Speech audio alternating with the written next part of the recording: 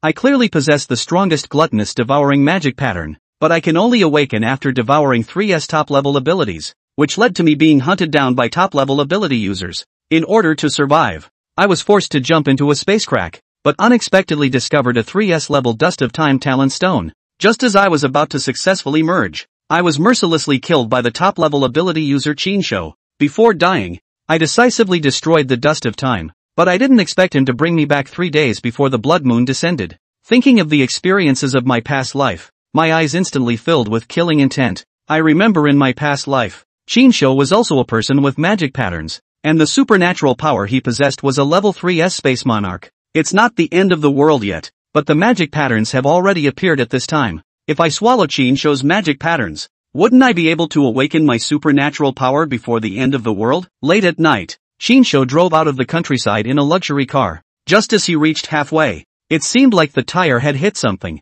Chinsho got out of the car and cursed, "Damn it, who has no conscience and put such a big nail on the road?" Just as he took out his phone to make a call, he suddenly felt his body go soft and then lost consciousness. In an abandoned warehouse far from civilization, I looked at Chinsho slumped in a chair, eyes full of killing intent. It was this guy who killed me in my past life and tried to plunder my time dust. At this moment, the patterns on Chinsho's body have not awakened yet, and now is the best time to devour its supernatural power. I suppressed those painful memories, then took off my shirt, and the dark patterns on my chest conveyed a strong desire. Come on, I am really looking forward to it. What kind of ability will awaken with such strict awakening conditions? Following my inner desire, I reached out my hand. As soon as I touched the magic pattern on the chest of the beast, the magic pattern on my chest instantly erupted with a strong suction force. I saw the magic pattern on Chinsho's chest slowly peeling off his body, turning into a winding light flow, flowing along my arm towards my chest, and then being completely swallowed by my magic pattern.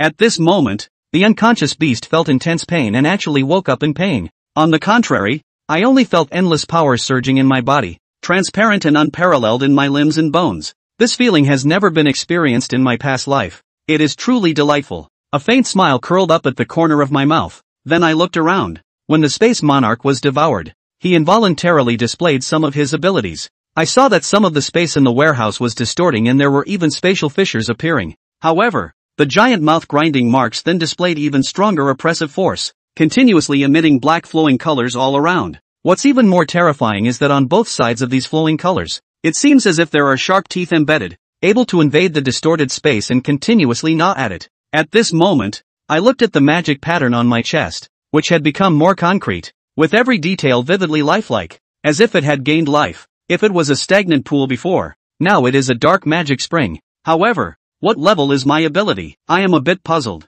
When abilities awaken from grade D to SSS, they will emit white, blue, green, and purple-red crystals respectively, colorful. However, when I awaken, it is always black, which has never happened in my past life. At this moment, my thoughts seem to enter a misty place, where a door that penetrates heaven and earth stands in the center, with a grand momentum as if to devour everything. At this moment, the magic pattern transmitted some information to me. Tao Tai, one of the 4 ancient fierce beasts, with tiger teeth and a human face. It is greedy and gluttonous. Its biggest feature is its large mouth, capable of swallowing everything, even not sparing its own body. Su Chen snapped his eyes open and heaved his right fist forward. The entire arm was instantly wrapped in a dark black pattern, and a fist shadow was struck on his fist. The shadow of the fist landed on the steel plate in front of him that was several centimeters thick, instantly corroding a large hole. Su Chen walked forward and looked at the fist-sized hole. It's only the first order. The most a normal alien can do is punch through stone slabs,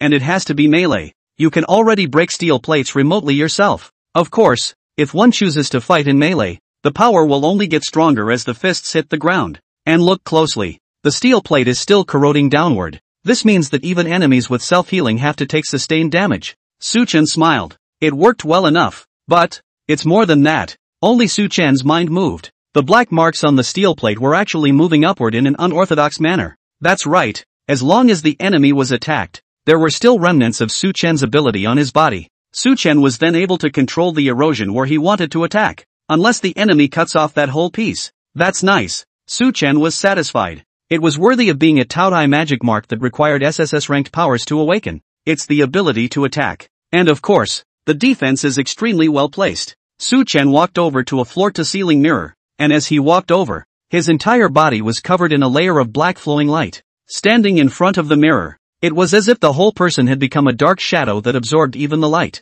As from the abyss, the defense ability is basically equal to the attack ability, and it doesn't discriminate between near and long range, and elemental damage like lightning can be effectively resisted. Several centimeters of steel plate, that is to say. Now, no ordinary bullet can do me any harm. Southern let one arm return to normal, picked up a steel pipe and punched it hard into the other arm. The moment it made contact, the steel pipe continued to dissolve, straight up half left, and it's also stained black and constantly corroding. Throwing away the steel pipe, Su-Chen reached out and snapped 2 fingers, and the black traces on the steel pipe and steel plate suddenly disappeared, no longer corroding. He was able to control the Tao Tai magic mark's ability at will. It's just a pity that the SSS rank Space Monarch became the sustenance for my awakening. This ability to control space is quite useful.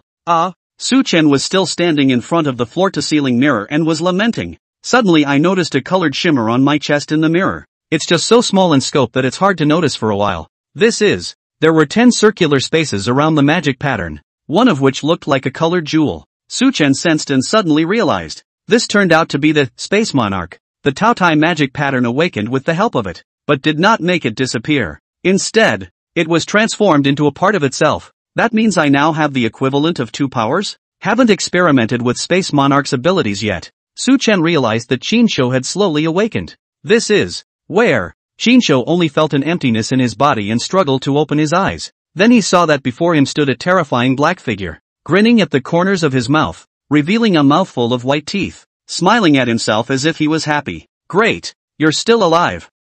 Ghost! Qinsho cried out in terror, his legs trying to stomp around, but found it impossible to move. Help! Before Qinsho could finish his sentence, his mouth was taped shut. Woo! Su-Chen had already withdrawn his Tao Tai ability and restored his original appearance. Looking at the frantically struggling Qinsho, he rubbed his hands together excitedly. This is a place I found with great difficulty. Just for you. Touched. Qinsho, woo. Sorry, forgot your mouth was sealed. Su-Chen tore off the tape with a sincere face. Just as soon as he was unsealed, Qinsho shouted sharply. You? Who are you? Are you a human or a ghost? Let me go. Let me go. Su-Chen came a little closer, a smile still on his face, but there was no warmth in this smile, only an icy coldness that made Qinsho shudder, as if he had seen a life-suppressing ghost crawling out of hell. Let go? How can it be? It was also the first time that Su-Chen had directly devoured another person's psychic ability, and he didn't know if it would lead to Qinsho's death as a result. But now since it's not dead, that could be so exciting. Qinsho's face began to turn white. I have nothing against you. Please, let me go. I don't want to die. Right. Money. If you let me go, I can make sure you have more money than you can spend. Qinsho wanted to continue making conditions. Su-Chen took out a butterfly knife and ruthlessly stabbed Qinsho's thigh. Su-Chen sneered. Money? You mean from the hard-earned money of your employees? Speaking of which, I've been to your factory to observe. When just as a man was jumping to his death, he has a family to support, and you're withholding his paychecks for months, and asking all your employees to work extended overtime, working like cattle and horses for more than 10 hours a day. Su-Chen spun the butterfly knife around, bringing out a piece of bloody flesh. The more I think about it, the more angry I get, and this knife will be stabbed for them first. Qinsho's huge beads of sweat rolled down in pain, and his vocal cords became hoarse from the agony. Ouch! Does it hurt? Su-Chen pretended to be surprised. Would you believe me if I said I didn't mean it? I meant to ha ha ha. Su-Chen remembered what had happened to him in his previous life. It made it hard for him to calm down. Pervert, twisted. Let me heal you. See how nice I am. Why don't you thank me? Oops. Sorry. Forgot the steel pin. Su-Chen stretched out his hand, his palm covered with a layer of Tao Tai ability. Then we'll settle for this one. Jia jia jia. Zip.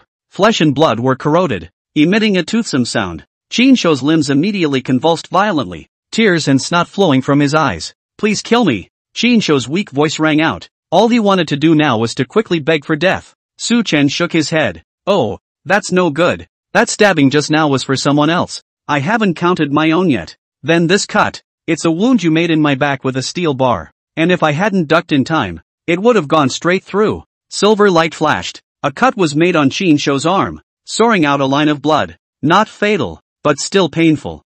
Before Qinsho's shout could come out, his mouth was retaped shut. The whole thing twitched wildly as if electrocuted. Su-chen reached out his hand and once again attached a layer of foreign energy to the wound, also thoughtfully controlling the even smoothing out. Baird, another cut. This cut, you destroyed the wall with your powers. The crumbling bricks tore the corner of my mouth and broke several teeth along with it. Do you know how much that hurt? Ha! Woohoo! Chinsho's body had ceased to move, with only slightly undulating breathing. The Taotai ability is too overbearing. Just a thin layer is enough to keep spreading. The nerves, the muscles, none of them were being eroded, as if they were being gnawed on by a million insects. It's enough to magnify the pain a million times over. This cut.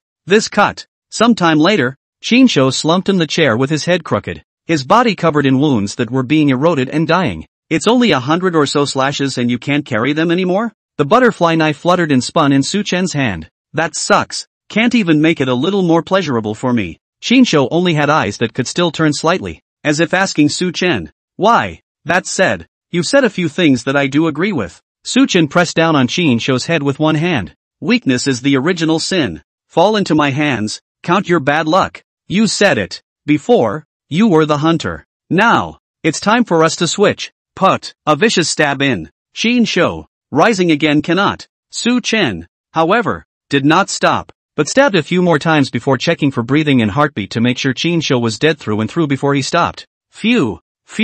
All the suffocation was swept away, and Su-chen felt a sense of relief. Time to wrap it up. Based on the principle of caution, Su-chen intended to turn Chinsho's corpse into flying ash. Eliminate any possibility. That's too easy. Only to see Su-chen cover his hand over Chinsho's head, continuously gushing out dark fluid. Barely. After a period of time, Chinsho's body was dissolved to nothing along with the chair and the rope. And then, with a movement of Su-chen's mind, all the black traces remaining on the ground disappeared. It's like nothing ever existed here. That's quite an excellent ability to destroy a corpse. Su-chen walked out of the warehouse and looked outside. The moon is dark and windy. It's a great time. Looking into the distance, the sky was also faintly showing a splash of fish belly white. Looks like we'll have to deal with all the clues here and go back before experimenting with spatial abilities. Su-chen walked over to a luxury car. This is the one Chinsho drove. After getting a flat tire, Su-chen took out a pre-prepared tire and changed it. Drove here and erased the indentations on the road along the way. Also used the Taotai ability. The limousine disappeared into thin air, so that it was equivalent to Chinsho disappearing out of thin air with his car halfway across the country. Su-chen changed his traveling clothes and corroded the ones he was originally wearing as well. Riding his bike, he headed for the unmonitored trail. Similarly, corrode the bike on the road, as it were, for a different mode of transportation. In a room in the city of Trina, Su-chen looked at the time on his cell phone. It's back. It's 6 a.m. on July 14th. In other words, tomorrow, the end times will come. To distinguish it from other powers, Su-chen had already named his Taotai ability, because unlike other people's powers, his own was a dark style. Su-chen decided to shorten his Taotai ability to magic energy. The kind that defends the whole body is called magic armor. Well, now it's time to see what the Space Monarch can do. It was reasonable to say that the end times hadn't arrived yet, and even if the Space Monarch was SSS ranked, he couldn't be awakened. But it was now just an appendage of Taoyu's powers, the same awakened to become a first-order psychic. With the communication of his intention, Su-chen's consciousness came to a white space. Since it was only the first order, it was now just a cube with a length, width and height of 10 meters each. Heterospatial. Based on Su-chen's experience of reading novels, this was on the verge of becoming the standard for post-apocalyptic reborn people. I'm a storage space person too. Then, Su-chen took out a piece of bread. One thought and the bread entered the alien space. There isn't a speck of dust in the alien space, so even without the cling film, you don't have to worry about contamination. No wonder Chinsho didn't even need to look for supplies when he was chasing me at that time. It seems that he had already made a good stockpile. As for whether it will go bad, the test is simple. He turned his cell phone straight to the clock function and dropped it in. The clock stopped ticking straight away. It seems that this space is time-stopped, so there's no need to worry about expiration. After a while, pulling out his cell phone, the clock resumed ticking. Su-chen suddenly remembered something. Hey, right, in general, you can't put living things in this kind of alien space. If you put it in and take it out again, it will die. Try it. So he quietly slipped away to a nearby neighbor's house. Ahem. Certainly not experimenting on the neighbors. A neighbor has a pond in front of his house with some ornamental fish. Who's a nice guy keeping fish outside his house? Su-chen silently spat. And there's no fear of who's going to miss it. Saying that, Su-chen looked around to see that no one was around and fished a fish out of the pool. The intention was unleashed and the fish was still bouncing around in his hand. TCH, can't get in. The experiment failed. This alien space can't be put into living things. Can't even enter. Put the fish back in the pool and that fish instantly slipped away. Pity. Su Chen had originally planned to face the enemy in the future. Directly charge up and Taotai magic armor to catch the opposite side. Send it into the alien space. And throw it out again. The main focus is in efficiency. It's not bad though. I don't have to go through the hassle of searching around for supplies. And I don't have to worry about how to carry large amounts of food. In his previous life, Su Chen had encountered this situation more than once. It was hard to find a mini-mart that hadn't been raided much yet. Most of the items in there work. But he can't carry it alone. It's like putting a mountain of gold in front of you. Move it with your bare hands. Only once. Who wouldn't covet the remaining 99%? Back inside, Su Chen ate a full meal. Mental tension had been high for the past few days. And I hadn't even cared much about food when I came back from my rebirth. The time had come to 8 a.m. The streets have long been buzzing with activity. Yet this is the last of the revelry. And tomorrow it will all be gone. Su Chen was also ready to make some final preparations. But he already had a clear goal. That's when the end times began. When the space rift appeared and the foreign gods descended. And 5 years later, that SSS-ranked talent stone, Dust of Time, would also fall to Earth. Tenant City. When the end of the world first began, Tiannan City was the hardest hit area. And many mutated zombies were entrenched there. It's almost become off-limits to the living. After a while, the emergence of a spatial rift exacerbated the danger there. One word to describe it. Clusterfuck. I just don't know if you are the devil or I am the devil. Su Chen's gaze was firm. The Dust of Time wouldn't appear until 5 years later. And in the meantime he needed to develop and travel to Tenant. He wanted to clear all the obstacles there and occupy it ahead of time to become the only king there. The Dust of Time must be obtained. Tao Tai is able to devour other powers for his own use. Time is not out. Space is king? Sorry, I'll take it all. After thinking for a while, before going out to get ready, Su Chen took out his cell phone and dialed a few calls. Su Chen came to a department store supermarket. He's not here to buy supplies. Come on, it's the end of the world tomorrow. What's the point of spending money? And as a beatnik, you can't buy much. Su Chen felt his alien space. Isn't it nice to whore it out? These things are at your fingertips in the post-apocalyptic world. So you might as well spend your money on something else. Just before leaving the house, a few phone calls later, all the savings were used up. In addition to your own savings, this includes borrowing from various applications. I can't raise the limit because the house is rented. The total came to close to $1 million. And it was all spent. Looking at the wide array of goods, Su Chen kept noting something in his mind. He'd been to several supermarkets before coming here. It's all about figuring out the structure of the cargo area, and the geographic location, and the likelihood of a post-apocalyptic zombie population. That's right. Step on it. He now carried a map of Trina City in his shirt pocket. It is labeled with locations where resources are easily accessible. Supermarkets, waterworks, hardware stores, etc. And strung together into one of the quickest routes. In this way, once the end times arrive, he'll be able to stow all the necessities in the shortest amount of time. The sun sets over the western mountains. Suburbs. A couple of managerial-looking people were talking to each other. They were all in charge of different fine dining restaurants and knew each other on a regular basis. Behind them was a warehouse of several hundred square meters. Hey, Oldly, why are you here too? I was going to ask you. I was delivering something to a big client. Why are you here? I got a big order to come here, too.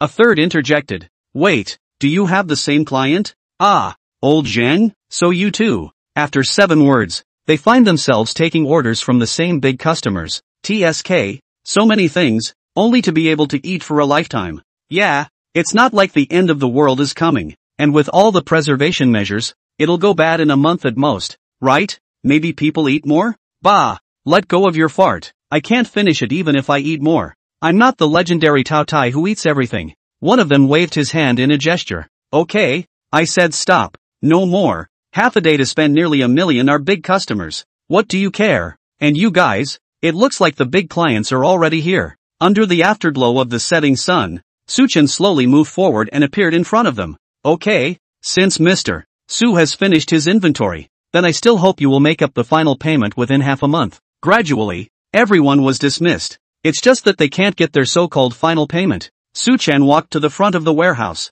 opened the door. It's full of expensive dishes that have been preserved. French foie gras, braised chicken with black truffles, tender scallop meat covered with a layer of crab meat. Of course there are also flavorful tapas home cooking, xiaolong dumpling, ham fried rice, egg long shoe noodle and more. Su-chan had his considerations. Basic survival supplies such as vegetables and food can be acquired post-apocalyptic, but these dishes that require a chef to cook and meticulously master the fire are harder to come by. He didn't want to spend the rest of his days shivering instant noodles and eating instant hot pot. The more power you have, the more you have to enjoy. A piece of beef can make everyone in the post-apocalyptic world fight it out, but take a piece and throw it away as long as he wants. The phone calls made before leaving the house were to order these delicacies from major fine dining restaurants. For convenience, he bought the warehouse outright, and Su-chan paid a higher deposit. After all, the portions are larger. Those restaurants are reluctant to prevent any risk if only a 10% deposit is delivered. Not much time. In order to make the restaurant more efficient in all aspects of acquiring raw materials,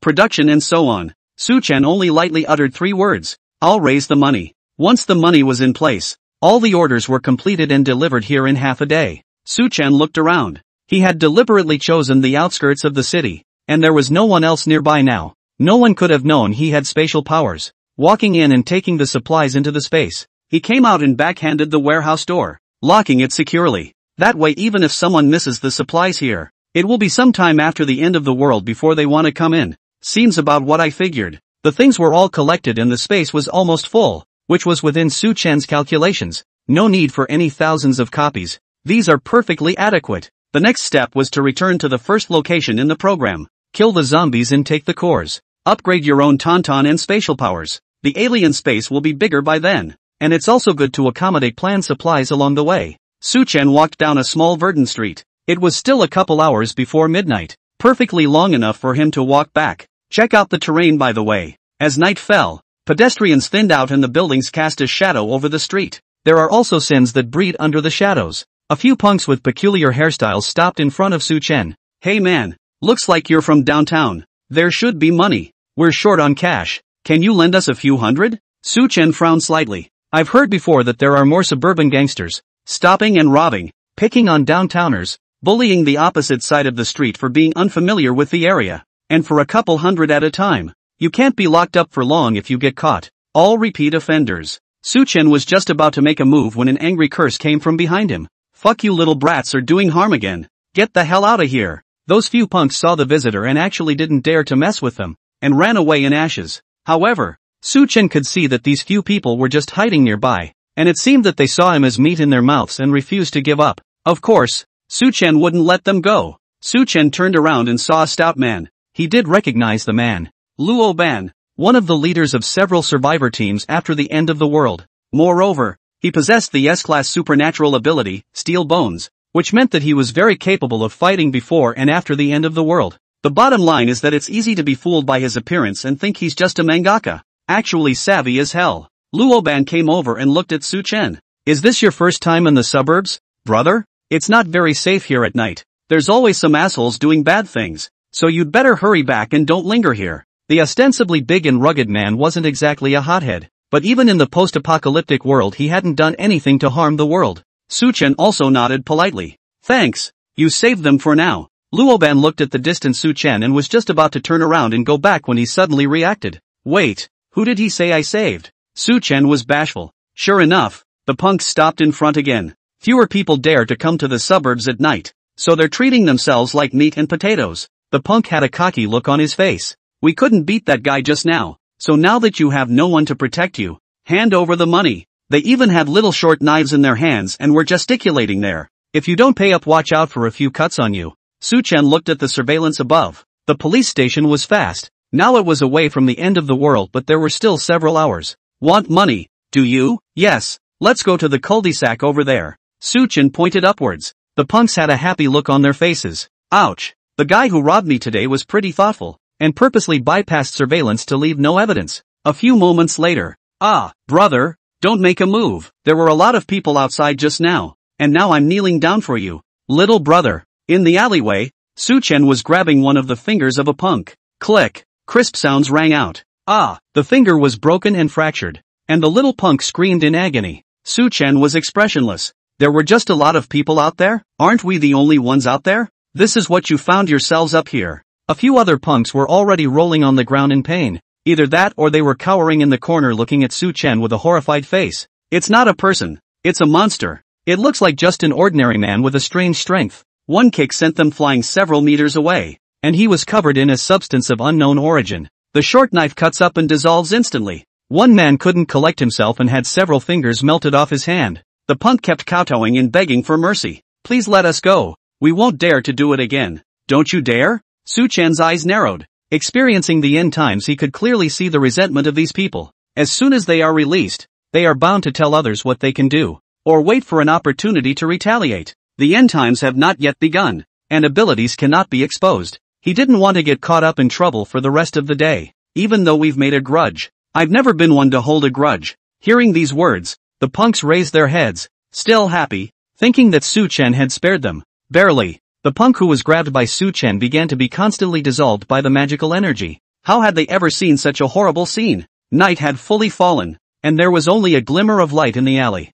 With his back to the shimmering light, at this moment, Su-chan was shrouded in darkness, and with the magic energy flowing from his body, he looked like a demon. The demon smiled. I don't hold grudges, because if I have a grudge I take it on the spot. Ah! The punk's mental defenses completely collapsed, so scared that hot streams of water flowed out of their pants as they desperately ran forward. But how could Su-chan get by with blocking their path to life? Su-chan patted the non-existent dust and walked out of the alley. He wasn't going to go back home. Naturally, there are no plans to build any safe houses. The zombies evolved and the foreign gods descended. Even the best shelters can't carry an attack. It will come in time. Evolutionary zombie. Hey guys, look, there's a Ken here. The only way to survive is to be strong. Su-chan returned to the city center and came to the top of a building. There is an overhead walkway to the left here connecting to a department store supermarket, and one to the right that gives access to a shopping center that sells all sorts of things. It was a location he had chosen long ago. It's 10 p.m.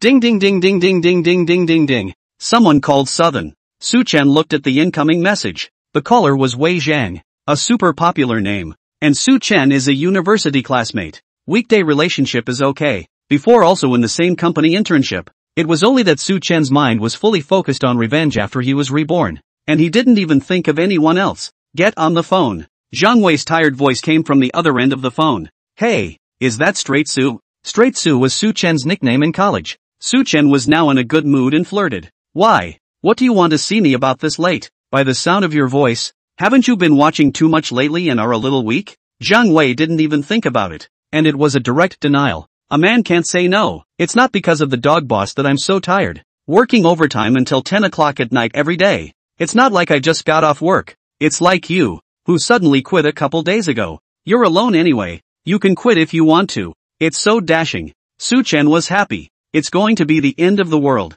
Who still works part-time? Listening to the noise of the people over there. Zhang great generalization is, as always, after work to eat a snack. After all, tomorrow is the weekend. Zhang Wei continued. Are you coming to the class reunion tomorrow? Not going. Su-chan was decisive. Not to mention the fact that tomorrow was the end of the world. And even before that he didn't find this stuff interesting. Might as well stay home and play a game or something. The schoolgirl will also be here tomorrow. Oh, halfway through his words, Zhang Wei paused. Never mind. You guys shouldn't care about that. I haven't seen you lick any goddesses in 4 years of college. I still remember that class flower pretending to be a white lotus in front of you. And being scolded by you and crying straight away. You're a real straight man. Su-chan didn't think it was a big deal. What this flower and that flower? It was none of his business. He has acted all his life. Why should he be a lickspittle like the others? Looked out over the city's bustling night scene. Su-chan's voice was low. Wei, you are out for a snack. Listen to me and hurry back. He wouldn't be able to bring Zhang Wei to survive after the end of the world,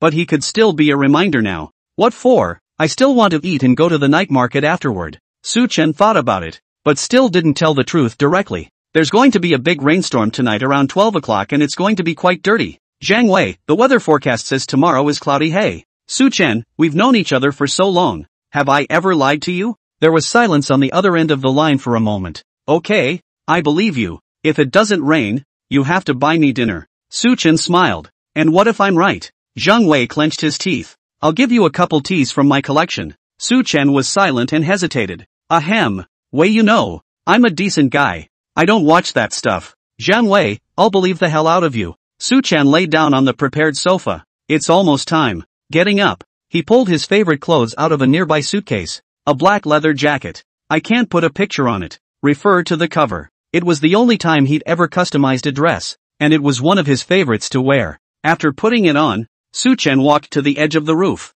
looking down at the streets that were still hot and uninformed. Heads up. Gradually, a flash of blood color was reflected in Su Chen's eyes. Knock, knock, 12 times in a row. The clock strikes midnight. 2 moons in the sky. At this moment, a blood moon descended over the whole world, shrouded in a blood-colored light that not even the sun across the ocean could compete with. People noticed the anomaly and the streets began to stir. What's that? Why are there 2 moons? The blood moon. The blood moon has appeared again. Because the blood moon had appeared one night before, people were initially unimpressed. Even take out your cell phone and take pictures. Send them to friends and social media apps. Ah, help! A miserable scream rang out abruptly. People looked in horror, only to see a man being viciously torn apart by the person next to him. Blood splattering. What? What's going on here? There's a madman. Call the police. But before they could do anything more, the people around them turned into the same kind of maniacs and lunged at them. You're my beloved family friend. What are you doing? Ah,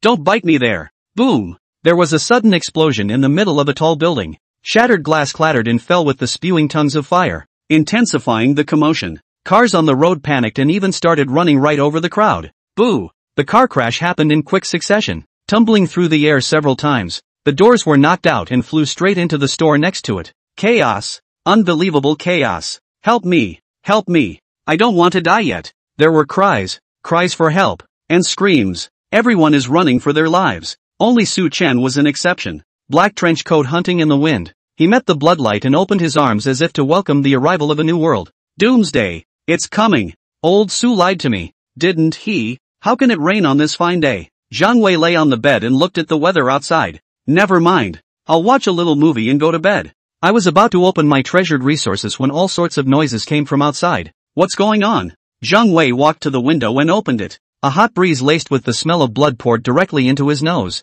Ahem! What a smell! Looking towards the formerly bustling streets, there were now multiple fires, and there were crowds of people running everywhere, making a mess. And the blood moon. Holy shit! The world is ending? Zhang Wei was stunned. Old Su said there was a big storm tonight, but this is clearly fishy. By the way, call Lao Su and hasten to remind him. After all, he is one of the few people who know each other in the same city. Zhang Wei was just about to turn around when he felt a slight coolness on his head. It's raining? Reach out and touch. Blood?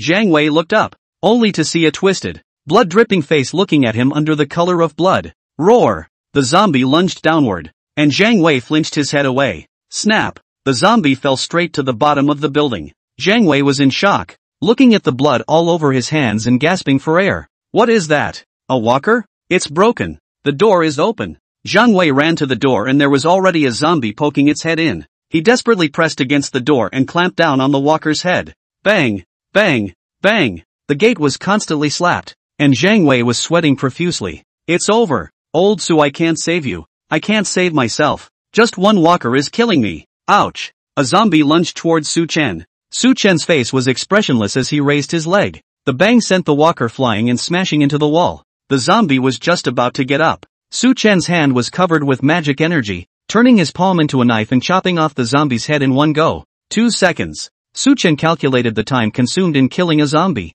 He had already tackled several walkers and was becoming more proficient in the use of his abilities. Reaching out with a hand covered in magical energy, it continued to dissolve and probe into the zombie's severed head. A crystal core was taken out. Fifth one. Wait until you get 10, then find a quiet place to absorb it. Su Chen did not use magic armor to cover his entire body. While it was an excellent defense skill, it was still a bit of a drain. In the spirit of caution, he would always leave himself a way out, trying not to get himself into a situation where his power was depleted. It was enough to have the combat experience and magical energy from his previous life. Su Chen looked towards this floor. Being a high-rise in the center of the city, the lights in the hallways are left on all night. The hallway had been cleared of zombies, but there were still screams and hisses coming from the rooms on either side. Su Chen walked to the door of the nearest room and listened carefully. The powers awaken and the senses are enhanced. Aha! It's in stock. The door to the room was locked, but it wouldn't stop him. Magic energy spread out from Su Chen's hand, corroding the interior from the keyhole.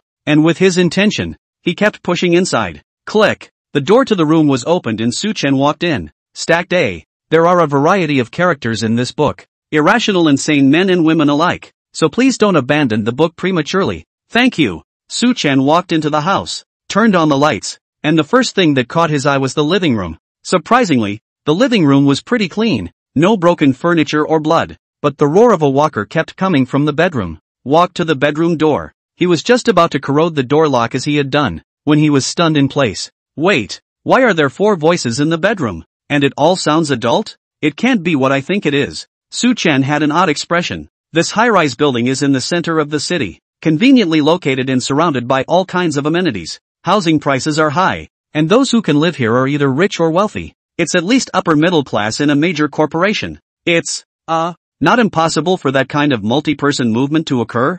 4 walkers, looks like we need to be careful with them. Putting away his imagination, Su-chan stood sternly by. Regardless, it's 4 walkers that they're facing now. Although awakened people all naturally have immunity to the zombie virus, it's best not to get hurt. And he didn't even want to get his clothes dirty. There was a soft click. Su-chan didn't rush to push the door in, but only gently opened it a crack. It was really imagined. By the dim light cast by the living room, he saw a man and 3 women, and the 3 female walkers were each different from what he could tell from their not yet fully decomposed appearance. There are voluptuous ones, frail and easy to push around, and enchanting ones, now all naked on the bed, tangled up in a ball. Su-chan wiped his eyes. Why did he suddenly feel spiced up? Gotta go wash my hands and eyes when I'm done with the solution. Rich people really know how to have fun. Su-chan covered his entire body with magic armor, preparing for a quick battle in order to reduce his consumption. A sharp push on the door. Boo! The 4 zombies on the bed opened their grayish-white eyes in unison,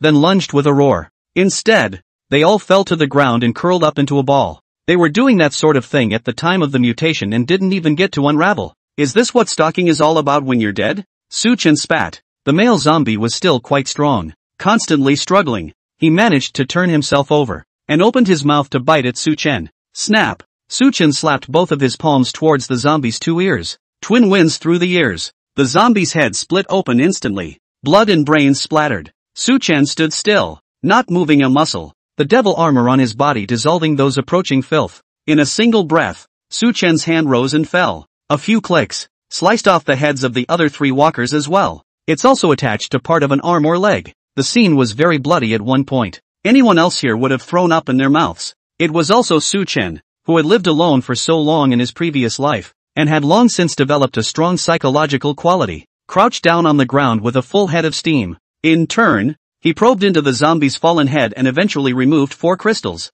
just about the last one. Other than the bedroom, it was pretty clean. Why don't we just take the last one later and absorb it here? Looking at the remnants of the sphere on the ground, Su-chan pulled the corner of his mouth. Tell me about you guys. Play ball. Raising his hand, he struck a magical energy that kept corrupting the sphere. Out of sight, out of mind. Even closing the door is a bit diabolical, so it's better to melt it all together. See how good I am to see you in deep love and send you to the Yellow Springs together. Su-chan walked out of the bedroom. He had to go wash his eyes. The penultimate floor of the tall building. Don't you come in, it's really going to break if you come back in. Snap! A heavily made-up woman yelled from inside the room. She was wearing a short, hip-hugging dress, with one-piece black silk clinging to her legs, and her blouse was partially pulled back to reveal a glimpse of a cleavage. In front of her was a door that had been partially squeezed open, with several zombie arms poking out of the cracks, where they kept waving. A couple of men are desperately trying to hold the door to their house to keep the walkers out. The gate creaked under the push and pull,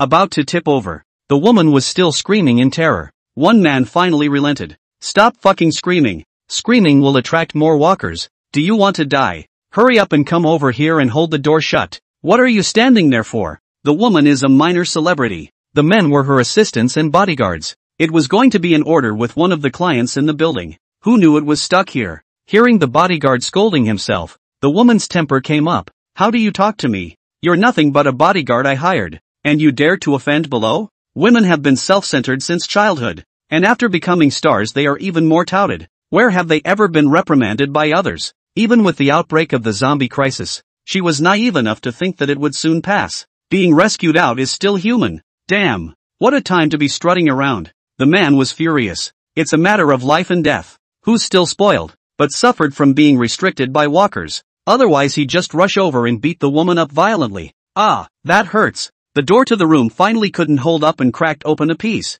The walker's arm scratches a man directly. The woman instantly panicked at the sight. Quick, throw the scratched one out. He'll soon be infected with zombies too. With the screams, the force against the door of the room weakened even more. People are constantly being bitten and scratched. Boom! A few walkers outside the door swooped in and viciously tore into the men. Blood instantly dyed the surrounding area red, and the woman took advantage of the walkers and bodyguards squirming to step right over. Seeing yourself being mercilessly abandoned, the bodyguards were upset, but with the zombies tearing at their bodies, they were powerless to struggle and could only slowly step into death. It's none of my business. It's none of my business. The woman ran and reassured herself at the same time. I didn't kill you guys. The walkers bit you.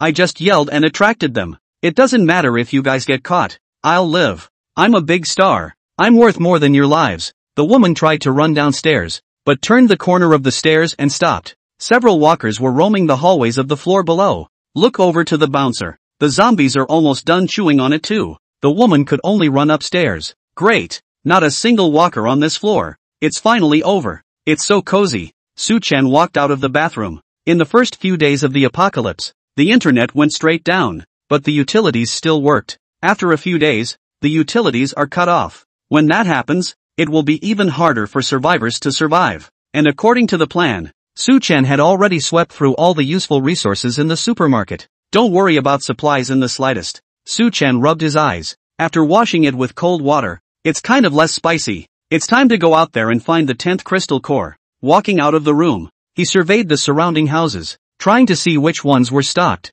only to see a woman running up from downstairs. When that woman saw Su-chan, it was as if she had found another scapegoat. Rush over and shout, "Help me!" Su-chan sidestepped as the woman was about to run over. The woman couldn't break her feet and slipped right to the ground. Ouch! The woman got up from the ground and glared at Su-chan. You let what? Do you realize that a lot of people try to get close to me and don't even get a chance? Su-chan didn't answer, and didn't even look at her, just staring at the rooms on either side. After what the woman just yelled, the rooms with walkers were moving so much that you could hear them clearly in any room. Instead, it was easier for him to find his target. And for a woman who yells in these post-apocalyptic times, Su-chan had seen all kinds of people. And for this kind of person, there were only two words to evaluate. Stupid. He didn't even want to say a word of nonsense to the woman. He just walked towards the nearest house. It didn't matter as long as they didn't get in his way. But if they dared to get in the way, they would die. The woman was about to say something, but closed her mouth. She's not that stupid.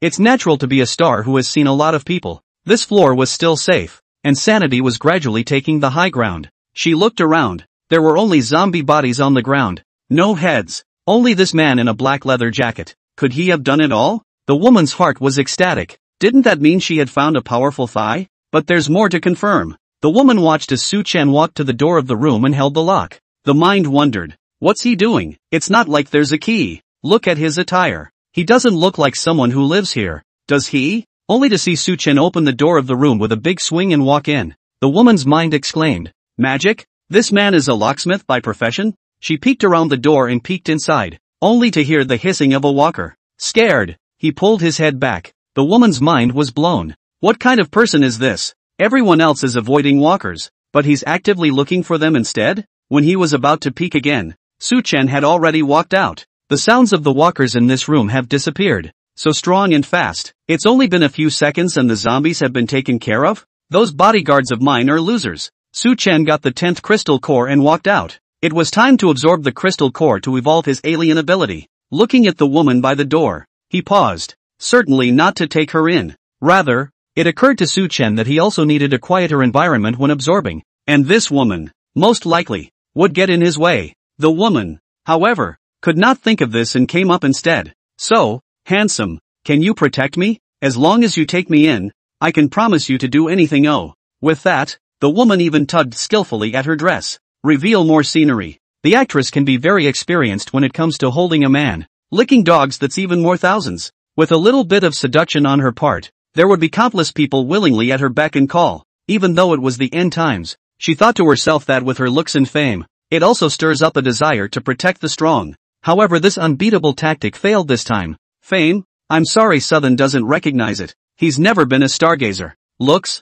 Su-chan sized up the woman. Her body was indeed concave and convex, and the places that should be meaty were all very substantial. The pulling action just now revealed even more of a mellow roundness. Then, Su-chan's gaze then turned cold. He caught a strong whiff of green tea. A wave of disgust ran through his mind. This kind of guy who thought he could make someone a lickspittle by a little trickery made him sick. Su-chan's hands had begun to be covered in magical energy. Roar! A few walkers gradually climbed up the stairway. Among them was the woman's previous bodyguard. All of them had been assimilated by the infection and kept approaching the two. Quick, help me kill them. The woman was full of panic. His own bodyguard was now a ghastly sight. Both eyes were gray. Arms were iron. Black veins were snaking. Blood was still dripping from their rotting mouths. And some half of their arms had been gnawed to the point where you could see the bones. Fear washed right over her sanity like a wave. She didn't want to look like that horrible person. And there was a great panic in her mind. Got those bodyguards killed himself. Now they're turning into walkers and coming for revenge.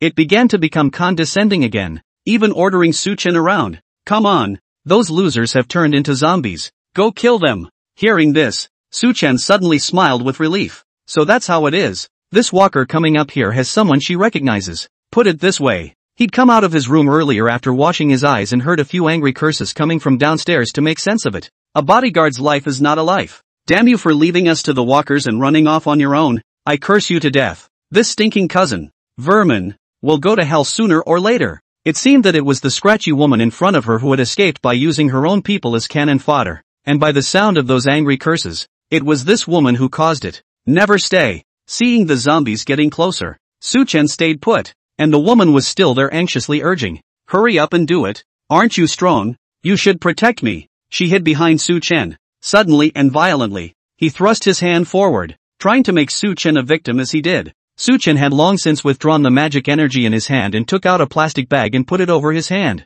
And then he lashed out, strangling the woman's neck first. LOL, LOL. The woman was slowly lifted into midair by Suchen, her legs constantly stomping about, but she couldn't even touch the corner of Suchen's coat. The neck was choked and not a word could be said. Both hands tried to break Suchen's hands apart, but they didn't move. It's time to do it. But the target, it's you. Injustice has its roots. Suchen revealed his devilish smile again. I've always been a kind-hearted person. I sent 4 away in one breath before, and now I'm sending you away as well. Throwing it violently, the woman arced through the air. It accurately smashed into the front of the zombie group. Ah, no. With her leg broken, the woman couldn't run if she wanted to, and could only watch as her former bodyguard got closer and closer. Screams rang out between the buildings. The zombie bodyguards were frantically gnawing on the woman's flesh, as if they were venting their hatred to the fullest. Suchen didn't leave. Instead, he listened quietly to the wailing. After some time, a few zombies finished tearing and started walking towards Suchen.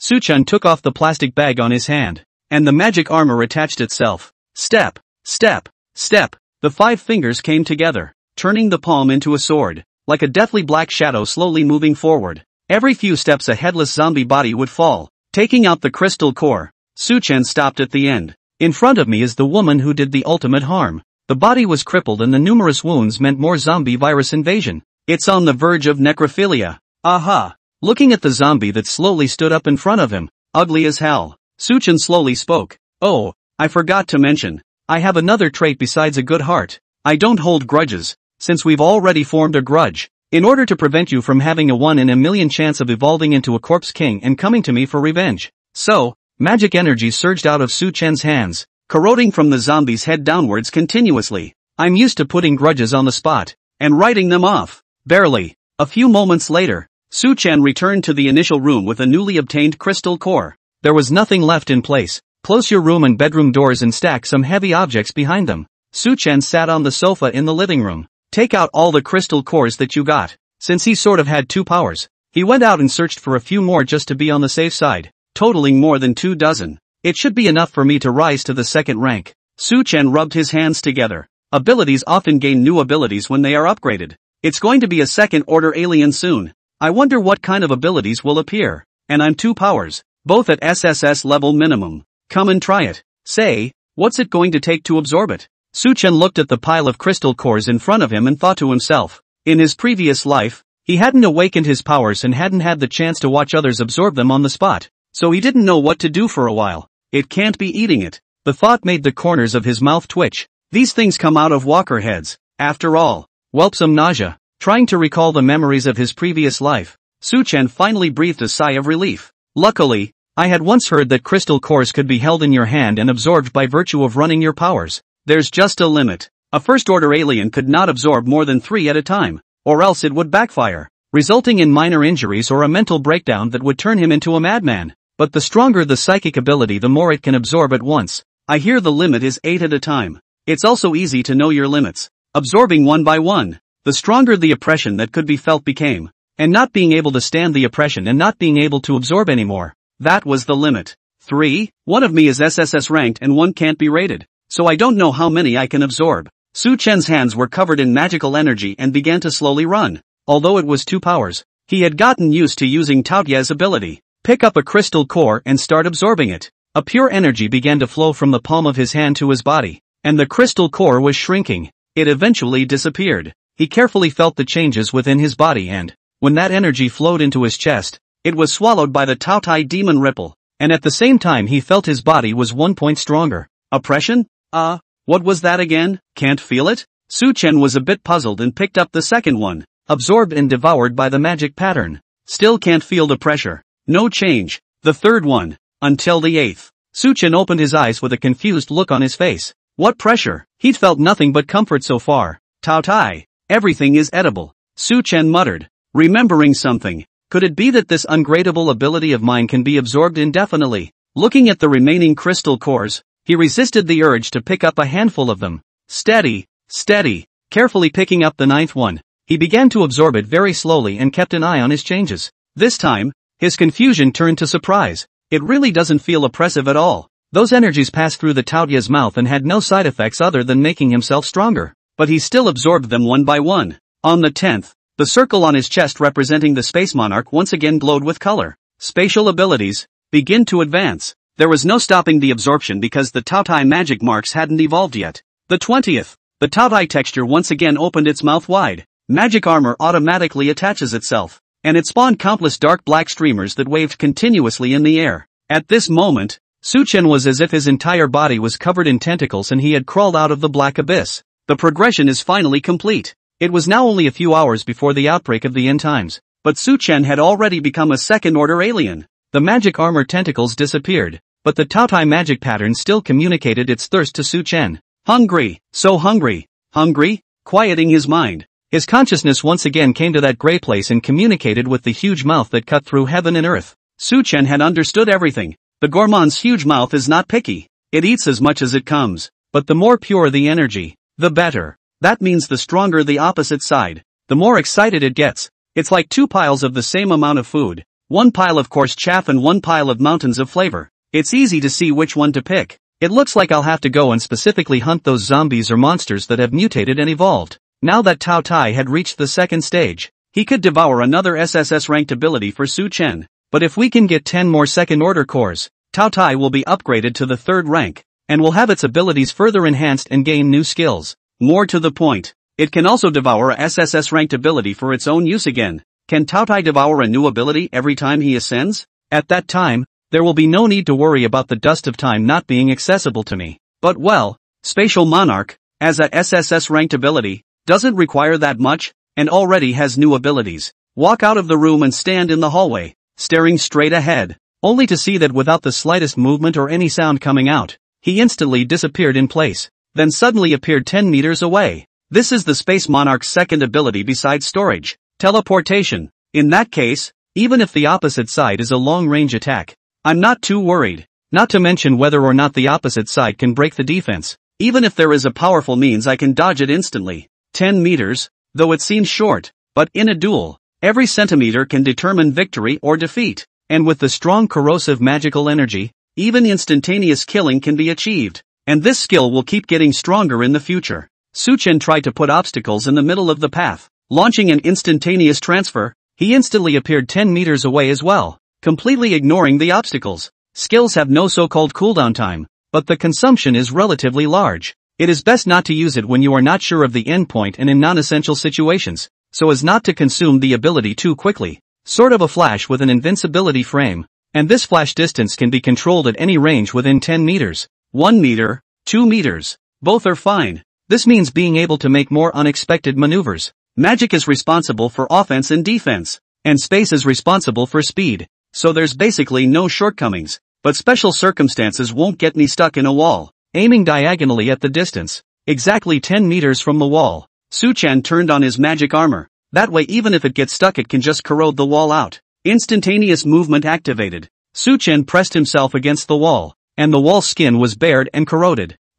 Can't seem to get stuck on the bug. He had originally thought of intentionally staying 10 meters away from the enemy later on and launching an instantaneous transfer with his magic armor on. Directly create a headlong death of the enemy. Leave the wall. Retrieve the magic armor. And return to the house to check the storage range of the alien space. It's gotten 10 times bigger. The height didn't change, the width didn't change. But the length became 100 meters. The delicacies that had been stuffed to the brim instantly became less space-consuming. Of course, it still remains as fresh as it was in the beginning. Some of them bubbled so hot they stood still in mid-air. Time to go $0 shopping. No longer paying attention to the walkers in the rooms on either side. Only clearing the corridors and hallways. Su-chen peered to both sides. The streetlights are still powered and you can see the road. Most of the zombies had gathered downstairs in the department store and supermarket. Surrounded. On the other hand, on this side of the shopping center, there were more, but 3 or 3 at the back door. It's a good place to leave. Look at the banner flying above the supermarket.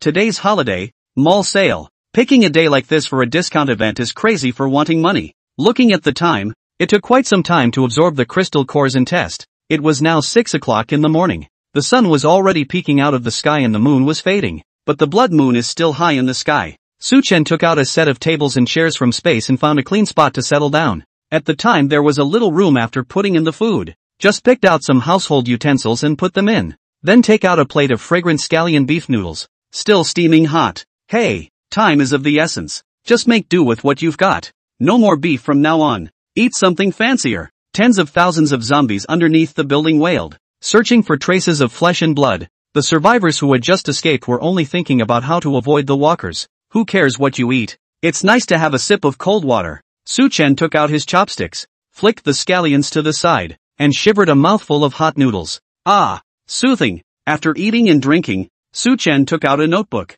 On it were the details of the supplies that he himself had documented the day before the end of the world. The building where it is now located has 18 floors. Himself is on the 15th floor. On the 6th level is where the high passages are located. The overhead walkway directly connects the supermarket to the highest 3rd level of the shopping center. After all, each floor of supermarkets and shopping centers is several meters high, equivalent to 2 floors of an ordinary building. It's pretty much extremely convenient for me that this post-apocalyptic world erupts at 12 o'clock in the middle of the night. Su-chen thought. In the middle of the night, the vast majority of people are asleep, so turn into a walker and all inside the house too. Like in your own building, there's nothing to obstruct the corridors. So you don't have to waste too much time. And the supermarket is closed. That means there are very few walkers in there. And there will be no unrest to topple shelves and break merchandise. That's all mine. Su-chen licked his lips. Standing up, he retrieved the table and chairs and began to walk downstairs. It's been a long night, but now is not the time to rest. If it's been a long time, it's hard to avoid any changes. For example, it wouldn't be good if the zombie hordes broke through the supermarket doors and trashed the contents. Roar! The hissing of zombies kept coming from the rooms on either side. Su-chen, on the other hand, walked forward without haste, keeping an eye on his surroundings. An occasional walker scurries out, its mouth not yet in a state of tearing. It was just an instantaneous move over by Su-chen. A slash, and a dig. Remove the crystal core in one fell swoop. Corridor on the 10th floor. Several adults were holding a variety of weapons with duct tape or thick strips of cloth wrapped around them. They were tenants on this floor and were lucky not to be infected. Internet doesn't work, but text messaging works for now. Under the contact of a man named Kong Chang, gathering the courage to step out of the room, he cooperated to tackle a few walkers in the hallway. Brother Kong, the zombies in this corridor are finally finished. In one room, a young man took off his protective gear and wiped the sweat from his face. Whispered to a man wearing glasses. This Kong Chang was a very idea person before the end of the world.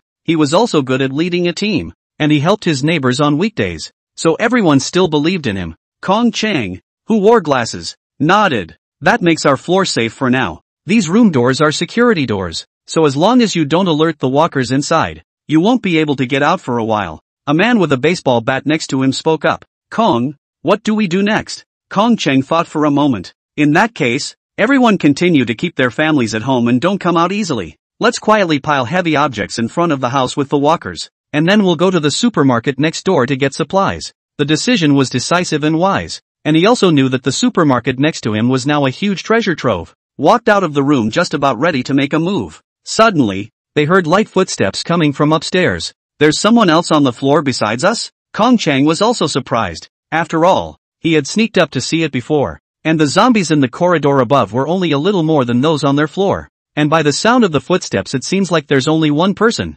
Who's so bold? Everyone be careful. This one coming down is not simple. Kong Chang was just about to greet them when a few of them had already slipped over to defend themselves with their weapons. Hey! These reckless guys! Kong Chang sighed and followed suit. Su Chen walked to the corner of the 10th floor, and a baseball bat suddenly reached out to stop him. Who are you? The man with the baseball bat asked. No wonder they're wary. After all, their family stayed here and they were going to look for supplies. No suspicious person can be ignored. Su Chen looked down at the baseball bat. No answer. Just said coldly, I advise you that you'd better not block my way. The guy with the baseball bat was about to say something, but Kong Chang had already come over and took his hand to put down the baseball bat. Don't do it. Then he surveyed Su Chen, who was wearing a black leather jacket that wasn't stained with a trace of blood. Greet the people behind him and get out of the way. Su Chen continued to walk forward, but couldn't help but look at Kong Chang one more time. Interesting. It's a smart guy. That, my friend, may I ask where you are going?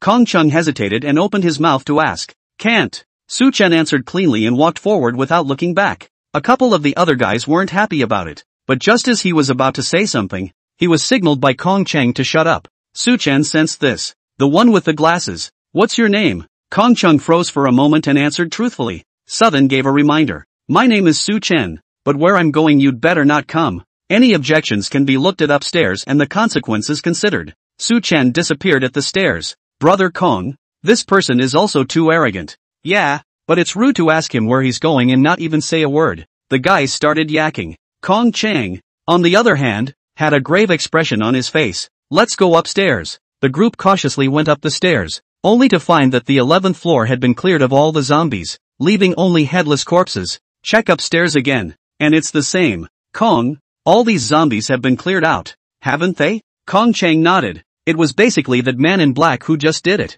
It can't be. With this many zombies, it would take us days to try and solve them one by one. But it's only been a few hours since the zombie outbreak. He's that good on his own? Kong Chang shook his head. No, the strength of that person just now was beyond our imagination. I felt something was wrong when he came down because I didn't hear the roar of the walkers or the fight. It doesn't make sense. It can only be done by this unknown person. Kong Chang looked at the crowd. A fine bead of sweat had appeared on his forehead at some point. That's caused by fear of unknown strength. Lips were trembling. You all noticed the man. Not his clothes. He wasn't wearing any defense gear, but not a drop of blood. And the man wasn't hurt a bit. Look at yourselves and you should know what that means. The crowd looked to the body. Though uninjured in his thick armor, he was stained with blood. It looks dirty. That's the reaction. Could it be that not only did that person take out several floors of walkers in a short period of time all by himself, and it's still a harmless pass with no defense? The crowd was shocked. That's when he realized what he had just done with his weapon at the man. How stupid it is. If that man moved to kill, his own group wouldn't survive more than a few minutes. The crowd looked at Kong Chang gratefully. It's a good thing Kong sees things through. That man is too scary. Kong Chang looked at the headless corpses on the ground in the corridors without walkers. Let's go. I'm guessing the man's destination is the supermarket. So as not to provoke him, we will not go. The crowd looked at each other in disbelief. How were they going to get survival supplies then? Kong Chang pointed to the doors of the rooms on either side. Now that the corridors above are safe, we'll enter the house in turn, take care of the walkers inside, and raid the supplies inside the refrigerator. Enough to last us a while. As much as they were saddened by the supermarket, the crowd managed to keep their sanity and move on. That Kong Chang is indeed a smart person, able to judge the opponent's strength and weakness at a glance. It's a pity that such people are ultimately a very small minority. Su Chen sighed. If everyone was like Kong Chang, he could save himself a lot of trouble. Unfortunately, there will always be people who don't think for themselves whenever they exist. Collect your thoughts. He was already standing at the entrance to the 3rd level of the supermarket. It was pitch black inside. Taking out a flashlight from the space, Su Chen slowly walked in and turned on the magic armor. Although the number of zombies in the supermarket was extremely low, it was better to be careful in the dark. Snap! Because of his previous preparations, Su Chen quickly found the switch for the lights on this floor. The lights come on in sequence. Also lit up were Su Chen's eyes. Ha ha! The shelves are neat and undamaged, with a wide array of merchandise displayed on them. The 1st floor of the supermarket sells jewelry decorations. The 2nd floor sells clothes and shoes. The 3rd floor is a general category. Vegetables and fruits, battery snacks and rice noodles are all here. Basically complete. Looking at the supermarket that was empty except for himself, Su Chen was overjoyed. Great harvest. As Su Chen walked by, The goods on the shelves suddenly disappeared in batches. It all fit into the isospace. But the evolved alien space was already 10 times larger. And a mere floor was not even a concern. It's not loaded. It's not loaded at all. Just as the autumn wind sweeps away the leaves. Take all you can. This feeling of being unencumbered is just too good to be true. Su-chen was in an extremely relaxed mood. There was no one to rob from or to pay for themselves. This is even better than a $0 purchase. And Su-chen only takes the good ones. Vegetables and fruits not fresh? Don't. Mineral water a little dated? Throw it away. Taking out a bag of chocolates. Su-chen nibbled a bite. A bit unappetizing directly threw it away. These come out as things that can make survivors fight tooth and nail for them. In Su-chen's hand, he casually played with the selection. Gradually, the supermarket began to empty. Checked out the isospace, which was only half full. This was still the result of Su-chen taking in all the large appliances as well. There's still quite a bit of space left. Don't worry, there seems to be a car show at the shopping center, so go there and load the cars in. Later on, in the open, all the way to the rave. As for gasoline, that was also within Su-chen's route, which had been marked long ago. Searching, he noticed an area of the bread aisle was missing. Who moved my stuff? Su-chen cautiously stepped forward. He saw dirty shoe prints on the floor in the direction leading to the employee break room. Inside the employee lounge. Settle the fuck down, or you'll have no crumbs to eat. A man in an employee's uniform said harshly to a couple of men cowering in the corner. You, crawl over here and shine my shoes. Those who heard this order trembled and had to behave in order to get their bread. Someone stiffened and spoke up. Wu Mang, we are all co-workers, so why do you need to? The words were not even finished. He was punched in the stomach by Wu Mang. He shrank into a ball of pain. Constant wailing. The others dared to be angry and could only put their heads down to keep Wu Mang from seeing their expressions. Wu Mang took a big bite of bread. Damn, how dare you talk back to me? If it wasn't for me, you'd have been eaten by zombies on the first floor. 12 a.m. Supermarkets are closed for business, but there are still people at the back door unloading merchandise for the next day. The end times suddenly broke out and most people died in the mouths of the zombies.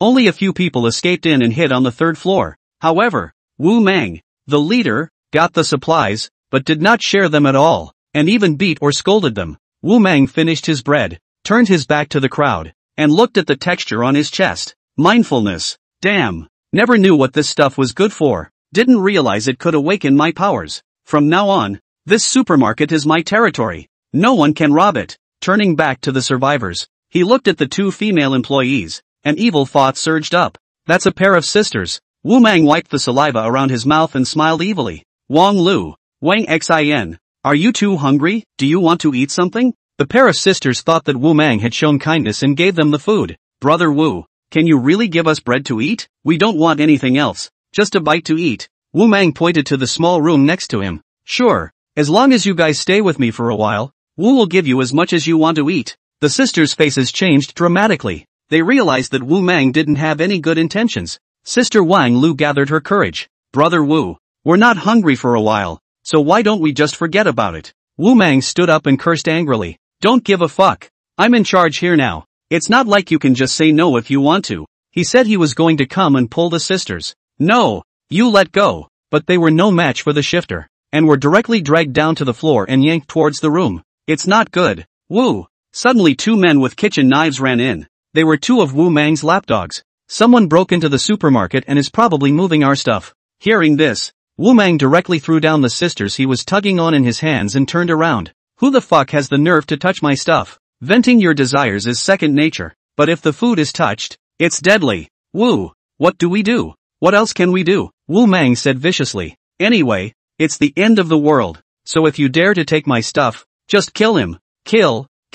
It was only the first day of the end times. After all, the two lapdogs don't have that kind of guts yet. Wu Mang shouted angrily. Are you guys going to follow? Do you want to live or not? The dogleg could only give in. Anyway, they ate, drank, hoard and gambled before the end of the world, and it was common for them to bully the weak. It's only a matter of time before you kill someone after the end times. It was only after Wu Mang and the others left that the others dared to mutter. Good take. Why should Wu Mang be the only one to get it? But this man may be dying. Yeah, after all, Wu Mang said he's an awakened psychic, or an A-class psychic, called something like enhanced Chilan arm slash, a punch that can break a board. Hey, that guy is going to suffer. Su-chen walked out of the shelf. Looking ahead, it was dark, and for some reason there were no lights in this area. He walked in, There was only a shimmering light cast over it, and you could only vaguely see your own silhouette. But Su Chen didn't even turn on his flashlight. Walking around a corner, a kitchen knife slashed down abruptly. Ha ha ha,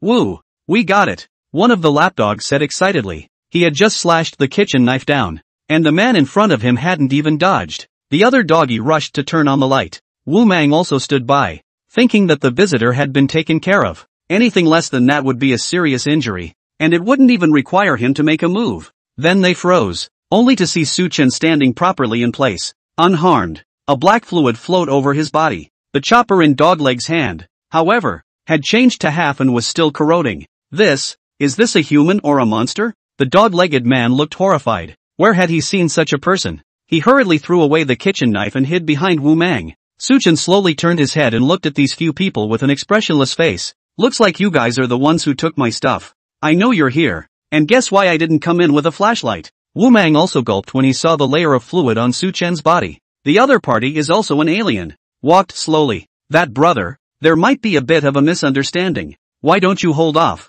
And I'll take you to a good place where there are still a lot of supplies. Seeing Wu Mang walk in front of him, Su Chen put away his magic armor. Looks interested in what he calls a good place. However, the corners of Su Chen's mouth revealed a trace of imperceptible mockery. He had basically guessed what the other party wanted. Only, the opposite side seems to be an alien as well. I just don't know what kind of alien power it is. One can fight a surprise and overcome the enemy. Wu Mang walked a few steps away from Su Chen and suddenly let out a loud cry, his entire arm instantly becoming 3 times thicker. The real arm was thicker than a thigh, with veins showing on it, and slammed down on Su Chen's head. No sound came out. He hit the air. What? The smugness on Wu Mang's face instantly turned into horror. The man, it seemed, reached his back in an instant. This is how it's done. Before he could turn around, Wu Mang felt a cold blade hitching on his neck. No. Wu Mang wanted to say something else. Maybe beg for mercy. Maybe stall for time. But Su Chen didn't speak. Nor did he give him the chance to utter another word.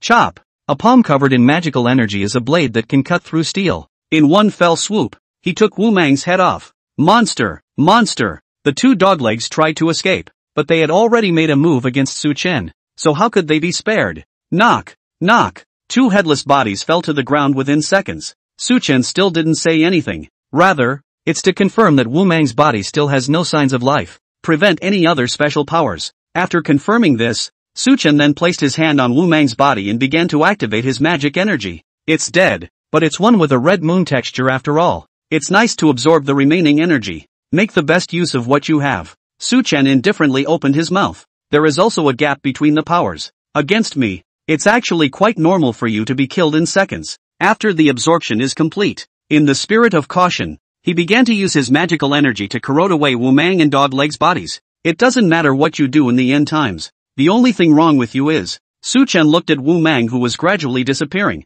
his eyes cold. You're pissing me off. Before entering the dark area, Su Chen had already sensed that there were people inside. After upgrading to the second order, all senses are further enhanced. The reason why the flashlight wasn't turned on, it was to keep the opposite side from seeing the magic armor on his body. There was no direct action against the enemy. For one thing, it's not clear what kind of powers the other person has. The second was to prevent the opponent from having speed-based powers that would run away if they missed a hit. Su Chen didn't want to leave any hidden dangers for himself. Might as well bait the enemy and settle the matter with a single cut. Walking towards the employee lounge. His stuff was still there. The employees in the employee lounge were in tears. Just after Wu Mang left, another man in black came, shrinking back into the corner again. Looking at the shivering crowd, Su Chen skimmed his lips. Looking at Wu Mang's appearance earlier, he knew what was going on. But he didn't want to harbor this little place, nor are they interested in enslaving the crowd. Just walked into the little room in the lounge where all that bread was piled up. Su Chen used his spatial ability to fit it all in. The crowd outside thought that the walls were able to soundproof the room well and were whispering there, but it actually all fell into Su Chen's ears. Hey, do you think this guy is the one who broke into the supermarket? It looks like it, but how did he survive? Didn't Wu Mang want to kill him? Yeah, Wu Mang is still a psychic. Ordinary people are no match at all. Another said, Wu Mang is a shifter. So this guy can't be? Maybe even stronger and kill Wu Mang. A female voice rang out. SHHHH. Don't say anything. Maybe the man doesn't like people discussing his powers? As for whether or not we killed Wu Mang, won't we know later when we go out and take a look? Hey, the man who spoke before sighed. Sister Lu, We really just entered a tiger's den and then a wolf's mouth. I wonder if this person can give us something to eat. Okay. Wang Lu comforted. At least we're on the 3rd floor and it's still safe. If we get herded to the 2nd floor, we'll be dead. It's not like you guys haven't seen that scary walker before. Oh, scary walkers?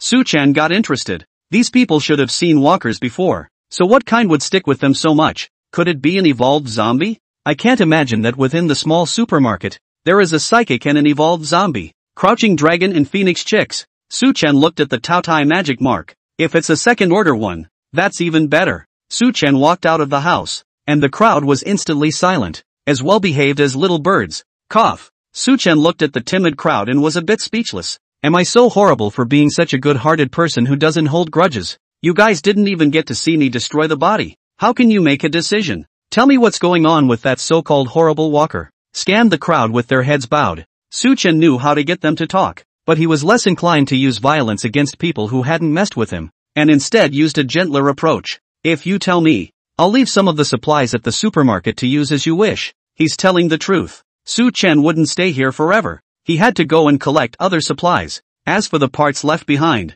naturally, they were the parts he didn't like to have, but whether it's quantity or quality, for a crowd that can't even eat the remnants of bread, it's rare enough. As expected, the eyes of the crowd lit up. I hadn't slept all night and was already low on energy, coupled with the zombie outbreak and more physical exertion. Their stomachs were now rumbling. Wang Lu carefully looked at Su-chan and opened her mouth. That's a very peculiar walker. She was originally a co-worker of ours as well, but turned into a zombie and ate a few people. The body becomes like a spider. The arms and legs become more than 2 meters long, and it can even climb on walls. The attacks are strong. Even Wu Mang is no match for her. Looks like it's a mutated zombie. Su-chan thought to himself. I've encountered similar ones myself in my previous life, but I can chase myself all over the place. Now, though, the offense is changing shape. Su-chan walked towards the 2nd floor, but he found Wang Lu following behind. Seeing Su-chan turn back, Wang Lu hurriedly explained. Are you going to kill that walker? I can help. The lights on the 2nd floor are off and I know where the switch is. Su-chan asked. Aren't you afraid? Wang Lu was already trembling in her legs by now, but still said. You killed Wu Mang and left us supplies. You're kind to us. I want to help you. Looking at the forcefully composed Wang Lu, Su-chan turned back and continued to walk forward. No need. I don't need someone dragging their feet. As for the switch location, I know that too. Kidding aside, he had long ago figured out the structure of this supermarket. Reaching out into the darkness, Su-chan turned on his flashlight and walked forward. The previous zombies only had instincts and would not notice the changes in Su-chan's body. Snap! The lights on the 2nd floor were turned on. The shelves had fallen to the east, some of them stained with blood. A disgusting smell of blood hit his nose. Su-chan stopped in front of a wreckage. It's a body that's been chewed up so much that only the bones are left, and none of it has been able to turn into a zombie. Looked at the employee nameplate facing up on the side of the wreckage. Looks like that thing is around here somewhere. Before Su-chan could do anything more, a strong wind came. Su-chan only saw a zombie hanging upside down from the ceiling. Spider Girl. 4 arms and 4 legs spread out. And yes, there were 2 extra arms and legs. Each one was more than 2 meters long, tightly inverted on the ceiling and walls, like stretched noodles. The fingers had turned into sharp claws. One of the hands stabbed straight towards Su-chan's eyes. The man on the 3rd floor stepped out quietly. However, they found that they could not find Wu Mang's body no matter what, as if it had disappeared into thin air. Then he ran to the front of the remaining items on the shelf and gobbled them up. Just then, they heard a scream. It's over. It's over. Someone said. The lads planted. Yeah, that zombie is so strong. Wu Mang couldn't even beat it. Before they could continue to say anything, they saw Wang Lu's face looking at a retard. Were you guys scared silly by that walker? Didn't you hear that the screams just now weren't from a human being? 2nd floor. One of Spider-Girl's hand's sharp claws all but broke off. A hiss of pain was emitted. Su-chan's body was covered in magic armor, and with a backhand, a fist shadow struck out. Stabbing.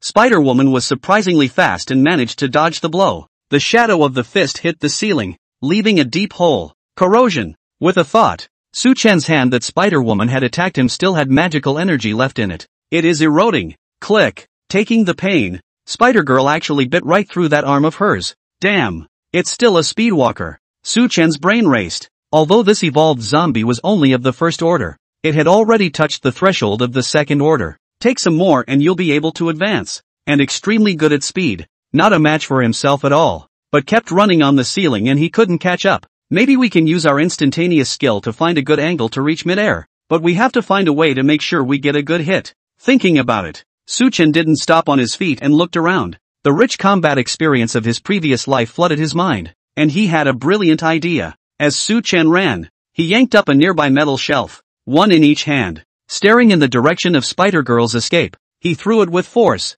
With a clang, the shelf slammed into the ceiling, blocking Spider-Girl's path. Just as he was about to change directions, another shelf slammed up. Suchen smashed up one, took another and continued to smash it, and for a while, all of Spider-Girl's paths were blocked. Instantaneous, Suchen unleashed his space skill, but the target was mid-air. Swish! Suchen appeared in the air, also in front of the Spider-Woman, his palms forming a sword and waving a trail of shadows. All of Spider-Girl's arms and legs were chopped off and fell off. Suchen landed smoothly, but it didn't directly address the other side. He had a bold idea. This zombie was just a foot away from the second stage. If he added some stimulation, would he break right through? This would give himself a second-order crystal core. With what stimulus? Suchen took out something and walked towards Spider-Woman, who was lying on the ground, unable to move. Humph! You can't run away now, can you? Suchen walked over to the Spider-Woman who only had a body, and a few crystal cores appeared in his hand. It's all about the regular walkers. Suchen withdrew his magic energy with one hand, put on a plastic bag, and held a crystal core. The other hand, covered in magical energy, made a beeline for Spider-Girl's body. Barely, a tooth-achingly corrosive sound rang out, and Spider-Girl opened her mouth in agony and tried to howl. Suchen then stuffed the crystal core in. Give me food. Spurred on by the pain, Spider-Girl instinctively began to digest the crystal core. After digesting one, he closed his mouth again. Suchen gave another burst of magical energy stimulation. Ow! While his mouth was open, Suchen stuffed another one. Go on. Several pills later, Spider-Girl finally began to change. Well, it's going to be second order. Suchen's face was vaguely frantic. Everyone else is hiding, at best killing walkers to improve themselves. He was the only one who force-fed zombies like him to obtain higher quality crystal cores. Cluck! Spider-Girl's arms and legs began to slowly grow out and were covered with a layer of armor. It really is just like the shell of a spider, and the arms and legs are covered with barbs for a better grip on objects and further speed. Suchen deadlocked Spider-Woman's neck, preventing her from breaking free. It's okay. Second-order advancement success. The arms and legs just haven't fully grown yet. Suchen wouldn't let it recover its strength, and it was a direct hand up, probing into the head, removing the core, destroying the body. Old skillful. This second-order crystal core in his hand was really different. The volume is the same but more concentrated and even becomes a bit transparent. Just by holding it in your hand, you could feel the energy contained within. There was no rush to absorb it. Suchen toured the entire second floor, then blocked all the passages up and down with something respectively. Make a clean spot. Suchen was excited. Right now he didn't want to save up to 10 and try absorbing them first. Work the magic energy and meditate on your senses. Energy continued to pour into the Taotai magic pattern, and the pattern conveyed the joy of tasting the food. Suchen felt that in addition to the energy, there was a strange ability penetrating the limbs and bones. It's done. He stood up and moved around a bit. All the bones in his body crackled and became more flexible. The smile on Suchen's face simply could not be contained. This was because he had discovered that the second-order crystal cores had improved some of his attributes in addition to providing more pure energy. This is something that ordinary zombie cores can't carry. Looking 100 meters away. Build up strength in your feet. Whoosh! A residual shadow swept past, and Suchen stood 100 meters away. 5 seconds. One had to know that even if Suchen had reached the second-order alien before, it actually takes 8 seconds to try to run 100 meters, and now it's elevated a whole lot. That would be because of Spider-Girl. Suchen analyzed. So it seems that the additional power of a second-order crystal core depends on the source. The source is a speed type, which gives you an extra speed bonus when swallowed. And if it's a strength type, it should grant you a more powerful attack. Suchen suddenly froze. I've never heard of this in my previous life. Even if an alien absorbs a crystal core, it only enhances their main ability. There will be no such thing as a take-what-you-want supplement. It's Taotai. He quickly realized. No wonder I can't be graded, because my Taotai magic mark crushes above all other powers. That's how you can forcibly extract properties from other sources. Suchen stood up and looked at the time. It's only been 7 hours since the end times broke out. In such a short period of time, it's hard for any other second-order zombies to appear other than this one that was force-fed to me, indicating that there's no way for me to obtain the crystals quickly. AI. Growing too fast in strength is also an annoyance. After scouring the second floor for clean clothes, he wasn't about to go back to the first floor. It's all in the gold jewelry category. These things that were expensive before the end of the world are now of no use at all. Not as good as a sip of water. It's time to pick up the car at the shopping center. The crowd on the third floor was startled when they saw Su-chen walk up. It hadn't moved for a long time, and neither knew the details, nor dared to go down to check. Oh my god, did this guy really kill that monster? The crowd was shocked. They had seen it with their own eyes. That spider monster stretching out its long arms.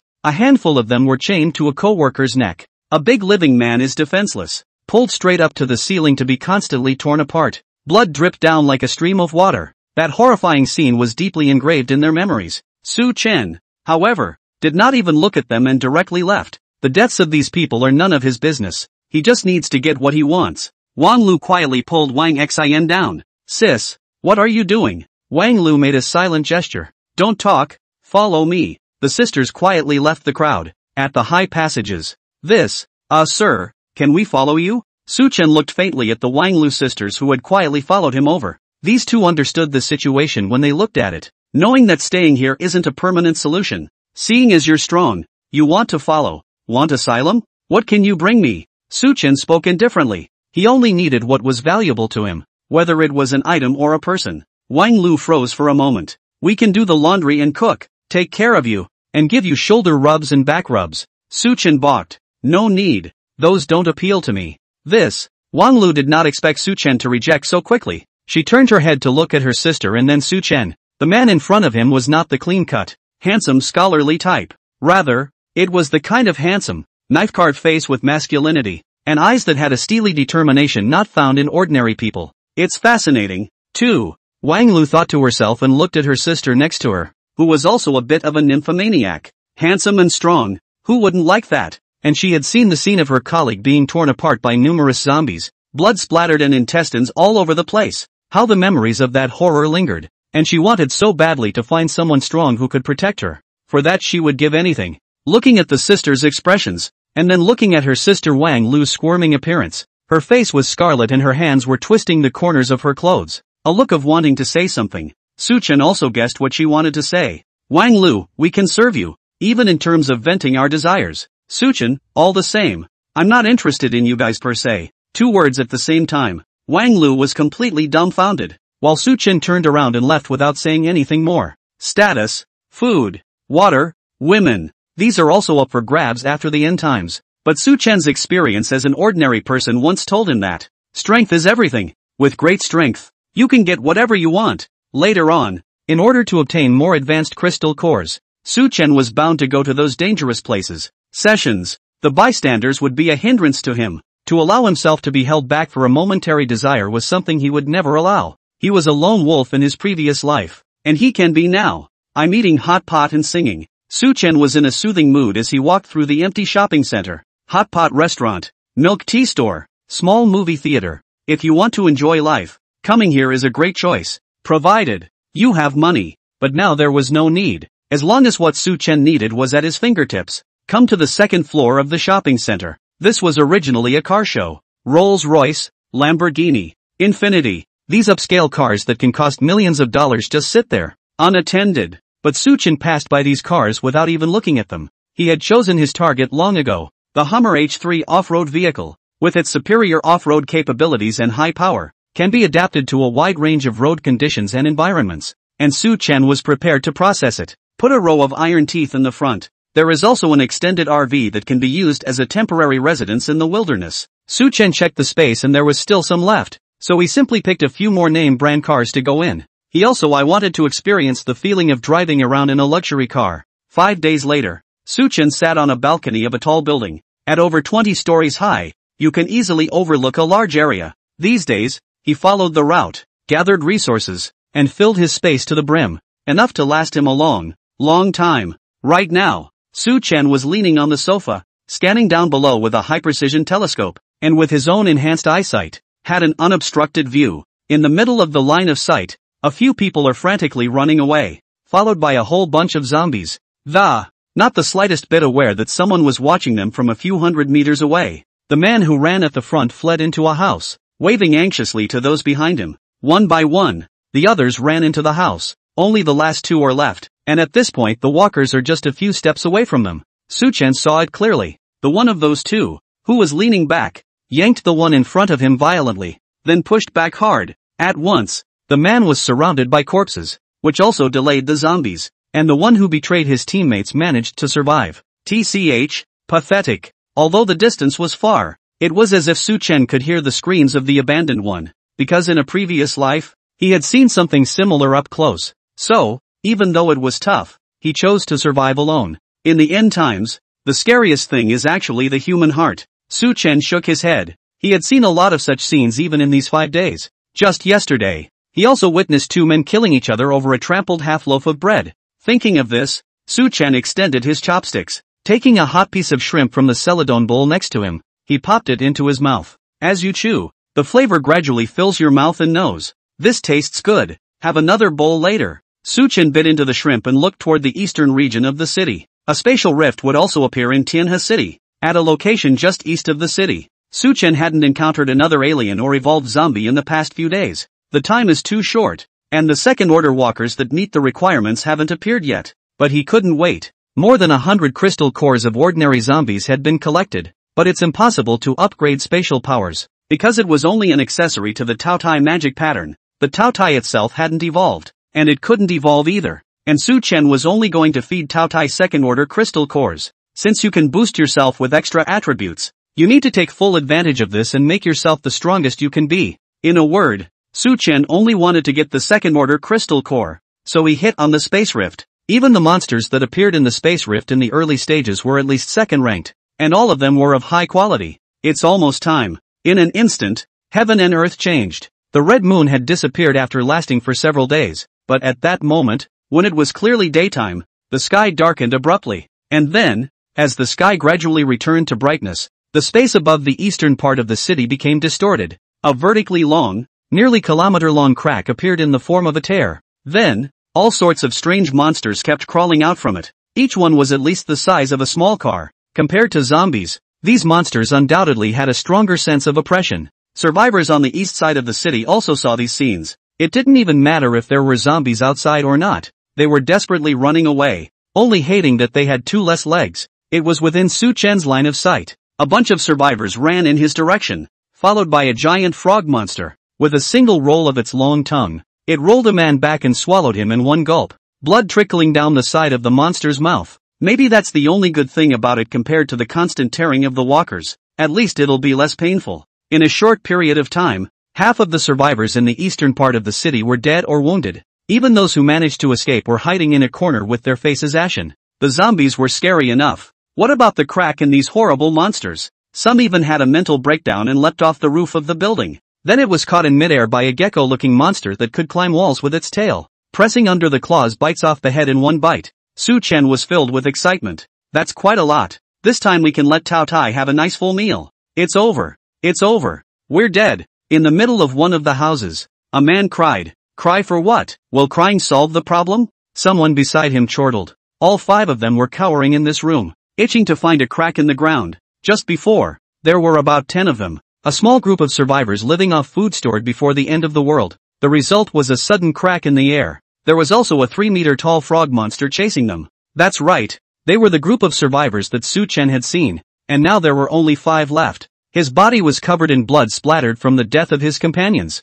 Voices came faintly from nearby. Here we go again. That monster is coming to eat us again. Hurry up and shut up. A few people rushed to cover themselves with something, not daring to breathe. The sound faded. Gone? One man, his face panicked, put his ear to the wall again and listened to the sound. A few others shook their heads. No one sure. One of the men got brave and stuck his head up to the glass window. The window is a single piece of tempered glass. This person feels that he will be safe with this layer of protection. After all, a bunch of walkers couldn't break through a tempered glass door. He then met 2 scarlet eyes as big as headlights. Ah! He instinctively shrieked out. Click! The tempered glass shattered open and a blood-red tongue several meters long stuck out. All at once, the man is rolled out and swallowed in one gulp. The power of a tongue is as terrifying as this. Run! A few others saw this and were scared out of their wits. Escaped while the frog monster was still chewing. But before a minute had passed, they were horrified to realize that the kind of monster had caught up with them again, and they fled into a dead-end road in a panic.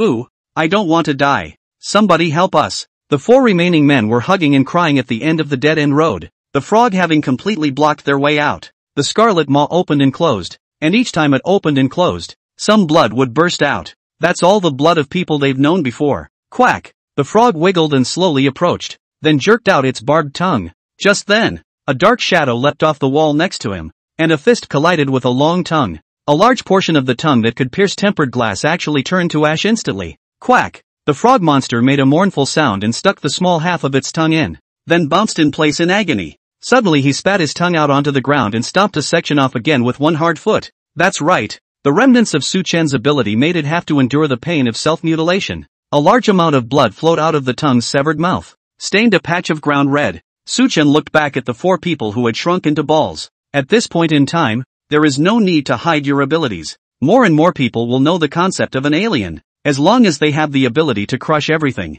then there is no fear. Magic armor possession. When facing this kind of space rift monster, one could not take it lightly and had to go all out. Seeing Su Chen repel the monster with one punch, his body was also gradually covered with a layer of black substance. A few people in the back froze. One man mumbled, "Holy shit, death?" A man next to him heard this and snapped and gave the man a blow to the head. "Put your ass on the line. He just saved us." Su Chen looked at the frog monster in front of him and steadied his breathing. The monster was staring viciously at him, the shadow cast by its 3-meter height almost enveloping Su Chen. Warrior, a voice came from behind them. The survivors. Be sure to be careful. This monster has thick skin. We once couldn't get a single wound with a crossbow. Su Chen signaled that he had heard. A defensive monster? The size was too big. Even if he used his magic energy, he could only make a big hole, and couldn't do any fatal damage. It seems the weakness is the tongue as a means of attack, but the monster's tongue was broken almost to nothing. Su Chen tentatively took a step forward. The monster covered his tongue and took a step back. Su Chen took 2 steps forward, and the monster took 2 steps back. Finally, with the survivors dumbfounded, the monster turned its head and fled, while Su Chen followed closely behind. Instantly the offense and defense changed shape. Holy shit, is this someone like us, running after monsters instead? I think it's a shifter, but how can it be that strong? That alien in our team who evolved by zombie crystals wasn't just swallowed in one bite. He couldn't even escape. The 4 men exchanged words, tried to get up and move to a safe place, but realized that his legs were weak.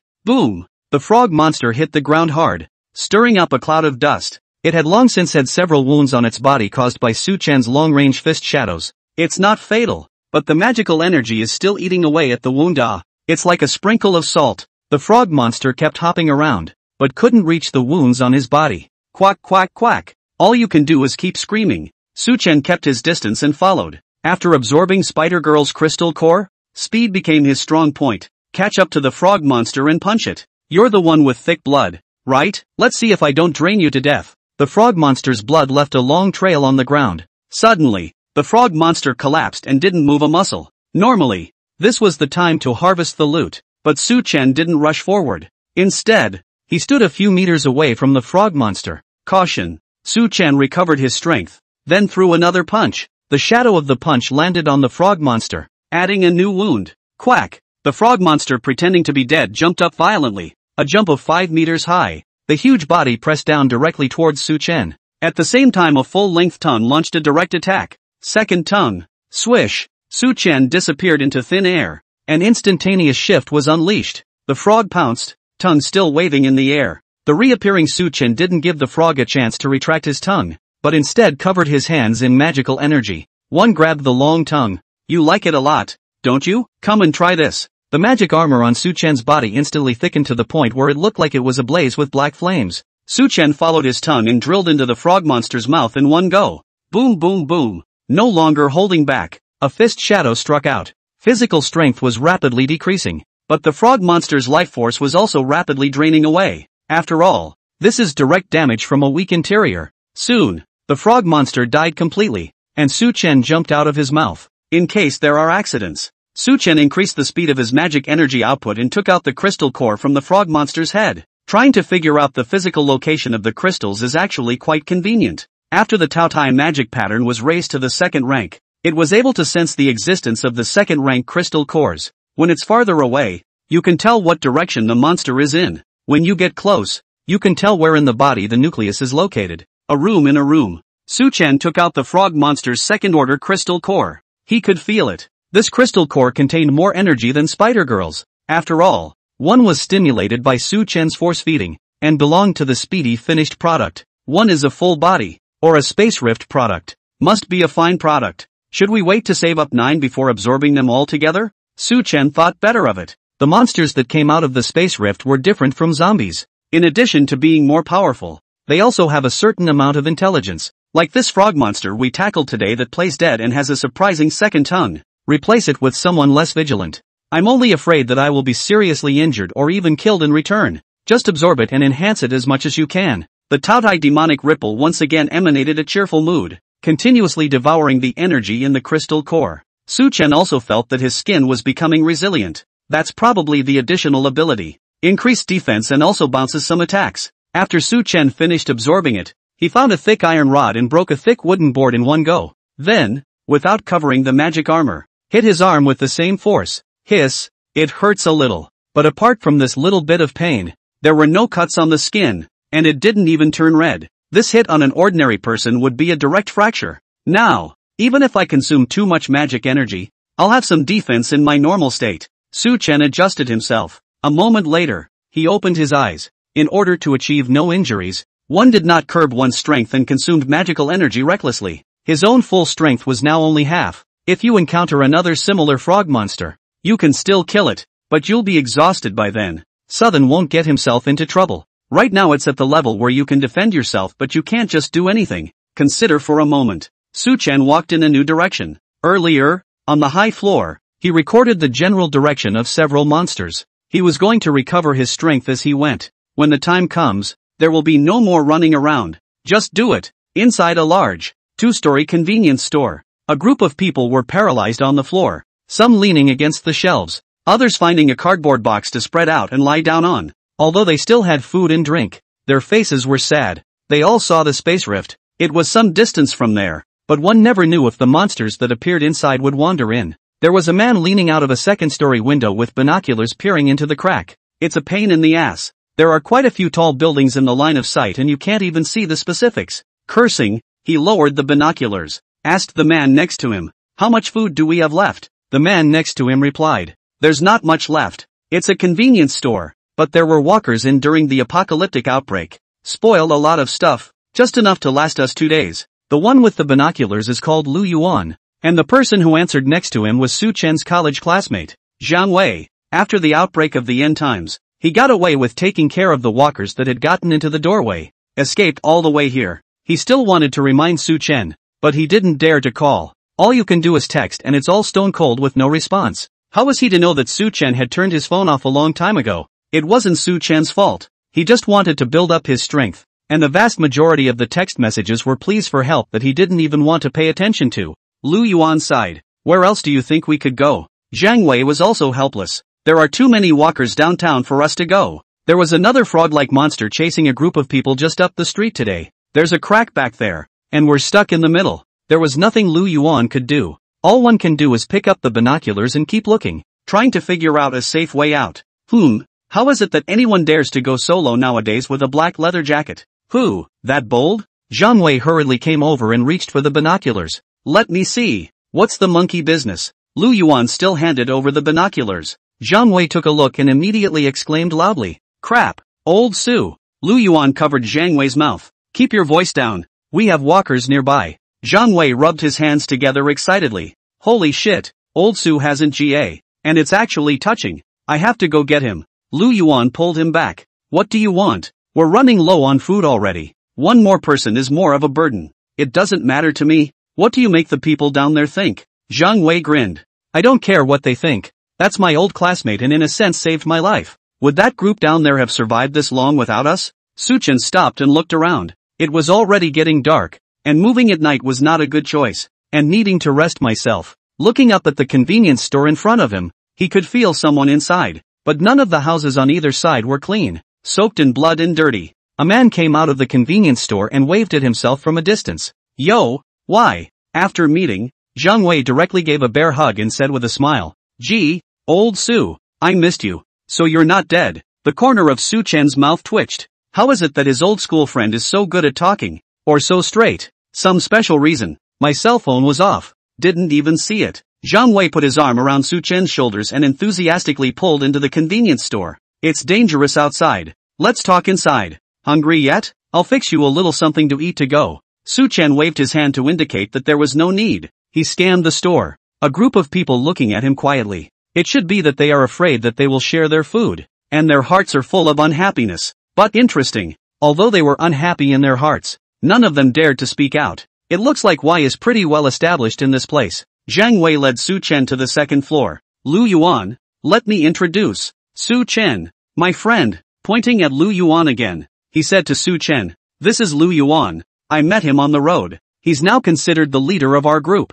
Lu Yuan stood up. Welcome, welcome. First floor. There's not much food left. Why did Zhang Wei bring in another person from outside? That's it. Just leave him alone. That's one more mouth to feed. There was grumbling on the faces of the crowd. It was only after seeing Zhang Wei leading Su Chen up that he dared to mutter. You guys have almost had enough. Leaving Zhang Wei and Su Chen chilling on the second floor, Lu Yuan walked down. Hearing the crowd grumble, an angry look was revealed. The ones brought in by Zhang Wei are his friends, the kind that have a good relationship. And look at you guys. Do you guys know Zhang Wei? Most of you weren't even saved by him. Lu Yuan looked at the crowd who lowered their heads and didn't dare to speak again. If it weren't for me and Zhang Wei, you wouldn't even be qualified to be here. Ungrateful. At the second floor, Zhang Wei mysteriously pulled Su Chen to a small room. What are you doing? Sneaking around. Zhang Wei smiled cheerfully. I know you're in a hurry, but hold your horses. I'll show you something nice. After saying that, Zhang Wei extended his palm. Watch me do a magic trick for you.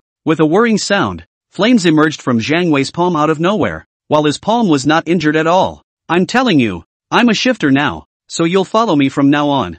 Zhang Wei slapped his chest. I'll cover you from now on. How about this? I'm awesome at this. Zhang Wei looked at Su Chen with anticipation. Su Chen was expressionless. Oh, this time it was Zhang Wei's turn to be anxious. The human flute mind is also small, like a child showing off his new toy to his best friend. Alien. Super rare. So many people cannot be awakened. Not even seen. Su Chen, I've seen it. Ha, you've seen it? Zhang Wei touched his head. Then I'll tell you how I awakened. I killed a walker once, and I found a strange piece inside, and when I held it in my hand, I felt something in my heart. Then the thing slowly disappeared and I suddenly had this ability. In a way you don't know, there is a chance of awakening through the crystal core. However, in the pre-apocalyptic period, this was still a secret, so Zhang Wei told it directly to Su Chen. Su Chen, oh, I know this method too. Zhang Wei had an aggrieved look on his face, still thinking about showing off. The novelty is gone. Forget it. You're an eye-opener. Next time I'll find a piece of that so you can try it too.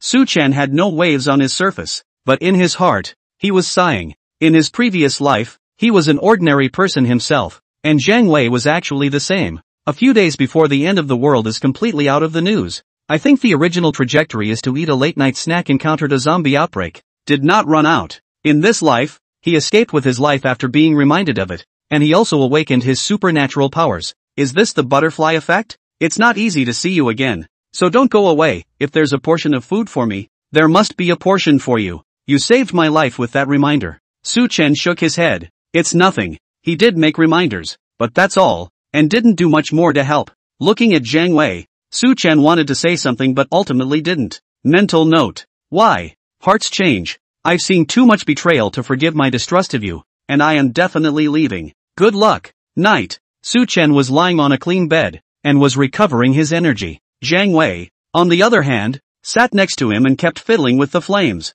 Everyone else was on the first floor, which Su Chen had specifically requested, and Lu Yuan had agreed to just not let anyone else hear their conversation. Zhang Wei looked up and saw Su Chen, who was sitting up. You're awake? What can be done? Su Chen walked next to Zhang Wei and pulled over a chair to sit. The flames got so huffing and puffing, you could feel the light with your eyes closed. I'm not new to my powers. Zhang Wei smiled sarcastically. Let's see if we can use it multiple times to make it stronger. Su Chen said, that's not how you get stronger. No wonder you're still at the first rank. What first order? Don't ask. Oh, Su Chen took out a zombie crystal core from his bosom, which he had taken out of space and placed in his bosom. Use this. It's that thing you call a crystal core. Seeing Su Chen pull out that thing, Zhang Wei looked surprised. Why do you have one too? Don't ask. Oh. Su Chen placed the crystal core in Zhang Wei's hand. Try to run your power until it goes away. And remember, keep me informed of any pressure. Zhang Wei twisted his head and looked at Su Chen. How come you even know the method? Don't ask. Oh. Zhang Wei listened to Su Chen's instructions and began to absorb the crystal cores. Before long, fine beads of sweat broke out on his face and his face turned red. The crystal core disappeared and Zhang Wei opened his eyes. I really feel stronger, hey. It's amazing. The palms of his hands gave birth to flames, noticeably higher than during the day. It's that when I absorb it, I always feel pressure coming from within my body, as if something is holding me back. That's right, Su Chen said, taking out another one. Try again. Sure enough, only his own Tao Tai could keep himself from feeling any oppression. Looking at the absorbing Zhang Wei, Su Chen kept an eye out. Once there was any sign of backlash, Tao Tai could also step in to share the excess energy. After 6, Zhang Wei gasped. I really can't. I feel like I'm going to burst if I absorb any more. Is 6 the limit? Su Chen thought in his heart. This achievement was already very good among those aberrants who had awakened with zombie crystals. I just don't know what class or name it is.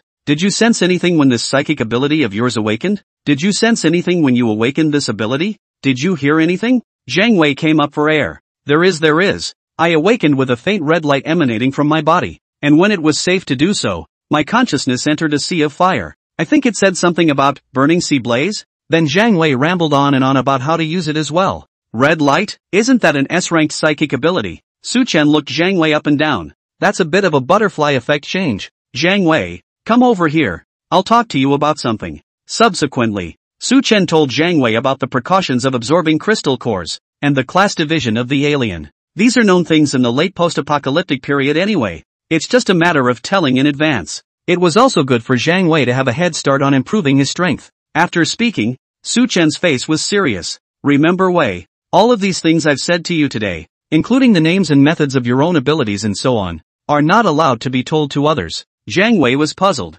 Why? Don't ask. Oh. Su Chen breathed a sigh of relief. A reminder from me saved your life. And just know that what I said today will help you a lot too. Zhang Wei nodded. Got it. Actually, I still have my heart in the right place, and I only told you the name and method of the powers. I didn't even tell Lu Yuan. Su Chen nodded. That's good. Su Chen didn't intend to take out the supplies and share them with Zhang Wei. This was because he knew that with Zhang Wei's character, he would probably share it with the other survivors. This, in turn, would draw the attention of others and increase the danger. And what does the death or life of others have to do with him? Su Chen? He didn't want to make a mistake and harm Zhang Wei. Only strength. It allows Zhang Wei to be one step ahead of others, to gain information and to improve his abilities. It would increase the chances of staying alive. Wait for me. Su Chen took an empty bag and walked out of the convenience store and back in a circle, back to the second floor, closing the door to the room and opening the window to ventilate the room. Su Chen said to Zhang Wei, watch me do a magic trick for you this time. The bag was opened and inside were several dishes wrapped in plastic wrap. Sizzling roast duck, hot mushroom tofu. I hid this in the neighborhood and just went out to heat it up, so let's eat it while it's hot. Likewise, don't tell anyone else about this. Zhang Wei's eyes widened and drooled. I'll go. Righteous Father, where did you get so many ingredients? Su Chen took out 2 more pairs of chopsticks. Don't ask. Oh, day 2. The two of them rose refreshed after their little session. After a night of ventilation, the aroma in the house had long since dissipated, and no one else could smell it if they wanted to. Zhang Wei, come down and share the food. Lu Yuan greeted on the first floor. Thanks. We're not hungry. You guys eat. Su Chen grabbed the lead and then dragged Zhang Wei outside. Let's go out and check the perimeter. Zhang Wei wanted to say something, but was stopped by Su Chen with a look. Those survivors didn't say a word, but in their hearts they were stealing a laugh. This newcomer actually didn't grab food from them and even pulled Zhang Wei away. Su Chen looked at the dry bread and tap water in the hands of the crowd. A look of disgust. That's right, he couldn't even look at that, and was ready to drag Zhang Wei out for a short session. Old Su, Abbot Righteous Father, where did you get these again? Don't ask. Oh, after eating and drinking, the two wanted to return to the convenience store, but Zhang Wei suddenly pulled Su Chen behind a cover. Watch out, there's a walker up ahead. Su Chen was speechless. Thinking to myself I already knew that and was on my way over to fix it. Just saw an abandoned car up ahead. A few people had panicked and fled inside, and outside several walkers were slapping on the doors and hissing constantly. Convenience stores can see here too, but no one comes out to save the day. Zhang Wei muttered. Someone's in danger. We have to get them out somehow. Su Chen glanced at Zhang Wei. The boy was too kind, and although he had survived to this point, he would definitely suffer for it in the future. Gotta find a way to educate him. Zhang Wei twisted his head to look at Su Chen. Old Su, you're a normal person. Just stay here. I'll just go up alone. Looking towards Zhang Wei, who quietly felt his way over, Su Chen also started silently and followed behind. When it comes to others in danger, Our Lady will say, I'll save him. For example, now Wei Zhang, Our Lady of the Watch, on the other hand, would say, Go Yi and save him. This kind, on the other hand, was the kind that Su Chen hated the most, and was the biggest pest in the end times. Must die. Zhang Wei touched near the car, a crowbar in his hand. Although he was a shifter, he hadn't had the experience of dealing with multiple zombies at the same time by himself. Though the scalp is numb, but you can't let old Su follow you at your own risk. Flames began to rise out of his hands, and with a great roar, Zhang De rushed forward. Su Chen, who was watching from behind, covered his forehead. Brother, sneak attack is sneak attack. Why are you yelling so loud? What, call out moves before you fight? To say that Zhang Wei owed it to being a psychic, his physical quality had long exceeded that of normal people. The crowbar cracked a walker's head in one fell swoop, then hit another walker with flames. S-class powers were naturally different from ordinary flames. As soon as it touched the zombie, it quickly burned up, and in no time at all it was burned in half. Roar! A few more walkers pounced. Zhang Wei was sweating profusely, somewhat unable to fight, and was about to be injured. Just then, he saw a pair of hands wearing plastic bags appear in his vision. The click snapped a walker's neck. You're too slow to be efficient, Su Chen said gently, only to see Su Chen not using any of his supernatural abilities, moving through the gaps between several zombies with an athletic pace, taking advantage of the walker's turn to strike hard. It was actually directly equal to the number of zombies killed by Zhang Wei, who was using his supernatural abilities. Zhang Wei's mouth couldn't close as he looked at the nimble Su Chen. He had thought that Su Chen was the one who needed his protection, grinning. Why are you so skillful? Don't ask. Oh. Su Chen took out the crystal core and threw away the plastic bag.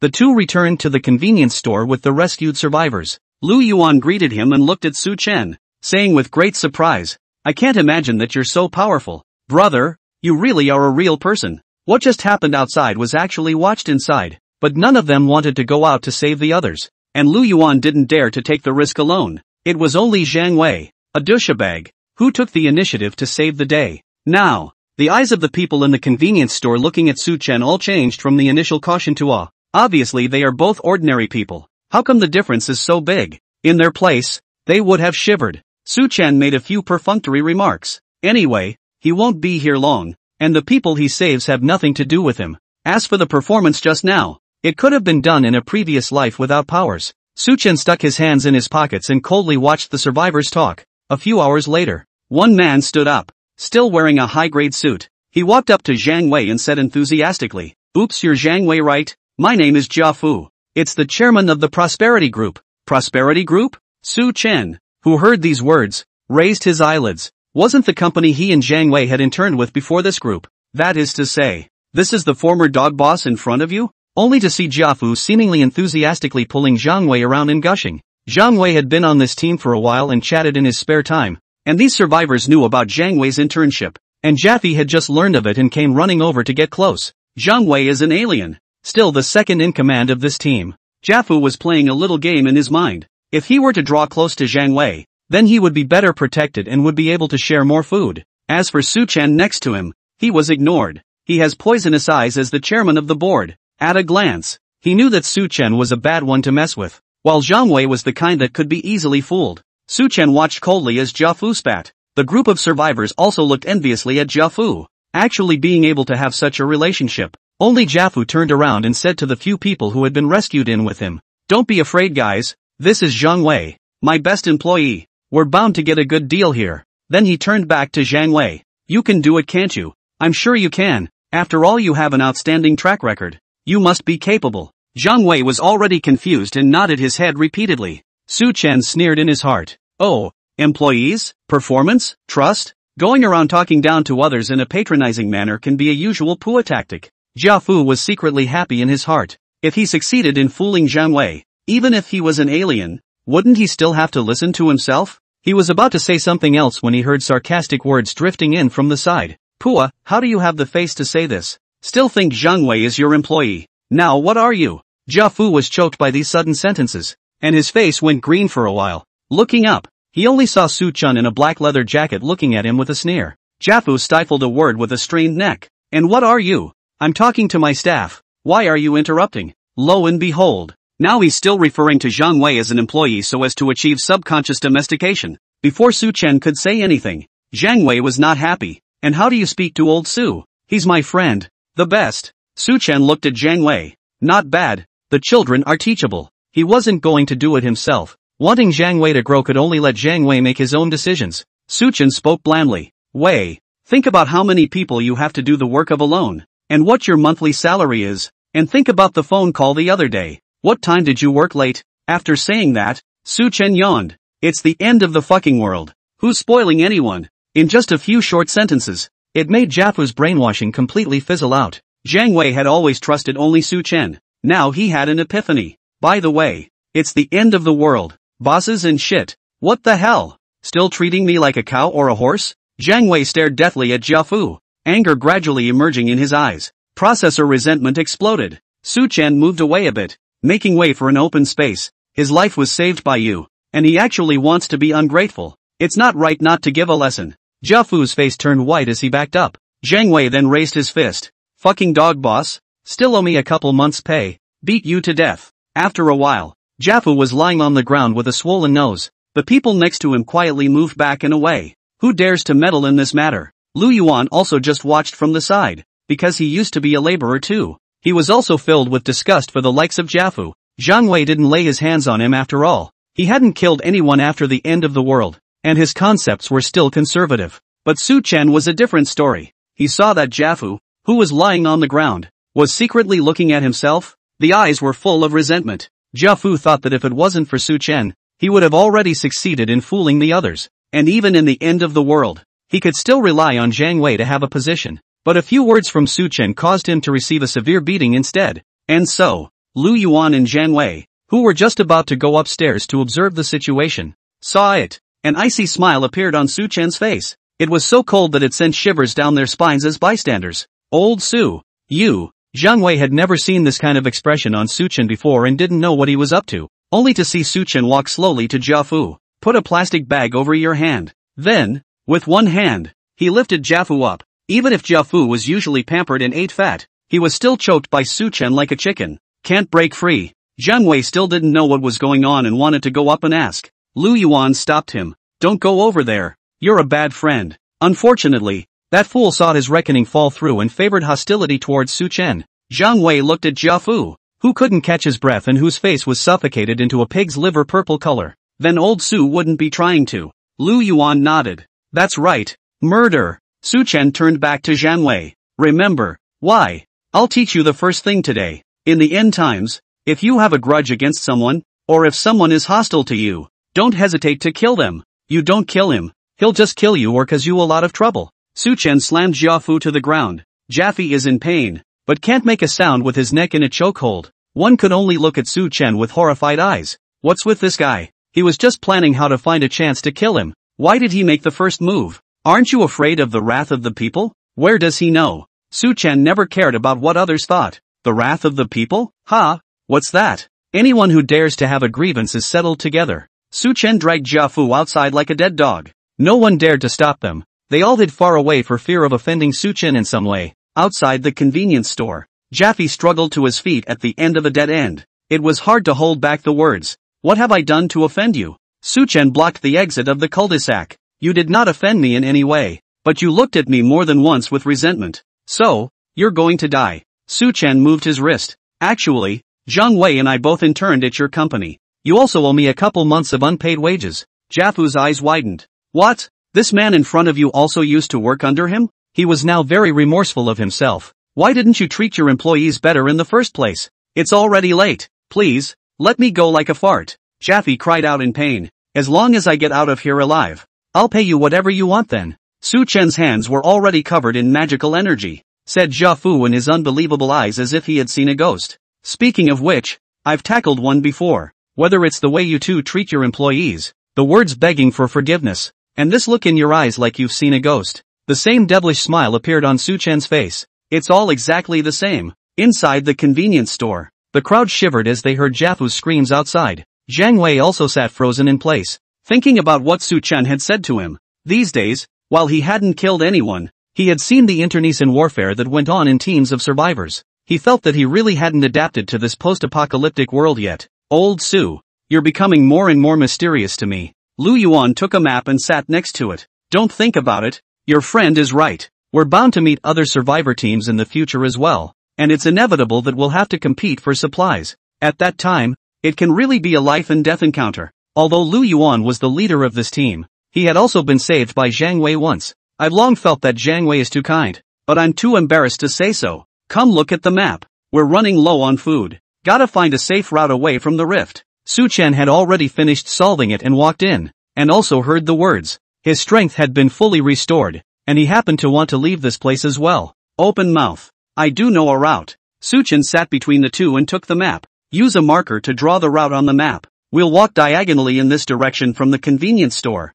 and after a few blocks we'll reach an intersection. From here, you'll be able to go around to the west side of town so you can get away from the rift. This route Su Chen had traveled in his previous life. It really was the safest one at the time. I just don't know how it is now. When they reached the intersection, it was the time for Su Chen to part ways with them. Even if he hadn't encountered Zhang Wei and the others, Su Chen had taken this route. He's going to the crack. In addition to hunting monsters, it was time to drop treasures at the space rift. Talent stones. The group grabbed what was left of their food and left the convenience store. There really weren't many walkers on this route. They were all on isolated paths. Late afternoon, Su Chen and the others reached a small shopping mall and prepared to rest here for the night before leaving. Who are you? There were already people occupying the inside of this mall, and when they saw Su Chen and the others come in, they panicked and grabbed their weapons. Lu Yuan rushed forward. We're survivors too. No offense. Just staying here for the night and leaving tomorrow. After some negotiation, the other party still vacated half of the place.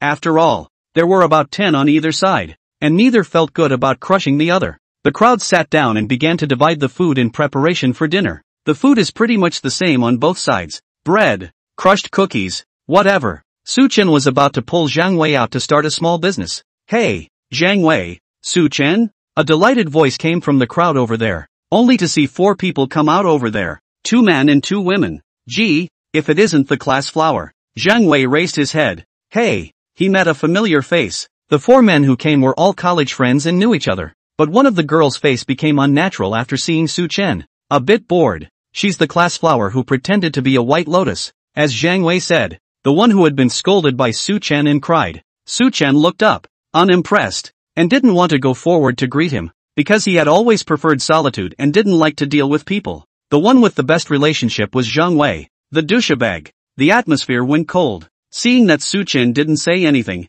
those 4 people could only look for Zhang Wei to catch up. Come on. Why? Let's go outside. Not bothering to listen to the other party's nonsense, Su Chen pulled Zhang Wei up and left. One of the boys blushed in displeasure. Su Chen, we're in the middle of a conversation, so forget it if you don't talk. What's the point of pulling people away? Su Chen turned back. Shut up. Let's go outside and see if there are any walkers. You coming? Upon hearing that they had to go out to scout, these few people instantly shrank back in fear, not daring to say anything else. They've been hiding behind others, afraid to even kill walkers. Come back from your little session. When Su Chen saw that these 4 people were full of smiles, he knew that they had already learned about Zhang Wei being a shifter, and seeing himself, he lost his temper. Even that class flower didn't dare to look up at herself. Several people gathered around Zhang Wei and chattered. That class flower also twisted over and looked at Su Chen. A look of sincerity was put on. Su Chen knew what she wanted to say, which was nothing more than apologizing and begging for forgiveness so that she could seek refuge. Mounted. Before the class flower could say anything, Su Chen coldly dropped a sentence. Chameleon. Directly disliking all the words manhwa was going to say, her mouth was open and she couldn't spit out a single word. Su Chen had long since strutted over to Lu Yuan's side. He had deliberately observed Lu Yuan these days. People are okay. Let's teach him how to enhance his psychic abilities, and also give Zhang Wei something to look after in the future. So, that's how you raise your powers. Su Chen. Thank you. Lu Yuan, who learned of the method, was pleasantly surprised. If they get to a large gathering of survivors, they will be able to know this as well. But being a day ahead means getting stronger sooner. Time is life. Suddenly, Lu Yuan realized that Su Chen's expression had become grave. Su Chen, what's wrong with you? Su Chen came back to his senses. Oh, it's okay, I'm going out for a bit. Just now, Su Chen sensed a throbbing coming from the Taotai demon ripple. This means that there are second-order crystal cores nearby, near the mall, inside a warehouse where steel is stored. Su Chen carried a flashlight and slowly walked in. The direction of the Taotai magic pattern sensing was here. The darkened space, cluttered steel. Su Chen slowly felt his way forward along the edge of the wall. Hiss! A voice that was like a viper spitting out a letter suddenly entered Su Chen's ears. Then, in the darkness, a thick tail lashed towards Su Chen's back. Su Chen turned around and threw a punch. What power! Su Chen was knocked back a step, and even with the dual defense of magic armor and skin, he felt a fiery pain in his hand. That's more powerful than any little whip. The flashlight shone ahead, and at last I could see the full extent of the enemy. A snake. No, a snake with a human head. A snake with a human head. The head is the head of a human-turned zombie, and the body is made of the flesh and blood of multiple zombies glued together. It looked slippery and disgusting in the ghastly white light of the flashlight. At this time, the human-headed snake stood upright with its thick tail and was more than 4 meters tall, and it's only second order now. Higher ranks will be longer, even reaching hundreds of meters. The human-headed snake continuously hissed in pain and flicked its tail, because it was already tainted with Su Chen's magic energy. Su Chen didn't give the human-headed snake a chance to break off its tail and get rid of its magical energy. Take it while it's sick. Su Chen knew this monster's attack style very well, only to see him quickly step forward, and that human-headed snake didn't care about the magical energy on its tail. It swept straight across. Su Chen leapt into the air and dodged the sweep. However, the human-headed snake's tail fiercely curled upwards, coiling around Su Chen. Snake's strike. Strangle. Not only that, the human-headed snake also opened its zombie head and spewed out a foul-smelling, and at the same time toxic, liquid from its mouth. Su Chen's body was covered in magic armor. Venom was ineffective against Su Chen, but strangulation could cause physical damage, and Su Chen was waiting for this moment. Instantaneous movement activated, as it was when dealing with Spider-Girl. Su Chen put his aim diagonally upwards. Shasta. Su Chen appeared over the head of the human-headed snake.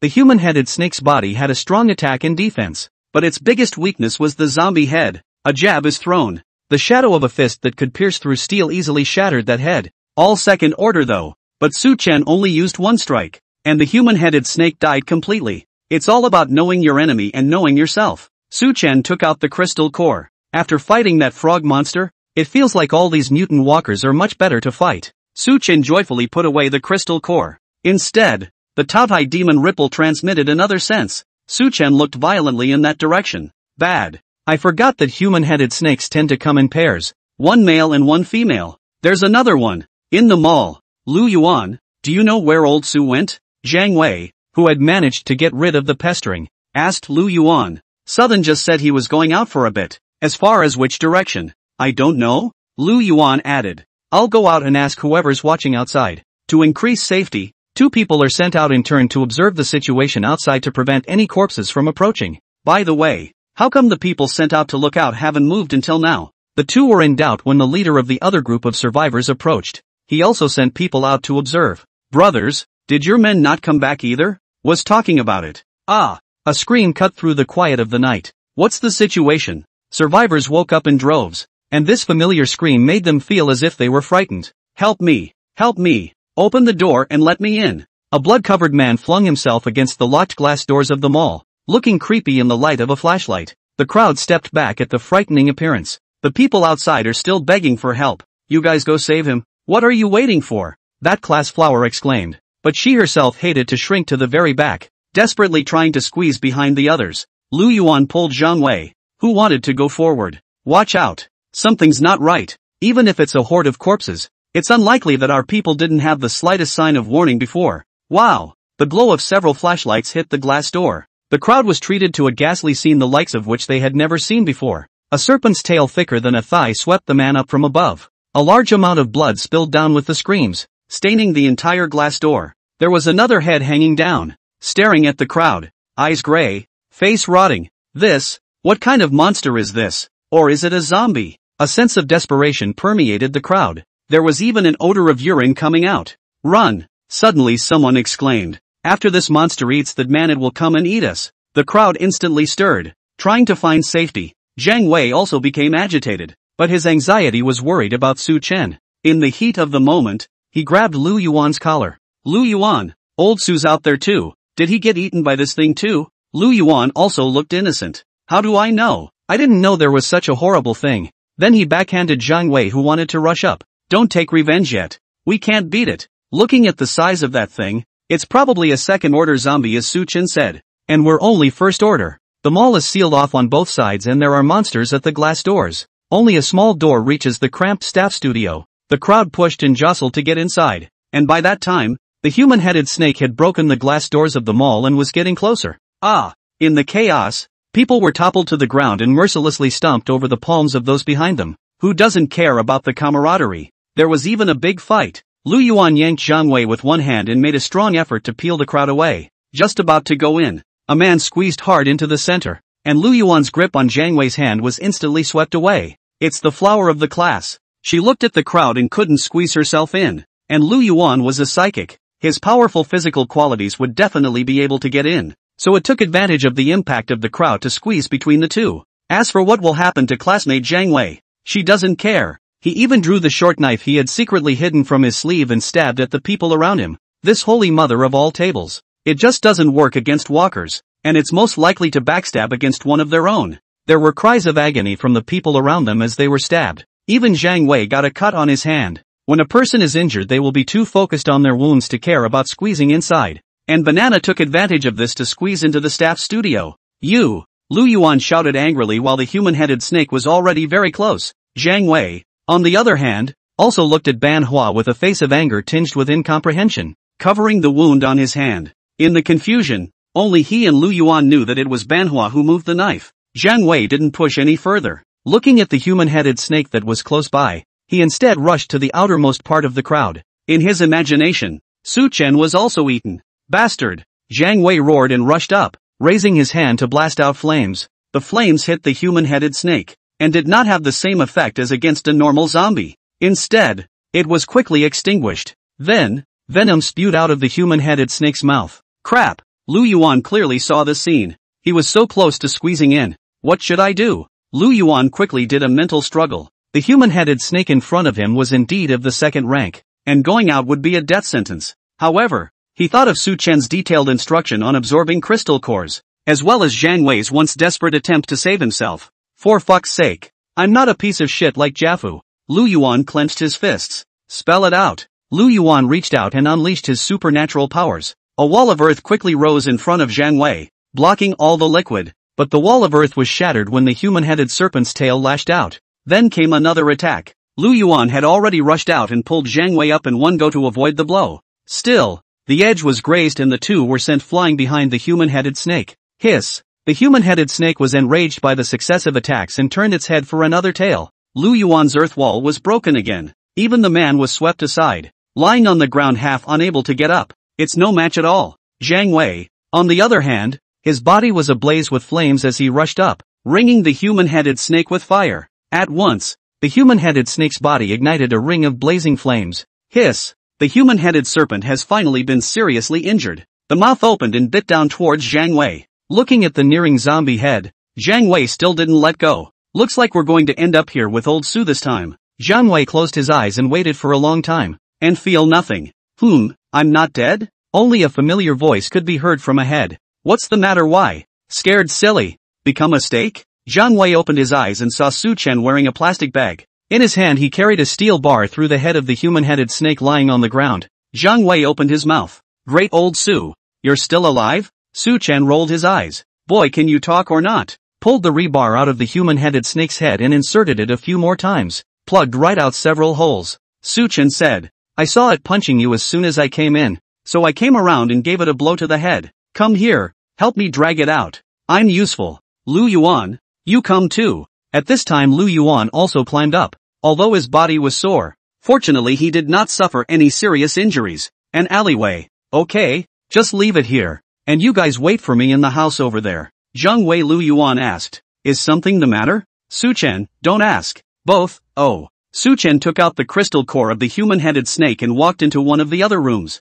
He was going to absorb these 2 second-order crystal cores today. Sometime later, Su-chan walked out. 6 more to go. The additional ability given by the human-headed serpent crystal core is attack. So far, Spider-Woman, Frog Monster, Human-headed Snake, Speed, Defense, and Attack. Basically all 3 elements. And the boost is pretty comprehensive. Su-chan walked towards Zhang Wei's side. According to the time projection, it was about time for Zhang Wei to perform his second absorption. And this time, he would be able to advance to the second stage alien. By the way, guide to Lu Yuan's first absorption. Also, killing intent surfaced in Su Chen's eyes. When he came in, he perceived a scratch on Jiang Wei's hand. That was definitely not caused by a human-headed snake. It must be human. Room. Su Chen watched as the duo absorbed the crystal cores. He had saved Lu Yuan's life today. It was already known that Lu Yuan's special ability was an A rank, Sighing Stonewall. It's just that it's only the first rank now, and it can only manifest as an earth block. Boom! Jiang Wei had already absorbed enough crystal cores. An ocean snapped up behind them, but the surface of the ocean was burning with unquenchable flames. It was as if the ocean was to be completely vaporized. Jiang Wei's entire body was also ablaze with flames. If it wasn't for the fact that the psychic ability could be controlled with his mind, Su Chen would have wanted to take out a new set of clothes for Wei to change into. Prevents the picture from being too beautiful to pass muster. I did it! I've become a second-order alien. Jiang Wei was so excited that he even ignored the injuries on his body. He felt that if he encountered a human-headed snake again, he would definitely not be in such a mess. Su Chen made a silent gesture and pointed at Lu Yuan. Others are still absorbing it. Looking at the gleeful Jiang Wei, Su Chen tried to walk a little farther away. This was because he realized that after Jiang Wei had risen to a second-ranked exalt, his own Taotai magic mark had also transmitted a sense. It doesn't seem to matter if it's a second-order zombie monster or a second-order psychic. The Taotai magic pattern can even sense something. After trying to walk a little farther, the sensing diminished, and it seemed to have something to do with the distance as well. A moment later, Lu Yuan also opened his eyes. He had absorbed 5 this time, and was still 1 short. Although Jiang Wei was already a second-order alien, Su Chen still asked Lu Yuan to be the leader. He was still quite satisfied with Lu Yuan's previous performance. So, why? Su Chen got serious. Tell me what happened to the wound on your hand. In the mall, people had returned to their original positions and found random clean places to sit. They were all still in shock from what had just happened. Those who were injured didn't know who had stabbed them and didn't dare to shout. Prevent any more monsters from being nearby. The 3 of them, Su Chen, walked in. Only Jiang Wei was seen walking into the middle of another survivor team. Viciously punches Banana in the face. Half of Banana's face swelled up straight away, and a few teeth were knocked out. That startled the other bunch. They already knew that Jiang Wei Lu Yuan was an alien and thought that they were going to go after them now. The leader stood up and tried to say something. After being pulled over by Lu Yuan and explaining the situation, he also sat to the side, no longer caring about the matter. Su Chen stuck his hands in his pockets and stood indifferently not far away. He wanted Jiang Wei to make up his mind and do it himself. That's the way to grow up. Of course, Su Chen is responsible for the after-sales. Banana fell to the ground, her mouth constantly shouting, "Help me! Jiang Wei, he's crazy!" One of those 4 college boys stood up. "Jiang Wei, this is too much. Why are you hitting people properly?" Then he felt 2 stares. One was Jiang Wei's, which was cold, and the other was Su Chen's, which was even colder. He was instantly creeped out. It was as if there was a kernel stuck in his throat and he couldn't get a word out. Jiang Wei lifted up manhwa, who was still begging for mercy. "Am I crazy? Stinking cousin. How do you have a face?" A short, bloodstained knife slipped out of manhwa's sleeve and slammed to the ground. Clunk. Those who are injured see it and associate it with something. The crowd was instantly noisy. Damn. That's the same cousin that slashed my arm and it's still bleeding. I've also got a stab in my thigh. I won't be able to run away from walkers from now on. How am I supposed to live? The injured man rose up in anger. Kill her. Get her dead and throw her out to the walkers. Jiang Wei's hand gradually exerted strength. Banana was able to make muffled pleas for help from the beginning. It gradually turned into a slurred cackle. No one dared to dissuade them. Not even those few college friends. Because they were scratched too. Finally, Banana was completely out of breath and her whole body went limp. Jiang Wei directly dragged Banhua's body outside, because Su Chen said he was responsible for wrapping things up. The crowd became silent and quiet as they watched the scene, and Jiang Wei became not to be messed with in their minds. This was the effect Su Chen wanted. In the end times, if you want to lead a good team, you then have to establish your authority by sleight of hand. Otherwise, it will be easy for those below to develop dissent. Su Chen used his magic energy to completely destroy Banhua's corpse. Back to the mall. He saw the leader of the other group discussing something with Jiang Wei Lu Yuan. It turned out that he saw that Jiang Wei Lu Yuan was an alien, wanted to join the team. Of course, Jiang Wei Lu Yuan is the head. Confrontation and integration are commonplace in the post-apocalyptic world, between teams of survivors, as long as it's better to live. Jiang Wei saw Su Chen coming over and immediately pulled back. Old Su, there are more survivors here now too. Why don't you come and be a leader too? The leader of the other bunch said I'm fine with that. He listens to Jiang Wei Lu Yuan just fine. Lu Yuan, however, said. I disagree. Jiang Wei glared. No, Lu Yuan you. Only Lu Yuan continued. I think Su Chen should be a hand. The chief doesn't necessarily need to be the strongest, but he needs to be bold and courageous enough. I think Su Chen is a good fit, and I'm willing to listen to him. Jiang Wei was happy, while Su Chen's mouth twitched. These two oddballs. One can't talk, the other talks with a big wheeze. But Su Chen won't stay here. Thanks for the kind words, but I can't stay here. When we get to the crossroads, I'm going to be separated from you. Jiang Wei became anxious at the sound of it. Why? Su, we've all had a hard time meeting. Why are you leaving again? Lu Yuan was also surprised. We can head to the relative safety of the west side of the city when we get to the crossroads. So why go? Jiang Wei patted his chest. Big deal. I'm not going. I'll go wherever old Su goes. Su Chen looked at Jiang Wei. Really? I'm going to the rift. Are you coming? Ha! Jiang Wei's mouth opened wide. That's okay. Lu Yuan was even more surprised. There were so many monsters crawling out of that place. Otherwise they wouldn't have had to flee. It was too dangerous. And he hurried to dissuade Su Chen. Su Chen waved his hand. I know it's dangerous there, but I have reasons for going over there. As far as specific reasons go, don't ask. A few others. Oh, night. Jiang Wei had a snotty nose and tears. Old Su. I can't bear to part with you. Su Chen flew up and kicked Jiang Wei, who was trying to pounce over. Over. Fuck you. I haven't left yet. What's the point of spacing out? Don't you get snot all over my leather jacket, which hasn't gotten dirty until now. After kicking out Jiang Wei, Su Chen walked out of the mall and looked for a taller building to enter. It was late at night, but he couldn't sleep. The post-apocalyptic experience had kept him on his toes, and the enhancement of his powers had made it so that he didn't need as much sleep. Standing on the balcony of the tallest building, Su Chen took out his high-precision binoculars to look at the spatial crack. He's waiting. Suddenly, a shimmering grain of light floated out from one of the heights of the spatial rift, although the distance is farther and the light is weaker. But Su Chen still saw it clearly. Talent stones. One could only see that the talent stone seemed to be wrapped in a bubble after it came out of the spatial rift. Obviously there are quality stones. At this point it was floating like a feather to a random place. Su Chen took out a pen and paper. Record that direction. It's rare to see the gift stones come down in person. Sometimes a few days go by and not a single spatial rift can come out. Wait, am I blind? After waiting for a few more hours, another shimmering light appeared in Su Chen's vision.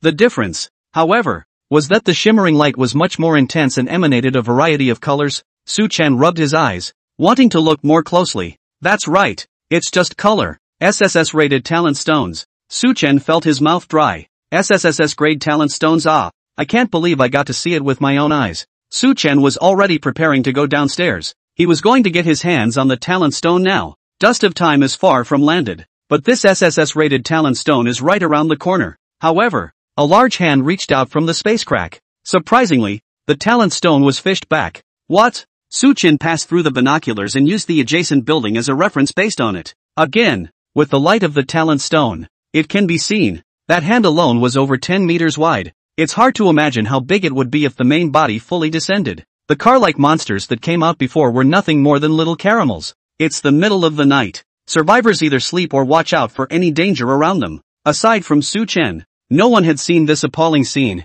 If they saw it, I'm just afraid their minds would be even more shocked. But Su Chen was fearless. Instead, he gritted his teeth. My stone, where's my stone? He knew that since this big hand had appeared, it also meant that the main body would come out in this spatial rift at a later time. You wait. When the time comes, I'll have to chop this hand of yours off and make soup. The giant hand was still slowly shrinking back. Then, it's stuck. Su Chen observed carefully, as if the talent stone could not return to the rift after descending to Earth. That big hand refused to give up again, and the main body couldn't get out. It was just stuck hundreds of meters in midair. Ha ha ha. Su Chen smiled. Now he instead didn't need to be in such a hurry to get the talent stone. With his current strength, there was no way to take it over. But so do other people or monsters. Just keep it safe for me. Su Chen turned back downstairs. Once I've developed enough strength, I'll come and get what's mine. Crap, what the hell is that? Jiang Wei got up in the morning and exclaimed in shock when he saw the giant hand hanging high in the air.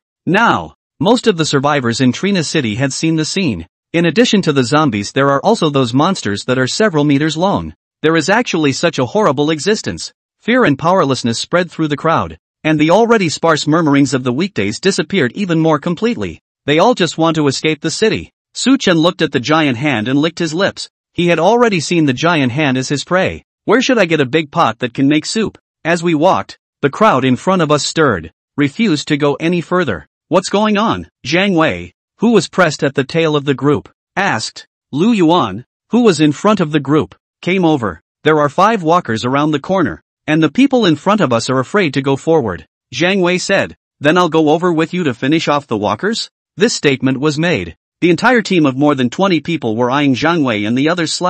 Slow down. Su Chen directly stopped it, though he wasn't going to be the leader of the team. But whenever he spoke now, Lu Yuan and Zhang Wei listened to him. Su Chen looked toward Lu Yuan and Zhang Wei. Are you 2 babysitters? Are you saving survivors? Or giant babies? Lu Yuan was silent, and Zhang Wei also lowered his head and didn't dare to squeak. Su Chen continued. If more than 20 people can't take care of 5 zombies, what's the point of keeping them around? Wouldn't you 2 just team up alone? The crowd began to panic. They all saw the alien as their savior since they had seen the terror of the human-headed snake. Once the alien left, they were defenseless. The leader of that previous team also said, Brother Su is right. If you want to stay in the team, you have to show value. It's the end of the world. No matter if he's a high-ranking official or a rich man, he has to contribute when he's on our team. Su Chen nodded in recognition. Look at people. You 2 may be strong, but your mindset needs to catch up. Go command. The crowd was scared in their hearts though, but dutifully,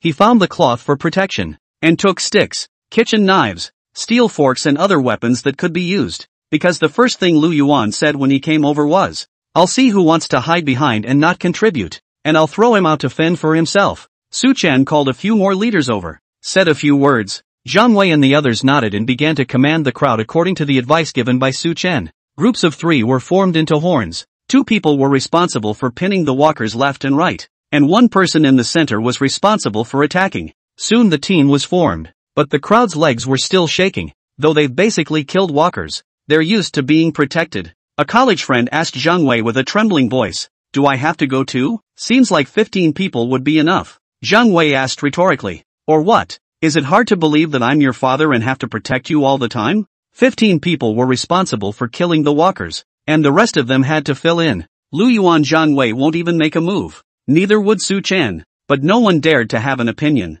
He didn't use his powers when he killed the head snake, but it was seen by the crowd. Anyone who asked themselves did not have that courage to dare to go forward. Su Chen watched the crowd fight the zombies in chaos, his face expressionless. You need to grind if you want to survive the end times. After resolving the zombies, the group rested for a while and continued on their way. After passing a street, a couple of young men drilled out of the curb, saw this band of survivors and ran over. Hey, a couple of us are survivors from around here. Can we come with you? This kind of thing is also common in the end times. People were constantly joining in along the way. Eventually the group of survivors grows and they look for a safe place to develop into a gathering place. Lu Yuan and the others accepted them. However, Su Chen had a keen sense that something was wrong. He sized up the men carefully. The men had healthy faces and strong, powerful bodies, not the least bit of the yellowish face of the survivors. The clothes on the body are also neater. On the contrary, the others were covered in dirty or even ragged clothes. Except for Su Chen. Su Chen paid attention to these few young men. I just heard them looking for opportunities to talk to people as soon as they join the team. Ask where the team is going and what powerful people are on the team. Ha, interesting. So eager to get information? Su Chen didn't move and didn't rush to make a move. Put a long line in and don't spook them yet. There's a good chance someone in the distance is looking this way. Almost evening. The crowd reached a wider room. Then Lu Yuan and the others each took a group and went out separately to look for supplies. It's in stock, but it's nice to find more. Su Chen looked at the structure of the house. There were no dead corners here. No matter from what place he could not see the interior. It was also a place he had deliberately chosen. Su Chen didn't go out. He ascended to the second floor and used his magical energy to corrode a hole in the wall. The new ones were seen sneaking around, not teaming up with any of the others. Instead, it turned into an alley and disappeared. Evening. The crowd brought the gathered supplies to the house. It was all from the neighborhood store. Bread, or mineral water. However, the amount of supplies in this area is extremely low, just 4 or 5. It's the height of summer. After walking all day, the crowd was hot with sweat running down their faces. But mineral water can only quench your thirst, not eliminate the heat. Some people folded up torn newspapers and used them as fans to keep fanning themselves. However, all that comes out of the fan is hot air. Those new young men are back, and with a small box of ice cream. Come on, big guy, split the ice cream. This is something we found with great difficulty, so everyone hurry up and eat it. or it will melt in a while. The crowd was pleasantly surprised. There was actually ice cream, which is extremely hard to see in the post-apocalyptic world, so it's like trying to gather around in droves. Suchen sat high above the ground and laughed coldly in succession. Ha, by the looks of these guys being strong, I guess they eat well on weekdays. Where does the food come from? Robbing someone else. Would be kind enough to share something you've worked so hard to find? And Suchen knew that there wasn't any place selling ice cream behind that alley. The bottom line is this. The water and power are out now. And even if there was any in the fridge, it would have melted into water a long time ago. Where did they get the ice cream? Seeing the ice cream that the young men had brought, the crowd gathered around. Even Lu Yuan and the others couldn't help but lick their lips.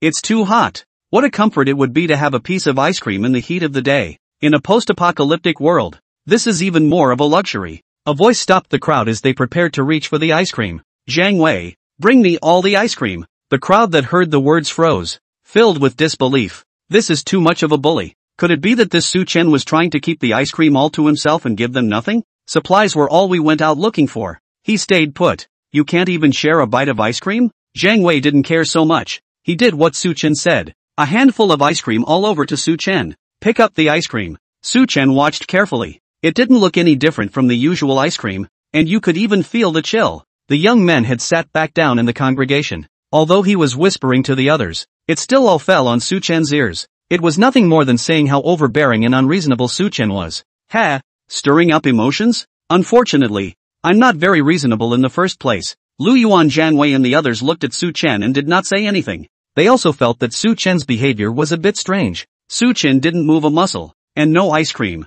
Looks like a statue, but Su Chen's heart was already clear. This was because the Taotai magic mark on his chest had transmitted a second sense in addition to the one for Zhang Wei. The sensation was weak, a level that was nothing compared to that of a human-headed snake, and the ice cream didn't move when it was in the young man's hand, a few meters away. Only when the ice cream is close will the sensing occur. Su Chen thought to himself, could this ice cream be the product of some second-order alien's ability? And there's definitely something wrong with it. Think about it. Su Chen stood up and walked over to those young men with the ice cream. You guys had a hard time finding the ice cream, so how can you just split it? Come on. You guys have a few bites first. The crowd also looked over. They thought that Su Chen was going to take it all for himself, but they didn't realize that he was letting those few youngsters eat first. However, those young men's faces changed dramatically, shaking his head back and forth. We don't eat it. It's so hard to find just for everyone. How can we share it? Even a dumbass can detect something wrong with that statement. The crowd looked at the men suspiciously and quietly pulled away a bit. They all craved it. Why didn't these guys eat it? And why did Su Chen's face look like he ate a fly when he asked? Su Chen violently kicked out, directly sending a man flying a few steps away. Sternly, say, who sent you? A few young men had already been taken by Zhang Wei and the others and tied firmly with ropes. The crowd formed a circle and watched curiously. Now they all understand. Su Chen had long known that there was something wrong with these people. Su Chen ordered the people to seal the house around, in order to justify his interrogation will not be seen somewhere. The young men were still tough-talking and dead set against it. Don't say it. Su Chen took out the ice cream and said to Zhang Wei and Lu Yuan, break the mouth of one of them. Lu Yuan, break the ice cream and feed it to him. The two men stepped forward. An alien's arm strength easily breaks open a person's mouth. The man struggled desperately, but couldn't break free at all. A few people next to him looked at Lu Yuan, who was ready to stuff the ice cream, in horror, and their bodies kept trembling. Su Chen added a supplementary sentence. Feed one, then feed the next, so they all get enough, at once. A few others fell to their knees and kowtowed. No, big brother, we were wrong. Lu Yuan picked up a man. Speak, if you try to hide anything, I'll just shove this box of ice cream right up your ass. The man was crying out in pain and couldn't speak properly in fear. I say, our boss sent us. These ice creams are also made by our boss. As long as you eat them, you'll die from frozen internal organs within an hour. We ran out of food, so the boss hit on you guys. The crowd clamored. These ice creams turned out to be the stuff that kills. They looked at Su Chen gratefully. Without him, they would be dead. Su Chen stared at the eyes of those few people. Doesn't look like a lie. Still, he said, Wei, keep an eye on them, and if there's a single piece of intelligence behind them that's not right, you'll just burn them to death. Keep asking. Those few young men knew that Zhang Wei was a flame psychic and could burn people in two. Grabbing the intel from his side, he wanted to have a good show. There are 12 of us on our side besides us. There are 2 shifters. One is a first-order metallic psychic, and the other is our boss. Second-order ice attribute ability. It should be the strongest person in the eastern part of the city. Lu Yuan and the others looked at Su Chen with grave expressions. Second-order alien. This is a bit of a problem. I wonder if the opposite side knows what we are capable of. Already know. Su Chen pointed at a few young men. They've sent the message back. Lu Yuan looked at the men, and the other could only admit it. We've just been out looking for supplies and we've taken the message back. So the boss sent us to deliver the ice cream. It's just that we want to annihilate you guys in a group without any trouble, and then we'll go and report it. As soon as Zhang Wei stepped forward, he pressed down hard on a man's shoulder. The man grimaced in pain. Say, where's your boss? The guys replied. It's over there on the high floor, but the boss keeps an eye on this side. They'll know when you guys get out. Zhang Wei and the others looked at Su Chen. Wanted to hear what Su Chen had to say. Only Su Chen slowly got up. The Taotai magic pattern on his chest transmitted an even stronger sensation. Prepare for battle. The opposite side has come. What? They're already here? The crowd became restless. They still didn't know that Zhang Wei had turned into a second-order alien. All thought that they must not be able to beat the opposite side. Lu Yuan looked at the crowd and was a bit displeased. He sensed that someone was playing a little game of either running away or defecting. While thinking about how to make the crowd quiet, Su Chen, who was on the side, spoke up. You'll have to fight even if you can't. Look at this box of ice cream. The other side is clearly trying to kill us without leaving any survivors. Do you think the opposite side will give you a chance to escape or defect? A few words down, the crowd then became quite subdued. Yeah, if it wasn't for Su Chen we'd be dead by now. The other side obviously doesn't want us to live. Even if we run, we're still dead without our supplies. The crowd was in high spirits. Even those who have small minds can only put them away for the time being.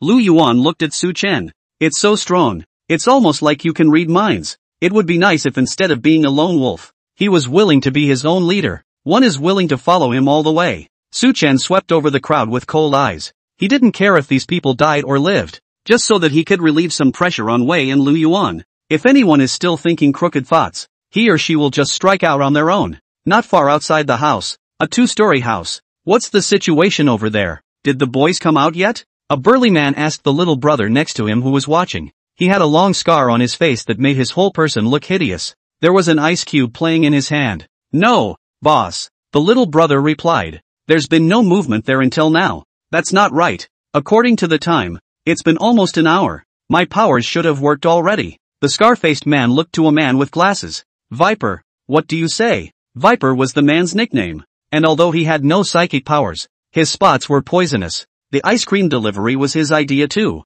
The man with the glasses thought for a moment. Since we don't know what's inside, let's find some flammable materials to pile up around the house and use the heat to drive them out. A man with an earring said. Success. Then I'll set the fire. The earring guy was the first-order metallic psychic from this team. Wait. The scarred man suddenly sensed something. There are other people around us. Only to see flames suddenly flare up around the house they were in. A pile of flammable material was piled underneath. Exactly the way they had thought of earlier. The temperature kept rising and they had to come out. Boom! Scarab forced his way through the ring of fire and lost the high ground. The other minions followed, but some of them were in flames, rolling on the ground and burning with wailing. Scarab tries to step in and save the day. After all, you still have to rely on these minions to go around grabbing people and gathering supplies. Toolman can't die that young. A flame struck over, blocking the scarred man's movements. Zhang Wei was right in front of him. Big smile. Setting fires? I'm good at that. Looking at the intensity of the flames in Zhang Wei's hands,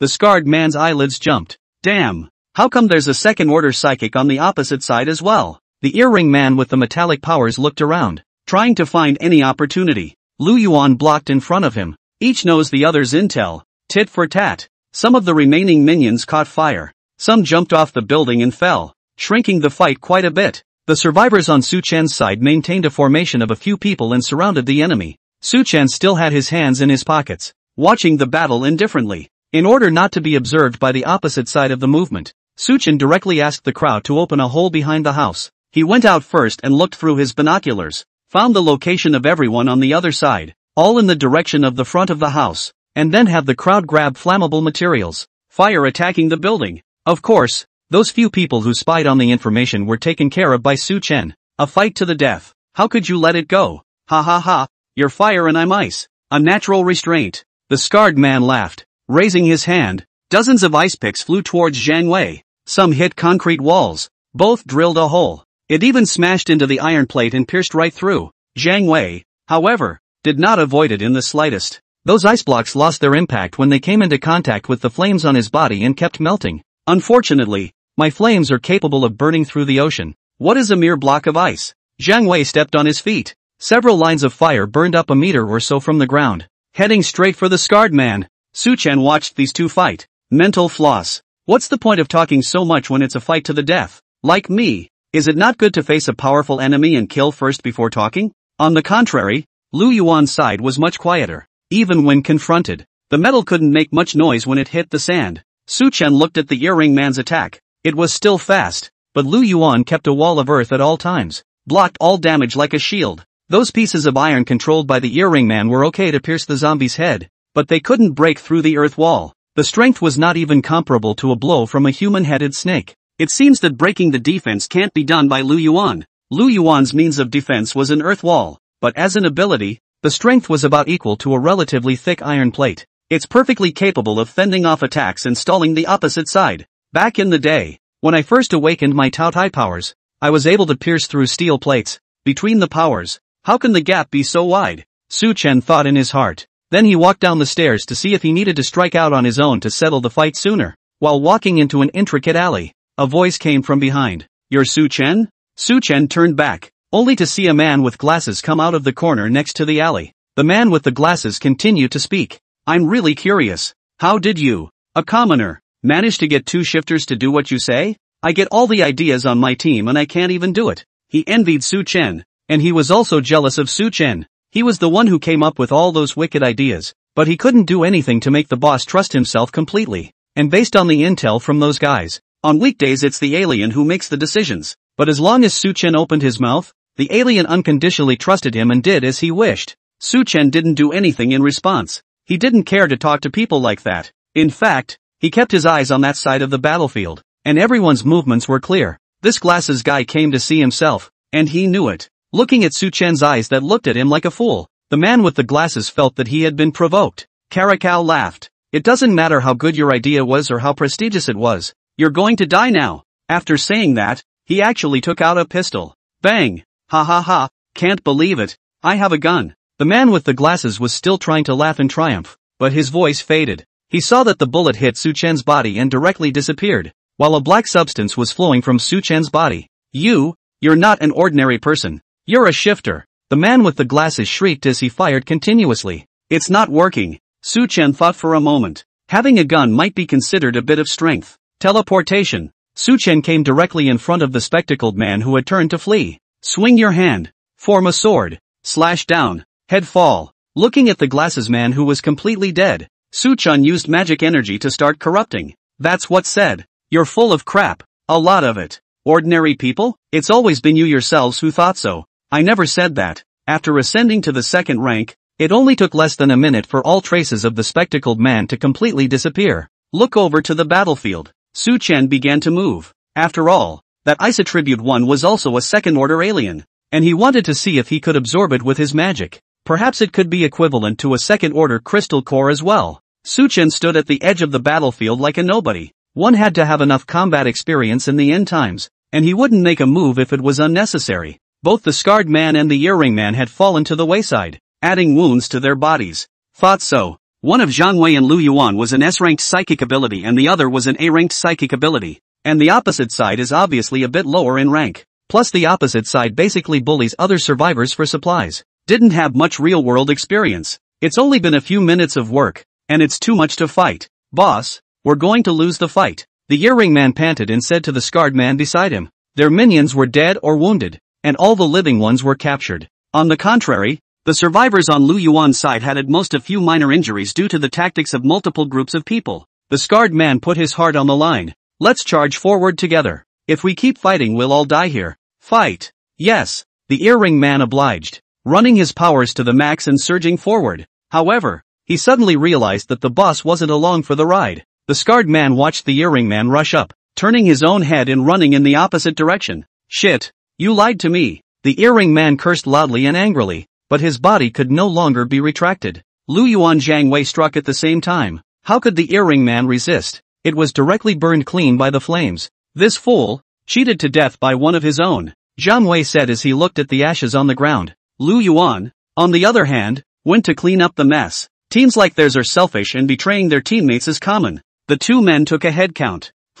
Where's old Sue? Hoo. Damn, I'm tired. Luckily, I was smart enough to find a scapegoat. The scarred man came up for air, holding onto a wall in an alleyway and gasping for air. He tricks the earring man into coming forward to give himself cover. He himself took the opportunity to run away. Wiping the sweat from his face, the scarred man was rejoicing that he had escaped with his life, only to find a black figure standing in front of him. Who? The scarred man snapped his head up and bellowed. After seeing the visitor, the scarred man, however, was relieved. The one standing in front of him seems to be the Su-chen that the intelligence said? Despite the prestige of being on that team, it's just a regular guy. Can't do anything about yourself. You've got a lot of guts. An ordinary person actually dares to chase me? I think you're really tired of living. Give me death. Having said that, the scarred man just punched out with a circle of ice spikes covering his fist. It's like a mini wolfsbane, although a lot of alien energy had been expended before. But the blow could still blow an ordinary man's head off. Su-chen reached out and directly held his opponent's fist,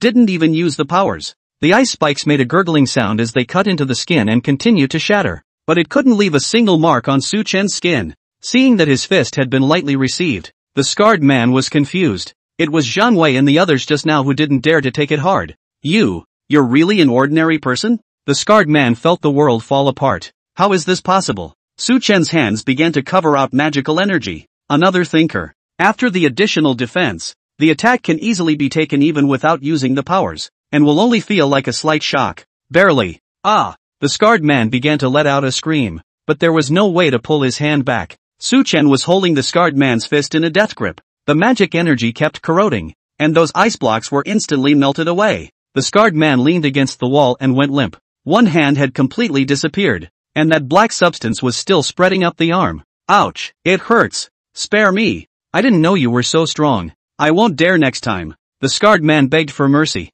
repeatedly. Then look at the time to kinda escape. Su-chen flew up with a kick, and after the additional attack power of the human-headed snake, it actually broke the scarred man's leg with a direct kick. The scarred man instantly fell to the ground, looking at the broken leg that flew a few steps away. My leg. My leg is gone. Su-chen watched closer and looked at the scarred man who had exhausted his alien energy and was also unable to escape. Your legs are on the floor. Why don't you pick it up? Reaching out, he began to follow his senses, trying to run the magic energy as he had absorbed the crystal core. After a while, Su-chen stood up. Failed. It seems that Taotai magic ability is in addition to devouring SSS-ranked psychic abilities. This sense of a second-order alien can only provide bearings, a sort of early warning in Scout, but it can't be absorbed like it can be for second-order crystal cores. But yeah, Su-chen pondered. This restriction is clearly meant to prevent the brutal killing of the alien, while encouraging the killing of zombies and crack monsters. That much is the same as the other powers. For an alien to enhance their powers,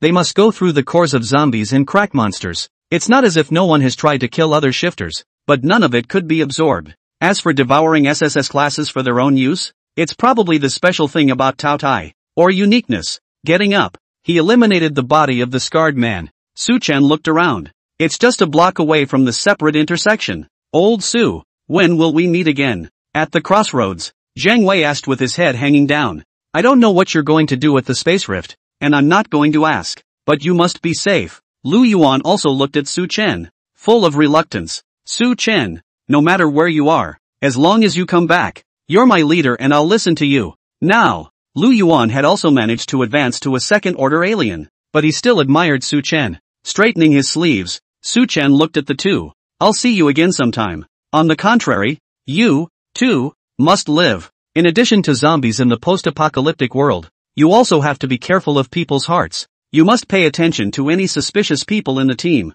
The couple of college friends came over as well. Su-chen. Thank you. If it wasn't for Su-chen, they would have died, regardless of whether it was the human-headed snake or another wave of attacks from the alien team. That's it. After all, college classmates for a time. Follow Zhang Wei well. Don't move your bad thoughts. Su-chen turned around and left. The crowd watched Su-chen's back and gradually left in the opposite direction as well. A few minutes later, Su-chen was heading to the spatial rift, looking for second-order monsters on the way. Hiss, what's going on? Why is the sense so strong? The Taotai magic pattern on his chest suddenly sent out a throbbing, and this throbbing was stronger than all the sensations that had come before. Even more outrageous, there were 3 sensations in total, coming from 3 directions. What? 3 second ranks appearing at once? Su Chen jerked his head up, only to see a crack monster running past on each of his left and right sides, and there was similarly one on his off left side. However, they all ignored Su Chen and instead went straight in the direction of Zhang Wei and the others. Crap! They see that I'm just one person and think there's too little me to share. Running off to find that team of Zhang Wei, Su Chen turned around and chased after the 3 crack monsters behind them. My 3 crystal cores, don't run! Geez, don't keep your head down. It's not like we'll never see each other again. Lu Yuan comforted the frustrated Zhang Wei. Zhang Wei shook his head. That's a spatial rift there. It's not like you haven't seen the monsters that come out of it. Although our strength has been able to fight against those monsters, old Su is an ordinary person. I know his temperament well again, and I can't persuade him back from what he's decided. Lu Yuan thought about it. It's okay, Su Chen is different from others. He's perfectly capable of defending himself with his bold awareness. The two were chatting when they suddenly realized something was running towards them. Look out everyone! After seeing what was coming, the crowd completely panicked. It's a crack monster. And it's 2 of them. Those 3 crack monsters were the first 2 to arrive. They had basically seen the horrors of these monsters, and the so-called survivor teams were just more food in front of them. But they were quite calm and didn't run away indiscriminately. Since there are 2 shifters here, it's already the safest place to be. Lu Yuan commanded backward. Everyone, hurry and find a safe place to hide. Look to the 2 crack monsters. A cool gecko, but over 4 meters long and with 2 heads. One grows directly in front of you, while the other looks back with its back to the rear for a basically dead-end view. The other crack monster was even more terrifying. It was like a humanoid, more than 3 meters tall, and covered in sharp bone spikes. What the hell is all this? Lu Yuan immediately made a decision. Zhang Wei, you go deal with that gecko, and I'll deal with that bone spur. This strategy is decisive. Geckos are still fleshy in appearance and are more susceptible to flame damage. Bone spurs, on the other hand, are less afraid of flames, but are easily broken by something hard. After ascending to the second stage, Lu Yuan's special ability had changed from sand to rock. Boom! Flames flared up on Zhang Wei's body as he charged towards the gecko with 2 wide open mouths, which shook its head and swung its tail to attack. Lu Yuan was also covered in a layer of stone armor, which would slow him down but would drastically increase his defense. Come on, tough guy. The survivors hid in the back, no one daring to approach. A battle between powerful people was as terrifying as this. Even if they were involved in the fallout, they would all die. Melee. One of the gecko's heads was blown off by Zhang Wei, but immediately a new head grew out of the wound. Zhang Wei cursed as he dodged. What the hell? How can it grow back again? This self-healing ability is excessive. There was only a dull clashing sound on Lu Yuan's side. Boom boom boom. Broken bone spikes and chunks of stone kept spilling out of the ground. For a while, no one could hold anyone. The survivors couldn't do much to help but mentally cheer the 2 on. There's no way around it. 1 hit and you're dead. Ow. A tiger's roar came from not far away. The crowd took a look and their hearts went cold. Here comes another crack monster. It looked like a tiger on the outside, but it was several times larger, and even with its mouth closed, it still had 2 long, sharp fangs on the outside. It's like the extinct saber-toothed tiger. The saber-toothed tiger's bloodthirsty gaze swept towards the crowd, sticking out its scarlet tongue and licking its bloody mouth. It's over. At the moment, the crowd had only this one thought in their minds, and Zhang Wei Lu Yuan heart sank. This saber-toothed tiger will come back for the survivors after it's done eating them, and they'll all have to die here. Just as the crowd was despairing, a man in a black leather jacket blocked the saber-toothed tiger. It's Su Chen. He rushed over. Zhang De shouted, "Run away old Su, that crack monster is too scary." Lu Yuan was also anxious in his heart, but neither of them could get away, and the saber-toothed tiger had already opened its fangs and pounced towards Su Chen. The crowd at the back saw this scene and gasped. Some even closed their eyes, not daring to see the bloody scene that followed. Ha, old Su you. Su Chen stood in place, covering his magic armor, and reached out to easily grab the 2 fangs of the saber-toothed tiger. Not even a footstep backward. Su Chen didn't turn around and said indifferently, "I never said I was a normal person. Oh, now, this is my true strength." Click. The 2 fangs of the saber-toothed tiger were broken hard. Ouch. The saber-toothed tiger backed straight up and rolled on the ground in agony, nursing its broken fangs. Su Chen threw the remaining fangs in his hand and rushed straight forward with a direct punch. Your defense is much worse than that frog monster. Boom boom boom. The survivors in the back looked stunned. Zhang Wei Lu Yuan and the crack monster fought neck and neck. Su Chen had actually gotten into a close fight with that saber-toothed tiger, and had even beaten the saber-toothed tiger without the ability to fight back, totally hanging on, only to see Su Chen continuously blast out his fists like a sandbag. The saber-toothed tiger swung its claws back, but repeatedly pounced. With Su Chen's current speed, This saber-toothed tiger couldn't even touch it. Su-chen kept moving his feet, went around the back of the saber-toothed tiger and grabbed it by the tail. Boom! A saber-toothed tiger the size of a car weighs several tons, but at this moment, it was swung into a circle by Su-chen and heavily smashed on the ground. Moreover, its body was full of wounds caused by Su-chen, which were still corroding and dripping blood. Su-chen rolled over and sat on the back of the saber-toothed tiger, a posture like Wu Sung striking a tiger. Deliberate punches were thrown at the saber-toothed tiger's head. Several attacks later, the saber-toothed tiger died in Su-chen's hands before it could enjoy being a food survivor. Heads are pierced. Su-chen took out the crystal core, then touched the tiger's skin. It's not bad material. This saber-toothed tiger's skin can be much more precious than ordinary tiger skin. Flexibility, warmth are better, and the defense isn't bad either. Almost the equivalent of an iron plate. Ordinary cold weapon cuts on it won't even leave a mark. Not bad. When the time comes to strip off this tiger skin, you can wear it in the winter. Looking to the other two who were still facing each other, Su-chen shouted, "Let me." When Lu Yuan Zhangwei heard this, he simultaneously stepped back. Su-chen's performance just now was too amazing, and his true strength was completely above the two. It was only about 10 seconds before the saber-toothed tiger was killed. Su-chen rushed towards the gecko monster that was closer. Jabla! The gecko monster was just about to open its mouth and bite at Su-chen when Su-chen cupped his upper and lower mouths with both hands. Give it a hard yank. There was a splash of blood. The gecko monster's mouth was directly torn in half. Crowd, I'll be damned. Atrocious. Gecko monster tries to activate the self-healing function, but it fails. The magical energy was continuously corroding the wound area while inhibiting the healing.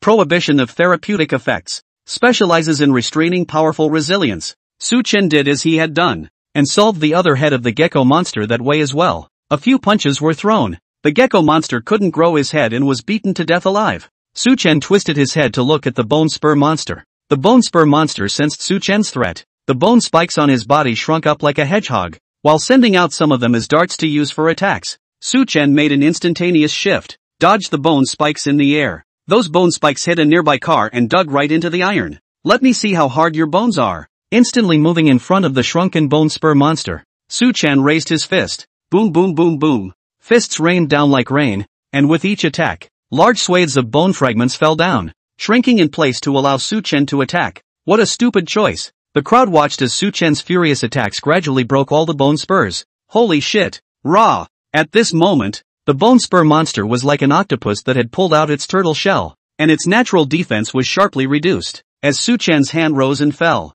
all three crack monsters were killed. Zhang Wei circled around Su-chen. 3 turns left, 3 turns right. It also sized up Su-chen from time to time. Su-chen was impatient with being wound up and caught Zhang Wei. Don't beat around the bush. Don't recognize me. Or do you think I'm Sesame? Zhang Wei stared. Old Su, you're so awesome, why don't you say so? Causing me to worry about you every time for nothing. Su-chen spread his hands and expressed his helplessness. I didn't get a chance to perform either. I didn't even need to use my powers to strike before. Tack tack tack. Zhang Wei finally stopped circling around. You're so strong. I'm relieved to go to the spatial rift. When you're done, come meet us on the west side of town sometime. After sending Zhang Wei and his party away, Su-chen took out the 3 second-order crystal cores he had obtained and a huge tiger skin. After absorbing these 3, there are still 3 more to go. Su-chen was prepared to find a place to rest and recover his strength first. It was very consuming to exterminate 3 crack monsters in one breath. Look away. That giant hand was still hanging high above the sky, and it was still cupping the SSS-ranked talent stone in its hand. Don't worry. It's coming soon. It's been over 20 days since the end times broke out. Su-chen looked at his cell phone calendar. The space is stowed with a number of generators and a full rechargeable battery. Despite the water and power outages, one is not missing anything. And after scouring the backup warehouses of major corporations along the way, the various objects refilled the space back up again, so there was no need to fret at all. He was now sitting in a sandalwood chair, pulling out a plate of fish-flavored tofu and a bowl of sausage fried rice. It's nice to have a home-cooked meal every now and then. Opened his cell phone to text messages and looked to the last few messages. It's an official release from the Dragon Kingdom. To the general public of the Dragon Nation, the official situation has been largely stabilized. Preparations are being made for the construction of shelters. Communications are not available at this time, so please try to find a radio. Official updates will be broadcast daily, so please make your own way to the nearest shelter. I believe that soon the disaster will be over, and all hands will be on deck. The radio receives the channel. The radio was already tuned to the channel on the upscale solid wood table in front of him. It's almost time for the daily broadcast. and a not-so-clear announcement comes from inside. To the nation at large, the locations of shelters that are currently constructed are uptown. Please try to stay away from the city where the space rift is located. These areas are dangerous. The list is as follows. Trina. 10. End of broadcast. Su-chen retrieved the radio and the table and chairs and walked to the window to look at the spatial crack. Monsters no longer appear in the space rift now. But Su-chen knew. In a few months, more powerful monsters will emerge from within. Third order, even fourth. This is certainly doom for the survivors of Trina City. Anyway, I'm leaving Tianhe City after taking the talent stones, so I'll go to the west side of the city on the way, so Zhang Wei and the others can find a safe place again. Walk up the street. It was obviously summer, and the place was filled with an icy deadness. Oxidized brown blood was everywhere, and houses were in disrepair. Broken glass everywhere. It is close to the old town and there are already fewer people living here. There are very few zombies on the road right now, let alone survivors. But there are always exceptions. All get ready. We need to get out of the east side of the city. A big burly man took out his dagger and dug out the crystal core from the head of the zombie lying beside him, while saying to the person next to him. The person next to him agreed and also began to speed up to take out the crystal cores. Zombie corpses lay all over the place. There was no shortage of first-order evolved zombies among them, but they were all resolved by the group. Brother Luo, it's still you. Otherwise we'd have to die quite a few people just from these first-order zombies. The man next to him said. Most of the group were yellow and skinny, but it was obvious that they were all strong and healthy before the end of the world. The man they called Brother Luo, the big burly man. It was none other than the Luo barbarian who possessed an S-class, steel bones, that Su-chen had encountered before the end of the world. Luo-ban wiped the sweat from his face. What's this? Didn't the official broadcast say that Tianhe City is a dangerous area? There will be plenty of stronger monsters in the future. Take the radio with you. We need to go. There's an intersection up ahead that should get us away from here. Looking at the few supplies left, he sighed again. Pity. There's nothing in those warehouses on the outskirts of town. It was a wasted trip. Obviously I saw trucks carrying food into it before the end of the world. Luo-ban is also an old unlucky man. After the outbreak of the apocalypse he quickly gathered his neighbors around him and set up small shelters, trying to find some supplies from the warehouse on the outskirts of the city, the same place where Su-chen ordered the storage of various dishes. No surprises, just air. It also delayed his trip to the west side of the city. Thinking about just living peacefully, the spatial rift suddenly appeared, and the monsters that popped out of it quickly destroyed the shelter, leaving only these 10 or so people. Ugh!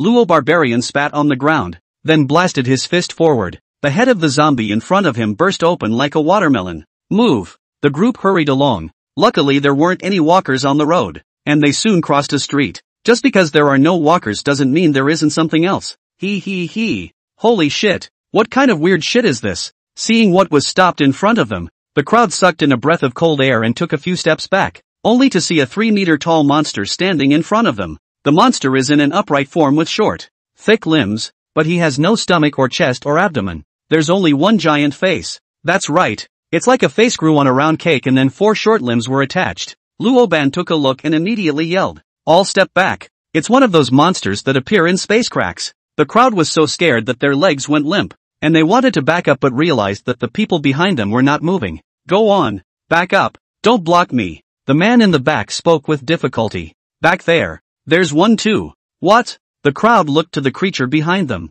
It looked extremely similar to the monster blocking the front, both with a huge face and short limbs. The difference, however, is that the face in front is a smiley face, while the face in back is a crying face. The crowd was scared out of their wits. Is this still a monster? Why does it look so weird? Woohoo! The crying face monster behind them had gradually approached. Luo-ban was also flustered. It was also the first time he had seen something so strange. Seeing that the smiling face in front of him didn't move, he gritted his teeth and charged towards the crying face behind him. It's not that I don't want to move forward. Luo Barbarian was now at the second rank, but so were these two monsters. For a moment, he could not rush forward, and had to settle for launching the attack first. Steel Bones, ability activated. Dang! Luoban's fist and struck the body of the crying face monster with a sound of steel clashing. So hard, and that's when the smiling face in front of him began to slowly move his feet. He. Caught in the middle. The crowd went up to the sky and hugged each other as best they could. You can only wait to die.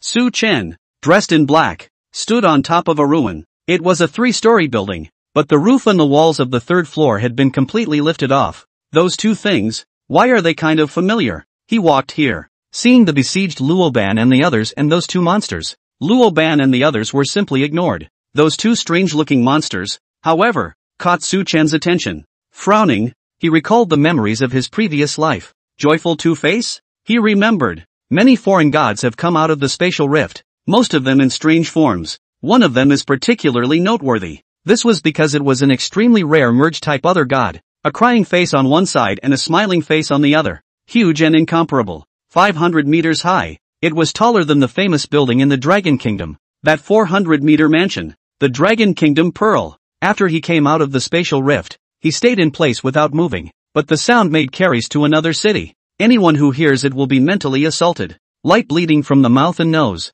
The worst-case scenario is a violent death on the spot. For one side makes a laughing noise and the other a crying noise, but it only brings tragedy. It's called the Two Faces of Joy. Su Chen looked towards the two crack monsters in the field. These two are similar to the human-headed snakes, both appearing in pairs. There are rumors. That's the skin that shook off that biface. Can't do mental attacks though, but even as fur. The defenses are all comparable to steel. Su Chen had obtained another second-order crystal core on the way before, and there were only two left to advance. He covered his body with magic armor and rolled over to leap down from the third floor. Landing firmly on the ground, he charged towards the two monsters. He. Woohoo! The two monsters were getting closer to the crowd. Luo Ban was still sparring with the crying face monster. Dang! Each collision makes a crisp ironing sound. Upon closer inspection, Luo Barbarian's entire body had become like steel, illuminating a metallic luster in the sunlight. Sometimes sparks come out of the collision, sometimes dodging a blow from the opposite side of the room.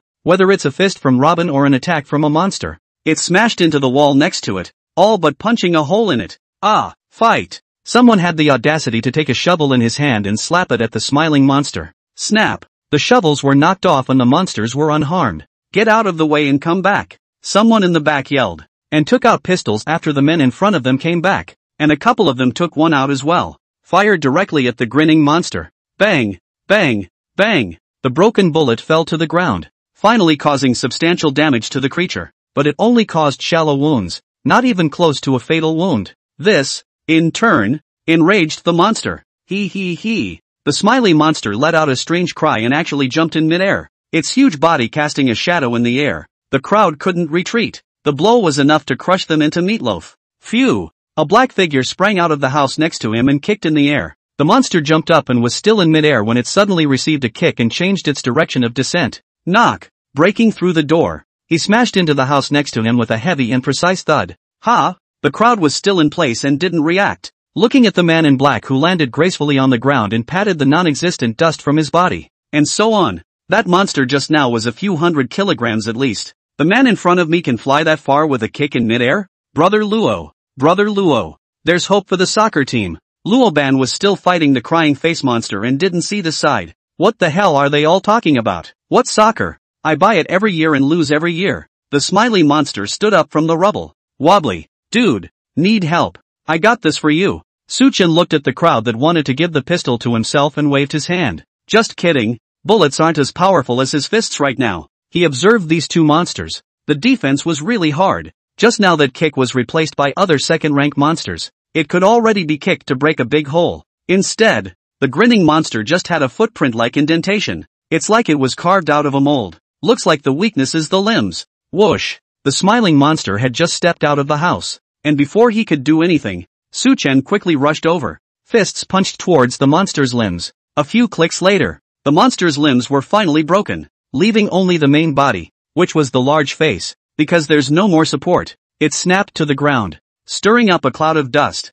Su Chen breathed a sigh of relief. This thing could no longer resist. It could only obediently lie on the ground, and his own magical energy was still corroding from the broken limbs. The rest is just a matter of time. Su Chen turned around and said towards Luo Ban, who was still fighting and already sweating, "Get out of the way. I'll do it." Robin thought it was someone from his own team and yelled as he fought, "You come a hammer you come. I'm so tired of fighting. Aren't you looking for death by coming?" He didn't see it, but the crowd had clearly seen the process of Su Chen resolving the smiling monster. "Get out of the way, Boss Lo. Someone else is here to save us." "That's right, boss. You're still fighting here. People have taken care of the monsters, and I don't know who shouted. Boss, you suck." Luo Ban was incredulous. "Who's so awesome? It's even fiercer than me." Jerking away, he glanced backward. A young man in a black leather jacket was standing a few paces away, arms wrapped around him, watching himself hand to hand here as if he were having fun. Not recognizable. Luoban did not know that the warehouse on the outskirts of the city was Su Chen's, and it was only a casual encounter when he met Su Chen before the end of the world, long forgotten, but he now saw that the crowd was relaxed, completely free of panic and fear, and the smiling monster was gone. Chang, black-clothed brother, be careful. Robin punched the crying face monster in the face and quickly ran away. Woohoo! The cry-face monster was enraged, fighting monsters without punching them in the face. Just as he was about to chase after them, Su Chen blocked the way. Su Chen rubbed his ears, recovered his magic armor, and swung his fist. You're really upsetting me with your crying. Two large faces like pies lay on the ground. The magic energy was still corroding. The monsters tried to scream, but their mouths had already been glued with magical energy by Su Chen. Luoban walked over and tried to shake Su Chen's hand with a big grin, but looking at the layer of black substance on Su Chen's hand, he still stopped in his tracks. Look at the way the two large pies on the floor are corroded. Just thinking about it makes my head spin.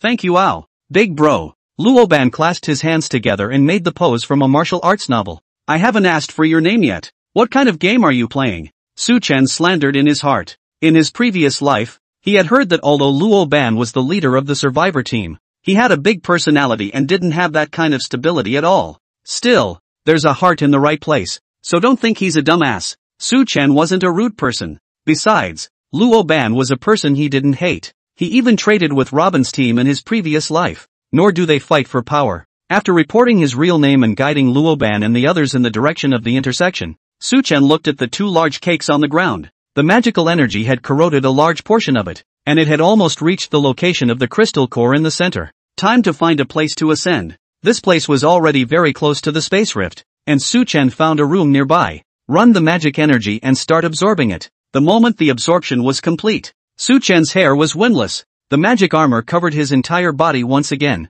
and Tao Tai began to advance once more. Su Chen was not idle. Instead, he directly took out 100 or so ordinary zombie crystals from space, and he was going to simultaneously raise the space monarch to the 3rd rank. Absorb it all directly. More than 100 of them. It's almost full of the whole table. Other than Su Chen, no one else dared to do this. Even for a second-order alien, there were only a dozen at a time. Only the interval between each absorption was shortened a bit. Daring to be like Su Chen would only lead to one result. Burst alive and fried to a pulp. Relying on Taotia's characteristic of unlimited absorption, Su Chen continuously obtained the energy in the crystal core like a whale swallowing a cow. Boom! The space monarch had also reached the 3rd rank. The space in the house twisted up again, because there was no one in the vicinity. Su Chen completely let go of his restrictions on his supernatural abilities. Just by touching the furniture, the twisted space was able to change it into a crooked look. Even had the table legs transferred to the tabletop, the Tao Tai ability was also flaring up recklessly,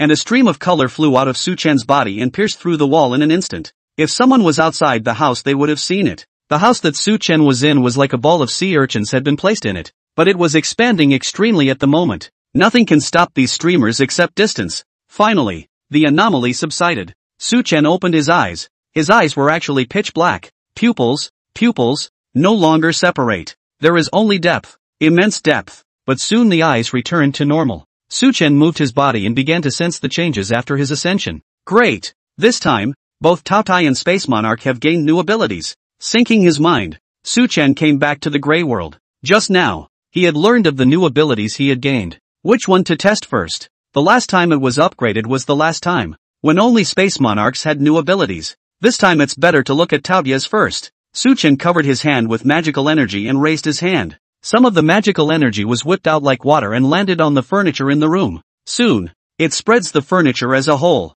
But this time, the magic energy didn't corrode the furniture. And like the magic armor on Su Chen, it just covered the furniture. Only Su Chen's mind moved. The furniture in the room actually floated out of thin air. Then it flew out the window with a whoosh of Su Chen's intention and came back with a whoosh. Taotia's new ability. Enchantment. It could also be seen as the art of controlling things. But what Su Chen could control wasn't just something like metal like in a movie or a drama. Wood, plastic, glass. These can be controlled. As long as they existed alone. As long as they weren't living things, they could be moved at Su Chen's whim. Southern made multiple more attempts. He covered a certain area of the ground with magical energy and unleashed his ability. No, but digging out a piece of the ground wood, you can just see a slab of concrete flying in the sky. Walk down the street. Su Chen saw a zombie that was dozens of meters away from him, was banging against a security door with an iron mountain leaning against it. Bang bang! How can a small iron mountain leaning against an iron security door? Su Chen looked to the side.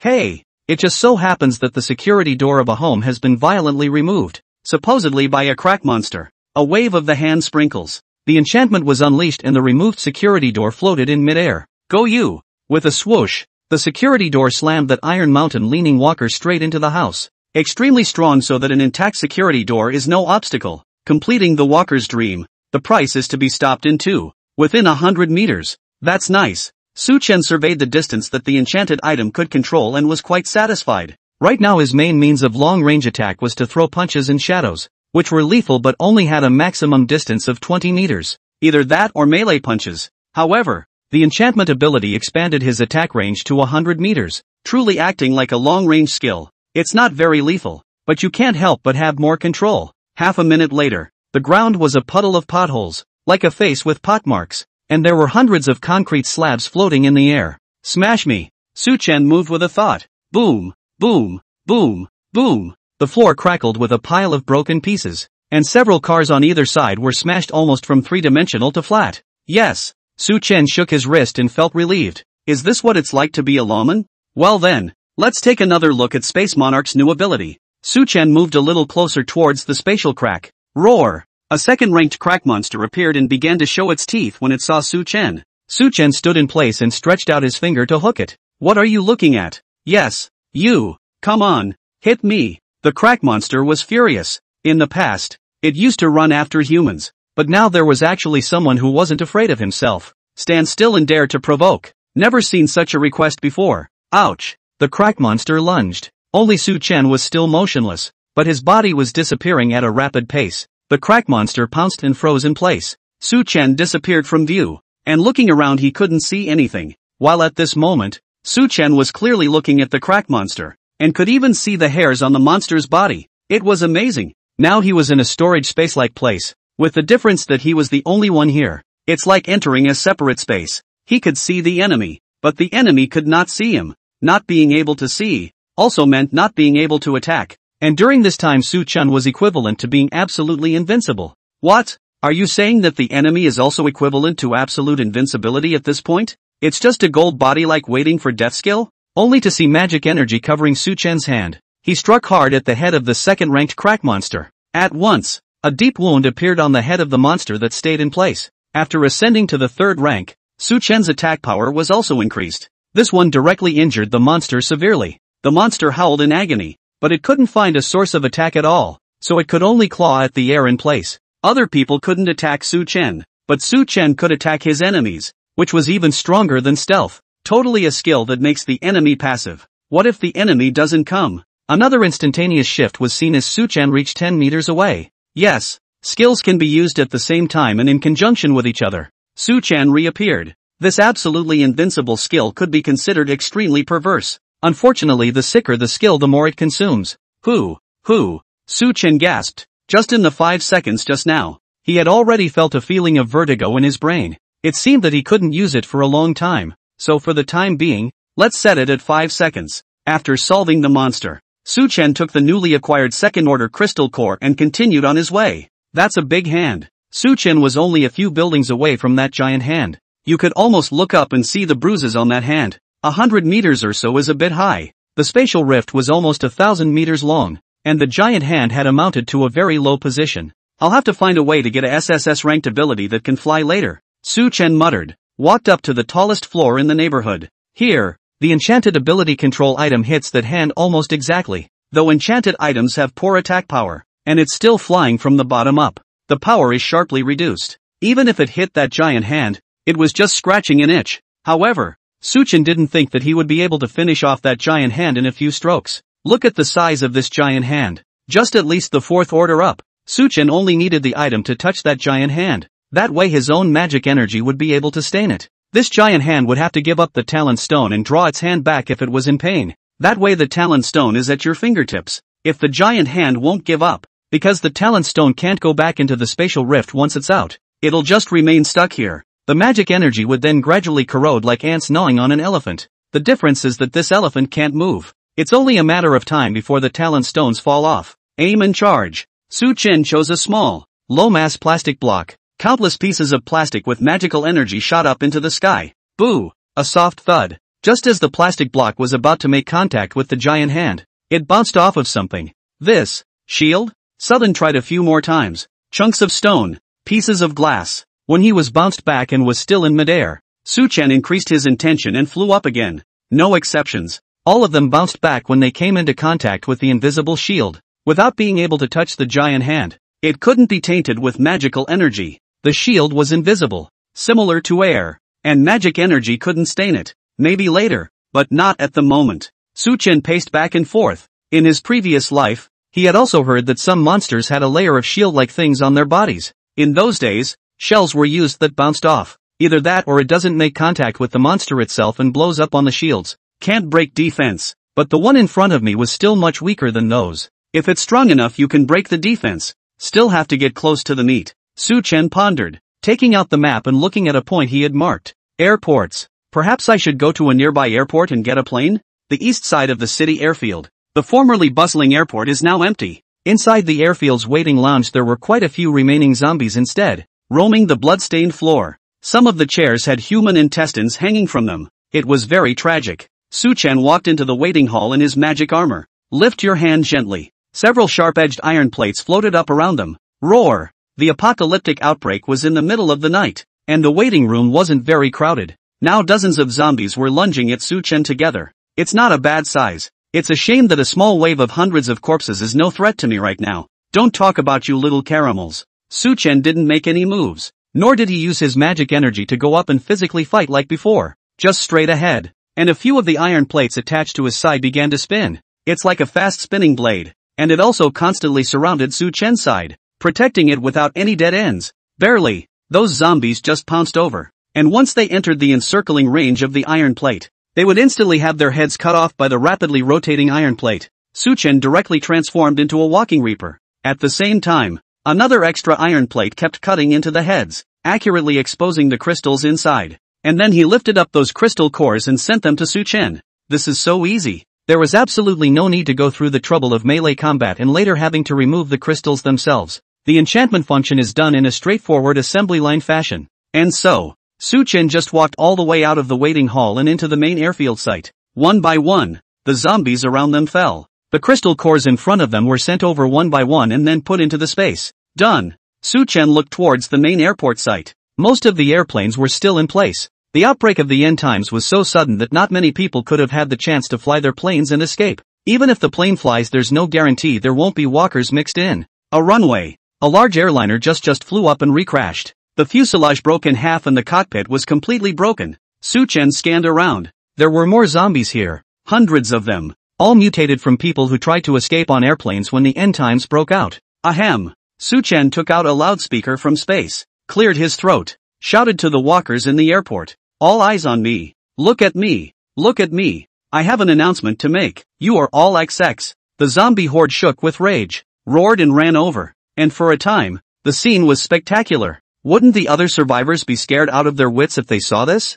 Enchanting abilities are in full effect. More iron plates flew up and spun around. Barely. Su Chen just stood in place with his hands in his pockets. Circle after circle of zombie corpses continued to fall around them. Those crystal cores were temporarily delivered to Su Chen's feet. A few moments later, the hundreds of walkers at the airport were all taken care of. Circle of corpses piled up one person high around Su Chen. And Su Chen had a pile of crystal cores placed by his feet. Su Chen made a stroke with his hand. A few hundred crystal cores were instantly included in the space, completely eliminating the need to bother digging them up one by one. Leap. Su Chen jumped out and walked towards a spot. Private airfield. Because the type of airplane he was looking for was a helicopter. This would allow the plane to hover in midair, and would make it easier for him to close the distance between himself and the giant's hand and launch an attack. And of course the main airport is full of airliners and such that can't hover. Crunch. Push open the entrance gate to the private airfield. A small, lavishly decorated helicopter came into view. These were reserved for the rich before the end times.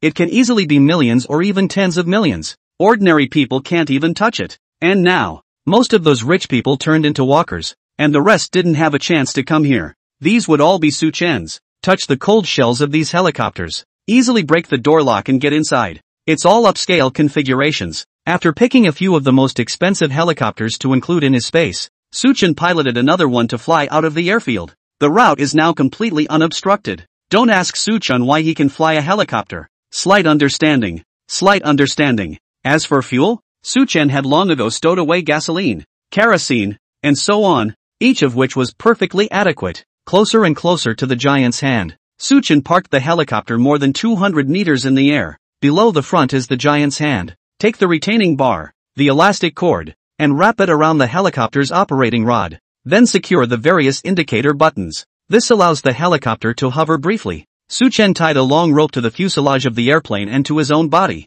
It was over 100 meters long. Standing on the edge of the helicopter, looking down at the large hand, Suchin took a deep breath, jumped in a kind of bungee jump. At the same time, the magic armor is attached, and the magic energy is fully turned on. When he was more than 20 meters away from the giant's hand, Suchin used the impact of the downward rush to continuously punch out shadows. Finally, on the verge of landing on the shield, multiple punches were thrown in succession at full power. Click! A crisp sound of breaking glass rang out. Suchin broke the shield and landed on the giant's hand. Looking at the SSS-ranked talent stone near his eyes burned. He was close to getting it. The magical energy in his body poured down wildly like no money, surging onto the giant's palm that was cupping the talent stone. Barely. It began to corrode continuously. Suddenly, an earth-shattering roar came from inside the spatial rift. Corrosion still needed time, and Suchin looked up. Only the back of the hand is visible. One massive eye appeared, several times larger than a person. It was like a giant lantern had appeared in mid-air,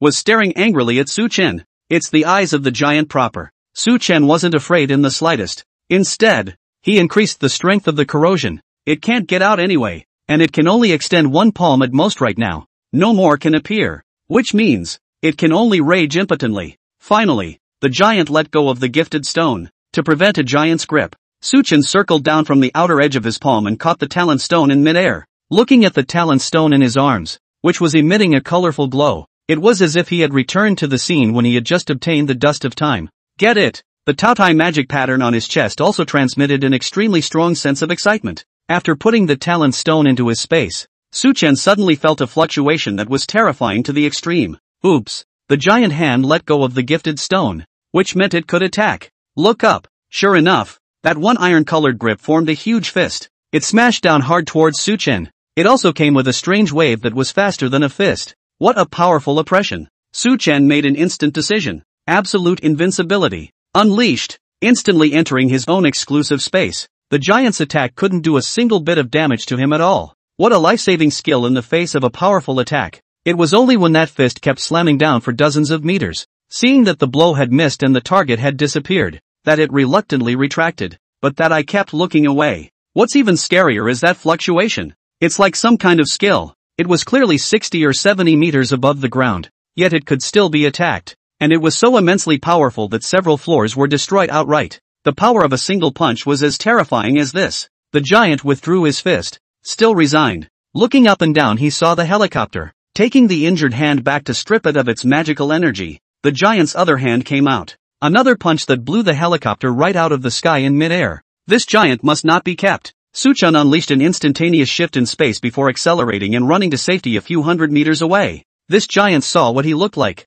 and there's already a vendetta. With Suchin's character, he would never let this giant go. He was not at all kind to these monsters in the cracks. Had seen it with my own eyes. There was a monster similar to this giant that stomped down. More than a dozen people were trampled into the ground. That's several families torn apart. To these other gods, the humans on the ground were nothing more than ants that could be killed with their hands. Strength. It still takes strength. Suchin appeared and met the immense, incomparable eye in the air. Facing the eyes that were filled with killing intent, Suchin held his head high and had a firm gaze. You wait. Someday, even the ants in your eyes can gnaw your so-called elephants to death. Take out the talent stone and hold it tightly in your hand. Prepare for absorption. Suchin found a room nearby. That giant couldn't get out, and he couldn't get in himself. But he still planned to finish absorbing the talent stone and go see if he could collect some interest first. The giant had given Suchin a punch, so he couldn't afford to take that loss. Took out the SSS-ranked talent stone. Suchin placed his hand on it and felt it carefully.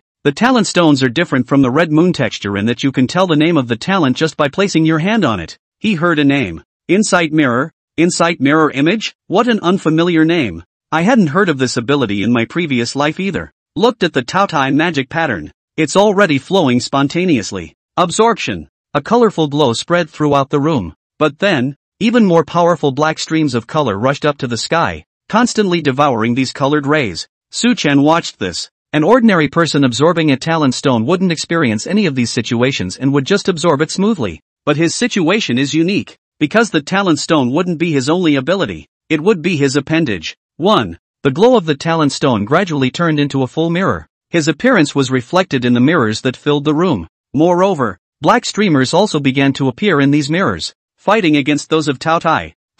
Is this mimicking my Taotai ability? Su-Chen was interested, watching the two pieces of black intensely entangled. The confrontation is getting more and more intense. There were more and more mirrors in the house, filling almost every corner. There was a Su-Chen in each mirror, and those identical black streamers. LOL. The black streams of color continued to tangle, but the one on the mirror's side began to gradually fall into the wind. Fakes can't beat the real thing after all. Of course, it could be that Taotai can't be rated and the mirror can't replicate 100% of the strength. Crackle. The mirrors in the entire house shattered with a bang, but instead of falling to the ground, the broken glass turned into a ray of light that was swallowed up by the Taotai demon ripple. Su-Chen felt the power that made him comfortable again. That's good. A wave of power flowed through his limbs and bones, and he felt that all of his senses had become sharper and clearer. Whether it was his eyesight, or his hearing, they were all greatly strengthened. Even the 8-pack abs on his body became more toned. All is calm. In front of Su-Chen's chest, the round holes surrounding the Taotai magic pattern were inlaid with another colorful gemstone light pattern. I wonder what this never-before-heard-of psychic ability will do. He first sensed the rank of this ability, as it was the first time he had absorbed a SSS-ranked talent stone. He didn't know if he would start from the first rank. That's good. This newly absorbed, insight mirror image, was directly of the third rank. There is no need to spend any more zombie crystals for upgrades. It seems that whatever level Taotai is at, the SSS-ranked psychic ability he absorbed directly rises to whatever level he is at. As for the ability, Su-Chen walked out of the house and looked toward the spatial crack. The giant hadn't left yet, and the huge eye was still staring his way. The dog is quite persistent, but I'm still raw about you leaving now, Su-Chen thought to himself. He also looked at the eye, and the insight mirror image ability was activated. A piece of information crept into perception. Target information, giant god race, 6th order, basic ability, wave fist. Attack range, 100 meters, shield, can withstand all damage of 2nd order and below. It seems that the current ability is in the area of scouting for information. Su-Chen pondered. Then an idea occurred to him, and he looked at the giant with an impish grin. The hole can be detected. So what if it's just a part? Su-Chen restored his strength to its peak state, looked around for some steel plates with sharp edges, and then flew another helicopter. It just hovered straight in front of the giant's eyes. This is tantamount to a provocation. How could the giant tolerate the mole in his eyes in his equal position? And directly threw another punch. Absolutely invincible. Unleashed. Su-Chen directly entered space to dodge the attack, and within 2 seconds, jumped from the helicopter to the giant's wrist. Then, not waiting for the giant to take back his hand, Su-Chen exited the space and swung his fists wildly, pouring out his magic energy like no money was needed. If you hit me with 1 punch, I'll return it to you with 100 punches. At the same time, iron plates surfaced in the space, and the direct impact was not very powerful, but those iron plates began to spin up at a rapid speed, cutting the giant's arm. Barely. A large amount of blood soared out from the giant's wrist, and as he was forced to slit his wrist by Su-Chen, the giant let out a terrifying roar in pain. The sound waves shook so much that if anyone was in the vicinity they would be shaken alive. However, this was ineffective against Su-Chen, who had once again unleashed absolute invincibility, and no attack could hurt the slightest bit. This was the power of exclusive space. In just a few seconds, Su-Chen had almost exhausted his strength, but the 6th-ranked giant's palm was hammered off hard by him. Boom! 10 meters or so of palms fell from hundreds of meters below, completely crushing the buildings. The giant hurriedly retracted his arm that was still spewing blood and wailed as he left the crack, not daring to look at Su-Chen again. Phew! I'm exhausted. Wiping the beads of sweat that kept popping up on his face, Su-Chen was still quite satisfied as he looked at the giant's palm on the ground. Interest can be recovered. Looking at the palm of his hand, Insight Mirror was activated. Target info, 6th level Gigantier palm, broken with no special ability. It looks like you can view the information even in part, and since it's partial, there are 2 more in the message. Giant gods, one of the branches of the pagan gods, humanoid with balanced abilities and no major weaknesses. The palm of the hand can sense each other with the giant's body when it's closer. Oh, can you sense it? Su Chen put his palm away and hurriedly looked for a safe zone to recover. This time was considered a special case. Normally he wouldn't let himself be exhausted. The other party was of the 6th rank. Far beyond himself. He had to put his best foot forward. The interest was collected, but the 6th rank giant body would have to take at least a year to come out, which was longer than previously predicted, and by that time, one would still have to let the giant know that it had messed with someone it shouldn't have messed with, and besides, it was a 6th ranked crystal core. As for the other abilities of the second SSS level talent,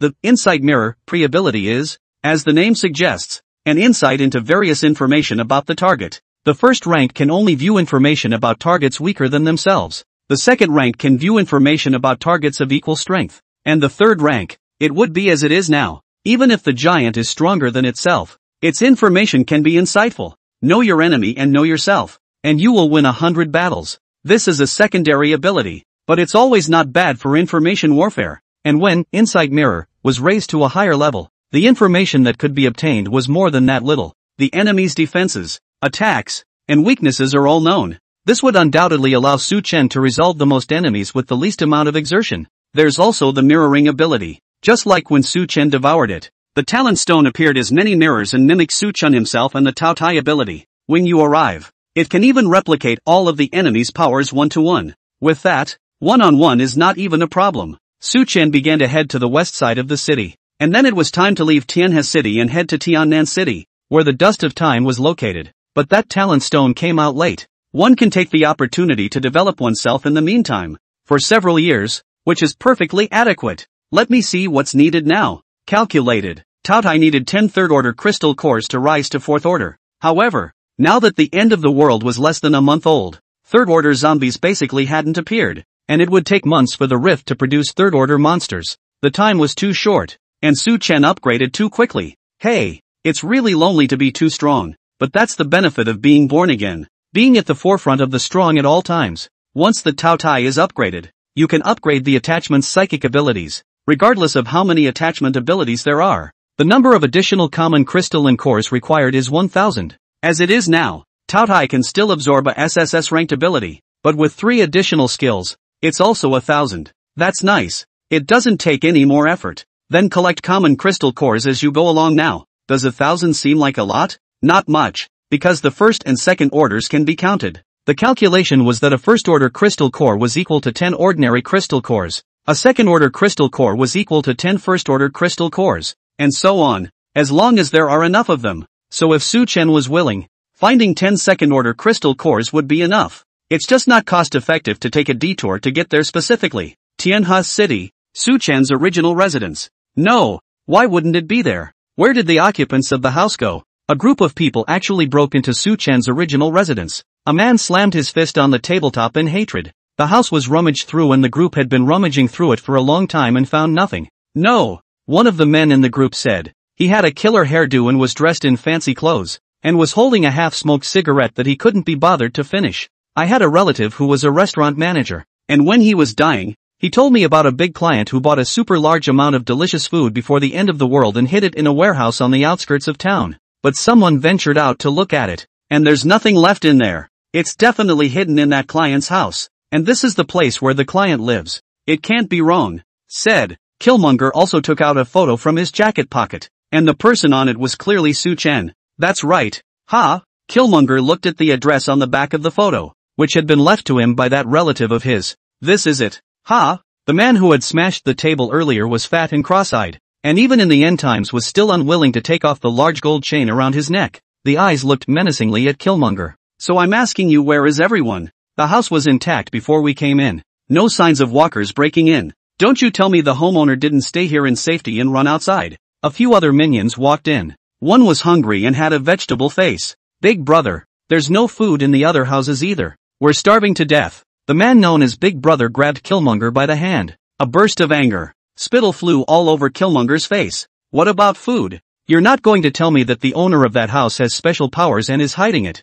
It's not far downstairs. Su Chen raised his head to look at his previous residence, and a wave of emotions ran through his heart. In his previous life, all he could think of now was to desperately run away, while now he was able to walk sideways in this post-apocalyptic world. Remove the bag of chips from the space. Clicky clicky clicky. The physique of an alien is far superior to that of a normal person. And it's perfectly fine to eat some unhealthy food. Su-chen began to walk towards the original residence. It's a route to the west side of town anyway, and there's not much to do, so I'll go back and check it out on the way. The furniture is all neatly arranged before you leave the house. The door was also carefully locked. Guess it shouldn't make much difference now, except for a coat of gray. Upstairs, the so-called big brother with the big gold chain had his little brother search again. Even the lint in the quilt was ripped out. Where the fuck is it hidden? If you can buy that much restaurant food, you must have stocked up on other shelf-stable foods too. Killmonger looked at the group that was on the verge of overstaying their welcome. Don't dare to squeak. They've been starving for days.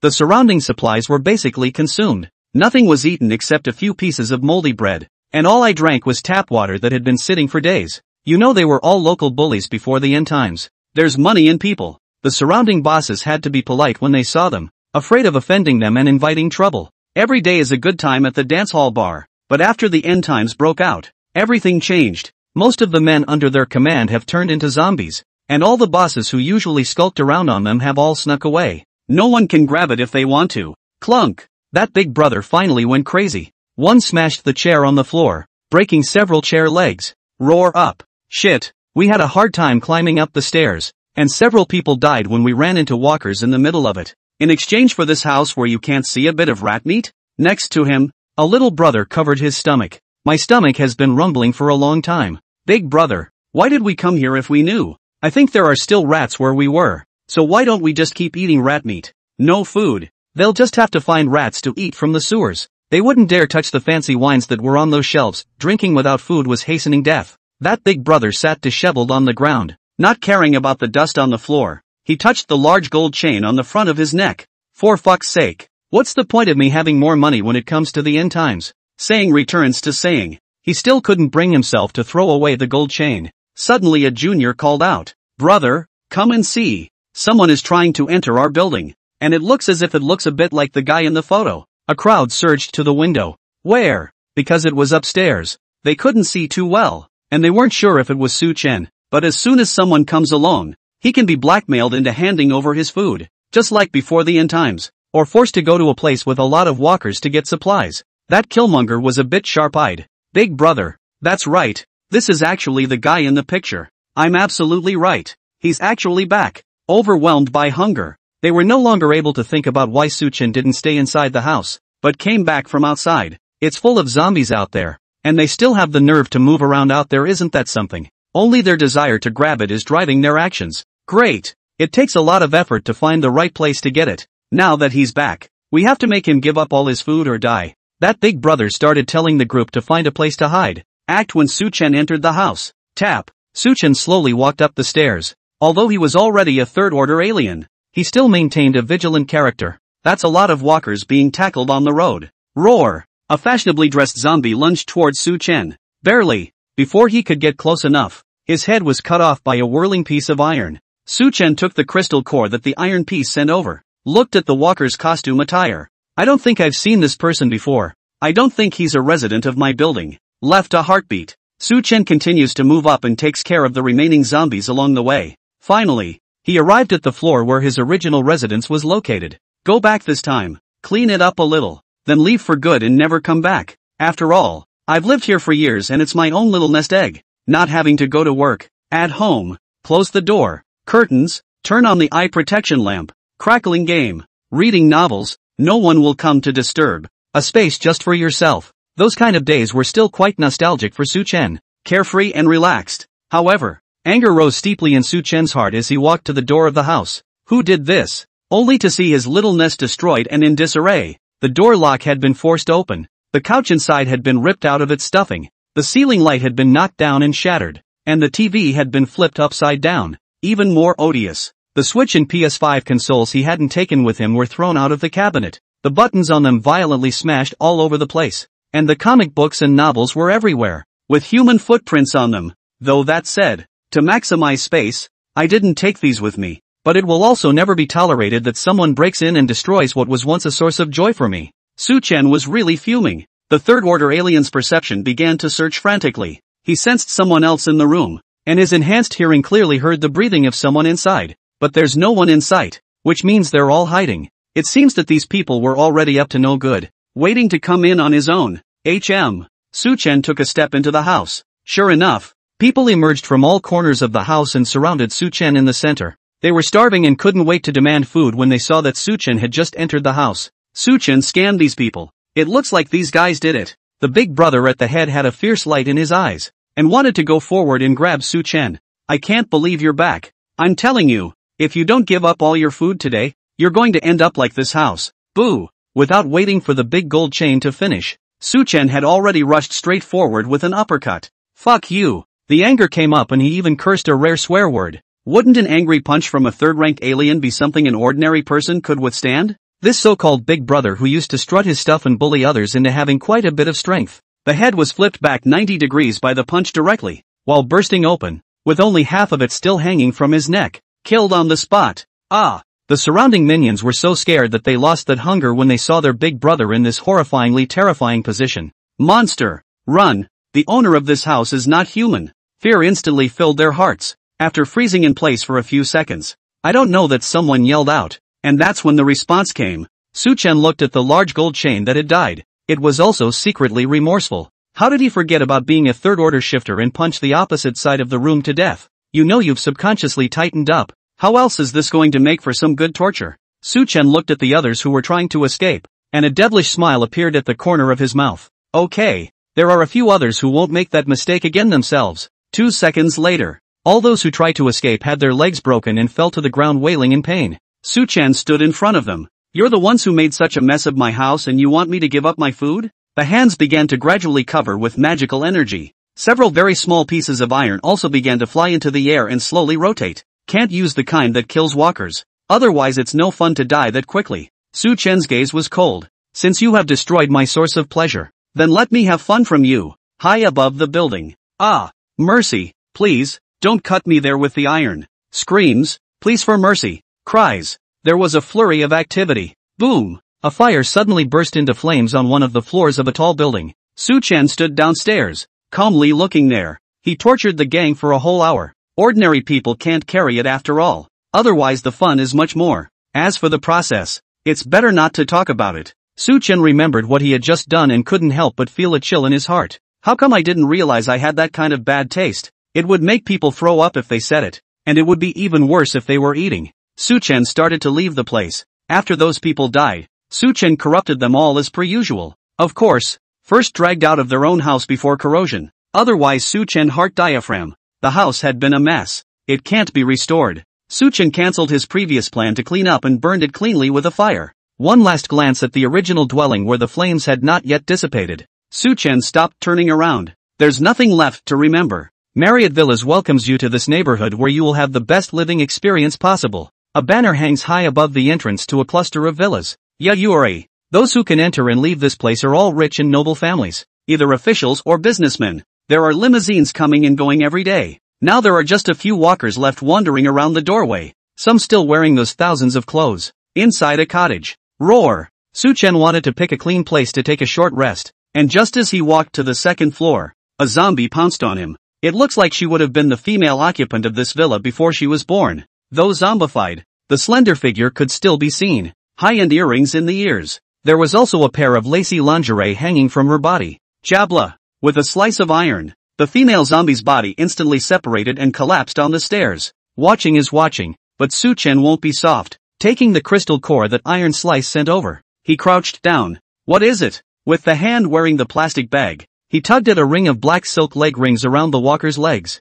There. It's easy to rip the leg loops apart. Is the quality that bad? Su-chen was a bit dazed. Pure and simple, he didn't understand these things. It was purely because he saw a strange ring on his leg that he tugged on it. Is it purposely made to tear off easily? Rich people are really good at this. Standing up, Su-chen walked into a room. This room had pink decorations everywhere, and the dresser was filled with expensive cosmetics. It's supposed to be a girl's boudoir, which is what the walker just had, but now it's not so preachy. Su-chen walked in with a big grin. Yo, the house was pretty clean, and it looked like the walker outside had mutated outside the house. There are just a few things that I can't figure out. Obviously this villa only has this one bedroom. It also looks like only one person lives there. Why would you put a large couch on the porch outside your house with little whips, ropes, and other stuff on it? And what about the male walker he killed just before he walked in the door? Forget it, Can't think straight. Su Chen shook his head. Straight as he was, he didn't want to think about it much. Put the table and chair by the bedroom window and sat down. Here you can look up and see the sidewalks of the villa area. Spread out the map. Su Chen looked at his location and estimated in his heart. Go through the Marriott Villa area and you'll be on Longping Road. And after that, you can get to the west side of the city by going past the police station, Trina University, Yangxing Supermarket, and so on. Zhang Wei and the others should be there. There's nothing going on anyway. Find a safe place with them. I'll just start traveling to Tenant City alone. Su Chen put away the map and looked at the time. 12 noon sharp. Dry rice man. Dry rice soul. Take out a plate of sweet and sour pork with a grain of crystal clear selected rice and a few side dishes. Su Chen was just about to start eating when he suddenly realized that a group of people not far from the opposite side of the villa were slowly advancing along the corner. It looks like a resident inside the villa area. Because even now, they're still wearing those fancy clothes instead of wrapping themselves up in defense gear that's ugly but will keep them alive. Su Chen thought to himself. It's been almost a month since the end of the world. How can anyone still be so stupid? But think about it and let it go. Even the late post-apocalyptic period has seen stupid guys who survived by sheer luck and connections. But these people are the first to die when they are in danger. Su Chen sat by the window, eating lunch while leisurely watching the group beg for their lives. A large post-apocalyptic live broadcast. This is. The group was seen looking around cautiously. There were still quite a few walkers roaming the roads of the villa area. Su Chen came over to see that this villa was clean. So he came straight here and didn't clean up the zombies on the road. The group bent over. Basically, they were sweating from the high noon sun. Sunburned face. Hiding himself as best he could. He seemed to be looking for some place safe to rest. Su Chen gnawed on the ribs while mentally critiquing them. Knowing to bend over and hide your vision is okay. It's just that it's also bent too hard. And the people are still so close together that they could easily trip and hiccup if they needed to escape. He's not going to go out and deliberately set out to victimize the group. Otherwise, he could have just thrown a porcelain plate in front of the group and attracted all the zombies around for a siege. It's not that deranged. But he wouldn't be idle to greet the group to the safety of his own place. Not knowing them. Not being a relative. So what business was it of his? Even loved ones or old friends can change their hearts and betray in the end times. Not to mention saving strangers. It's likely that they will be gracious to themselves. The gang is starting to move. The target was actually this villa at his location. It seemed to be just as Su Chen thought. This villa looked the cleanest and a good place to rest. Snap. Suddenly, one of the group stepped on a can as he bent forward. Unsteady feet. The body tilted and fell behind the one in front of him. Just as Su Chen thought in his mind. Too close together. But if one of them falls, it will cause a chain reaction. Clunk. The crowd all fell like dominoes and the can was kicked into the street in the panic. It made quite a noise. Roar. The few walkers on the road instantly looked over. Only to see the leader of the group hurriedly climbed up and ran towards the villa where Su Chen was in a panic. And not caring about anything else, he yelled, "Get up and run!" The group scrambled up on their hands and knees, not caring about the ash on their faces and bodies, and desperately ran this way after the leader. And the walkers were getting closer. Each one hissed with their mouths open, and thick liquid continued to flow out of the sides of their mouths, scaring the crowd out of their wits. If crawling could be faster, this group could just get on their hands and knees. In the face of a life and death crisis, the adrenaline is soaring and the potential is fully realized.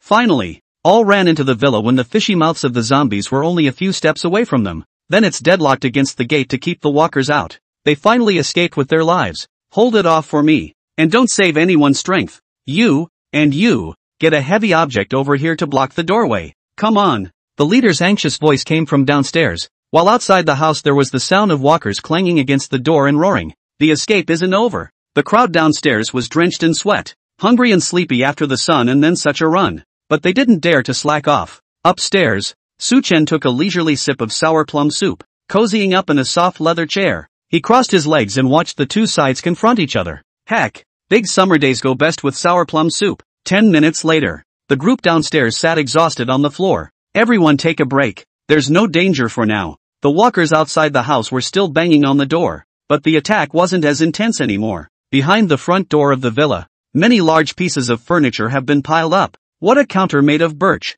coffee table made of walnut, 55-inch LCD TV. These high-end furnishings are like garbage at this point, were stacked haphazardly. After another moment, the zombies outside the door lost their target and gradually dispersed, but still roamed around. The crisis is finally over. When external threats disappear, what follows is internal human conflict. Only the others looked viciously at one of them. It's all you. If you hadn't stepped on that can, would we be in such a mess? Now it's drawing the walkers in. As soon as we get out, we'll be surrounded and all trapped here. The man was also aggravated. I don't want to, but I'm bending so low that I can't even grasp my balance when I step on it. The leader and a handful of others persuaded. Alright, knock it off. It's no use arguing when things are like this. It's better to take a break and think about how to get out. Su Chen sat on the second floor, quietly listening to the people arguing downstairs, while finishing the last sip of sour plum soup. He had expected it. Human nature is like that. Unity in the face of an external threat.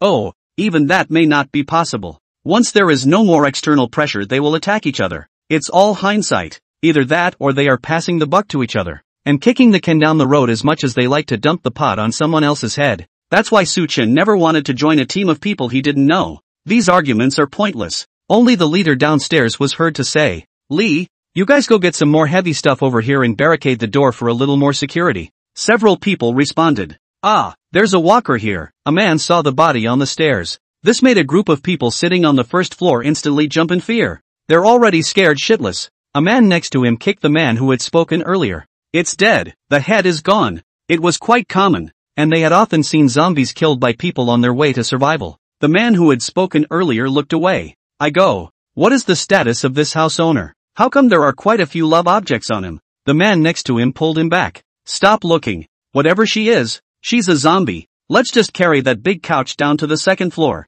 The men walked to the second floor bedroom door. Just get ready to join forces to lift the couch. One of them glanced into the bedroom and flinched back in fear. Crap, there's someone. A few others rushed to look inside the bedroom. Crap, it's real. This made the group of people who had just sat down on the first floor jump up again. Their asses still warm. If you say there are walkers, you're saying there are people in this hellhole? Are you kidding me? Several people on the second floor were pressed back against the railing, several pairs of eyes staring straight into the room. Su Chen sat by the window, looking at the men blandly, with a piece of watermelon in his hand. Eater, JPG, the leader and the others ran up. A large group of people looked at Su Chen inside the house in a big way, staring with wide eyes. Su Chen, on the other hand, didn't panic as he nibbled on the last bite of watermelon meat. Very unqualifiedly, he threw the watermelon rind out the window. That's when he looked at the crowd. Don't look at me. Aren't we moving the couch? You guys carry on. That's a hell of a way to go on. The leader signaled a few people to continue moving the couch,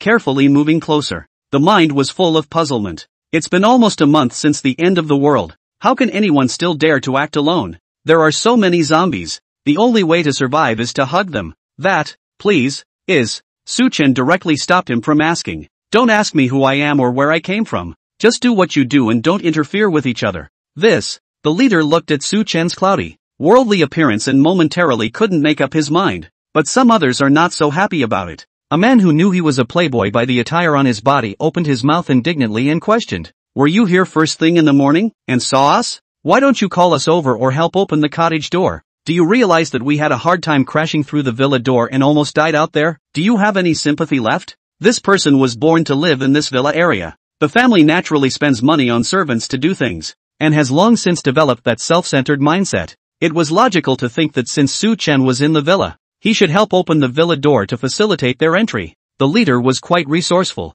hurrying back to stop the man from continuing. Su Chen, on the other hand, watched carefully. The playboy had quite a bit of resentment, but having been raised in a pampered way he had little desire to kill. Anyway, that's a score to be settled. The group returned to the downstairs, which was requested by the leader, as if he had purposely left the second floor for Su Chen. A group of people were talking in whispers down there. But how did they know that Su Chen was a third-order alien? And even if the sound of their conversation was small, it all fell into Su Chen's ears. The dude said in exasperation, that person is so hateful. He was obviously upstairs, but he refused to help at all, causing us to almost die in the mouths of the zombies. The leader sighed. You still think it's the past. It's not like you're your family's maid. And in this post-apocalyptic world, the guy upstairs is lucky he didn't harm us. And you expect help? Looks like the leader of this team is pretty smart. Fought Su Chen upstairs. Someone muttered. Leader, we don't have much to eat, but that guy was eating watermelon when we were just up there.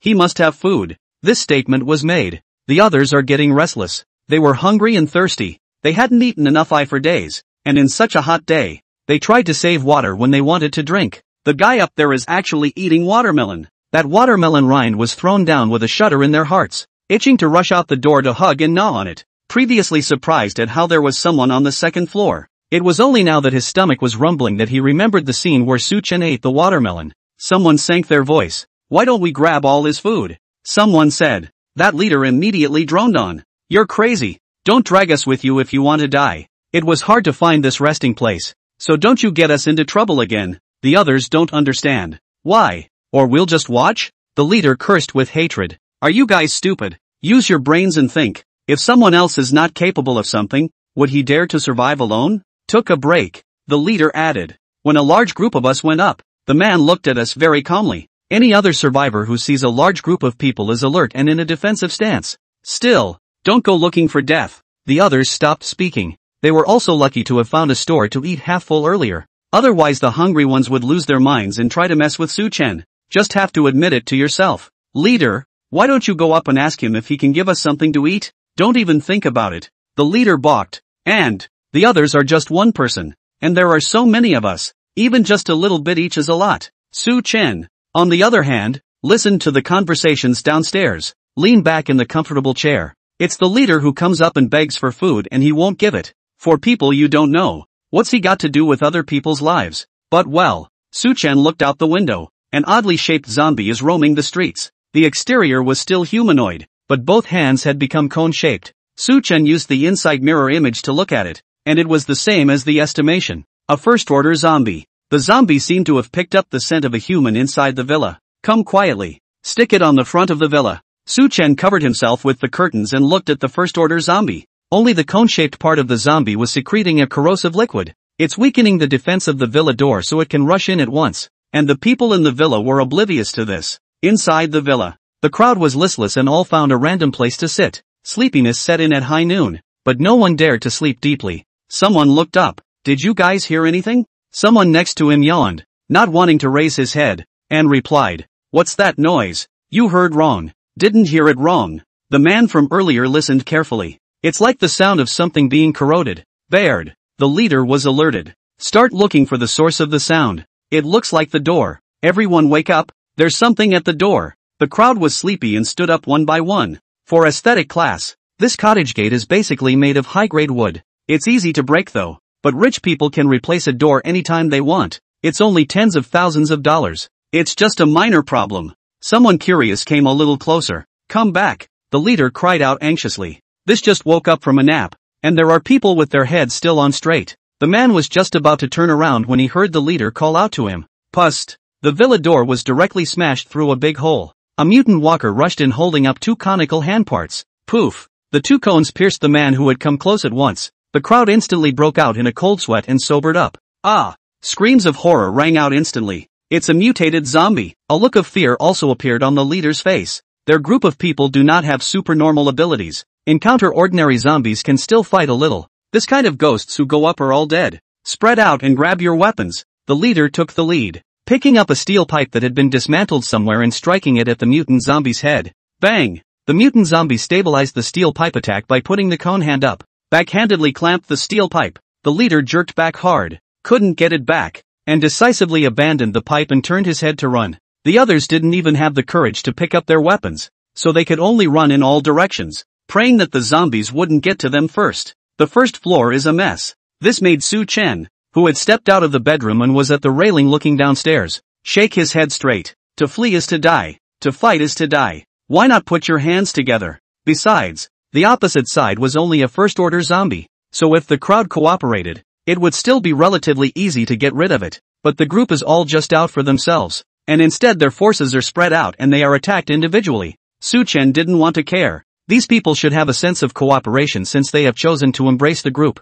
Backstabbing, selfishness would just hasten the death of all. If this had been placed in Lu Yuan Jiangwei's team, it would have been used to make an example out of him, just like what happened to that class flower. The first-order zombie sets its sights on a stronger, plaid-shirt man, who it feels has more meat on its bones. The plaid shirt was scared out of his wits as he watched the walkers set their sights on him, but he didn't resist at all. Instead he kept running in the direction of the other survivors, hoping that the zombies would kill the others first and spare themselves. A plea for help. "What are you waiting for? Hurry up and save me. This is nothing but chronic death." No one dared to come forward to help. Seeing that the walkers were still staring at him, the man in the plaid shirt started to get frantic. even yanking the survivors along the way backward to give himself time to stall. One by one, those unlucky survivors were pierced by walkers. That plaid shirt is still on the loose. There was a lot of clutter piled up in the doorway, making getting out a little difficult, and some people tried to escape to the second floor. With a single jump, the first-order zombie actually jumped directly to the middle of the stairs,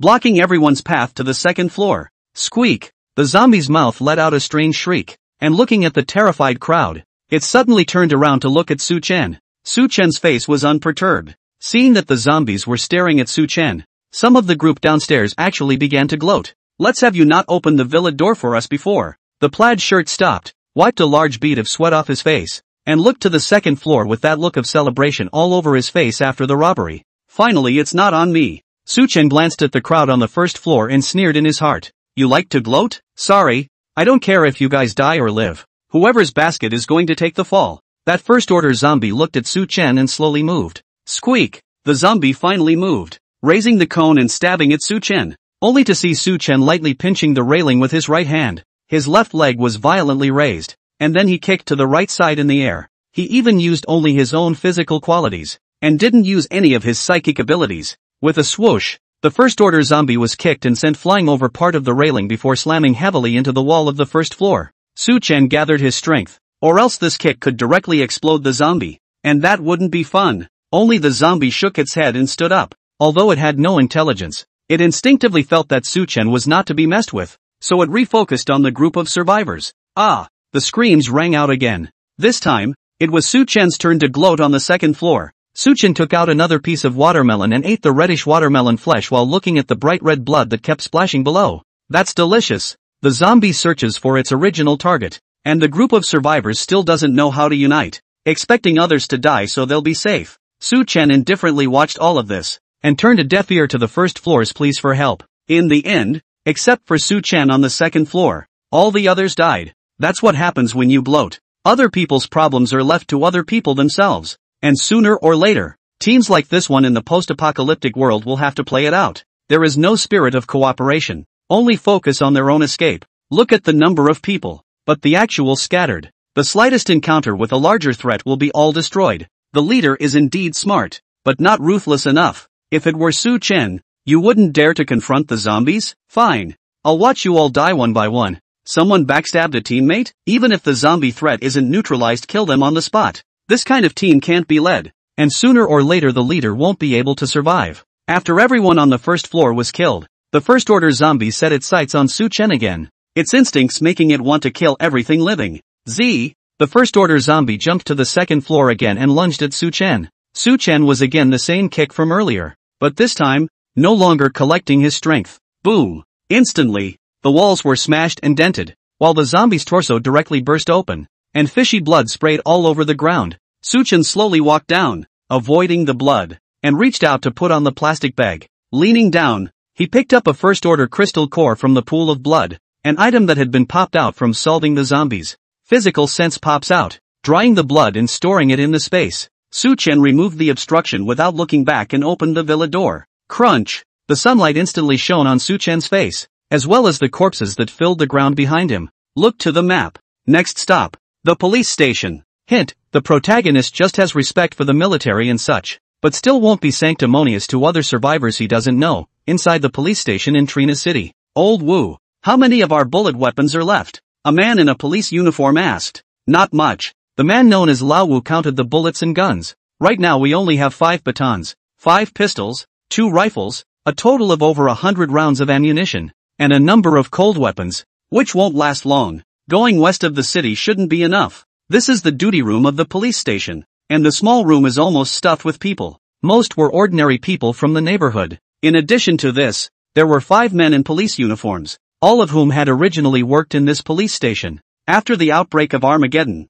many of his colleagues have turned into zombies. Luckily, this was a police station and there were a number of weapons in the warehouse, with the help of which they rushed out. And the man known as Lao Wu wasn't a cop, but he was ex-military. Oi oi oi, old Takeshi. A policeman tugged on Lao Wu's arm, pointing out through the glass of the duty room. There are folk out there. We need to get him back. Old Takeshi took a look. The walkers outside the duty room had been cleared by them, and now a young man in a black leather jacket was walking slowly outside. It's like taking a walk and not caring about anything. Oops, old Wu slapped his thigh. This kid must have lowered his guard seeing as there's no walkers here. We need to pull him in quickly. There's a lot of walkers around here. Su-chen looked at old Wu and a few policemen who rushed over. A cop from the Dragon Kingdom? But there seems to be no malice. Before he could say anything, old Wu pulled Su-chen's sleeve, while the policemen always kept their guns pointed around, staring at the surrounding situation. What are you doing here, kid? It's dangerous out there. Come with me, kids. Su-chen cried and laughed a little in his heart. He himself is at least a nice young man who was 5 feet 8 inches tall. But looking at Lao Wu's somewhat vicissitudes of face and some gray hair on his temples, calling himself a child is probably a habit. Su-chen followed them into the duty room. As soon as I entered the house, I saw that it was almost full of survivors. Unlike the other teams, there's no shortage of old people and children, which is basically a liability for the rest of the team. Yet this team with police officers had no choice but to bring it on. Su-chen secretly sighed in his heart. After a conversation, Su-chen understood the general situation. These cops were all rushing out of the police station in a desperate attempt to get out. After rushing out, he met old Wu, who came to the police station to look for weapons. Old Wu's name is Wu Gang, a retired soldier, once in the border garrison for more than 10 years. Several months can only go home to rest for a few days. After being honorably discharged, he returned to his hometown of Trina. I was thinking of just living the rest of my life, but who knew I'd run into the end times. While talking about the border, a police officer patted Wu Gang. All of us are neighbors in the neighborhood. Old Wu usually likes to nag us, and he still has a lot of medals of honor in his house right now. Wukong also smiled so much that his eyes squinted, revealing wrinkles at the corners of his eyes. Hey, what's the point of bringing that up? It's all in the past. Obviously they were the ones presenting the situation. Instead he took out an unopened bottle of mineral water from his backpack and handed it to Su-chen, who had been listening. You must have traveled quite a bit, child. Come and drink some water. Although he didn't need it, in order to not embarrass the other party, Su-chen still took it and held it in his hands. Only he didn't drink it. Leave it to them when the time comes. After Wagang had rendezvoused with a few police officers, he had been searching for survivors in the neighborhood, intending to take them with him to the west side of the city to take refuge. And right now it's just resting in the duty room. Later we'll have to break into the police station again and go through the back door of the station to the other way. Wu just picked up his weapon. Stay here, guys. I'm going over to the police station with a couple of my little brothers to see what's going on. Su-chen stood up. Let me go too. He had to take a detour from the police station anyway, and some of the routes overlapped. However, Wu Gang pressed his hands on Su-chen's shoulders and pressed him to sit back down. What are you going to do? It's dangerous in the police station right now. You can't take that risk. I'm an old guy who's retired from the military, but I've still got some skills, so it's only right that I go with a couple of cops, and you guys stay here. The words were reproachful, but full of concern. Wukong set off first. The police in the back also put on their protective gear and said to Su-chen, "Little brother, you shouldn't blame old Wu for speaking a bit too harshly. He's just like that, a knife to the heart." Su-chen spread his hands helplessly. "But I'm a young person too. I understand if you don't let the old and weak go. How can I not?" The policeman looked at Su-chen and hesitated. Maybe old Wu was thinking of his son. Looked over to see that Wukong was already walking away. The policeman whispered, "Old Wu has a son who looks to be about the same age as you. Hey, just turned into a zombie after the apocalyptic outbreak.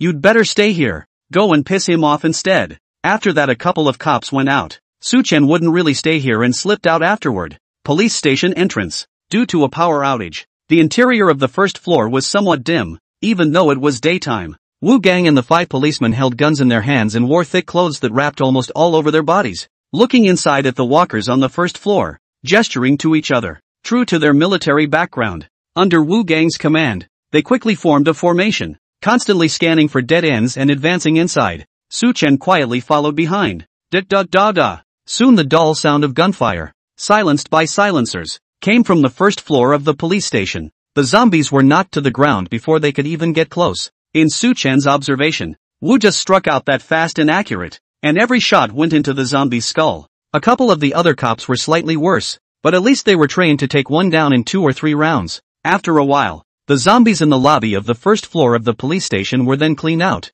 Just as the policeman was wiping the sweat with his hand, he heard Wu Gang yell out, "Watch out! There's one of those mutant monsters." Only a beetle-like first-order walker was seen crashing through the door from the back half of the first floor. Even lying on the ground were more than half a man tall, covered with an external armor, but the limbs and head were zombie. Crowd shooting. Bang! The bullet hit the beetle's body and made a bloody hole, but it couldn't cause fatal injuries to the mutated zombie. Vu just tried to hit the head, but the walker's head had very little exposure, leaving him with nothing to work with. Don't waste bullets. Wu Gang signaled a few police officers, whispered a few words, put away their guns, picked up cold weapons, and formed horns to advance forward. It was different from the group of survivors Su Chen had encountered before. Wu Gang and the others were scared, but instead of retreating, they cooperated to kill the enemy. The beetle lunged. Two police officers simultaneously took a rack of batons and clamped down on both of the beetle's front limbs. The other three officers quickly circled around to the side and back,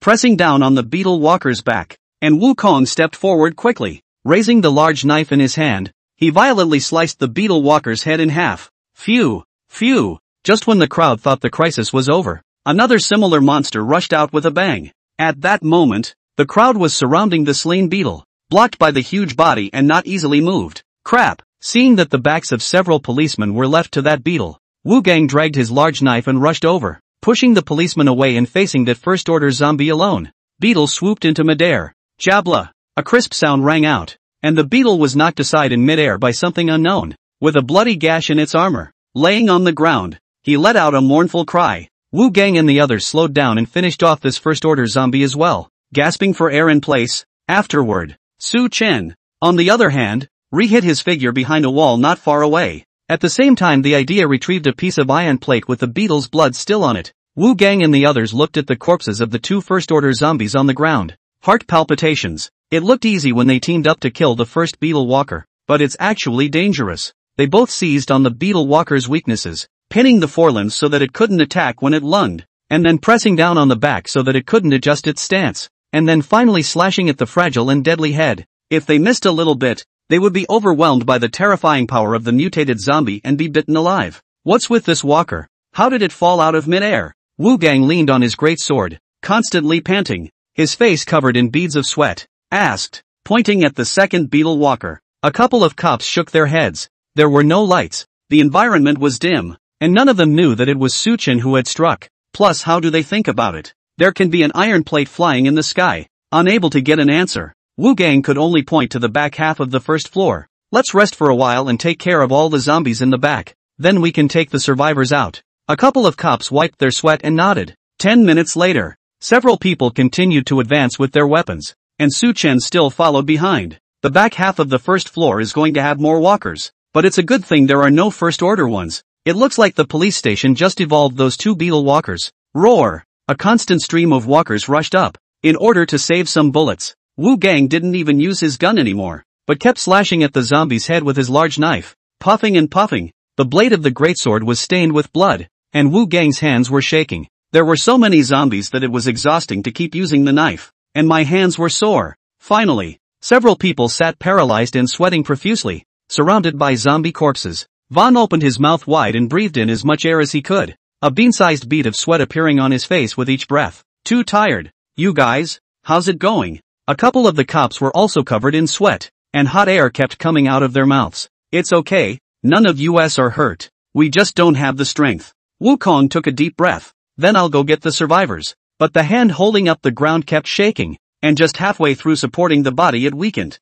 Can't really walk. Gradually, a footstep came. Su Chen appeared in front of them, looking at the exhausted crowd and opened his mouth. I'll go get them then. When Wu Gang saw Su Chen, he was surprised, and then remembered something. I thought I told you to stay. Then he sighed. Never mind. It should be safe after the walkers are settled anyway. Kid, just please bring them here. Su Chen nodded, asked before turning around and looking at Wu Gang and the others who were leaning against the wall, their palms shaking. Is it worth it to be so fortunate? In Su Chen's conception, he in the end times would never put his life on the line to this extent for someone he didn't know, because he can't be sure that the person he's saving has any sense. Hearing Su Chen ask himself, Wu Gang smiled and said proudly, of course it's worth it, because they are the masses and we are the soldiers and police of the Dragon Kingdom. We are the guardians. Su Chen brought the crowd into the police station. He still couldn't change his perceptions, but that didn't stop him from holding Wu Gang and the others in the highest esteem. Wukong and the others took a breather and were able to stand up with great difficulty, but the hands were still shaking all the time. Wukong asked the police officer next to him, we're about to pass the police station to reach the backyard. I remember there was a gate there. Was it open? A couple of cops look at me and I look at you. They were all on duty in the front half of the police station in the middle of the night to be able to storm the warehouse and get their weapons out at the first sign of an outbreak. The second half is really unknown. Just know that you can get out of the backyard to another street where there are fewer residents and it's safer. The crowd went through several doors and finally arrived at the backyard. There was a moment of dumbfoundedness. The iron gate to that backyard was locked by someone unknown and had a thick chain hanging from it. What about this? The crowd gathered around the iron door. The electronic lock on it had been destroyed. Not a problem. But there was a lock on the door and on the chain. And they didn't have a key. Why don't you guys back off and I'll cut this lock open? Wukong did his best to raise his greatsword. Having said that, it's best to try to open the lock with a tool like a hammer. Batons and machetes won't work and they make noise. No way, right? A police officer discouraged it.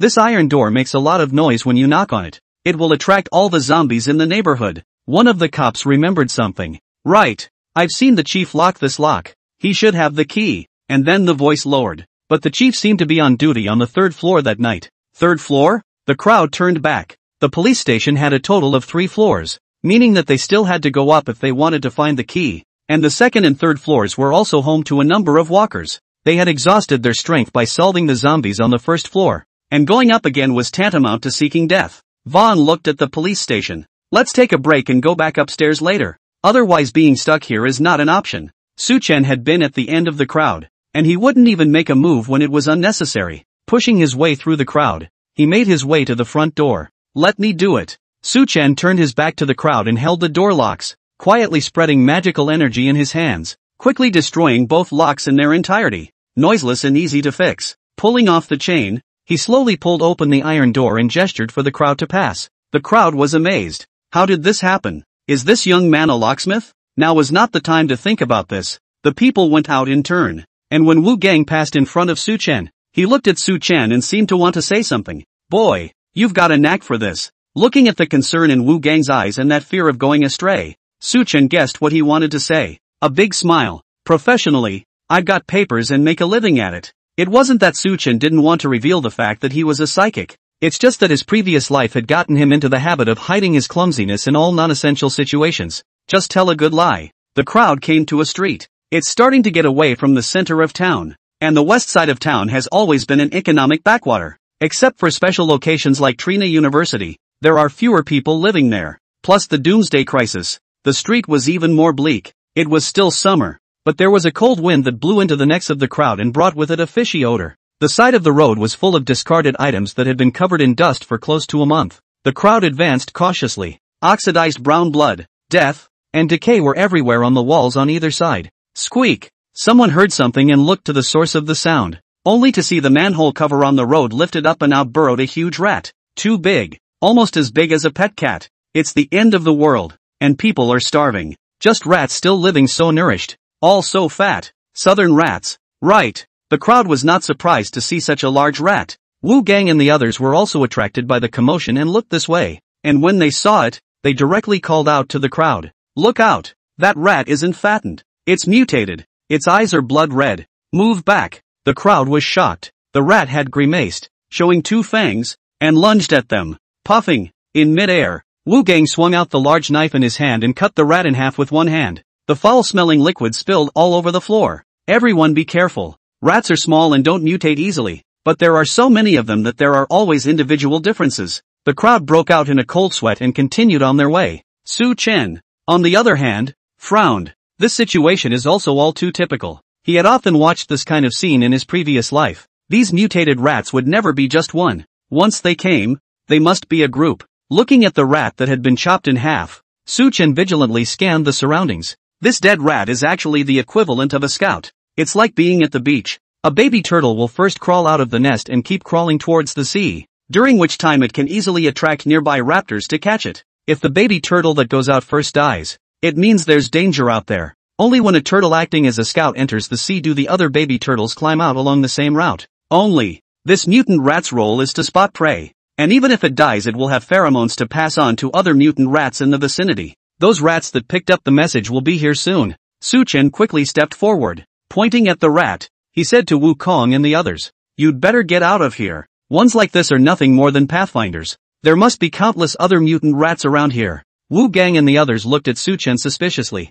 "Son, how did you know?" However, looking at Su-chen's chesty look, Wu Gang and the others still hurriedly greeted the survivors behind them. Chose to believe him. Everyone hold on to your feet. let's get off this street. There may be more danger nearby. When the crowd saw this, how dare they stay? The good thing is that there are hardly any walkers to be seen on this road. I don't know what cleared it out. When the crowd was almost at the end of the street, a piercing cry came out abruptly from a room off to the side. A mouse, almost identical to the one before, jumped out of the window that had dropped the bare glass, biting directly towards the neck of one of the survivors. Bang! Luckily, Su Chen had done a reminder beforehand. Wu Gang and the others had been paying attention to the surroundings, and a policeman had stopped the rat in time with his baton. Otherwise that survivor would have been absolutely dead. Squeak! The rat was knocked out and was able to jump up more than a person high, biting hard on the baton that had not yet been recovered. The baton, which is made of stainless steel as its core, instantly emits the sound of metal rubbing against metal. Click! The mutated rat was extremely aggressive and actually bit off a piece of stainless steel. The teeth were bleeding, but they still bit down on the baton and wouldn't let go, their scarlet eyes staring at the crowd. Although the size of a cat, it is extremely aggressive. A chill ran through the crowd as they looked at the broken baton. Jabla! Wukong took his large knife and slashed along the side of the baton,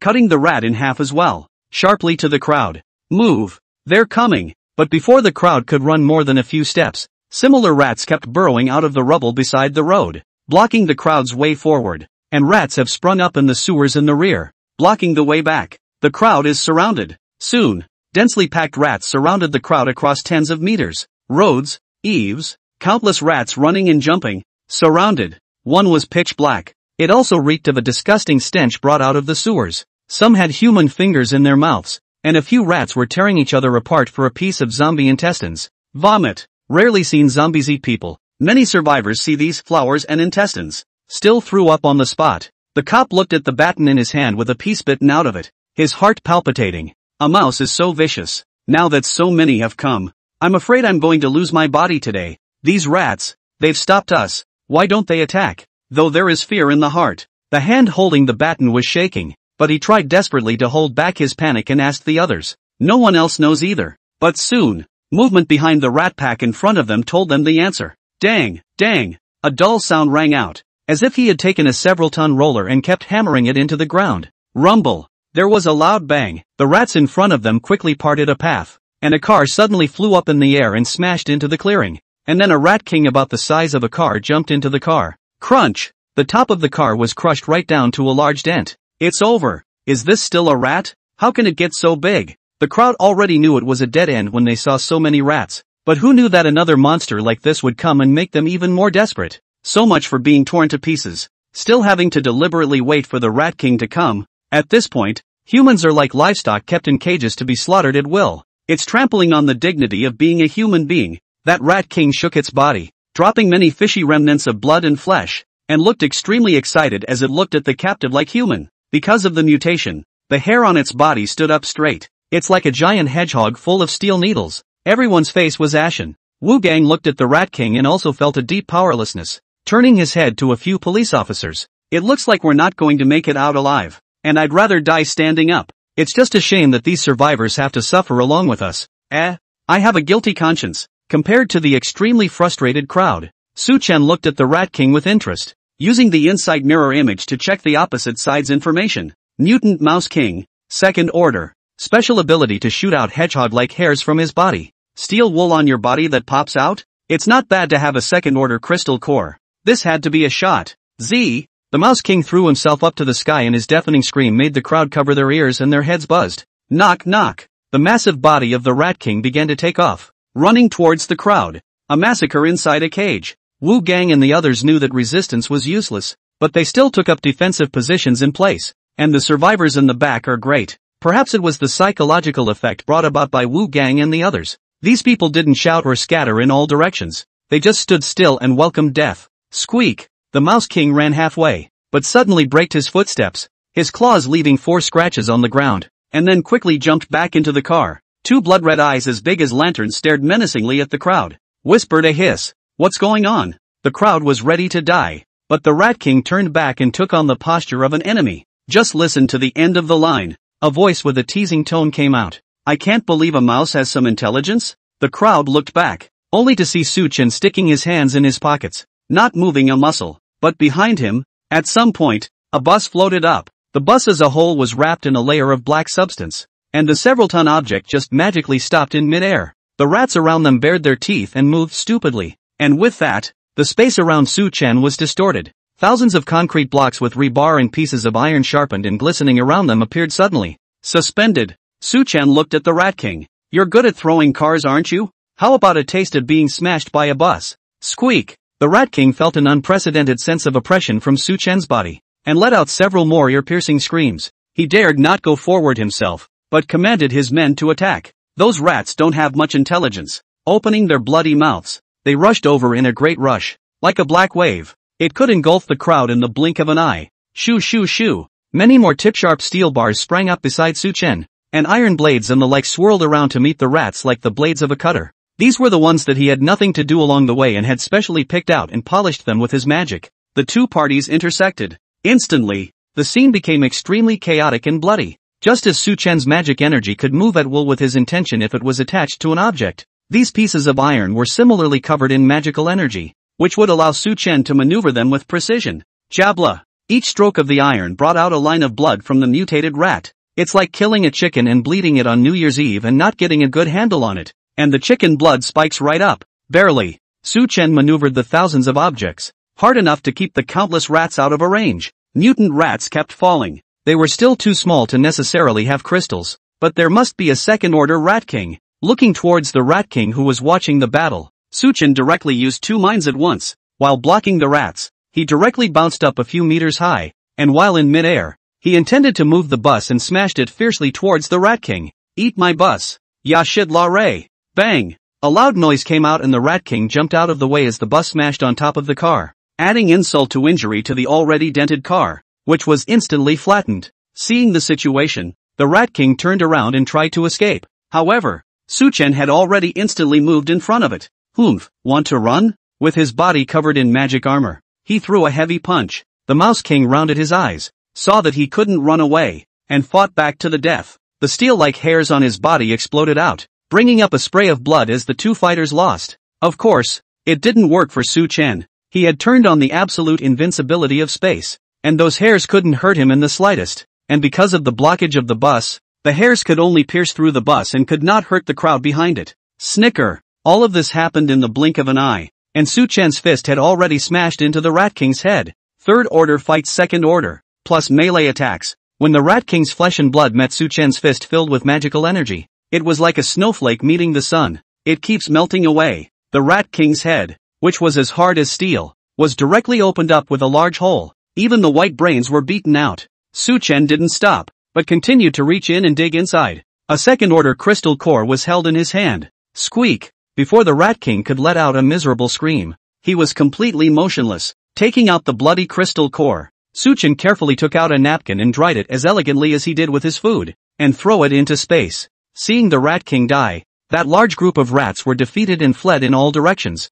Squeak! After a cluttered burst of screaming, the only thing left on the floor were rat corpses all over the place and blood flowing into small pools. The crowd stood frozen in place from start to finish. It had long been beyond their imagination. So many rats that even hundreds of survivors would have to be gobbled up. The young man in front of you had lifted the crisis in less than a few minutes? Wu Gang walked towards Su Chen in excitement and surprise. "Child, how did you get so strong? This is incredible." Su Chen smiled. "A mouse can get this big. It makes sense that I could have a little tiny power, doesn't it? You will also meet people like me later. All of them are called alters. Woohoo! Watch the rats stop attacking." The crowd was finally convinced that their lives were not in danger, and they embraced each other after the robbery. "Great! We survived." Inside a convenience store, the crowd rested here for a few moments after eating simple food. Vaughn and a couple of cops came back from outside, full of excitement. Taking out the walkie-talkie he carried close to his body, he addressed the crowd. "People don't have to be scared anymore.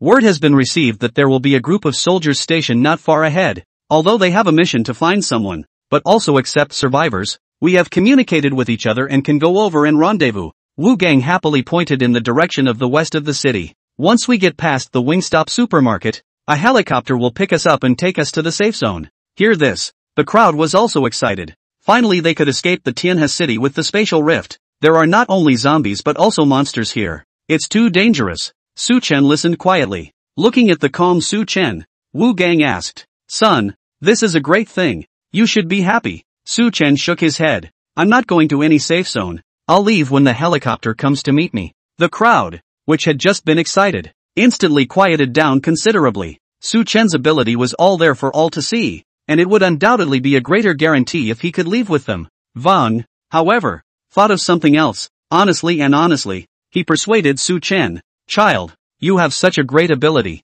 If you go to the safe zone you will definitely be able to get reused. At that time, even in the end of the world you will have a position. It will be of great benefit to you. The offer to join the organization, gain relevance, and shine is actually not a bad one. But Su Chen, whether it was in his last life or now, was not willing and would not listen to anyone else's commands. It's not true that there are benefits to joining, and improving your own powerhouse is the way to go. Out of respect, Su Chen said it differently, and in a sense it was also the truth. I have to go somewhere else, and it's too important for me to go. Hello, is this Wu Gang? I'm Duan Feng, the leader of this rescue squad. Finally, the two teams converged, and the next step was to head somewhere west of the city to wait for the helicopters to arrive. The crowd was excited to see the teams converge. Su Chen, however, frowned. In the converging group, a dozen or so dragon soldiers, heavily armed, stood on either side, monitoring the situation around them. It's all survivors in the middle. But the situation looks a little peculiar.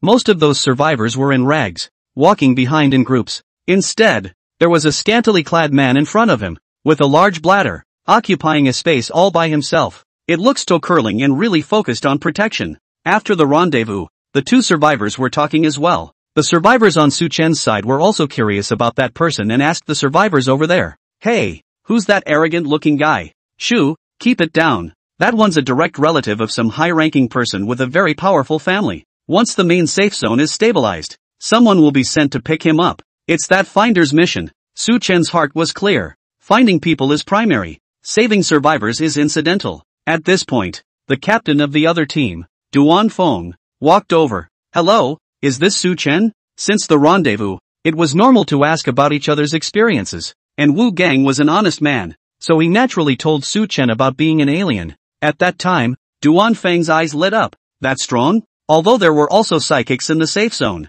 but from Wu Gang's description, none of them had the strength of Su Chen. He thought that if he could invite Su Chen to join, wouldn't that save more people and restore the situation faster? That, even though Wu Kong said you don't want to go to the safe zone with us. Think about it, as long as you come over, food, position, anything you can ask for. Duan Feng asked politely. Su Chen also stood up and responded politely. "I'm sorry, but I have important business to attend to and cannot leave with you." Su Chen glanced at the so-called high-ranking relative, only to see that the man was bossing the soldier around and asking him to bring him food. A sudden loathing arose in his heart. Seeing that Wu Gang had also walked over, he took advantage of the situation and said, "And I have to leave early. Farewell." After saying that, he no longer cared about the retention of the few people behind him, and disappeared into the crowd's field of vision with a few healthy steps. I'm sorry, he doesn't want to protect that kind of person. On the way, Su Chen took out a map. Tianhe University was nearby and on the intended route. Kinda miss it.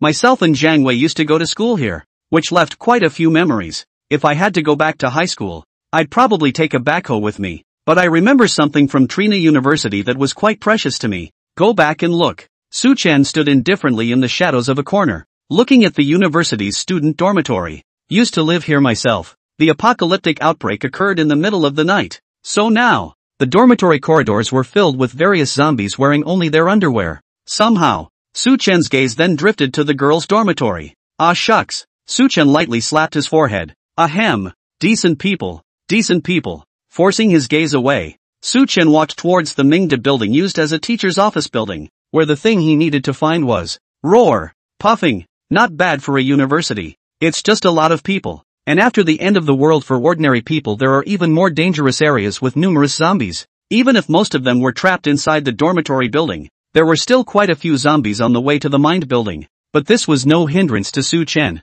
He looked around with his hands in his pockets, the iron plates spinning around him, harvesting any walkers that dared to come near. The door's locked? Su Chen had a smooth journey and reached the door of the Mingda building, gently pushing but failing to push. In the middle of the night the Minute Maid building also locks its doors, but the locks on the outside doors have been broken. If you can't push it now, that means it's locked from the inside. There's actually someone else? It stands to reason that the only places where a university can survive after the end times are the cafeteria and the school supermarket. What can I eat in the teacher's office building? Chewing on table legs? Or do you eat the papers? Using magic energy to erode in. I could really feel a chain locked from the inside. Snap! With a soft sound, the chains were broken, and Su-chan pushed the door and walked in. What floor was the homeroom teacher's office on back then? As I recall, it's been too long to remember. It's a good thing there's a floor schematic next to it and a list of teacher names. Third floor 302? Su-chan looked at the interior of the Mingda building. The hall on the first floor had no zombies,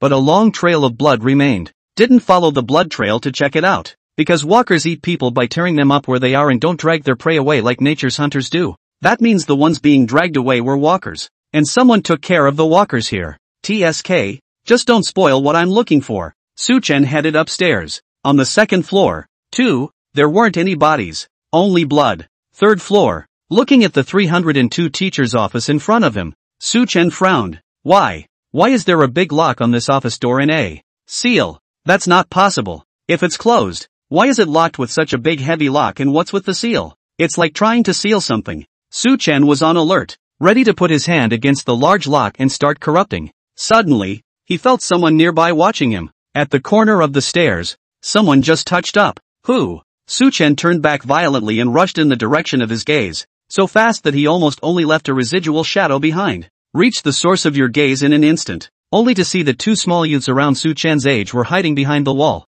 with only one eye emerging. It was so fast that they didn't even react. It wasn't until a second after Su-chan stood in front of them that they slowly withdrew their heads, their mouths finally uttering a sentence. Crap! And after, the two youngsters instantly raised their hands high in the air and made a Gallic salute, signaling that they were unarmed, panicked and scared. He said, "Crap! Big brother, spare my life. We both just saw a figure walk into the third floor and came over to take a look." Su-chan looked at these two guys with cold eyes. "You're the survivors of the building. Who else is there besides you?" Before the two could speak, a voice emerged from the second floor stairs. "And us, Su-chan. Long time no see." Su-chan looked away. Two more girls came up the stairs on the second floor. The one who spoke was wearing a decent professional formal dress, but it looked like it was cropped in quite a few places. Based on Su-chan's experience, the parts that were cut out were the parts that could easily hinder the action when fighting or moving. In a previous life, as an ordinary, he also modified his costume in this way to facilitate frontal combat,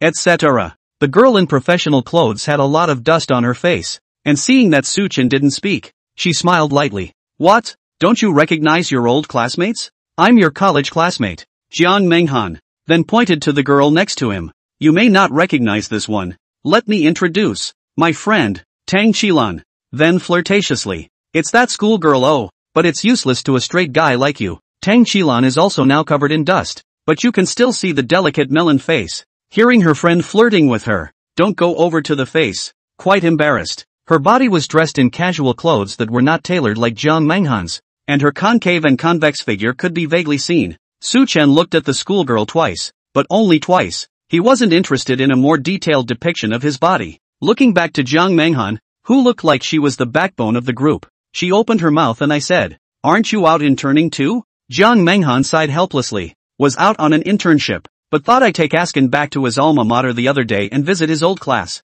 Taking a walk at my alma mater in the middle of the night? Who knew the end times had broken out and hid here? Su-chan nodded. "I remember the old class office was 302. Since you were back that day, any idea why this door is locked now?" Jiang Menghan walked towards 302 and looked at the big lock and seal on it. "Unsure. The door was already like that when we came back to visit old Ben that day. It's rumored that a mutation occurred inside during the first red moon, touching the lock of the door." He continued. "At that time, the people on patrol saw a red light emanating from inside, and when they dared to approach, they saw a horrible sight, almost passed out from the shock, and the place was sealed off after that. As for the specifics, there's no way to know. The guy on that patrol has turned into a walker." Red light? Scary scene? Su-chan started forward, ready to unlock the door. Jiang Menghan shook her head. "There's no need to go in. There's nothing left inside, and the blockade outside is nothing more than surface decoration." Su-chan turned his head to look at her. "There's nothing left? Does that include that group photo from before college graduation?" He came over this time to get the group photo. For some special reason, there is only one group photo, which hangs on the wall in 302. Since childhood, Su-chan didn't have any friends or good memories. But it's weird. After Su-chan became an adult, he suddenly became interested in earthly emotions and began to cherish things like friendship. He doesn't like to take pictures and his old ones are gradually falling apart. so this one and only photo together becomes meaningful, proving, at least, that he was here. Jiang Menghan heard that group photo. His face unexpectedly became unnatural, and he even looked at Su Chun with a bit of fear. In fact, I've heard that the mutation was because of that group photo. Her eyes began to avert. And it seems to have something to do with you. Something to do with me? Su Chen's eyes became sharp. He quickly analyzed the available information while his hands kept going, constantly corroding the chains. Gotta get in there and take a look. The mind keeps gathering information. The first red moon. The mutation. The group photo. It's about me. At the same time, the Taotai magic pattern appeared on my body.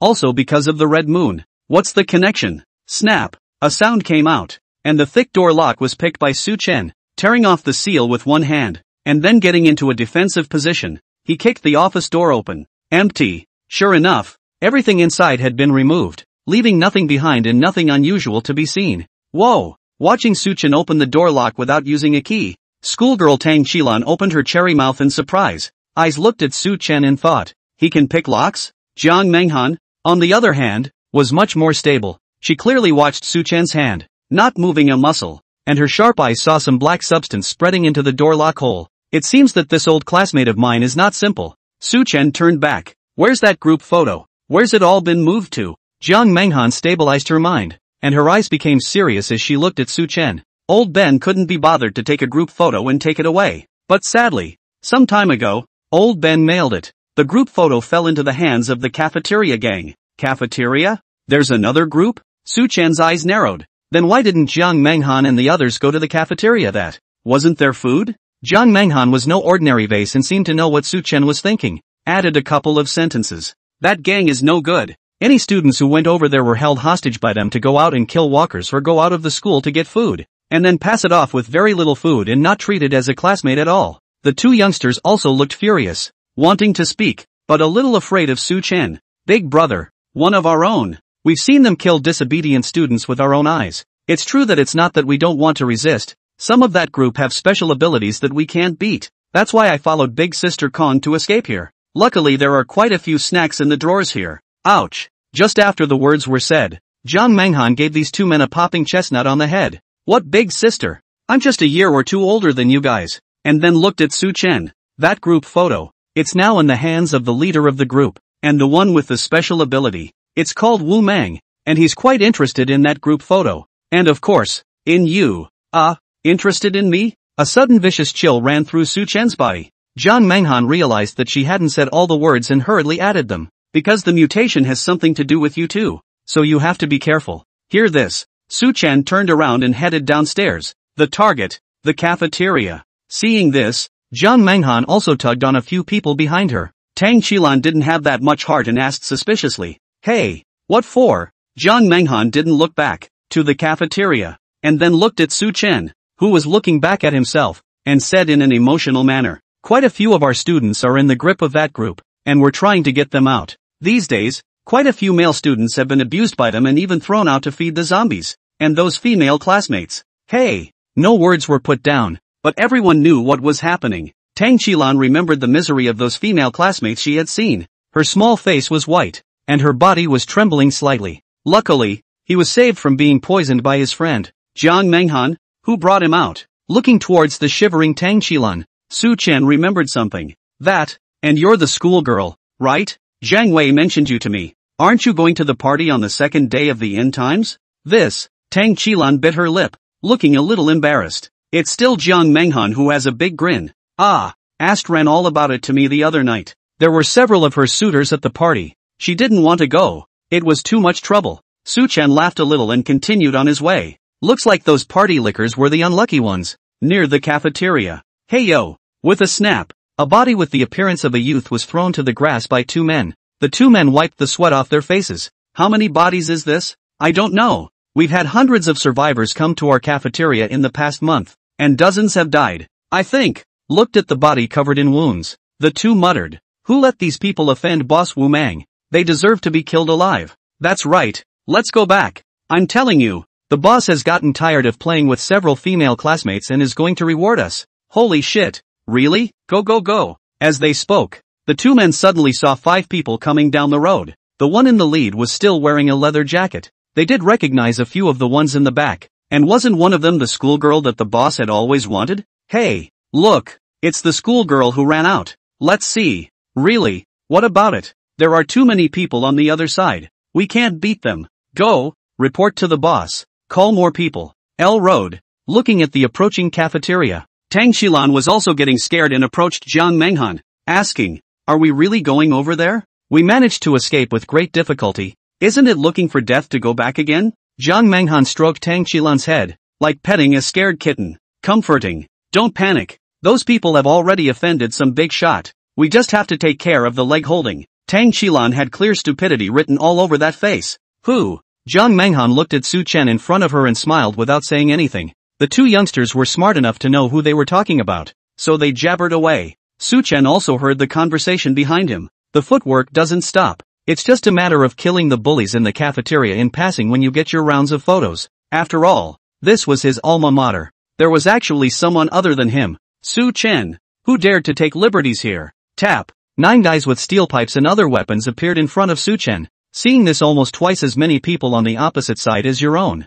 Tang Xilan tightly tugged on Jiang Menghan's sleeve, her face full of panic. The group was about to approach. Just start yelling. Yo, isn't this the schoolgirl? What's the matter? You've come to your senses? Come to be our boss's woman? The others laughed evilly. Let the boss get high and then let us get high. Hear these words. Tang Xilan was so frightened that her face was bloodless and her body involuntarily trembled. Jiang Menghan remained calm and said, Su Chen, these people are Wu Mang's lackeys. Wu Mang didn't come over personally. Su Chen realized. The two youngsters, on the other hand, were in a frenzy, cursing at the opposite side of the room. CNM. You are all animals, helping the bad guys to do wrong and maiming so many of your classmates. The opposite side heard the youngster scolding himself. Fired up, he raised the steel pipe and came over, cursing as he did so. You wait, little brat. I'll catch you here and cut you alive with a knife. The fastest walker on the opposite side had already arrived in front of Su Chen. And it doesn't matter. Raising the steel pipe, he hit Su Chen's head.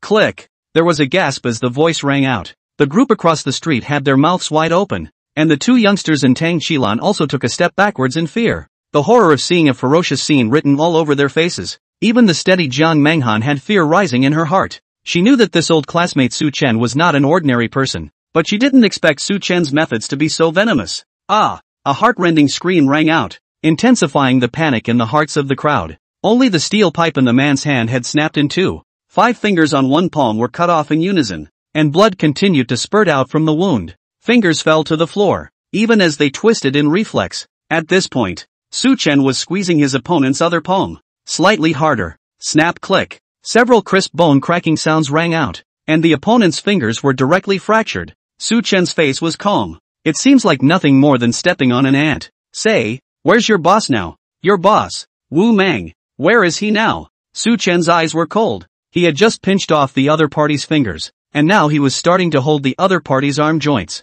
If the opposite side won't say aye, then remove another arm. It's no wonder he's so hard on his hands. Just before the group blocked the road, he saw the pile of bodies near the cafeteria. All students from this university. The boys' bodies were basically cut with sharp instruments, either slowly bleeding to death or killed alive. The girls, not to mention, were cloaked. Their clothes were ripped off, and they had bruises everywhere, even inside this pile of bodies. He noticed several of them were the same ones in the group photo. His classmates. LOL. With another mournful scream, the opponent's arm was directly dislocated. Although Su Chen didn't have much friendship with those classmates on weekdays, that group photo was a precious memory for him. Seeing the person in the group photo die with his own eyes, lying cold in front of him, it made him uncomfortable. Together, shoot this one in black straight to death. I don't believe that so many of us can't beat him alone. The screams of the unlucky ones at the beginning finally made the others react. Those 8 remaining people all rushed towards Su Chen. Su Chen moved. He kicked the unlucky man who was the first to come forward to the ground,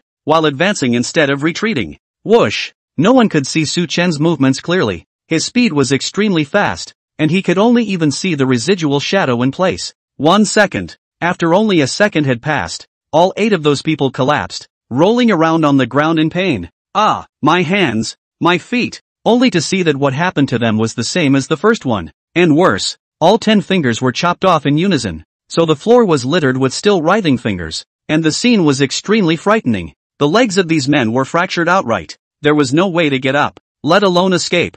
Seeing those fingers writhing like maggots on the ground, those two youngsters directly vomited. Vomit. Tang Qilan didn't have much of a reaction because from the moment Su Chen took the first one, she hid behind Jiang Menghan and didn't dare to look at all, and covered his ears tightly when he heard those screams. Jiang Menghan couldn't keep her composure any longer either, silently turning around and no longer looking at this place, her small face white, and fight the urge to tell Don to ask Lan, "Don't look, don't ever look." Watching these few dog legs of Wu Mang all fall to the ground, howling in pain, Su Chen stomped on the leg of one of them, adding to the already broken leg. "Speak, or I'll give you a taste of torture as well. These lapdogs have always done nothing but torture people. But how can one forbid torture?" Immediately, he begged for mercy and betrayed his boss. "Don't, I'll say." Wu Mang is now in the cafeteria's warehouse, where a lot of supplies are laid out, and he's been guarding it. Su Chen turned back. Those two youngsters also mimicked Jiang Menghan and turned their backs, neither daring to look this way. Ha ha ha.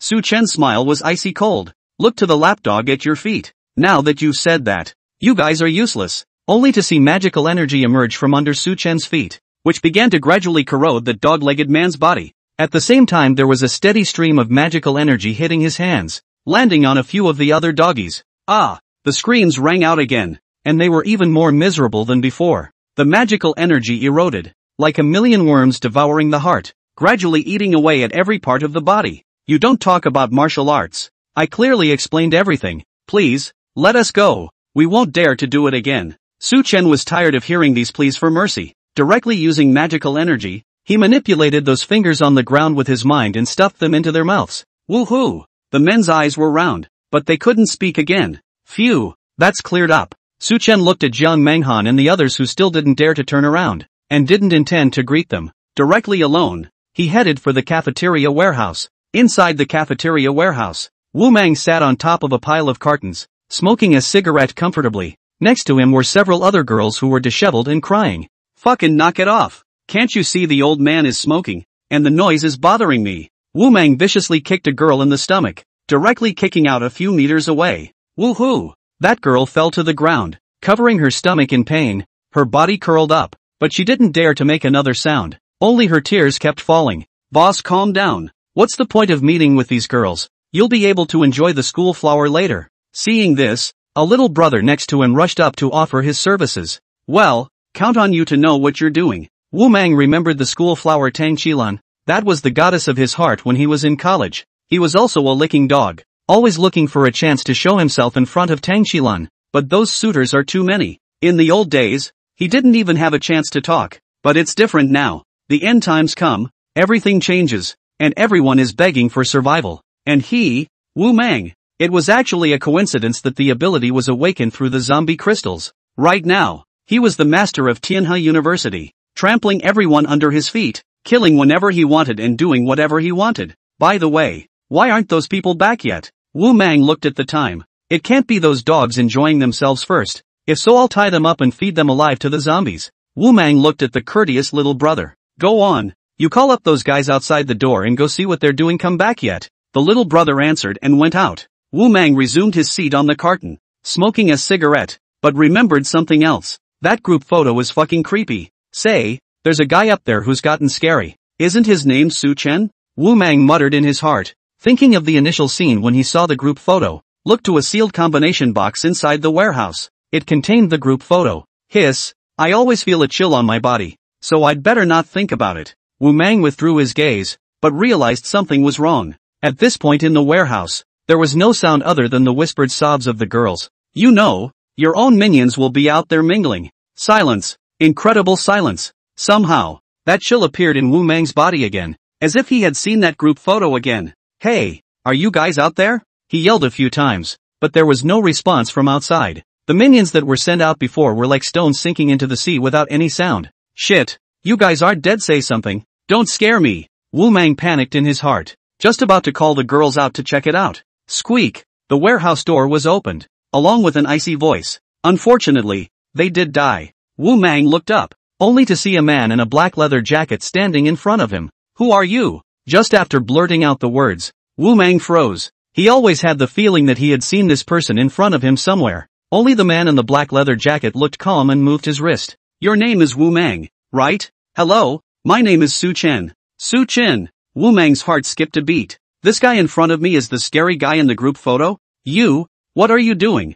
Although he had special abilities, seeing Suchin standing in front of him, Wu Mang always felt a lack of confidence. Suchin spoke blandly. The group photo. You have it. Where did you put it? Upon hearing these words, Wu Mang instinctively reacted by looking at the combination box. Oh, there it is. Suchin would not let go of the change in the other party's line of sight, and at that moment, he walked towards the password box. Stop! Wu Mang bellowed. He suddenly remembered that this was his territory, so how could he let others walk around here at will? This is all my stuff here. If you touch it you'll die. Suchin stopped in his tracks, turned around with a cold expression. And yeah, I almost forgot about you if you didn't tell me. Then you might as well die first. Wu Mang roared angrily and directly maximized the use of his powers. He always felt that Suchin was not simple. Only Wu Mang's entire body swelled up, and many muscles suddenly appeared. Instantly, he went from the size of a normal person to a monster with explosive power like the Green Giant. Even if you're Suchin, you still have to die. He violently rushed towards Suchin, bringing up a sound of breaking wind. Second-ranked alien. B-ranked alien ability, muscle expansion, average. Use insight mirroring. Suchin quickly learned of the other party's abilities. It looked like an exaggerated size, but in reality, it was only partially enhanced strength, and the defense was not strengthened much. Instead, you'll slow down and you'll make yourself a conspicuous target. The gains don't pay for the losses. It was Zhang Wei's first-order flames that burned onto it that could quickly burn, only to see that Suchin didn't make any movements, still standing still, even with his hands in his pockets. But several ion plates appeared suddenly in the air and rotated at high speed to cut towards Wu Mang's neck. Barely. Instantly, blood splattered around Wu Mang's neck as if a blood flower had bloomed. Bang! With a sound of metal clashing, the iron plate cut Wu Mang's head completely open. Thus, Wu Mang died completely while still halfway through his sprint. Suchin gracefully sidestepped, only to see Wu Mang's headless body still maintaining the inertia of his forward momentum.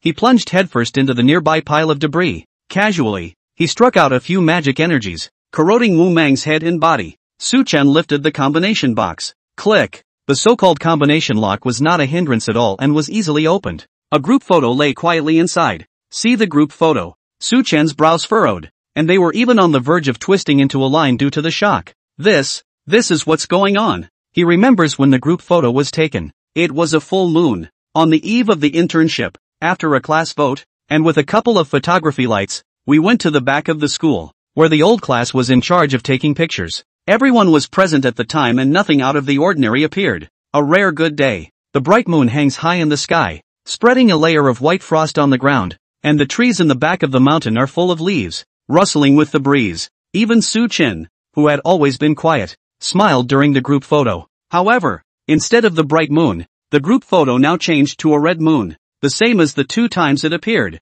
And the white light from those camera lights turned a blood red. The scene instantly became bizarre. And it wasn't just that made even Suchin feel a little creeped out. In the group photo, none of the other students' expressions changed. Only him. Instead of smiling, the Suchin on the group photo was extremely curved up at the corners of his mouth, with crazy eyes and a maniacal laugh. The hand holding the group photo was trembling slightly as Suchin struggled to recall the scene. No, it's definitely not me. I didn't look like that. I was obviously smiling gently and happily then. Suchin tried his best to suppress himself and looked at the group photo. Only the group photo also had a black outline around itself, as if blocking out all the red light. There seemed to be some texture swimming around in the middle of his chest. Suchin looked carefully. This is not what the Taotai magic pattern looks like. Suchin was appalled. Sensing the Taotai magic pattern on his chest, a constantly swimming magic energy emerged on his hands.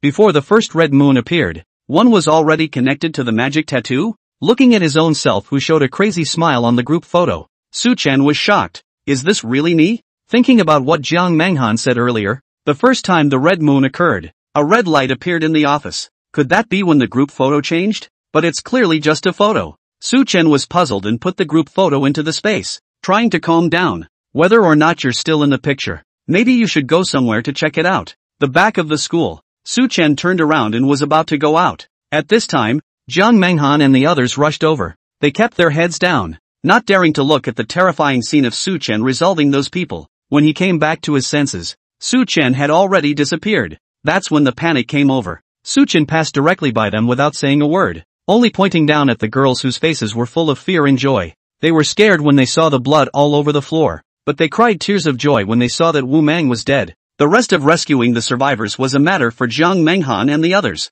Tap tap tap. Suchen advanced all the way to the back of the mountain as fast as he could. Looking up at the sky, it was already dark with the sunset and the beginning of the new moon. Gee, why does it feel like deja vu with the night of the group photo? Suchen kept running, even used instantaneous transportation. Suddenly, as he got closer and closer to the back of the mountain, the Taotai magic pattern on his chest reacted. What's in there? Suchen kept his feet on the ground while raising his guard and stepping onto the back of the mountain. Slow down. Suchen walked in the direction of his senses. There was nothing nearby but the sound of the wind. Perhaps because it was the end of the world, the environment became even more eerie as the wind whistled through the trees, bringing up a whistling sound that also sounded vaguely like the cry of something. Suchen gasped. It's been through a lot, but the picture is clearly not right. How did a good post-apocalyptic world turn into suspense? Finally, Suchen found the source of the sensation, but stopped in his tracks. For now in front of him was the place that had been chosen for the group photo. Relax.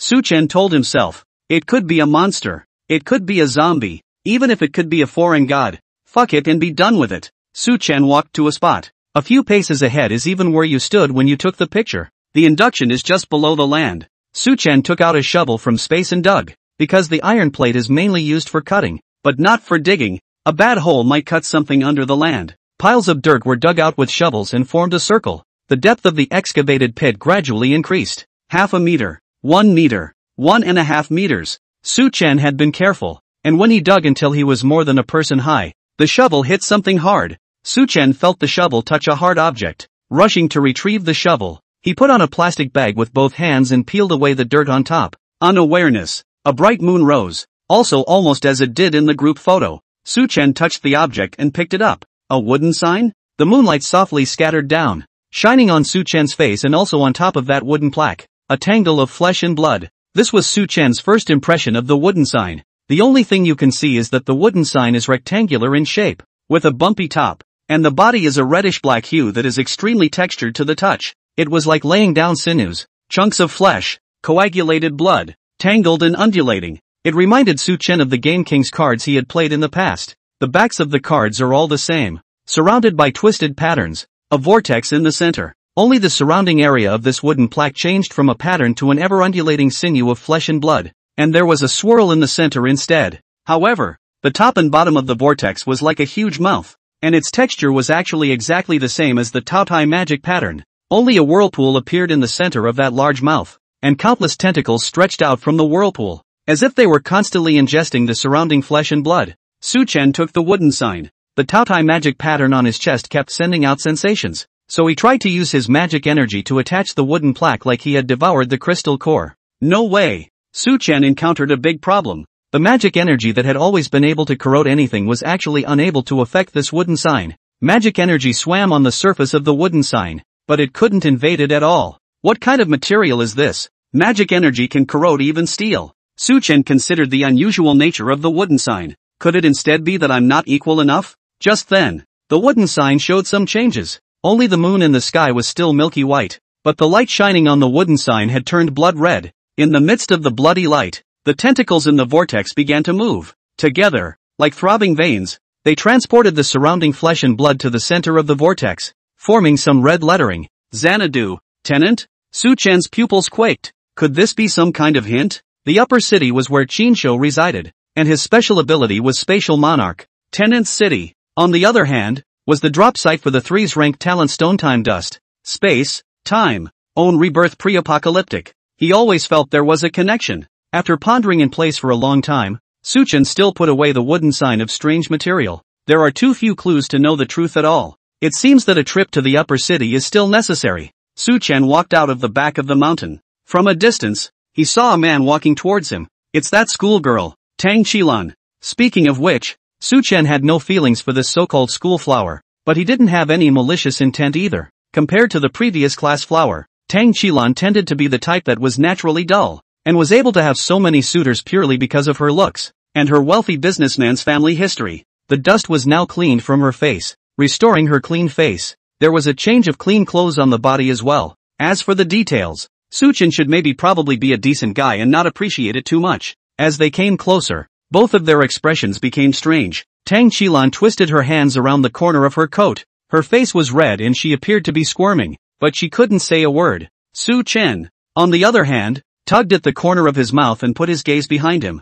Jiang Menghan was hiding in the corner, peeking at the place, still covering her mouth and snickering. Bad idea. The girl's mind Su Chen couldn't guess, but instinctively felt that Jiang Menghan had given Tang Qilan a bad idea. Tang Qilan tried to look cute in a pouty way. That, southern, half unable to say a word. Su Chen touched Tang Qilan's head. I'm glad you came to see my brother clean. The way you try to make a show of it. Brother doesn't like it, goodbye. Having said that, Su Chen then left Tianhe University without looking back. After Su Chen walked away, Tang Qilan aggrievedly said to Jiang Menghan who came over, I lost. You asked me to pretend to be a white lotus flower and pampered. I really can't. Jiang Menghan sighed, taking out a bear cookie and slipping it to Don Askland. I lost the bet. I really didn't expect that guy to be so straight after the end of the world. So he really is a lone wolf. I was wondering if I could hold the leg a little longer, but it looks like we'll have to rely on ourselves if we want to go to the west side of the city. Near Yongshang supermarket, a few of the men were hiding in the corner with their gray heads, constantly looking in both directions, as if waiting for someone. Why aren't they back yet? What's the rush? It's hundreds of meters away from both of those buildings, and we have to find them to exchange supplies. How can we do that fast? The men talked in whispers, but the eager eyes couldn't hide their inner anxiety. Because of the appearance of that spatial crack, all the survivors instinctively tried to stay as far away from the west side of the city as possible, and even tried to escape directly to other cities. The same goes for this group, but they had come so far that they were out of food, and could not search the neighborhood stores for a morsel of food at all. It's all been searched in advance. The good thing is, there are words written on the walls of these stores by who knows who. If any survivors need food, they can trade in their crystals. Crystals, the crystals in a walker's head. Our exchange address is, however, the group, was in a quandary in their minds. The crystal core thing they do have, but it's weird. These stores start at a certain dividing line and each side gives a different address. That is to say, there were two exchangeable powers, and they didn't know exactly which one they should make a deal with. So a couple of men were sent to each of the two addresses and waited until now. A warehouse covering hundreds of square meters. A few of the survivors looked around a bit timidly, after they came over and explained their intentions. It was brought here by a couple of heavily armed men. There were quite a few people patrolling outside. Even inside this warehouse there were dozens of people surrounding them. They said they could come and exchange supplies, but with so many people, they're not going to kill each other. The survivors were apprehensive. At this time from the warehouse door came over several people. Our powerful men. The leader of Amor in front. Obviously the leader of this group. Don't be afraid. The chieftain-like man spoke. I'm the head of this place. My name is Luoban. You're here to exchange supplies, aren't you? And how many crystal cores have you brought over? At the same time, he signaled his men and moved over a few crates to open them, all containing various types of food and water. Gulp! Seeing the contents of the box, the men gulped. Their stomachs growled indisputably, and their eyes glowed. Although there were still doubts and fears in my mind, the temptation of food was too great. The men pulled out several opaque bags. Before they came, they divided the crystal cores into 3 batches so as to prevent the other party from being untrustworthy and robbing them all. How much food can we trade for? Having said that, the survivors took out a piece of cloth and poured the bag of crystals on it, which they had earned by fighting for their lives, and then cautiously looked at Luoban. Pray that the other person is not an unreasonable person. Only Luoban swept his hand and with a wave of his hand, he had his men take out half a box of supplies. 50 or so crystal cores, that's quite a lot. How about half a box? That's a good one. These survivors were inwardly ecstatic. When they were brought in, they saw people with weapons everywhere and thought they had been duped. The half box of supplies, saved, would be enough for them for nearly a week. That's a pretty good deal. Seeing that this base was so trustworthy, these survivors said in a hurry, Chief Luo, we still have some crystal cores. Can we use them for supplies as well?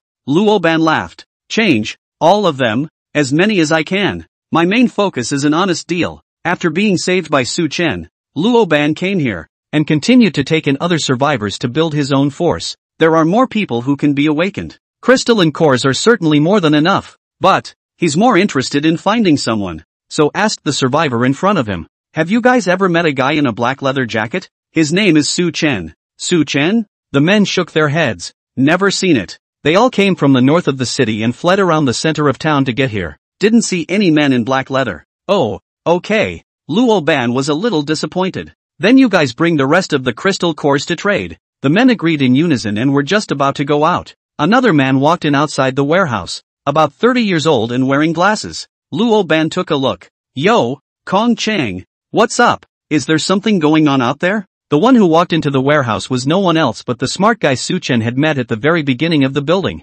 Kong Chang. Kong Chang survived for a while with his neighbors and always felt that staying downtown was not an option. After seeing Su Chen leave from the shopping center, escaped with the crowd and headed west of the city due to the spatial rift, Kong Chang raised his glasses. A couple of the survivors ran to the Bad Wolf side of the camp. At the time, himself, with his crowd, also intends to build a base here. I didn't expect another group to come, claiming to be the Bad Wolves, with several shifters among them, trying to wipe them out. Luckily, Luoban also passed by and stepped in to help. The two groups converged, being evenly matched. These two parties were a no-win situation, each occupying a territory. Bad Wolf? Hearing what Kong Chang said, those few survivors remembered something. The dire wolves you're talking about aren't the other exchange address on the store wall, are they? Luoban nodded, seemingly naive in appearance, but keenly aware of what's going on. The ones that went to the Bad Wolf wouldn't be your companions, would they? It's done. The few survivors could only affirm. Ugh.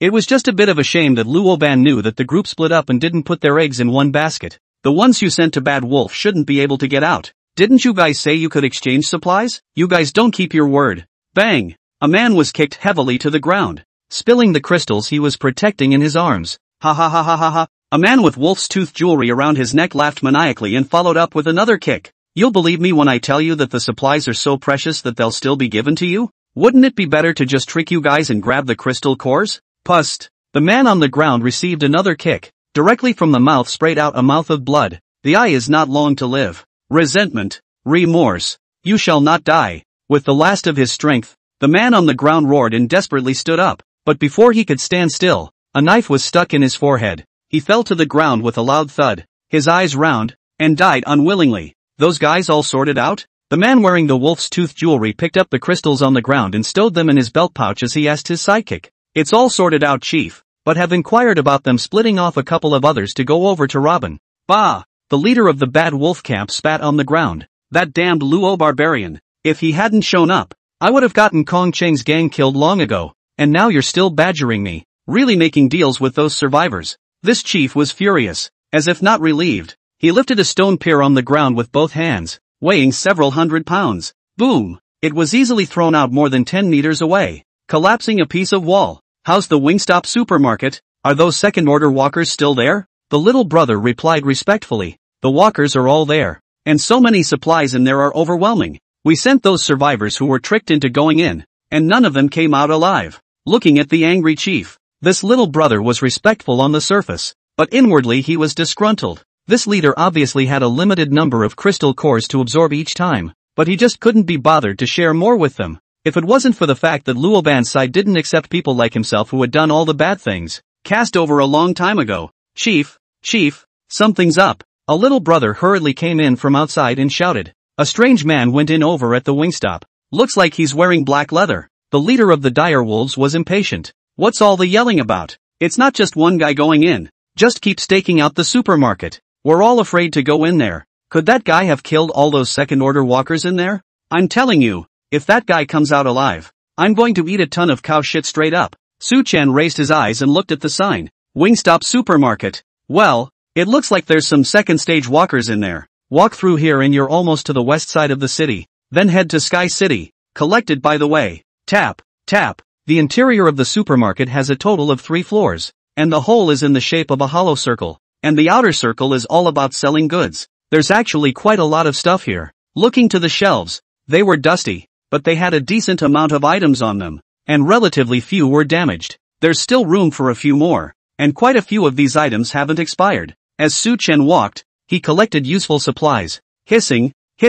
A slight hissing sound resounded in Su Chen's rear, and it was getting closer and closer, and the sound was getting more urgent. But Su Chen acted as if he hadn't heard anything and continued to move forward. Finally, the voice in the back couldn't hold back, and violently lunged towards Su Chen, and used its sharp claws to swing violently. Jabla! The metal shelves in front of them were instantly scratched into several pieces like tofu. The 1-meter-long sharp-clawed zombie stood frozen in place. How did the prey in front of him disappear? Su Chen emerged from behind the zombie. It's a good thing I got my supplies in time. He had known there was a second-order walker behind him. Without waiting for the second-order zombie to turn back, Su Chen stomped his legs and used his strength to jump up, covering his magic armor. and blasted his fist into the head of this 2-meter-tall zombie in mid-air. It's as if the shelves are in front of the walkers. This zombie's head also burst open with a thud like tofu. One hit kills. Suchen fished out the crystal core in his brain as he fell, landing firmly on the ground, drying the blood from the crystal core. He put away his magic armor and continued on his way without a care in the world. A few minutes later, Suchen looked at the 3 second-order zombies with different forms in front of him, and then looked around. That should be all the second-order walkers in this supermarket. Only the 3 zombies were still gnawing on the several bodies on the ground, and it looked as if they had come in through the other door of the supermarket. There were also a number of bruises on his body, as if he had been forced to come in. Prickly slippery. A zombie bites off a chunk of flesh and blood and suddenly senses something. The other zombies also sensed something and turned around violently, looking at Suchen, who had his hands in his pockets. Suchen smiled. Don't mention it. Keep eating. How can we save this severed head? Roar. The 3 walkers roared in unison, but before they could make a sound, several pieces of iron appeared suddenly in midair and shoved themselves into their mouths, cutting at speed. It rips the corners of their mouths right off and destroys their vocal system. Suchen rubbed his ears. Helpless. You guys can't talk, so quit wailing and making a lot of noise. Having said that, Suchen's instantaneous shift was unleashed, directly followed by several punches. Before doing so, he had already used the insight mirror to know the abilities of these zombies. Preemptive strike. Ah no, preemptive corpse. These few poor zombies didn't even have a chance to fight back, and were directly plucked of their crystal cores. Done. Suchen placed the 3 crystal cores in his hand and tossed them up and down. When he thought about it, when he saved Zhang Wei, he spent a lot of effort fighting those 3 zombies of the saber-toothed tiger. And now, not at all. A few moments later, Bad Wolf Camp. A little brother rushed in excitedly. Chief, the guy in the black leather jacket really came out. What? The man in the wolf's tooth jewelry jerked to his feet. The face was extremely ugly. I was talking about what I'd eat if the guy came out. Are you fucking lying to me? The leader of the vicious wolves looked at the little brother with a fierce gaze. There are 4 second-order zombies in there. It's all of us who will have to be planted if we go in there. That man made it out alive. Is he a god? The little brother scrunched up his head, afraid to speak up. But that guy just came out. If I'm lying to you,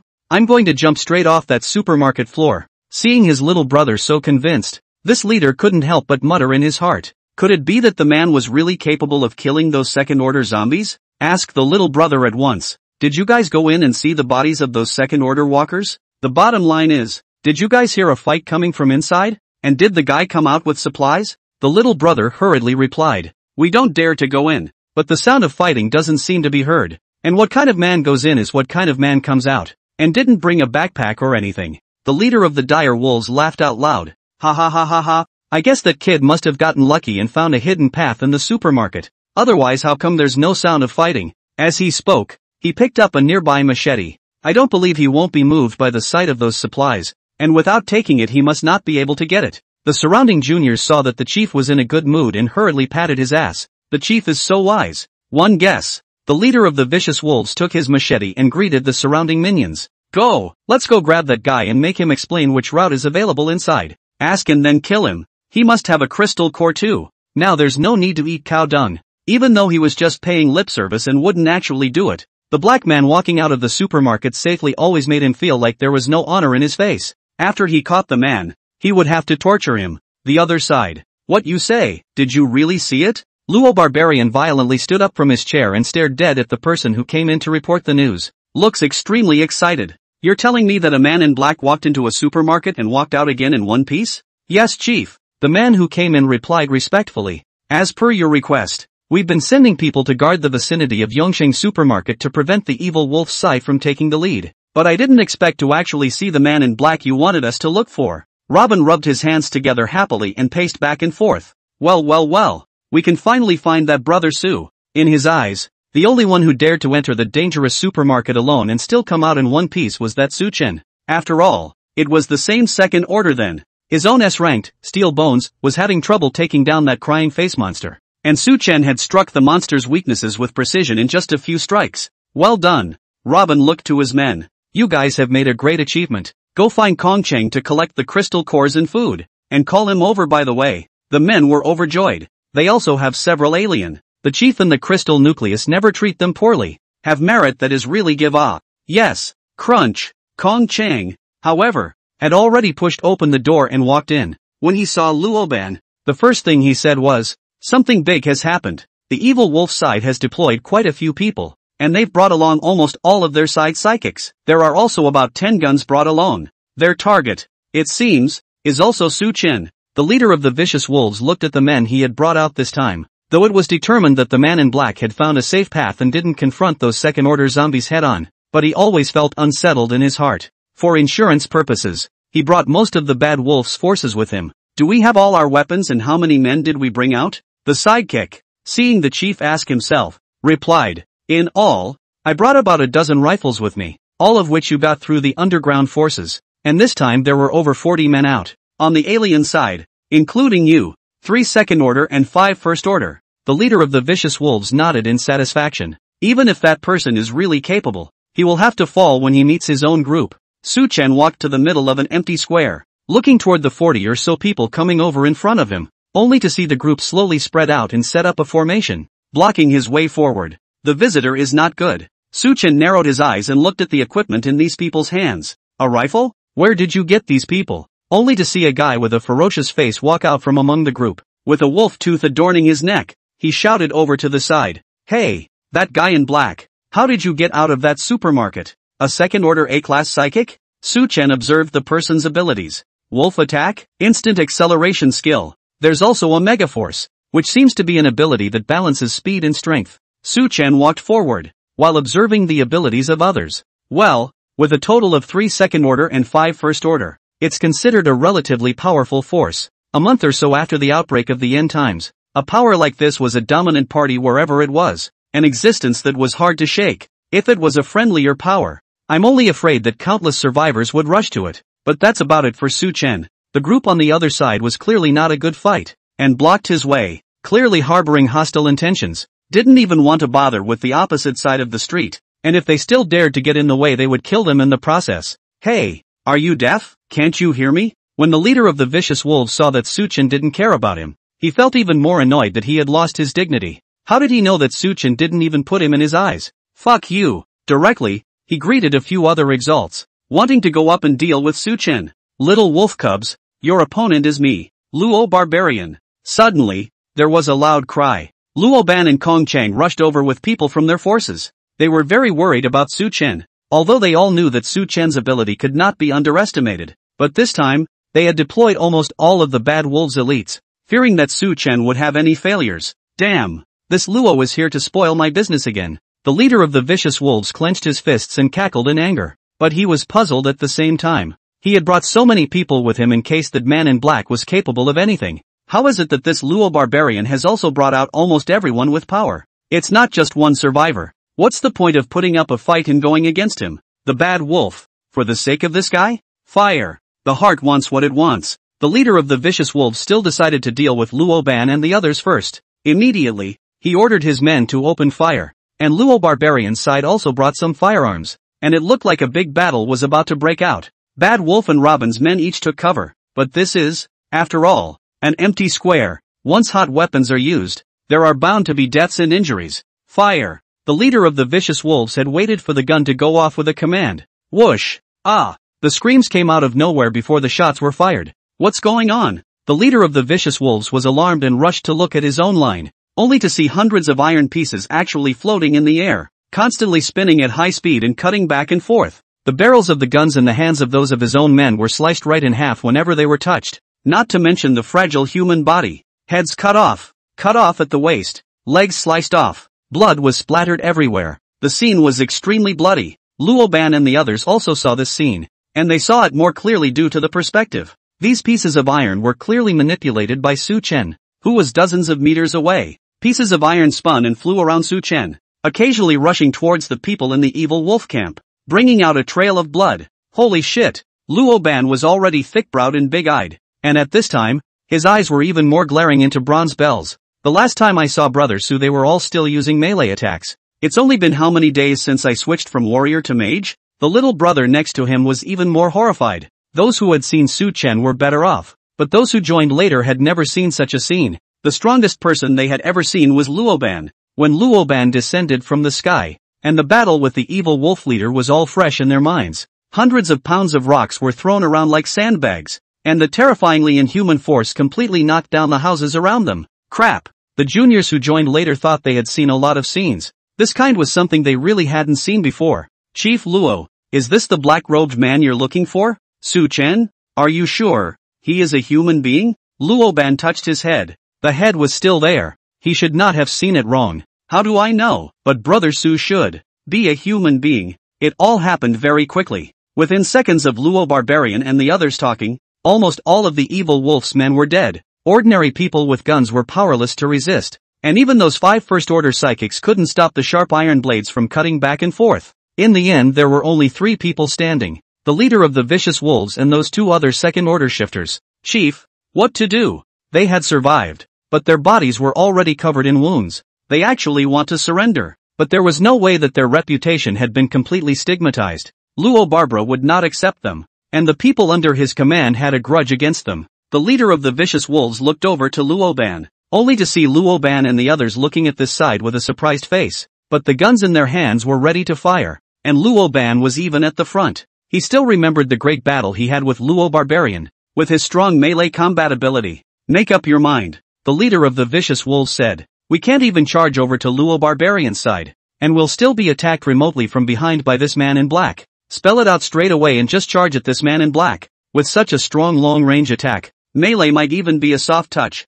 The 3 of them held up against the attack of the iron pieces, charged towards Su Chen. Looking at the 3 who rushed over, Su Chen's face instead revealed a hint of a smile. Ha. To actually come to melee combat, just what I wanted. To know, Su Chen was more powerful than his long-range enchantment abilities, whether it was a closer range fist and shadow attack or a close fight. If it wasn't for swarming or disabling the opponent's long-range attack ability, he wouldn't even want to use it if he was enchanted. Prefer the thrill of punching the opposite side of the room. A few dozen meters is short. Those 3 people quickly arrived in front of Su Chen and each used their abilities. The leader of the vicious wolves was the first to use wolf attack to instantly accelerate. Using a huge force, he threw a punch at Su Chen's head, carrying a terrifying sound of breaking wind, and with just that one punch, he was able to break a boulder into countless broken pieces. The other one stretched out his hands, and many vines suddenly appeared on his hands, so flexible and strong that fire and knives were ineffective, trying to tie Su Chen up so that he couldn't move. The last man then waved his hand, and some of the metal around him turned into liquid, forming prong spikes over a meter long in the air, and after being reinforced, it was stronger than ordinary steel, and it stabbed towards Su Chen's chest. The people watching this from afar, such as Luo Ban, pinched a sweat. Even Luo Ban, who had always believed in Su Chen, was anxious. It's too far away to make it. Oh no, Brother Su is in danger. Although he knew that Su Chen was very strong in melee combat, he wasn't a 3-headed man, so how could he block 3 people attacking at the same time? Restricted movement and a simultaneous attack on the heart and brain, this is basically certain death. Always. His own side was able to fight against the vicious wolves, also because there were 3 second-order shifters, not just by himself. At this point, the attack had already reached Su Chen. All of them hit the air amidst the shocked cries of Luo Ban and the others. The 3 men from Bad Wolf were greatly alarmed. How the man in black suddenly disappeared. Bang! No silhouette was seen, but the head of the metal-using alien suddenly burst open.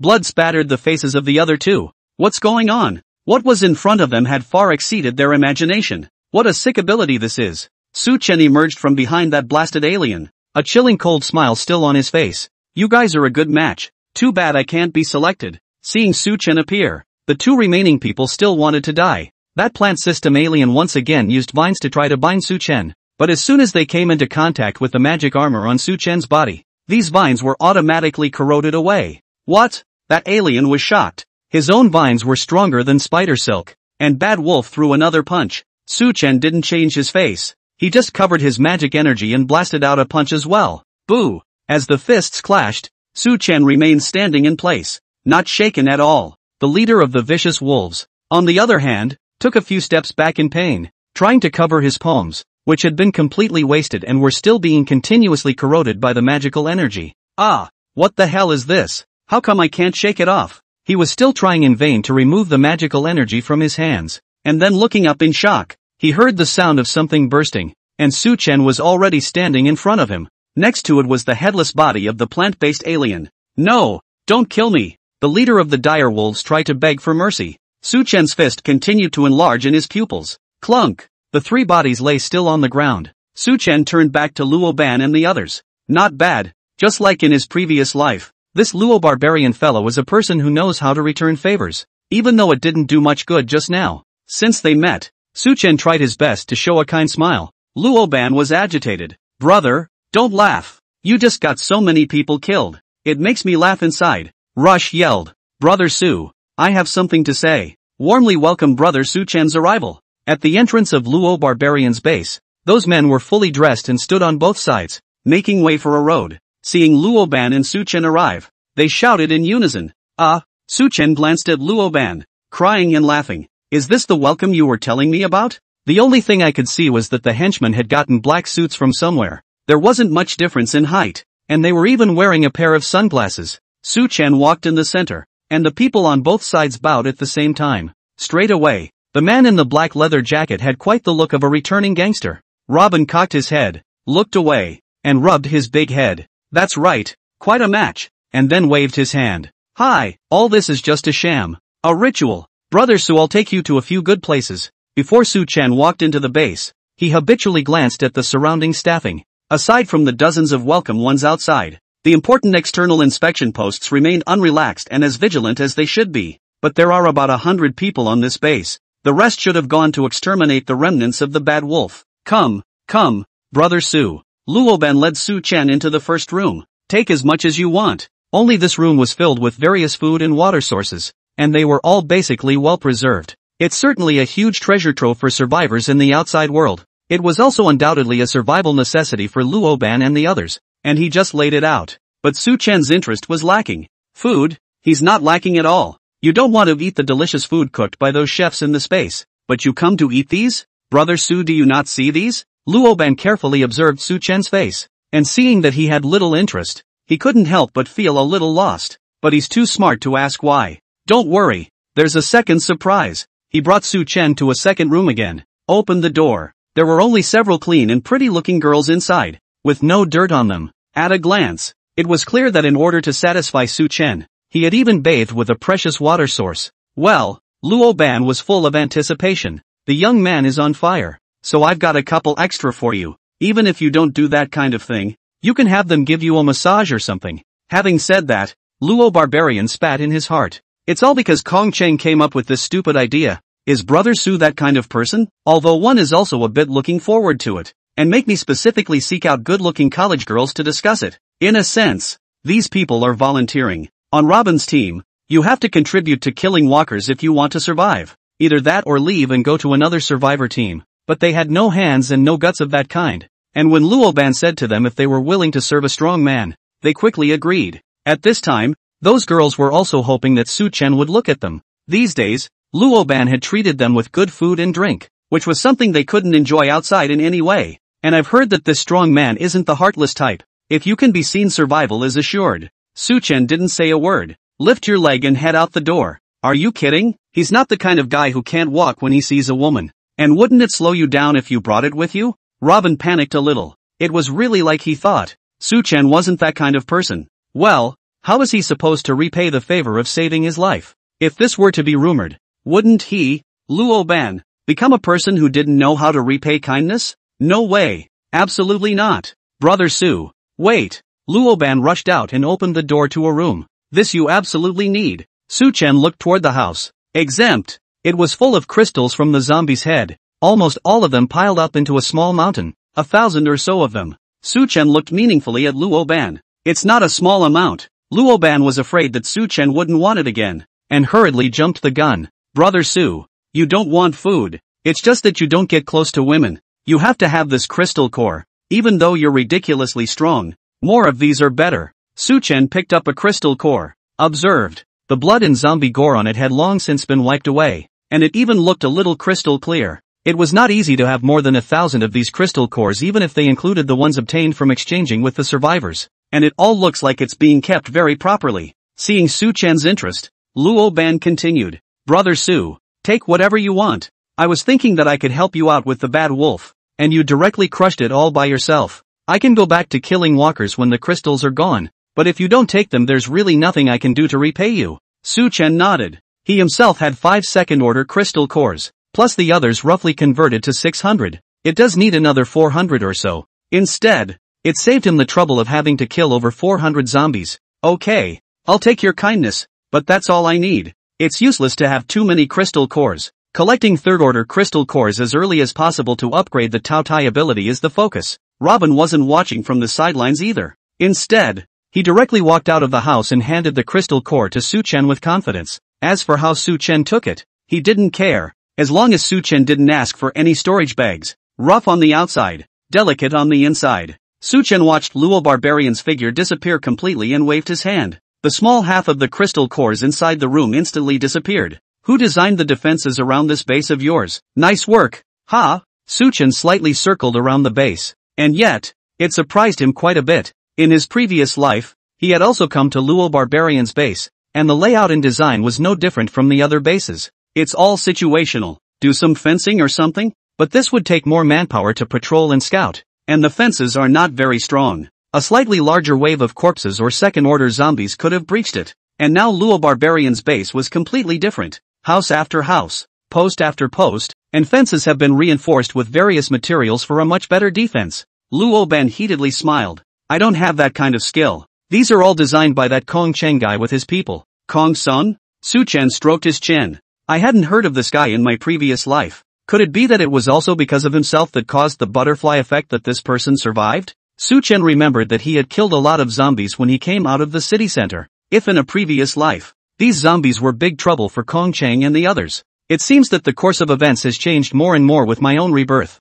Look at the facilities. Su Chen remembered something else. It was here that Luo Barbarian had built his base in his previous life, and it had remained unchanged, because he didn't know that the space rift would become more and more dangerous. Thought only second-order monsters would appear. Eventually, the base was completely destroyed as more horrible monsters appeared. Robin. Su Chen looked at Luo Ban, his expression becoming serious. I'm going to say something next, and I hope you'll believe me. Luo Ban heard it at once. Patting his chest, he said, Hey, you saved my life. I'll believe anything you say. Su Chen pointed in the direction of the spatial crack. Very well, remember that rift. Don't take it lightly. Sooner or later stronger monsters will appear inside. It's best not to stay in Tianhe City, and that means you're going to have to give up the base. By the way, I'm also leaving from the west side of town. Hearing this, Luo Barbarian fell silent. It wasn't that he didn't trust Su Chen, but he had spent a lot of effort building and expanding this base all night long since he came here. It's always a bit disheartening to see it about to take shape and then suddenly have to abandon it.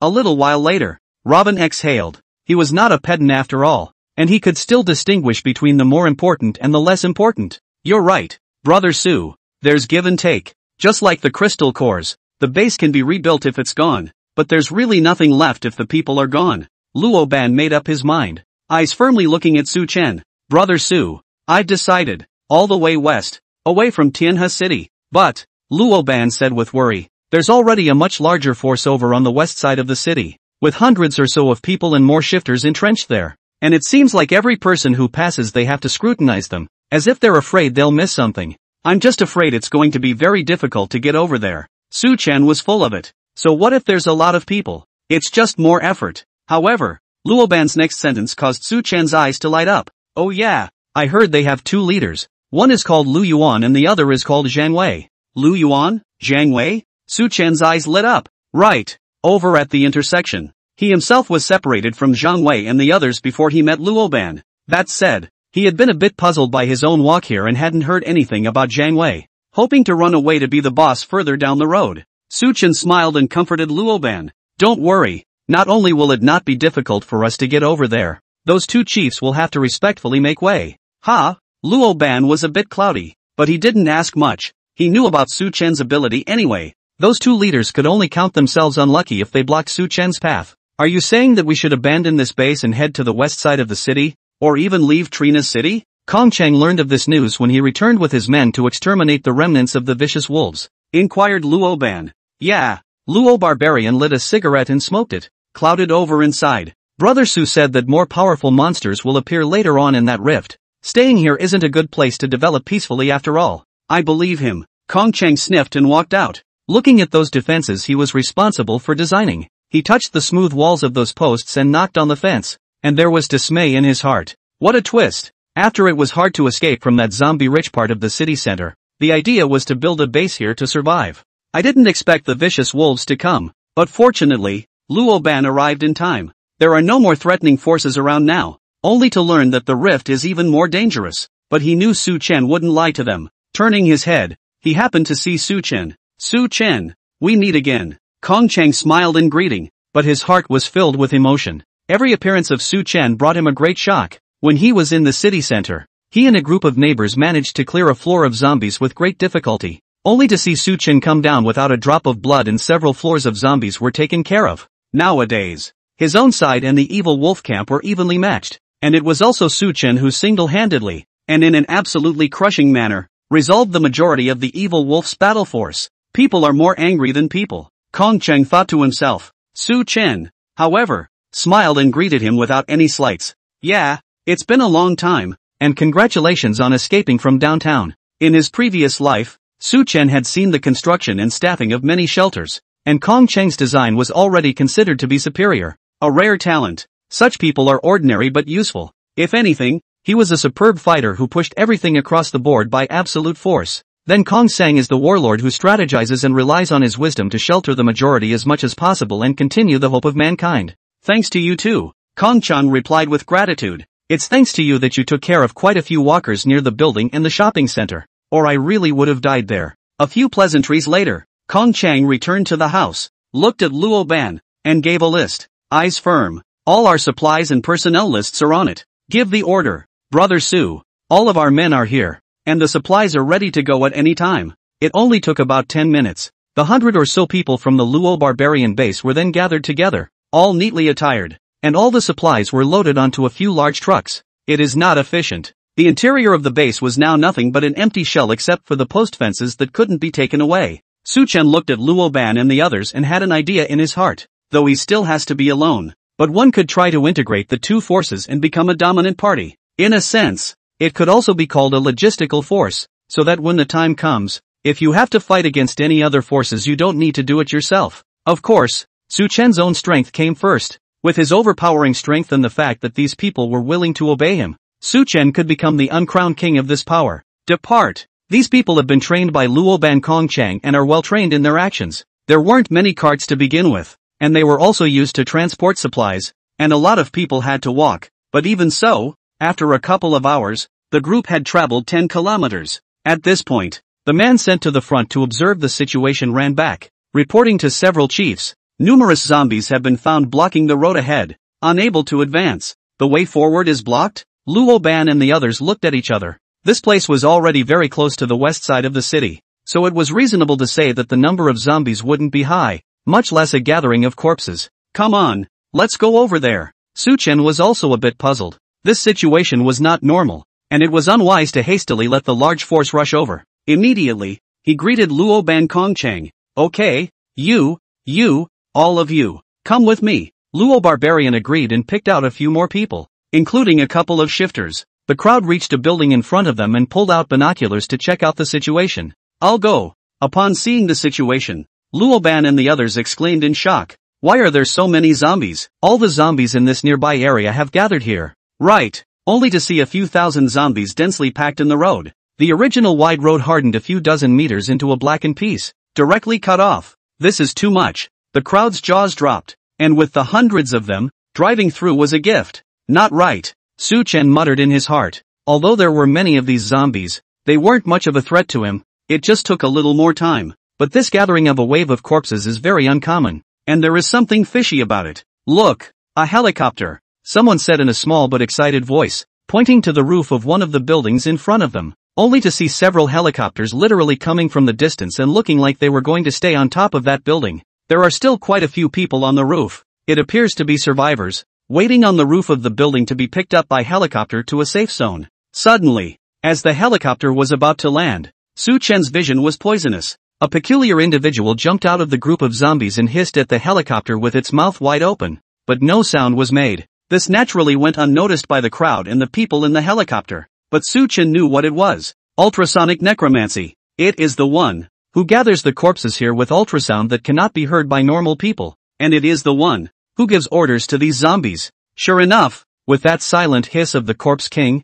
thousands of zombies were like boiling water being boiled by a pot, instantly rioting. A huge crowd quickly rushed up towards the building where the helicopter had landed. a riot of corpses. Ordinary zombies have no intelligence and will only pounce on humans when they see them. And mechanical creations like helicopters will, at best, attract their attention, but not attract them to attack. But the Corpse King is different. It has developed some judgment and knows that the helicopter is operated by humans. The presence of a helicopter means there's prey there. And it's the eyes of the herd. Boom boom boom. Thousands of zombies collectively stormed the doors of that building with a bang. The black and pressurized mass of corpse heads surging about was extremely spectacular. Crackle! The doors were slammed open, and a multitude of walkers swarmed in, heading straight for the top floor. Ouch! These more than 1,000 zombies let out a roar in unison, and the sound resounded through the heavens and earth. Even Luoban and the others who were farther away were shaken to the point that their eardrums were raw. They are commanded by the Corpse King and follow his orders completely.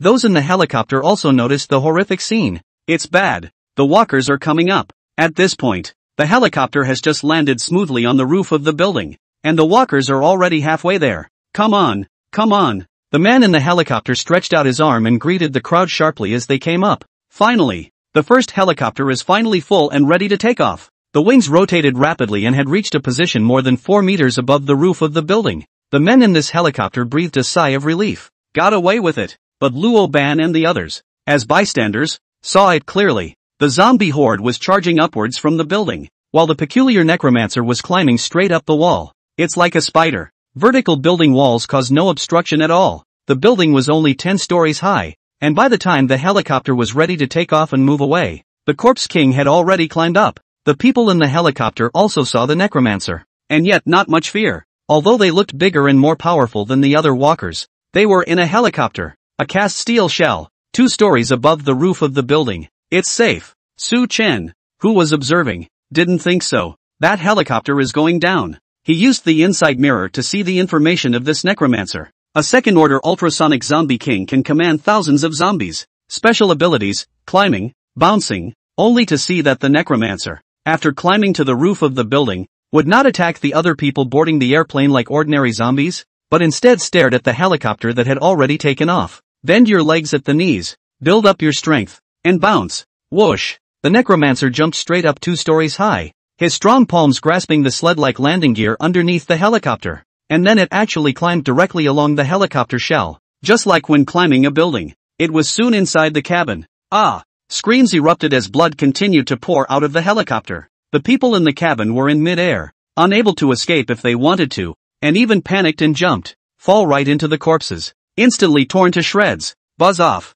Without a pilot at the controls, the helicopter quickly lost its balance and lurched. It hit the building next to it with a bang. Boom! The plane crashed and burst into flames. On the roof, the others looked at this scene and were all frightened. But the good news is that the necromancer also crashed into the other buildings with the helicopter and was nowhere to be seen. Da-da-da-da. The Corpse King had temporarily disappeared, but the 1,000 or so zombies had already rushed up. The group actually had guns. All of a sudden, intensive gunfire rang out from the roof of the building, knocking down zombie after zombie. But this is not a permanent solution after all. The rest of the walkers hear the gunshots, but instead they are spurred on even more. Roar! Su Chen was in the distance, and his vision was blocked quite a bit, but he still saw the hill of zombie corpses piled out. It's too much. Soon the defense collapsed and the crowd, fighting and retreating, all boarded the plane. Eyes on takeoff. Instead, the zombies swarmed and even fought a sea of corpses. They don't jump like a necromancer, but they keep stacking,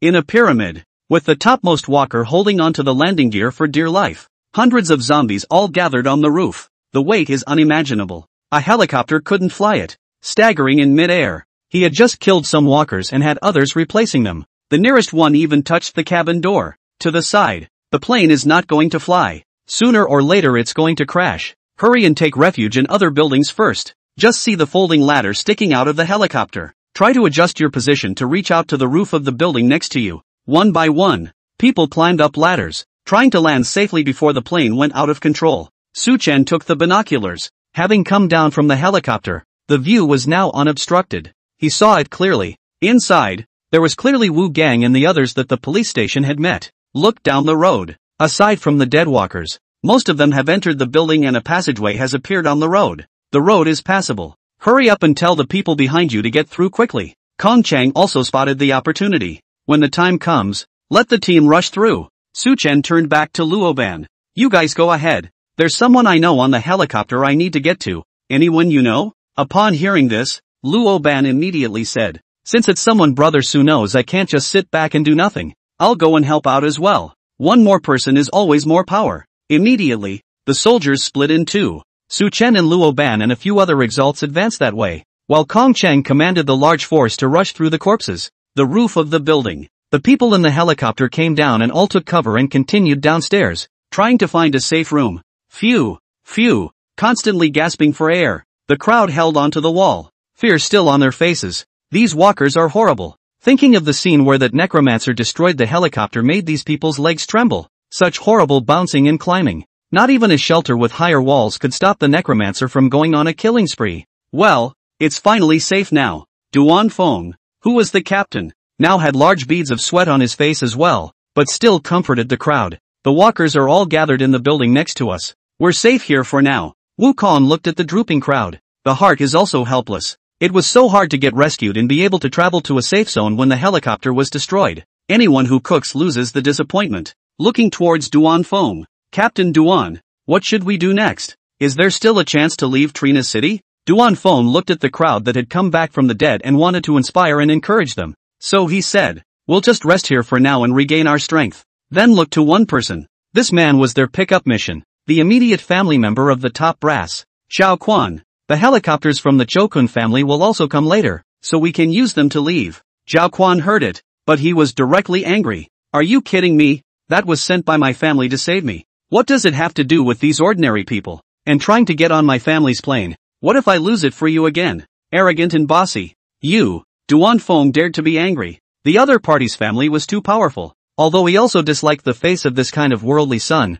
but with his duties, he didn't dare to do anything to the target of his protection. Vong tried to persuade. How can you say that? Wasn't it the walkers that destroyed the helicopter? It's none of these people's business. Zhou Quan blared. And who are you? If I say no, I say no. My life is much more expensive than yours. Wukong was extremely angry, just about to say something. Someone went to the stairwell window and looked out and cried out in horror. It's bad. Those walkers are starting to come up the stairs. Hearing the corpses begin to rush towards this building, the crowd stopped arguing for the time being. What to do? What to do? Someone started to cry. The walkers are coming from underneath the building. We're all upstairs. There's no way to run. Xiao Quan, who had just been arrogant, also began to look alarmed. Reaching out, he grabbed Duan Feng's shoulders and shook them. Hey, Duan, aren't you the captain? Do something. If I die, I'll see how you'll explain to my family when you get back. Duan Feng slapped Zhao Quan's hands away in disgust, but the solution still has to be thought of.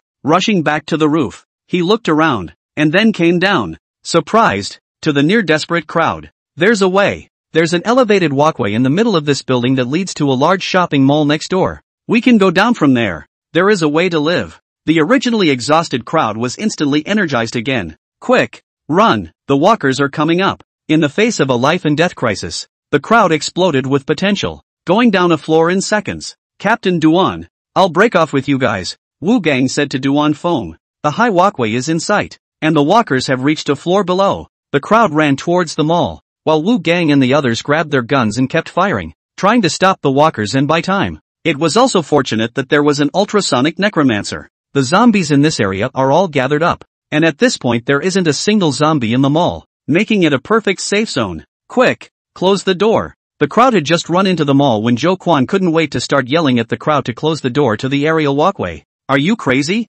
Wu Gang and Duan Feng. They're still on the high-altitude passage. The crowd looked at Zhao Quan in shock. Other people are fighting to cover them to come here, but this person wants to cross the river and tear down the bridge. Is there any humanity left? Shit. I'm in a position where they can compare. So what if you saved me? Wasn't that their mission? Zhao Quan spat and danced around, pointing at the zombies with open teeth and claws, rotting faces and rotten flesh hanging from their bodies. Hurry up and close the door. Aren't you afraid of those walkers? He tried to compel the crowd. A youngster couldn't help himself and rushed up and punched Zhao Quan in the face. Screw this. I've been putting up with you for a long time. Zhao Quan screamed miserably and took a few steps back, spitting a mouthful of blood-tinged saliva out of his mouth. Incredulous, he looked at the small youth and said angrily, "Don't you dare hit me. Do you know who I am? You don't want to enter the safe zone alive." Naya. The youngster swung his fist and went forward again. Roar. There was a hiss from downstairs. It was the ultrasonic necromancer, only to see it lying on the wall.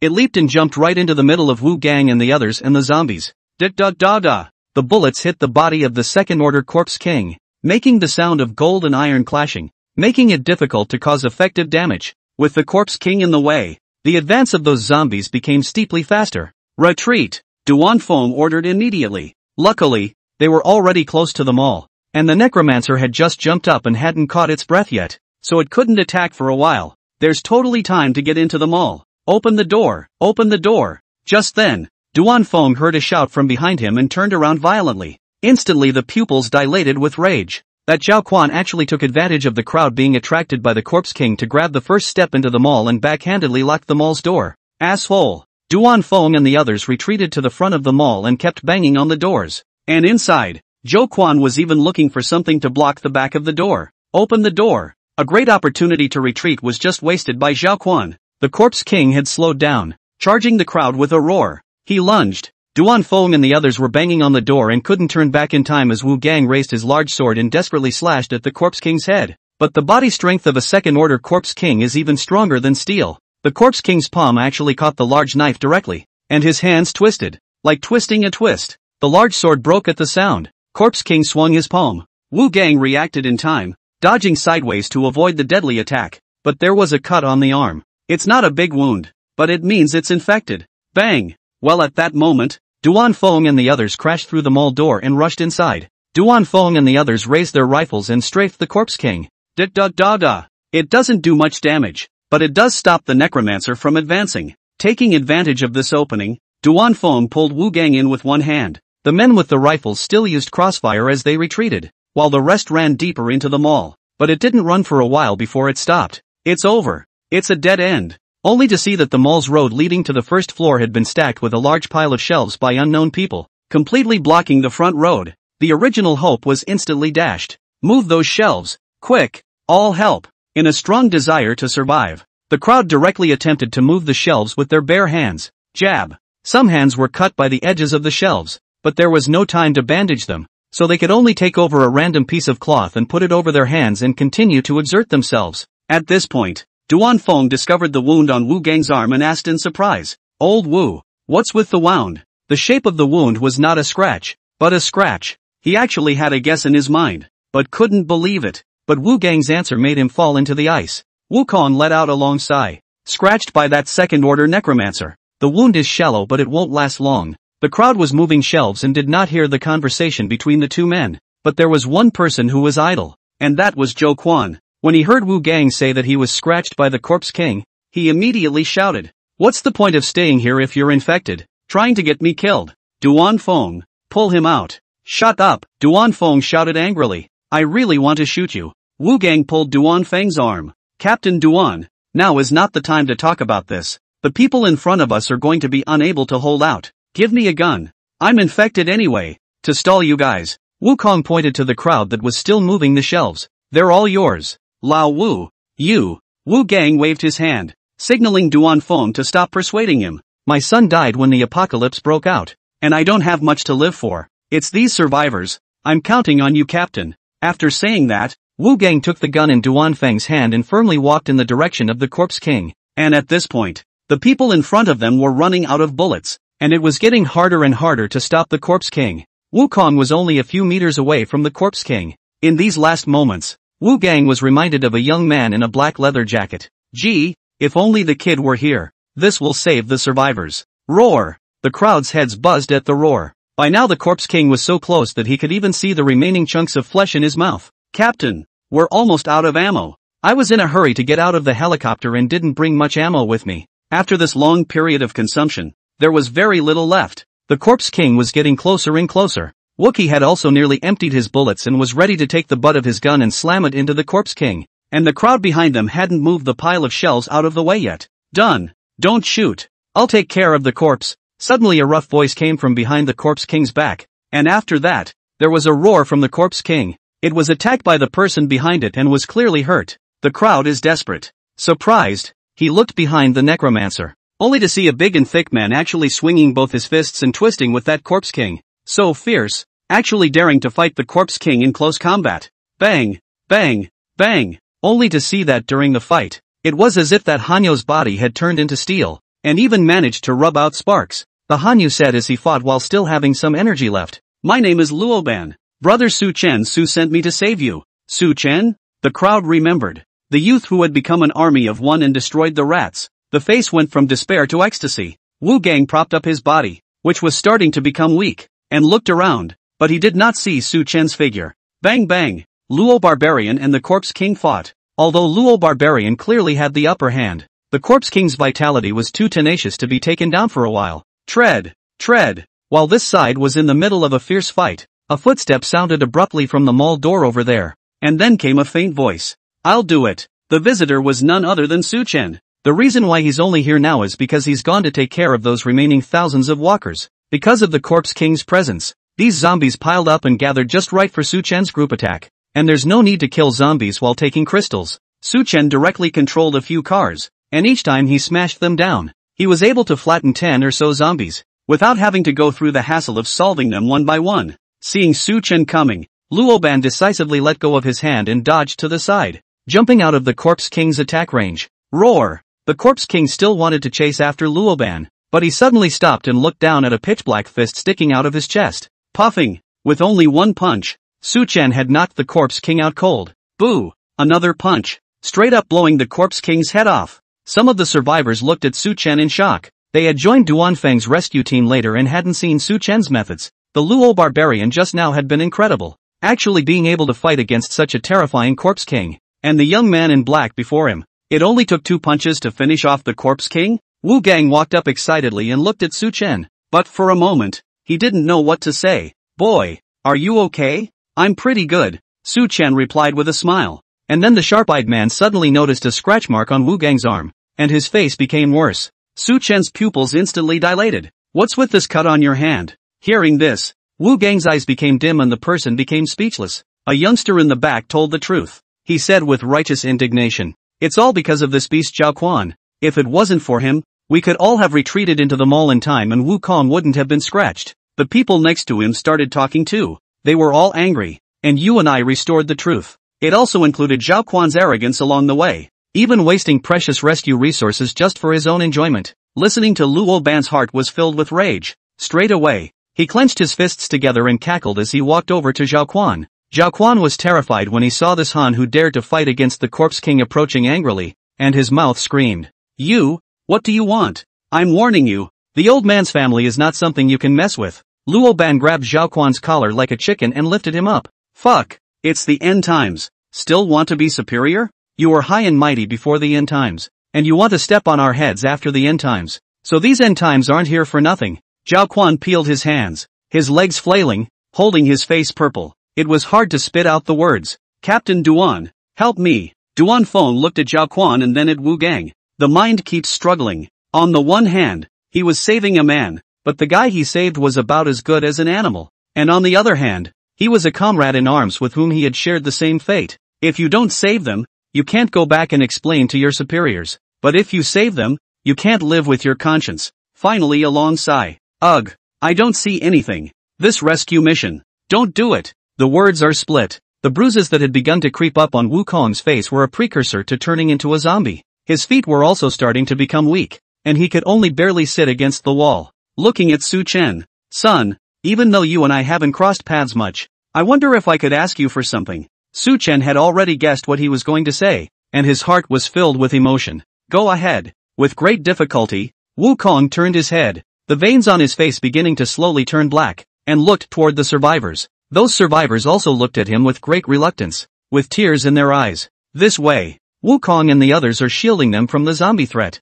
Even in these brutal post-apocalyptic times, it still fulfills its duties. Boy, there's that Zhou Quan. These people shouldn't be able to get to the safe zone. Wu Gang turned back to Su Chen. The pupils of his eyes began to turn progressively gray. I know you don't want to take the others with you, but can you help me find them a good home? Hear this. Su Chen looked at Luoban, but found that Luoban also looked firmly at himself and nodded. Could be. This friend of mine named Robin is good to his men, and these survivors can join him. Wukong smiled. Thanks. Ahem. Cough. Coughing a few times, Wu Gang took out a photo from his arms. On it was a young man about the same age as Su Chen. It's his son. Holding the photo tightly in his arms, Wu Gang looked at Duan Feng. Captain Duan, can you give me a ride? This should be considered internal processing. I don't want to turn into one of those monsters. Speaking, blood spilled from the side of Wu Gang's mouth, and his eyes became lax. When I die, just burn me down. I don't want my body to be eaten by those monsters.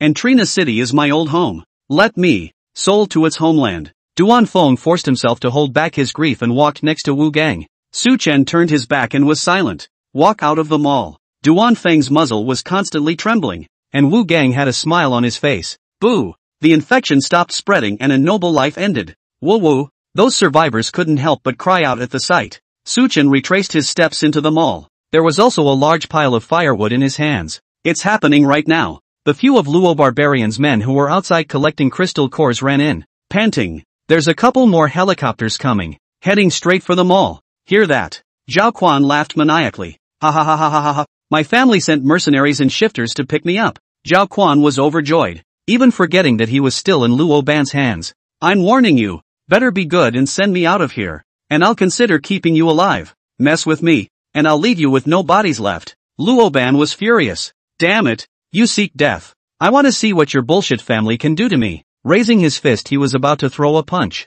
Slow down. Luo Ban looked towards the source of the voice in surprise. It was actually Su Chen. The mind was full of confusion. Impossible. Brother Su is by no means the kind of person who would be afraid of any family if he is a bully. Only Su Chen's eyes were extremely cold. You punched him to death. So how am I supposed to torture him slowly? So it is. Luo Ban smiled. He really hadn't misjudged anyone. Su Chen was worth befriending. Duan Feng walked next to Su Chen, his face full of worry. It doesn't matter if this Zhao Quan dies or not, but his family is no good, and the people he sent are even more ruthless guys. It's likely to be detrimental to these survivors. Duan Feng explained the Zhao family's situation to Su Chen and Luo Ban. Before the end of the world, it was a huge force, with a number of people holding top positions, and after the end of the world, the strength was similarly not to be underestimated. Duan Feng said seriously. Of course, pre-apocalyptic status counts for nothing. It's the altered that counts. The Zhao family has collected a lot of psychics after the end of the world because they have an undercurrent.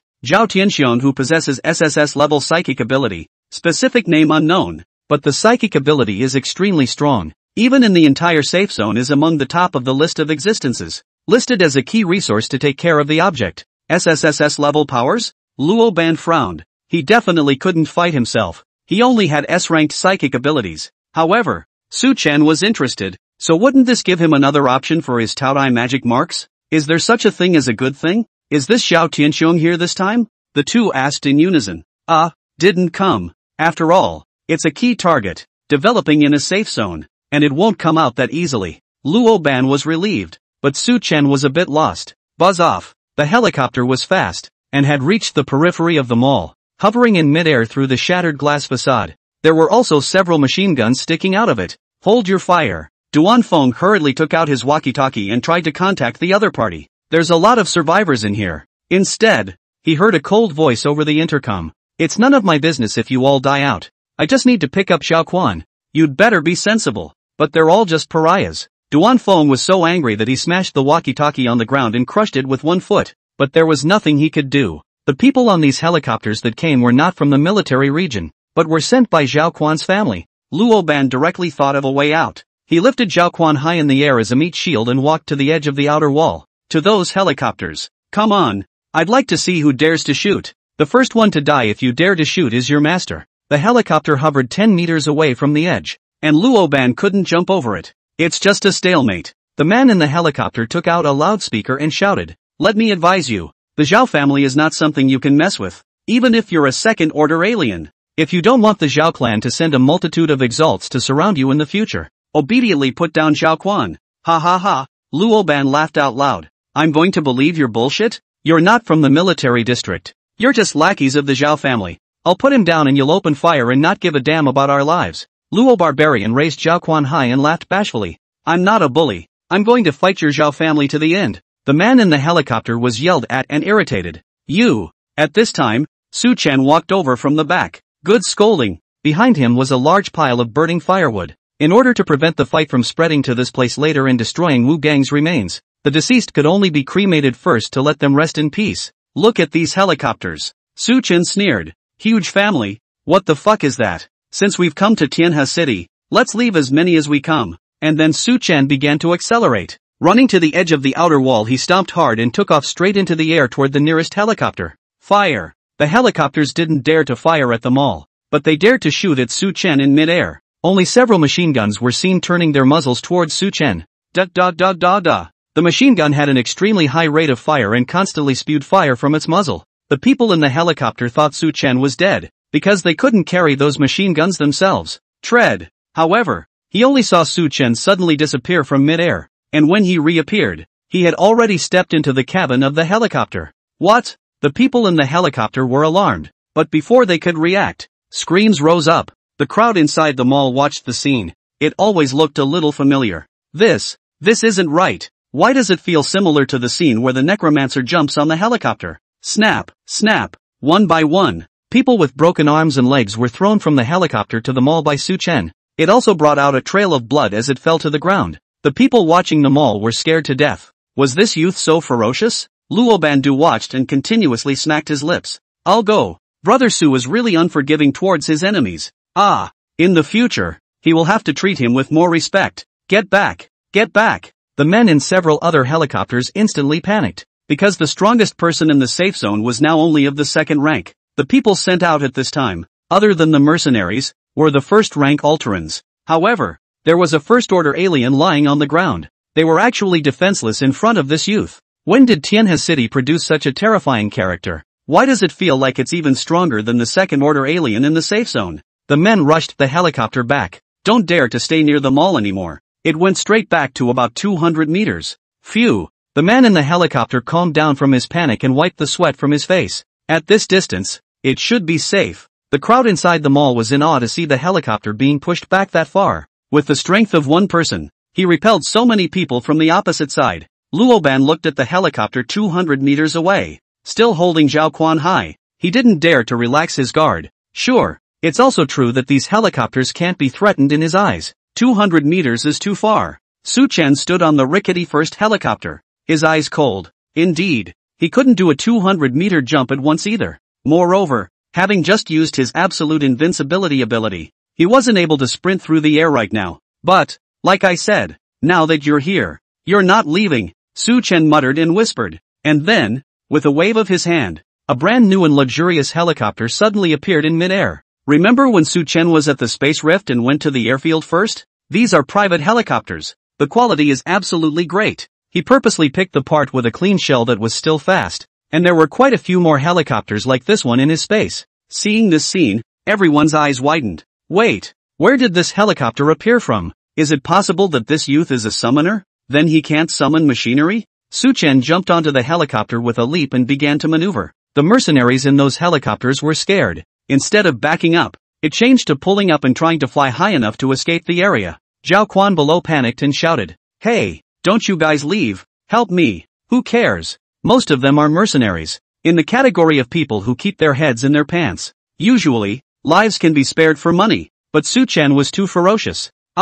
It hurts. Those with broken arms and legs but not yet broken, rolled back and forth on the floor of the mall wailing. The people in the helicopter don't want to turn out like this. Want money not life, provided there's a chance of surviving, rather than the absolute certainty of losing your life as it is now. Come on, run, the mercenary shouted, urging the driver on. His helicopter still needs startup time. We can totally run away. Buzz off. Su-chan's helicopter propeller had begun to turn at high speed. Damn, how did his plane start so fast? Just kidding. Exclusive to the rich and famous. The performance is naturally needless to say. Bar none. The mercenary squeezed the weapon in his hand and opened his mouth to curse, before extending his gun and aiming it at Su-chan's side. Da-da-da-da. Gunshots rang out and bullets went through, but all of them hit a piece of iron. Countless pieces of iron sheetrock overlapped each other, forming an airtight wall around the helicopter's shell. What's this again? The mercenary was horrified. What the hell is this guy and why does he have so much power? At this point, Su-chan's helicopter had already been launched and was continuously closing the distance with the mercenaries and theirs by virtue of its high movement speed. The air battle is imminent. Faster. Faster. The mercenary pressed the driver even more sharply, and the driver was outright annoyed by the prodding. Fuck, just know how to rush me. Why don't you drive? There were already fewer airplanes that could be used after the end of the world. Hell knows where that guy got that helicopter from. One look and you know the parts are top-notch. The mercenary had no choice but to use his walkie-talkie to inform the other helicopters. Let's split up.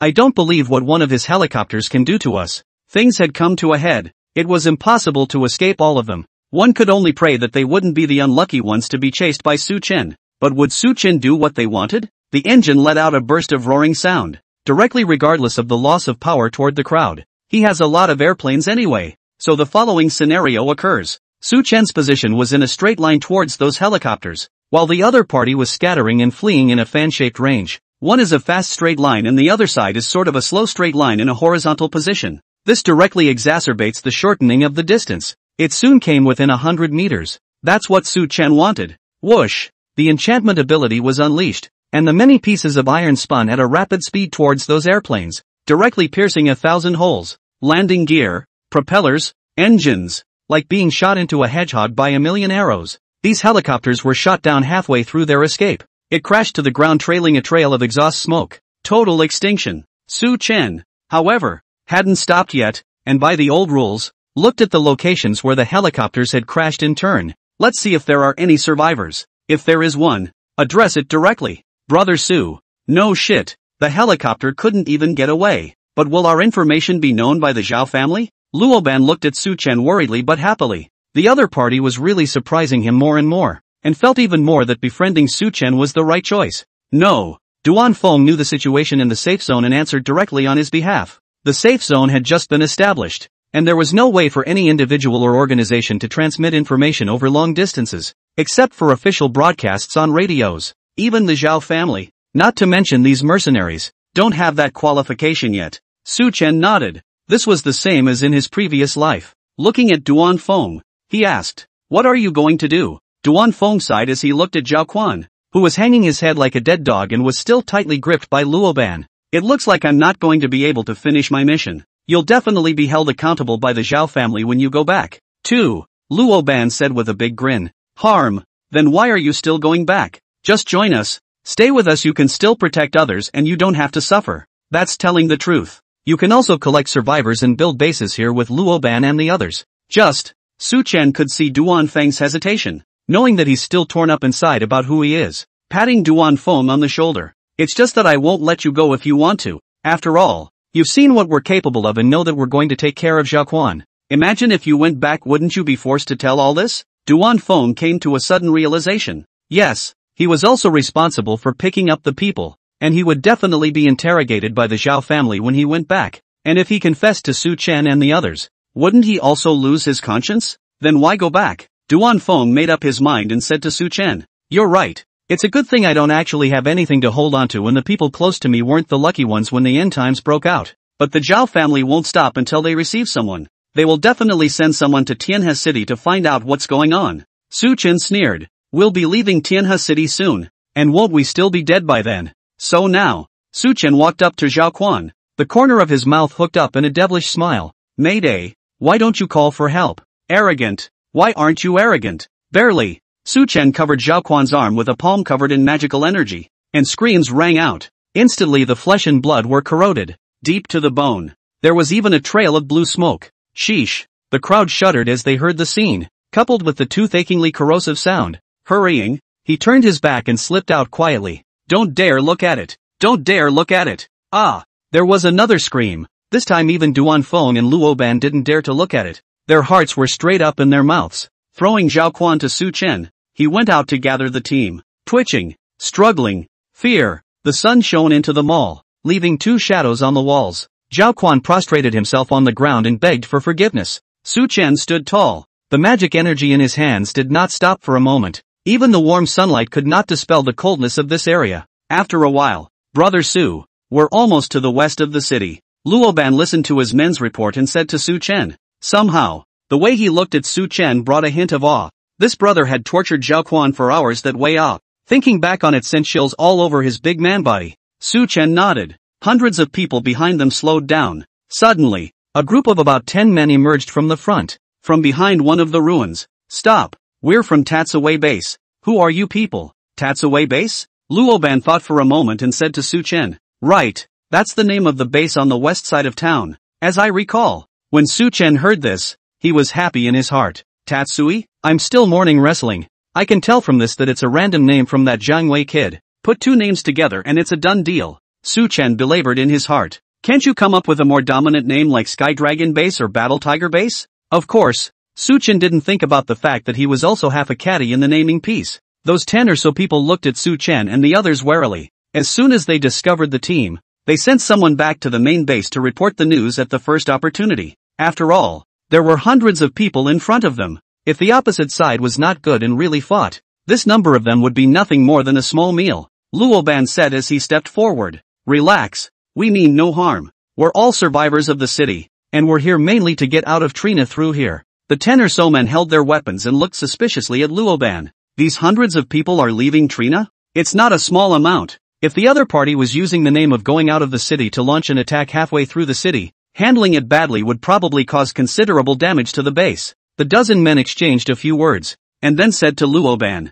our chief is not here at the moment, so wait here for a while if you can. Want to wait here? Luo Barbarians group began to become a bit tumultuous. They had reached the west side of the city with great difficulty, and it looked as if they would be able to leave Tianhe City and get away from that dangerous spatial rift, but they actually had to wait here? Who knows how long it will take? Luoban was about to say something else, trying to get the opposite side to be accommodating, when a hand pressed down on his shoulder, telling him to back off for the moment. It's Su Chen. He had wanted to enter the base directly to find Zhang Wei and the others, but he didn't realize that they had gone somewhere else now. He looked to the people of Tatsaway base and asked, where did your chief go? When these words came out, the people from the Chanwei base sized up Su Chen with some strangeness in their hearts. Doesn't that big, burly man look like the leader of this team? How come he listened to this youth in black leather and obediently retreated to the back? Wait, black leather jacket. Su Chen then saw those people from the Chunwei base suddenly become agitated, as if they had remembered something, but they were unsure. He only saw those people looking at the hundreds of people in Luoban, and then looking at themselves. What's your name? Su Chen. Your leaders are called Zhang Wei and Lu Yuan. Right, they know me. Su Chen had a guess as he spoke. Could it be that Lu Yuan and his men had also told their men to patrol the surrounding area, specifically looking for him? But this presents a problem. The men under his command didn't know Su Chen. What if there was an imposter? And now that Lu Yuan Zhang Wei, who knew him, wasn't here, it was very inappropriate to rashly let these hundreds of people in. Sure enough, the people of Chen Wei base got excited when they heard Su Chen's name, and then slowly calmed down. Su Chen, isn't this the very important person the chief was talking about? I can't believe they found it first. The chief will be overjoyed when they return and reward them well. But, the chief had said that Su Chen generally liked to act alone and was a lone wolf. So the people from the Chunwei base pointed at Luoban and his group. And what about them? Who are they? They're people I know, just like Zhang Wei, and I came to the west side of the city with them on the way. Su Chen added, getting back to the point. Where did Zhang Wei and the others go and how long will it take them to come back? I won't wait too long. Regardless, the people of Chunwei base were already looking at Su Chen with respect. What if this was really the person the chief was looking for? There must be no offense. Soon, the chief and the others went to a village on the outskirts of the city. I heard that there were third-order zombies infesting the area, checking to see if they would pose a threat to the base. Oh, a third-order zombie? Su Chen instantly came to be interested. It had been more than a month since the end of the world. The third-order monsters could not come out yet, but the third-order zombies had almost appeared. But even if they appeared, they were rare in number, and it was unexpected that there was actually one in this village outside the city. Yeah, that monster was horrible. The man from the Chunwei base said with a palpitating heart. Our chief is so powerful that he can stand up to hundreds of walkers all by himself. Yet even then, it was no match for it. And this trip wasn't an engagement, just an observation of the situation from afar. Where, compared to the fear of the crowd, Su Chen was a bit impatient instead. We call that village the village of the dead because it has been completely devoid of living things as far as location. The people from Chen Wei's base told Su Chen the exact address. Watching Su Chen pull out his legs and try to run, Luoban hurriedly called out to him. Brother Su. Wait. Luoban was full of surprises. It turned out that the leader of this Chen Wei base was also someone Su Chen knew, so it wasn't easy to get through. Are you going to that dead village? Then shall we go together? Su Chen patted his head. Harm. Hearing that there was a third-order zombie was too exciting, and all of a sudden, Luoban and the others were forgotten. Think about it for a second. You guys don't need to come over. Just wait here for Zhang Wei and the others to come back. I won't wait here. And then Su Chen waved his hand. A thermos suddenly appeared in his hand. Holy shit. Is this magic or enchantment? The people of Chen Wei base saw the scene and their eyes widened. Wait. The chief had said that Su-chun was a very mysterious person with unfathomable abilities. Look at this hand of skill. Absolutely is my own undoubtedly. They will get the reward. Luoban took the thermos. A puzzled look. Although he knew that Su-chen would be able to change items out of thin air, and could even make a helicopter. What was the point of giving him this holding tank now? Looking at the curious Luo barbarian, Su-chen instructed, if Xiangwei and the others come back and are still suspicious of you, give him this holding tank and you'll naturally be able to get in. By the way, don't open it yourself. Having said that, Su-chen then went in the direction of the dead village in a puff of smoke. The first third-order crystal core. Ah, here I come. Luo barbarian, who stayed where he was, looked at the holding tank and stared wide-eyed at the people from Chenwei's base. Too curious, but he couldn't open it, and that whole thing made him prickly and scratchy inside. A few moments later, there were a few people running from behind the Tatsue base people. Panting, he exclaimed, the chief is back. Heard the news already heading this way. As soon as Su-chen reported his name, several more people had already been sent back to report the situation. Only a ball of flame was seen speeding from the distance. To be precise, it was a figure with flames, even using its powers in order to speed up. Luoban was shocked when he saw the flame. The strength of this Chenwei base's leader is on par with mine. And when the flames stopped, a gray-headed man appeared. Looking at the hundreds of people in Luoban, a question mark seemed to pop up on his head. What's with all the people? Where's my old Su? Ah shucks. Zhang Wei spat out a mouthful of water. He had just returned from the dead village there when his men reported that Su-chen had already come to the west side of the city. But it made him happy. The team that he brought back didn't even straighten up, and he directly handed it over to Lu Yuan to handle, and ran over in a hurry himself, running too fast and getting dust in my mouth. I'm one of the leaders of Tatsue base. Zhang Wei, who are you guys? And old Su. Ah, that's Su-chen. Where did he go? Zhang Wei looked at Luoban and the others with the same vigilance. Hundreds of them. It was also not a small scale, and this man at the head, Zhang Wei always felt that he was very strong. My name is Luo Barbarian. We are also people Su-chen knows. We came to the west side of the city with him. We're trying to get out of Trina's city through here. Luoban said as he stepped forward. And get out the holding tank. Su-chen went to the village of the dead, and this is something he left behind. Saying it's a token to make you believe me. Looking at the thermos box, Zhang Wei was confused. If the one who came is really Su-chen, then why did he leave this? He didn't agree with him to use the thermos box as a token. Looking to his men, he signaled them to explain the situation. The henchman said respectfully, Chief Cheng, it is indeed the same as what this Luo barbarian said. That black-clothed youth who claimed to be Su-chen headed straight that way after hearing that there might be third-order zombies in the dead village, and left this behind. These henchmen said it with their mouths, but in their hearts they always felt it was untrue. That's a third-order walker. The two chiefs combined were no match and didn't dare approach. How was this friend of theirs called Su-chen different? You're so happy you can't wait to get there? The audacity is a bit of a sham. When Zhang Wei heard this, he laughed out loud instead. Ha ha ha, looks like it's really Su-chen who's here. Besides him, no one would dare to rush up when they hear there's a third-order zombie. He was about to speak when another man rushed by in the distance. Those men took a look and were shocked. Chief Lu Yuan is here too? Even though this one called Su-chen is the chief's friend, it's not so bad that all two chiefs would come out to greet him personally. And from what Chief Zhang said, he had no worries about Su-chen going to the third-order zombies. What exactly is his origin? There, Lu Yuan braked sharply, stirring up a cloud of dust, just stopped and yelled out of my mouth. Where's Su-chen? Zhang Wei Gang was busy going up and explaining the situation. Went to the village of the dead to look for third-order zombies? Lu Yuan was first startled, then calmed down. That's right, Su-chen isn't an ordinary person. Others don't dare to approach the spatial rift, but he dares. So naturally he dares to go to the village of death. Looking to Luoban. To be precise, it was looking at the thermos box in Luoban's hand. That, brother Luo Barbarian Luo, right? Su-chen said this thermos is a token, right? Can you show us? Luoban hurriedly handed it over. Sure. He had long been itching to know what was in it that could actually be used as a token. The two of them received the thermos box, and it was naturally false to say that they weren't curious in their hearts. Slowly open. A scent instantly hit his nose. It smells so good. It's food and it's hot. Everyone in the neighborhood smelled the scent and instantly reflexively almost drooled. It smells so good. How long had it been since they smelled like that? Can't remember anymore. All I know is that since the outbreak of the end times, I've had to eat cold canned cookies and drink cold water. And I can't even think about having a hot meal.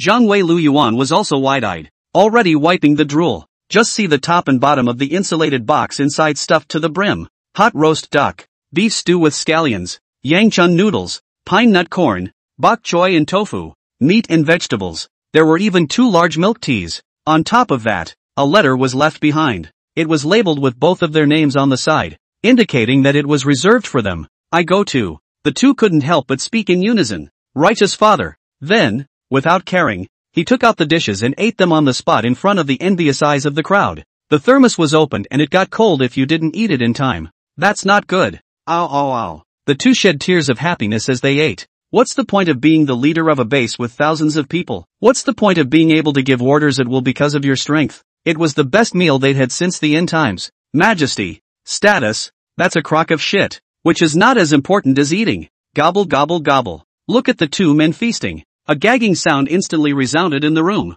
The outskirts of the city. The wind blew up a field of withered leaves and uncountable dust. It looked gray in the sunlight. The time has come for August, and the smell of fall is creeping in. It's just that the unswept streets, combined with some of the debris on the sides of the road, made it look like winter had come early. Tap, tap. Su Chen, dressed in black, walked on this silent path, running from the west side of town to the main road and then turning onto this side road. That so-called dead village is not far away. Things aren't right. Su Chen held the binoculars in one hand, observing the village, while holding a cup of hot pearl coconut milk tea in the other. Giggle. After walking a little further and throwing away the milk tea he had drunk, Su Chen looked at the dead village that was close at hand. This village rings a bit of a bell with him. Before the outbreak of the end times, hundreds of families lived here, which wasn't really very big, but the village has a bacon factory, and a lot of the quality bacon in Trina City comes from here, greatly improving the economy here. Su Chen muttered in his heart. Generally speaking, advanced zombies often appear in densely populated areas, such as universities, within shopping malls. This village is open around it, and there aren't many people living there, so trying to escape is the easiest. Why would a third-order walker appear sooner than anywhere else? Su Chen got cautious. He had reached the entrance to the village. It's weird. As far as the eye could see, there was actually not a single zombie to be seen in here. Even in places like shopping malls where there are advanced zombies, there are more or less normal zombies. But here, squeak. Su Chen pushed open the door of the first house and walked in. Except for the blood and messy furniture left in the room, which proved that there had been walkers here. Nothing else. There were no roaming walkers or remnants of human corpses. It was clean. Second home. No. The third one. Neither. Su Chen couldn't help but frown. The situation is very wrong. It's like it disappeared into thin air. Or maybe the place was cleaned by something. This place is truly what its name implies. Completely dead villages. That third-order walker? Where the hell is he? What's going on here again? A dead silence. Su Chen circled the village a few times. There were no survivors, and not a single walker. TSK. I should have known that I would have waited for Zhang Wei and the others to return to ask them about the situation. Too eager to run over here when I heard there was a third order here. It's done. Su Chen simply searched these rooms one by one. Eventually, all the houses have been searched. Still nothing. Is it hard to believe that this third-order zombie is running away? Wouldn't I have come all this way for nothing then? Su Chen was a bit lost and looked towards a building in the middle of the village. That leaves only this bacon factory unsearched. Looking up at this bacon factory, it was 3 stories high, totaling about 10 meters in height. The off-white facade also leaves a wide deck on each floor for storing bacon and for smoking. Pre-apocalyptic jobs for close to 100 people are available. It is the main source of wealth in this village. Walk to the door of the bacon factory. Su Chen reached out and began to corrode the lock on the door and stepped up his vigilance. In fact, he didn't have much hope that there would be any third-order zombies here. The rest of the village didn't even have walkers, and that would likely be the case here as well. Squeak. Su Chen gently opened the door a crack and looked inside. Hey, it's true. There was also nothing in sight of the bacon factory. Not a single zombie living soul in sight. And it's cleaner than the outside. There's not even any blood to be seen inside. With the principle of not sparing any corner, Su Chen still walked in. Tap, tap. Footsteps echoed in the silence of the bacon factory. Su Chen suddenly stopped. He sensed an anomaly. It's so clean. Nothing like it was after the outbreak of the end times. There wasn't much dust. There wasn't much blood. And here's the kicker. There's not a piece of bacon to be seen here. This can't be right. Whenever there is a bacon plant, there will absolutely be bacon in storage. And there won't be nothing on the drying racks like there is now. Even if a survivor took everything here, the dust would gradually cover the place. Southern moved closer to the wall, looking inside the empty bacon factory. It's like a house. If someone lives in it, it doesn't get much dust, even if it's been there for a long time. And an empty house, within a few days, has dust everywhere. Something has obviously been active here. And it didn't leave long ago. Whoa! A piece of paper that had fluttered down caught Su-chen's attention. He picked it up and it was a bulletin. Attention all employees. Due to the surge of orders received by the bacon factory, now need all employees to work overnight for several days. Double the overtime pay. Hereby notify. Date, July 14th. Isn't this the night before the end times broke out? Take this bulletin. Su-chen pondered in his mind. That means there were about 100 people here when the end times broke out, which is considered relatively dense. Then why is there nothing left now? Not even blood? Hold that doubt. Su-chen strolled around the first floor and found nothing except for the eastern and western implements. Walked over to the stairs and was about to head to the second floor. Instead, Su-chen realized that there was a layer of sticky stuff on the stairs, like the outer membrane of something that had been scraped off, and it was even a little shiny. And there's a strange smell that's vaguely emanating from it. It's like the smell of dahlia, much like the corpse odor of a rotting corpse. It smells so bad. Su-chen forced himself to endure his nausea and headed to the second floor,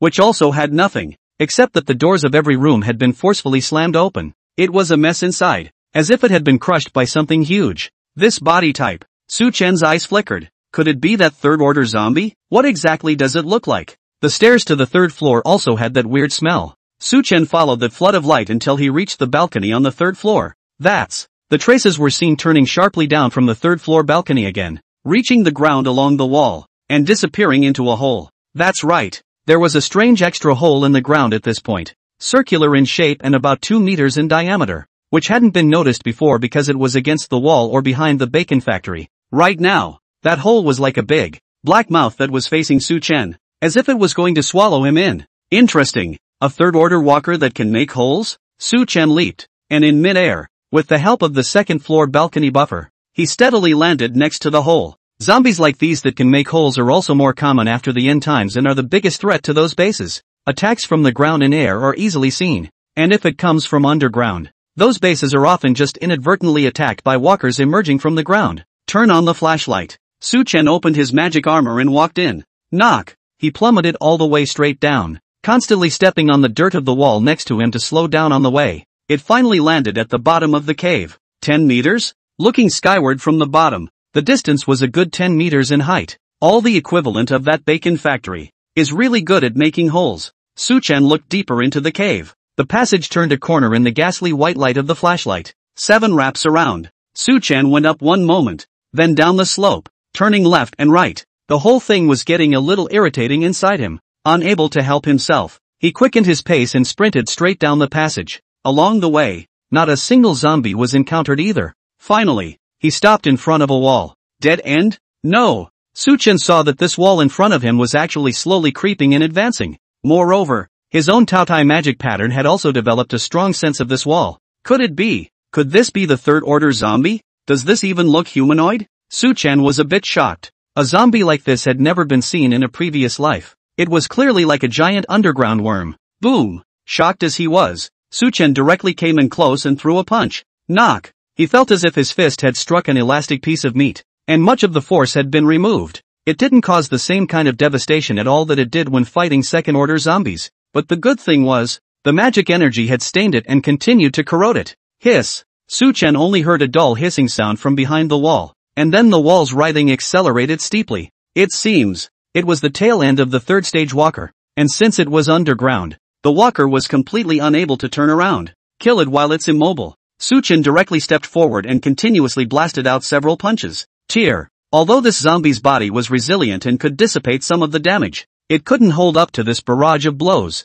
Large chunks of meat were crumbled down. Whoosh! The wall seemed to break through something and rushed right out to the ground. Su-chen also followed closely behind. Finally got a full view of the walker. A weenie monster 2 meters in diameter and over 10 meters long. Su-chen's pupils shrunk. That's the third-stage walker. Only the zombie was 10 meters long, and the flesh on its body glowed brightly in the sunlight, just like the outer skin of a salami. That's how those bacon factory stairs were left. And there were countless creases in the body. Looking closely, one could even see the faces and arms and legs of many of the walkers. So that's it. Su-chen had a guess. When the apocalypse broke out, the employees working overtime in the bacon factory turned into zombies. I don't know what the reason is for the aggregation to come together. Just like the bacon process, all the meat is put into a machine, churned, blended, and finally formed into one long sausage, and after turning into the weenie monster, He ran to the village and accommodated other walkers into his body. Humans are certainly not immune to such monsters. Su Chen could even imagine it. This zombie didn't eat the human immediately after grabbing him, but used its 2-meter diameter body to wrap around the human to death. And then it shrinks, squeezes, and hardens the human into a part of itself. Su Chen pulled away slightly. Look at the glowing outer membrane. At this point, the weenie monster's head began to turn towards Su Chen, and its head was like the teardrop shape of an earthworm, only with a zombie head embedded in it. Fizzle! It hissed angrily and stuck out its tongue to lick the wound in its tail. With each lick, there was less blood on it. Looks like the lack of blood in those houses is what this thing licked. Su Chen directly stepped forward, and while this zombie head was licking its wounds, he fiercely blasted his fist at the head. Snap! What Su Chen didn't expect was that the head was so fragile. It's like a thin sheet of paper that crumbles at the slightest touch. Boom! The zombie's massive body fell heavily to the ground. There is something strange about it though. Su Chen's fists were accompanied by magical energy, which stained the head of the zombie that had been blown up. And the weenie monster is like self-preservation. Those parts that were stained with magic energy came off automatically.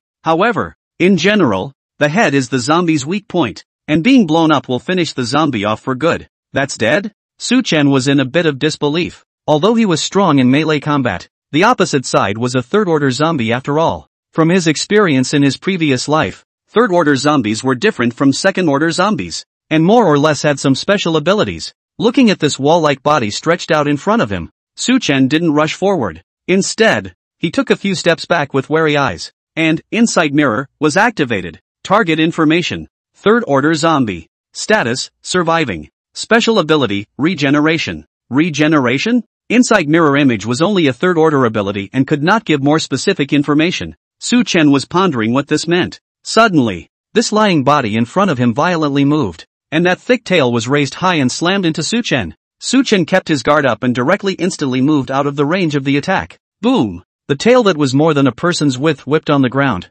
instantly causing the ground to sink into a deep and long crater. Hissy hissy! The weenie monster was like a snake. Its body coiled up into a circle, and even then it was more than 5 meters tall, and its head actually grew back. Condescendingly, he looked at Su Chen. The weak point is actually not the head, and it can grow back if you blow it up? Su Chen was greatly surprised. This transcends the notion that a walker can die from a headshot. Even the gecko monster from before, which had 2 heads, had to die after they were both smashed. It's like some myth. Some monsters can grow back from their wounds when their heads are cut off. Roar! A few untimely hisses rang out around them. Su Chen looked around. This is a goat track on the outskirts of the city, a place off the beaten track in days gone by. But after the outbreak of the end times, a small number of people panicked and fled here by car. But sadly, none of it got away. Only several zombies were seen wandering next to the scrapped cars. It was hobbling this way at the moment. Swish! The weenie monster's tail violently swept across towards Su Chen, bringing up a terrifying sound of breaking wind. But Su Chen rolled over and dodged it. Hiss! The weenie monster looked a bit annoyed when he saw that he missed several attacks. Turning, he swept his tail towards the few walkers that approached him. It's easy. Those few walkers were then swept up by the tail and gradually squeezed by the rest of the weenie monster's torso parts. It's like a python wrapping itself around its prey and starting to strangle it. Lucky! The carcasses of the weenie monsters died in several circles, and the sound of zombie bones being crushed continued to emanate from within. At the same time, those injured parts of its body were also recovering quickly, becoming intact again. Using these walkers as sustenance for your own regeneration? Su Chen felt a little tricky. This weenie monster has a resilient exterior and is able to dislodge some of its attacks. It also has the ability to regenerate itself. A blow to the head won't kill it, and other injured parts can be restored after gaining sustenance. What's to be done about it? Su Chen's eyes flickered. One's own magical energy is primarily sustained damage, in addition to being sufficiently destructive in melee. The bottom line is this: the scope of destruction is too small, and the weenie monster will automatically shed the parts that are stained with magical energy and then grow them back in time. Unless I can have a weapon strong enough and with a wide enough range of attack to keep the weenie monster from recovering in time. Su Chen thought so, and then did another instantaneous shift, dodged another attack. Su Chen looked toward the scattered cars and thought to himself, it would be possible to cover the car with magical energy to keep slamming it furiously, but the weenie monster's body strength is no match for a car. It didn't smash twice before it fell apart and couldn't do much damage. Whoosh! Su Chen's figure kept moving, dodging the attacks while thinking hard, looking towards the 10-meter long body of the weenie monster. Something suddenly came to mind. There! Su Chen instantly moved backward and reached a relatively safe position. I know what weapon to use. Only Su Chen waved his hand. Boom! A 10-meter-long palm suddenly smashed onto the ground. That's right. It's that giant's palm there in the space rift. As a 6th-ranked giant god clan, the strength of his hands didn't need to be mentioned, far exceeding that of these automobile contraptions. And at 10 meters long, the attack range was large enough. Phew! A smile finally appeared on Su Chen's face. Thinking about it, he had almost exhausted his entire body to cut down this palm. I didn't realize it would come in handy today. Enchantment unleashed. The massive palms are extremely heavy and hard to be lifted, but not with the enchantment ability. As long as the object was enchanted, it could be manipulated by Su Chen. Up. A layer of black fluid covered the area around the 10-meter-long palm, and it began to slowly levitate in midair. Watch the weenie monster. Su Chen grinned. Come try my supersized fly swatter. Huge shadows were shown on the ground. The giant's palm kept rising higher and higher. The weenie monster looked at the object, almost as long as itself, and felt a sense of threat. Hiss. Began to wriggle and try to burrow and escape. Boom, boom, boom. Su Chen rushed over in a hurry, and several consecutive punches hit its body that was trying to burrow into the ground, crumbling out a large piece of flesh and blood. Want to run? Ask me if I agree first. The weenie monster recovered from its injuries while turning to attack Su Chen. Yet again, it was easily dodged. Want to fight? Can't fight. Want to escape? Can't escape. At this point, the palm had levitated to a position 10 meters above the ground, completely covering the body of the weenie monster. Whoosh! After dodging another attack, Su Chen turned back and withdrew from the battlefield, and then he unleashed absolute invincibility and accelerated into the sky. Straight away, he clasped part of his hand in both of his hands and began to slam it hard downward. Possessions have downward force, plus Su Chen's own power, two stacked on top of each other. The speed at which the palm descended could be considered terrifying. It even breaks the speed of sound. Rumble. It was like a sudden clap of thunder on flat ground. A loud bang exploded. The violent air currents kicked up swept away everything in the vicinity. Pust. The 10-meter-long body of the weenie monster burst apart under this blow. Looking down from the sky, the ground looked like a giant flower of flesh and blood had grown. Since the weenie monster isn't stretched out, it's hovering. Talk about disgusting. It's kinda like that squashed look of a fly after the fly swatter goes down. Phew. Phew. Su Chen took a breath and continued to manipulate the giant palm. A drum roll. Slap it down continuously. Hiss. The weenie monster couldn't scream anymore after the initial scream. The body was slapped all over the place, and there was no time to regenerate back. Boom. Boom. Countless amounts of blood and flesh kept pumping and spreading out. Finally, the weenie monster had completely lost its initial shape, and all that was left on the ground was a puddle of meaty sludge more than a person high. Su Chen put away his palms and landed on the ground, wiped the beads of sweat from his face. That palm is damn heavy. While the enchanted ability makes it easy to maneuver huge objects, it also makes it more of a strain if it's too heavy, but giving can be rewarding. Su Chen maneuvered the iron piece, weaving through the countless pieces of flesh and blood in front of him. Not much longer. A crystal-clear third-order crystal core was held by a piece of iron and delivered to Su Chen. Third-order crystal core? In hand. Su Chen looked around. The neighborhood is very quiet and will not be disturbed by anyone. Even the few remaining zombies had been assimilated by the weenie monster. Absorb. The Taotai magic pattern began to operate. A wave of pure energy that was much more powerful than a second-order crystal core instantly surged into the limbs and bones. Wait, what is this sensation? Before he had time to experience the changes that the crystal core brought to him, Su Chen suddenly had a marvelous sensation. With a wave of his hand, a wooden plaque appeared. It's that bloody wooden sign in the back of the school. As the Taotai demonic patterns operated, the blood and flesh on this wooden plaque unexpectedly flowed slowly as well. This is. Su Chen stared tightly at the wooden sign. He always felt that it was trying to convey some kind of message, but the sensing was weak and intermittent. Try to hold the wooden sign close to the magic pattern. He actually felt like the two wanted to become one, but in the end, it still couldn't be fused, and that sense disappeared as the crystal core was absorbed. There's definitely some connection. Su Chen's face was grave as he examined the wooden sign. With the energy intake of the magic pattern, the wooden plaque will also move, but always not to a certain extent. Perhaps I'll be able to understand it later when I absorb higher-level crystal cores. Press that doubt for now. Su Chen headed towards the west of the city. Perhaps there would be new clues when he waited until he reached the upper city. City West. Inside the Tatsue base. Come, brother Luo. Let's clink a glass. Lu Yuan's face was red from drinking. Raising his glass, he signaled to Luo Ban. Come on. Fuck. Luo Ban also bashfully drank the glass of wine in front of him and saluted Lu Yuan, because Su Chen left a token. Lu Yuan believed Luo Ban and the others. And Su Chen also left a letter in the holding tank, which explained his plan. He intends for these two forces to come together and become the new hegemon. Now, the letter was in front of all four of them. From now on, we're all on the same base. Lu Yuan looked happy. Su Chen specifically stated in the letter that Luo Ban was also a second-order alien, and Kong Chang was experienced in surviving the end times, and neither one is treacherous. Definitely would be a nice boost. Luo Ban took a sip of wine and was quite happy. Naturally.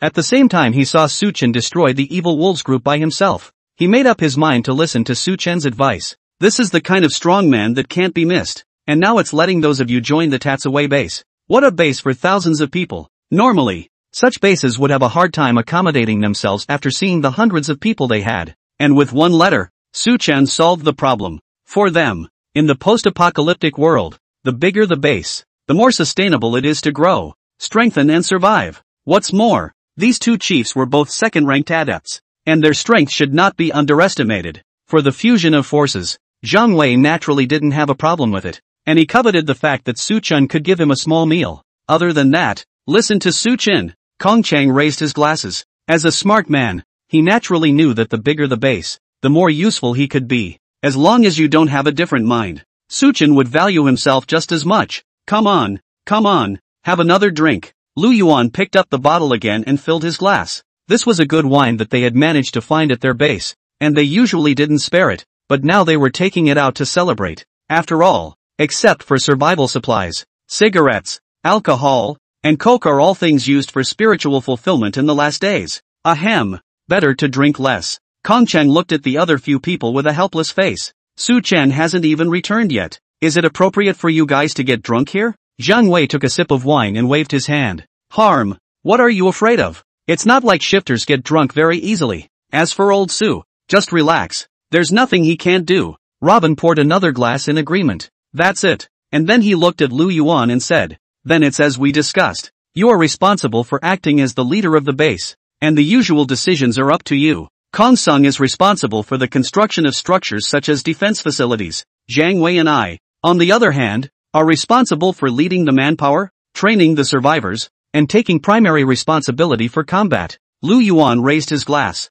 Well, it's happily decided. But as acting chiefs, decisions have to be made by the few of us who consult together. As for the person who really makes the decision, the actual leader, it's naturally Su Chen. The words had just fallen. From near a few people came a pleasant voice. Yo, all here? Still reading about me? The crowd was startled by this sudden voice, and their slight drunkenness directly vanished. Look to the source of the sound. Su Chen was standing beside a pillar with his hands in his pockets, looking at them with a smile. When he returned to the vicinity of the western part of the city, he was immediately greeted by people from the Tatsaway base and respectfully invited him in as the chief had instructed. Before he even entered the house, he heard a few people muttering inside. Holy shit, Su, you scared me. Zhang Wei came back to his senses. Back, come on, sit down. We were just discussing things. Su Chen sat down. See that letter of mine? How did you discuss it? Lu Yuan hurriedly said. It's all been discussed. More people, more power. We've decided to fuse the forces.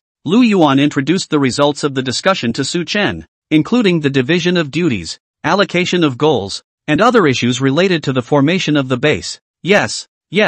Su Chen nodded. The result of the discussion pleased him, and the men each had their own area of responsibility. Lu Yuan has leadership skills and it's appropriate to make him the acting chief. Kong Chang has a lot of experience in construction and happens to be in charge of safety. As for Zhang Wei and Luo Barbarian, both of them were S-ranked psychic abilities with strong combat abilities and rich experience against the enemy, so they could improve the survivors' combat power through training. And one steel bone could melee and one burning sea flame could now attack remotely. Divide it up like this, and when you reach the upper city, expand your forces like this. Luo Ban hesitated and asked Su Chen, Brother Su, what about you? I heard that you're still leaving, is that true? Su Chen smiled. That's right. I'll be leaving as soon as you guys get settled in Uptown. But there was something Su Chen didn't say, because the upper city likely had clues about the secret of the flesh and blood wooden sign, and he needed to take the time to find them. In the meantime, by the way, let the forces take root. After finding the clue, he was about to head to Tenant City to look for the rest of the clues,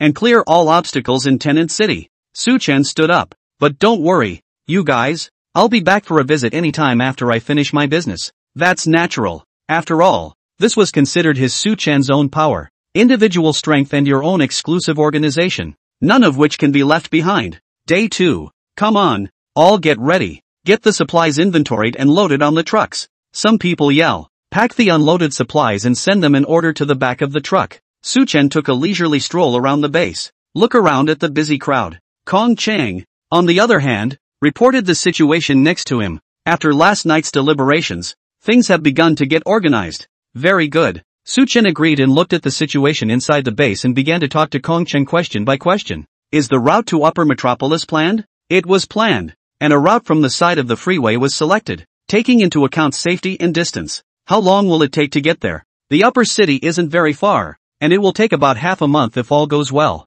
Su Chen calculated in his heart. Shouldn't be too far off. When I first rode my bike to Xanadu it only took half a day, but that was based on the fact that the road was unobstructed. Nowadays, zombies are running rampant and a lot of them have spread from the city into the wild. Not to mention the humans who had hurriedly escaped and mutated halfway across the country. Many roads are blocked. Slower travel is normal. What about supplies? How long will they probably last? Kong Chang replied. Supplies? Thanks to Lu Yuan and the others. Just establishing a base here is the first thing to gather supplies. Let's just say that food and water, based on the current number of people, will last basically 2 months. Su Chen nodded, letting Kong Chang continue to command away. He himself went to skulk around the base. Hello, Chief Su. Along the way, people constantly greeted Su Chen. The Tatsuiwei base was extremely well informed. When Su Chen went forward to solve the third-order zombies, Lu Yuan had already announced the news that Su Chen was the real leader. And those henchmen who saw Su Chen take out the thermos box also spoke up, described the wonders of Southern to others. It caused everyone who heard about it to be extremely envious and drool as they listened. That's a box full of hot food. How many days had it been since they had eaten anything hot, let alone roast duck milk tea? Since the chief is a shifter, such magical things must also exist. Su Chen came back. It's more of a storm. Someone went over later and saw the puddle of flesh on the ground that was as tall as a man. Some people were even fainted on the spot. One person could have killed that horrible third-order zombie? Such a fierce man. Who could have an objection to being their new chief? Who dares to have an objection? Su Chen responded one by one, and then walked on top of a ruin. From here you are able to look out over the city quite a bit. Sure. It was also possible to see that spatial rift directly. The crack was like a sharp sword that came down from above, tearing a kilometer-long gash in the sky. It looked extremely hideous. Watch and see. Su Chen realized that there were about 10 people advancing this way in the distance. For a closer look, he took out his binoculars. Yo! Su Chen was a bit surprised. Isn't this Jiang Menghan and Tang Qilan and the others? But on second thought, Su Chen was happy. This niece is still a little smart. How did not find it in college? It looked like Jiang Menghan had come along Su Chen's route, in the middle of the field of vision. These people had wrapped themselves so tightly that only a pair of eyes showed. Even the schoolgirl, Tang Qilan, did as she was told, still holding an iron bar in her hand, but obviously struggling a bit.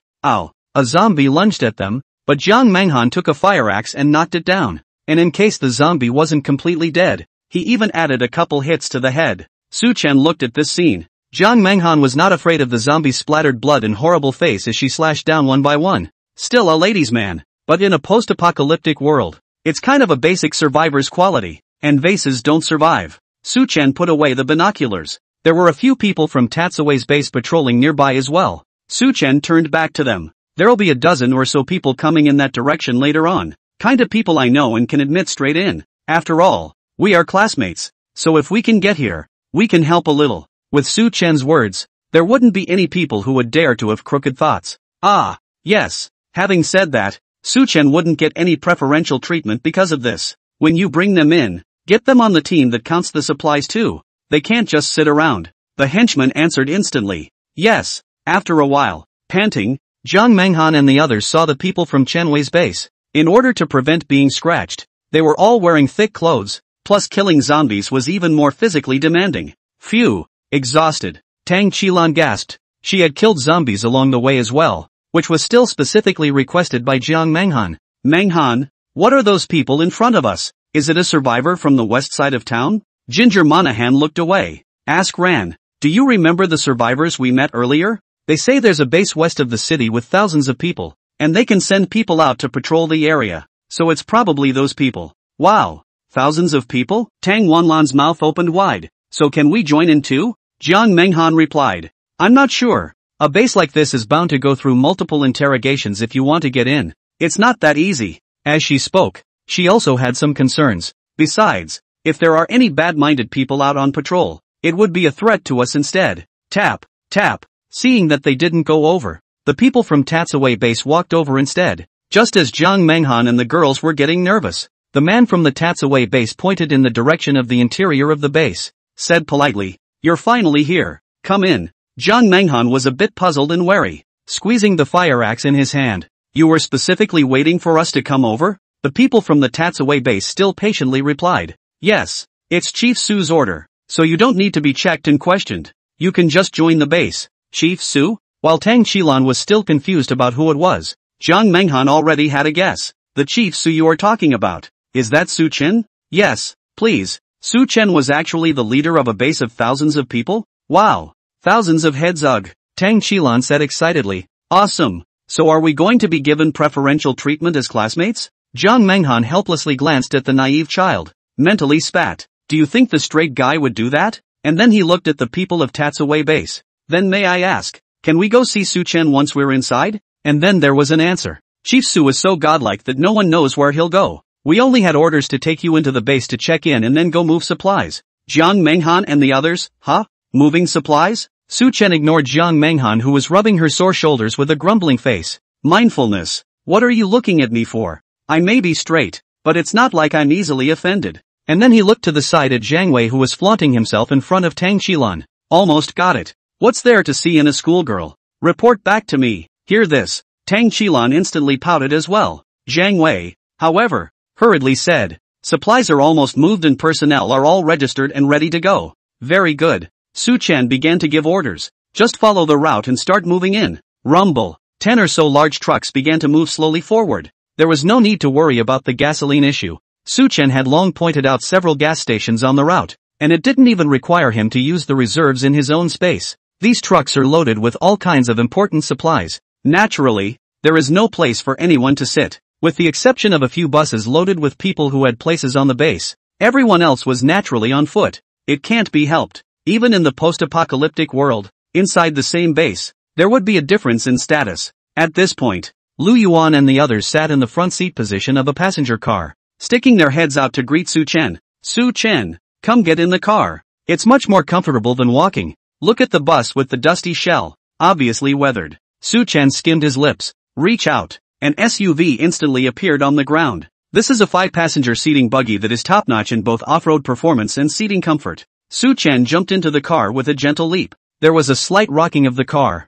"That car of yours is filthy. Get off and take my car." "Holy shit, Hummer H3. Lu Yuan saw the model of the car at a glance and became excited. "I wanted one of these cars before the end of the world, but couldn't afford it. Now you can actually sit on it and try it out after the end of the world? It's still got to be southern." Lu Yuan and other 4 base leaders sat up. "There is a buggy to sit. Who will go to the crowded bus?" The base crowd next to them also looked at the SUV with envy. "I had heard that Chief Su could change things out of thin air. I saw it today. In addition to the holding tanks, you can even get a buggy this big. Look back. They weren't qualified to sit on it, so they can only watch and take their own sweet time on the road. It's so crucial to be able to get on good terms with Southern." A few days later, an open field. Thousands of people sat on the ground in 2s and 3s, just like students sitting on a playground. They had been traveling for a long time and hadn't taken much of a break. "The place is still safe and it's getting dark. Prepare to spend the night here for now." Luo Ban and the others sat on the grass, sitting in a circle around the fire.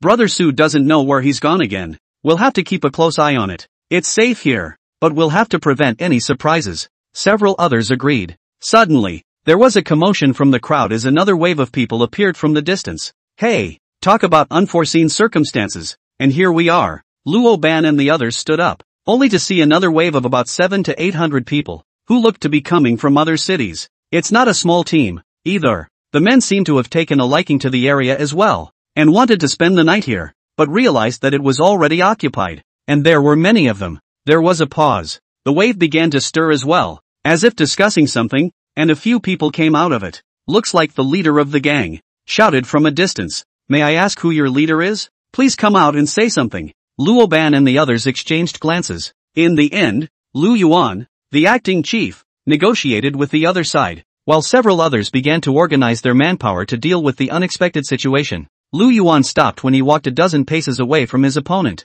I am the chief here. Who are you? The other replied. We are survivors from another city and would like to take a rest here as well. I wonder if you could make a space. Cede a portion of the place? Lu Yuan frowned. The field, though a very safe place, was small in extent, and was already stretched to accommodate the thousands of them, who would be too crowded if they were to give way to another piece of ground. Also, it's unsafe to be that close. Immediately rebuffed. No, as you can see, there are thousands of us, and that's the limit of what this field will hold. It just won't make room. Lu Yuan purposely aggravated his tone when he spoke of the thousands or so people. The idea is to let the opposite side weigh who has the advantage in a real fight. The words just fell. The one at the head of the opposite side hadn't said a word. A man behind him then called out. Thousands of people are great? You can't even make room? Lu Yuan narrowed his eyes, looking across the room at the outspoken man, only to see that the man had an arrogant and domineering face. Even in the end of the world he was wearing a set of expensive designer labels, which had obviously been specially searched. The eyes were contemptuous and provocative, and one could tell that they were used to being domineering. The man was going to say something else, but he was stopped by the leader. The leader looked toward Lu Yuan, put on a seemingly amiable smile. Dude, you guys are going to Uptown, right? We're actually going there too. There are official shelters there, and it won't be easy for you to join in. It's also a big burden on so many people if no one agrees, and then pointed to his own team. As it happens, some of my people have connections with the officials, so if you guys can give up a piece of space, I can also stop by and put in a word for you then. Even in official shelters, if there are too many people coming to escape, it is difficult to accommodate them all. The implication. It was to use the advantage of having ties with the officials on his side in exchange for Lu Yuan giving up a piece of land. Who knew that? Lu Yuan snorted coldly. Humph. Official sanctuary? Can't get in? What makes you think we have to defect to the crown? As acting chief, he thought that the ownership of this base was Su Chen's,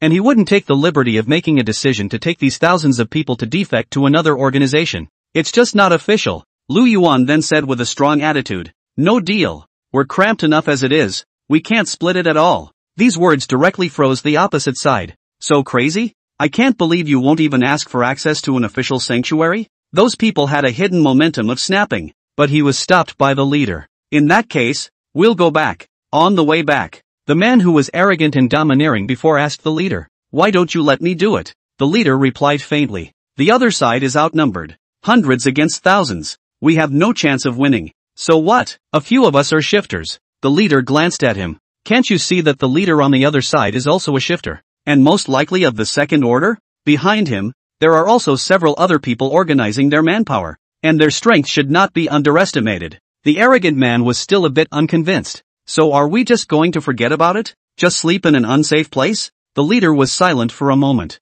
On the surface it was unperturbed, but an impish gleam flashed in his eyes. Take it easy. They're outnumbered, so let's find a way to even out the numbers. Later that night, starlight twinkled in the sky, and if it weren't for the car wrecks that littered the nearby highway, it would have been quite a sight. The field was shadowed and partially guarded. Luo Ban and the others didn't sleep either. Instead, he stared at his surroundings. After being refused by Lu Yuan to give up their place, the group didn't make any moves and just stationed themselves on a high ground close to the field. This upland area is not very safe due to the terrain, and the fires that are lit are easier to spot. It's close to the field though. The closest distance is only about 10 meters. Well, the other side didn't do anything wrong, did they? Several people asked Kong Sung, who was checking out the situation. No, there are patrols all around. They don't dare make any moves. Kong Chang paused for a moment. Yet I hear a message spreading through the ranks. What is it? A few people asked curiously. It's not much, just talking about someone on the other team who has ties to upper city officials.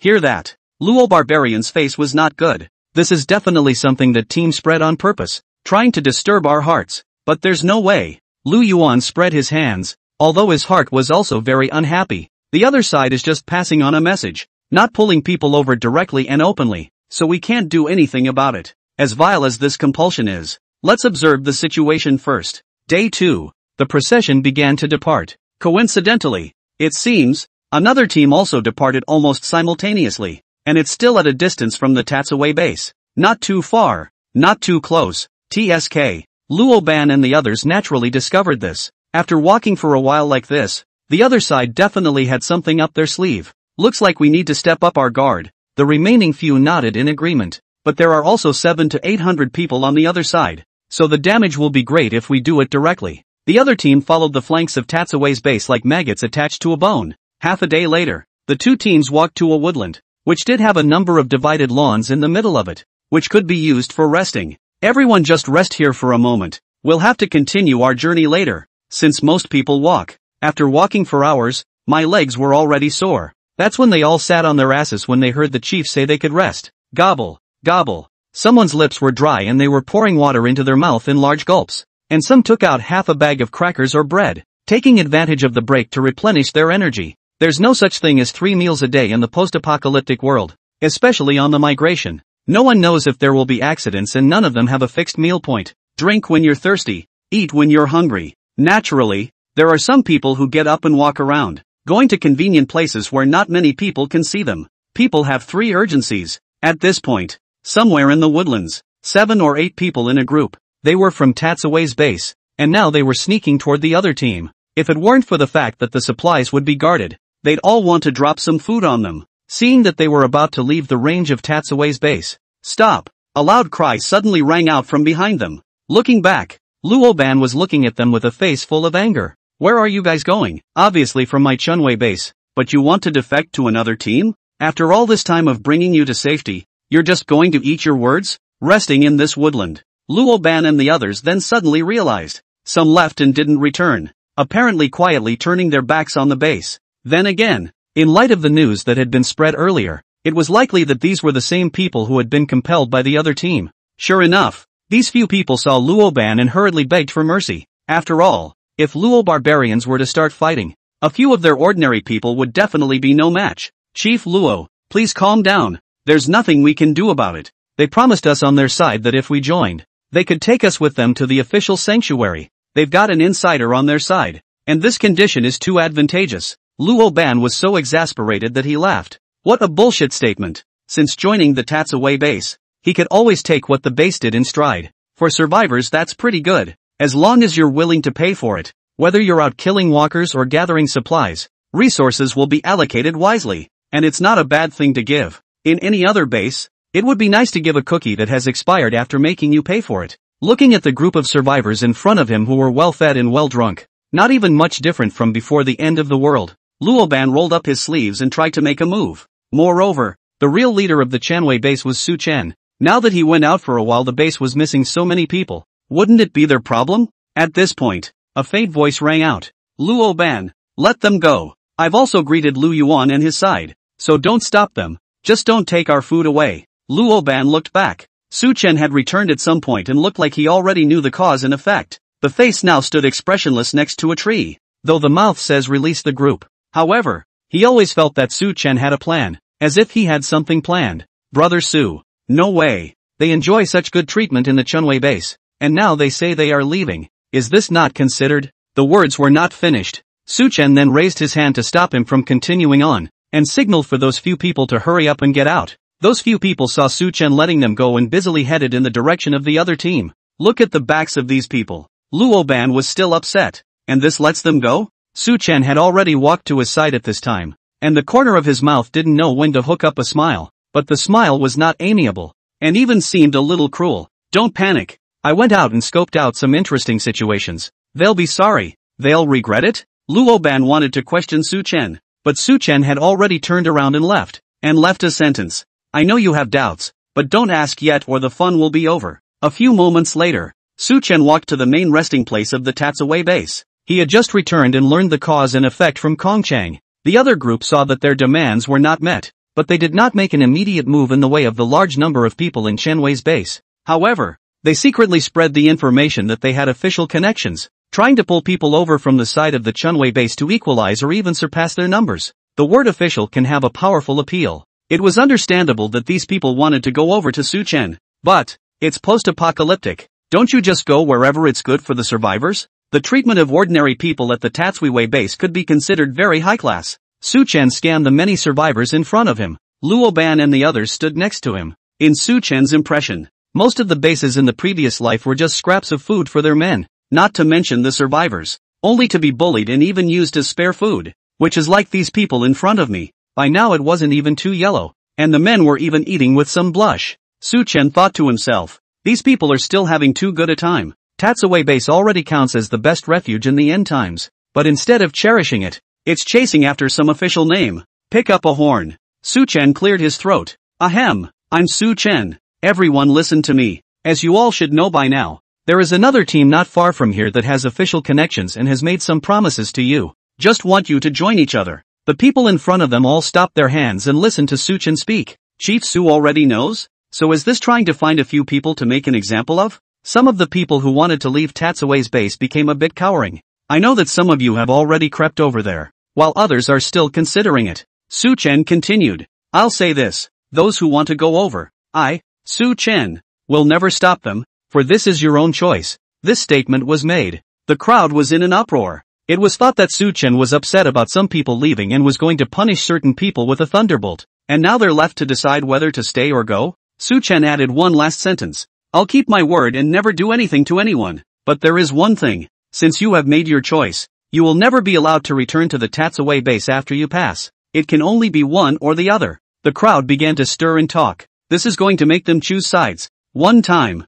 Except for the tumultuous cacophony of the field, no one actually moved. Looking at this result, Su Chen instead looked dissatisfied. Time is limited. Those who want to leave must act now. After the deadline, the crowd murmured even louder. A fierce man like Chief Su, following is absolutely safe and secure. What's wrong with that? Doesn't Chief Su have to leave sooner or later? It's not like the strongest battle force will always be at the Chunwei base. That's right, and I've heard that the official shelter in Upper Metropolis is pretty well established. So if we join, we'll be able to move right into the residence when the time comes. Such talk is going on everywhere. Su Chen just watched this with cold eyes. Finally, someone stepped forward and cautiously headed in the direction of the other team. Su Chen stood in place, making no movement. As the first person left, many others got up and began to walk in pairs. Sure, food is not allowed to be taken away from them, but they felt that they would be able to distribute food as usual when they got to the other team. Hey, Manahan, a lot of people have left. Tang Qilan pulled on Jiang Menghan's sleeve. Babyface asked as he watched the people who kept leaving. Jiang Menghan was also puzzled, looking at Su Chen, still so ancient and expressionless. He really let these people go? But with that, Jiang Menghan felt a hint of horror. She saw that as more and more people left, Su Chen's face instead had an additional sneer on it. There's definitely something going on, Tang Qilan said hopefully. There seems to be official connections over there, alas. It's no wonder so many people want to go over there. Jiang Menghan asked rhetorically. So you're going over there? Tang Qilan lowered her head. I don't know. I haven't heard from my family until now. And there's no point in joining the officials. Touching Tang Qilan's head, Jiang Menghan said. No go. Just right. Gradual. Almost half of the people in Tatsue's base were gone. Except for a few chiefs and a bunch of henchmen. There were only about 500 people left in place. And the other side. The leader, on the other hand, was outright ecstatic that his team had now grown to over 1,200. However, upon hearing that Su Chen didn't block these people, there was also a moment of dismay. I was planning to sneak around and slowly pull people over, but I didn't realize that the other side wouldn't even stop them. Instead, you let them leave? Unable to think about it, the leader simply stopped thinking about it, as he already had more teams than the opposite side anyway. But how does he know? This ploy will instead bury everyone. Su Chen looked at the remaining half of the group and was satisfied. He served his purpose. Nature can also reward and punish. Everyone be quiet. Congratulations to all of you for making your choices, and I'm glad you're here to stay. Su Chen pointed to the large truck loaded with food, for walking out on half of them. Instead, resources have now become relatively more plentiful. As a reward for making the right choice, we are now giving out food one extra time, and any portions handed out afterward will be reasonably large. This statement was made. The rest of the crowd boiled over. There was a lot of shouting. Thank you, Chief Su. Chief Su is mighty. Officially, it's appealing, but the food is the lifeblood. Food is the most important thing for people. They didn't choose to leave before, in large part also because the share of food in Tatsue's base was sufficient. That's a lot better than when they were surviving alone. After all, team action is easier to get food and less risky than individual action. The only problem is unequal distribution, and the Tatsue base doesn't skimp on that. Looking at the crowd of people who were gleefully lining up to receive their food, a smile appeared on Su Chen's face. It's kind of his base. Naturally, people with second thoughts are not allowed to exist, and it's best to get rid of them before it's too late. And, Su Chen looked into the distance. It was the way to the upper city, and it was the place he had scouted for the past 2 days. Oof. Su Chen sneered. Now that you've made your choice, don't blame me for utilizing you slightly. The people of the Tatsue base sat happily on the grass after distributing the food. Feast your eyes on this. And the other side. The crowd that had pitched over looked at the pitiful few cookies in their hands and were a little disgruntled. This is too little food. Yeah, it's nowhere near as good as what's being given over at Tatsue base. When they were at the Tatsue base before, the food they shared was no more than a small half bag of cookies. And when you come here, it's straight up less than half. There was yelling on the spot. What's the noise? What's the noise? The arrogant, bossy man in the expensive designer label got impatient. A few cookies would be nice. Do you really think this is pre-apocalyptic? Can I give you the strength to walk yet? There were about 500 who defected here. A large number even compared to the original 700. After hearing the man's words, all of them became disenchanted and felt that the fallout from the Tatsue base was too great. The conflict was about to escalate. The leader rushed out to round up the crowd. People, don't be impulsive. Don't be in a hurry. Please be considerate. We were originally serving 700 people, but with the addition of the 500 of you, naturally the food doesn't seem like enough to share. Not forgetting to paint a big picture at the end. When we get to the upper city, the officials will naturally send us enough food. As the leader continued to persuade, the crowd's commotion finally calmed down slowly. But they soon learned from the original 700 again. The food portion has always been just so small. Those yellow-faced 700 people still pointing at the leader in them also had a sense of resentment. They ate all the good stuff. Until now. A twinge of regret had already entered the hearts of these 500 men, ready to move. The leader and a few of his men patted themselves on the back and stood up after eating several man-sized portions of food in the car. He was about to have the party depart when he heard a considerable commotion from outside. Rush out, only to see the Chenwei base walk over a few people, all the chiefs who had met before, and the one walking in front was still a black-clothed youth. He had previously inquired about those who had defected, asked them how strong the Tatsue base is. This black-clothed youth in front of him, could it be the chief Su they were talking about? The real owner of the Chenwei base? Su Chen waved his hand forward. The men were told to bring out a few people, all of whom were actually part of the group that had left Tatsue's base earlier, and then Su Chen looked at the leader. Speak coldly, keep your men in check and don't let them come on my property. The men were then pushed forward and back to the other team. The leader looked at Su Chen, who left without looking back, and then looked at those few people who should have been in his own team but were brought over by the other side, and went up to inquire about the situation. It resulted in straight-up cursing. These guys saw that there wasn't much food given over here, and tried to escape back to the Tatsue base. Who knows? Su Chen had long since finished counting and registering the remaining people, and had sent people to form a line of defense, grabbed them straight away and threw them back. The leader cursed. For fuck's sake. I managed to get you guys here, and you're going back here. Don't even think about it. And then looked to the men. Men, tie up a few of them and beat them severely in front of the crowd as a warning to others. At once, the sound of the whip's lash and the screams of the men spread through the forest. Even the Tatsue base not far away could hear the commotion. I'll be damned. Those guys got beat up pretty bad. Humph. That's what they deserve. Running past and still wanting to go back to the Chenwei base, forgetting that Chief Su said that they would never be allowed to return?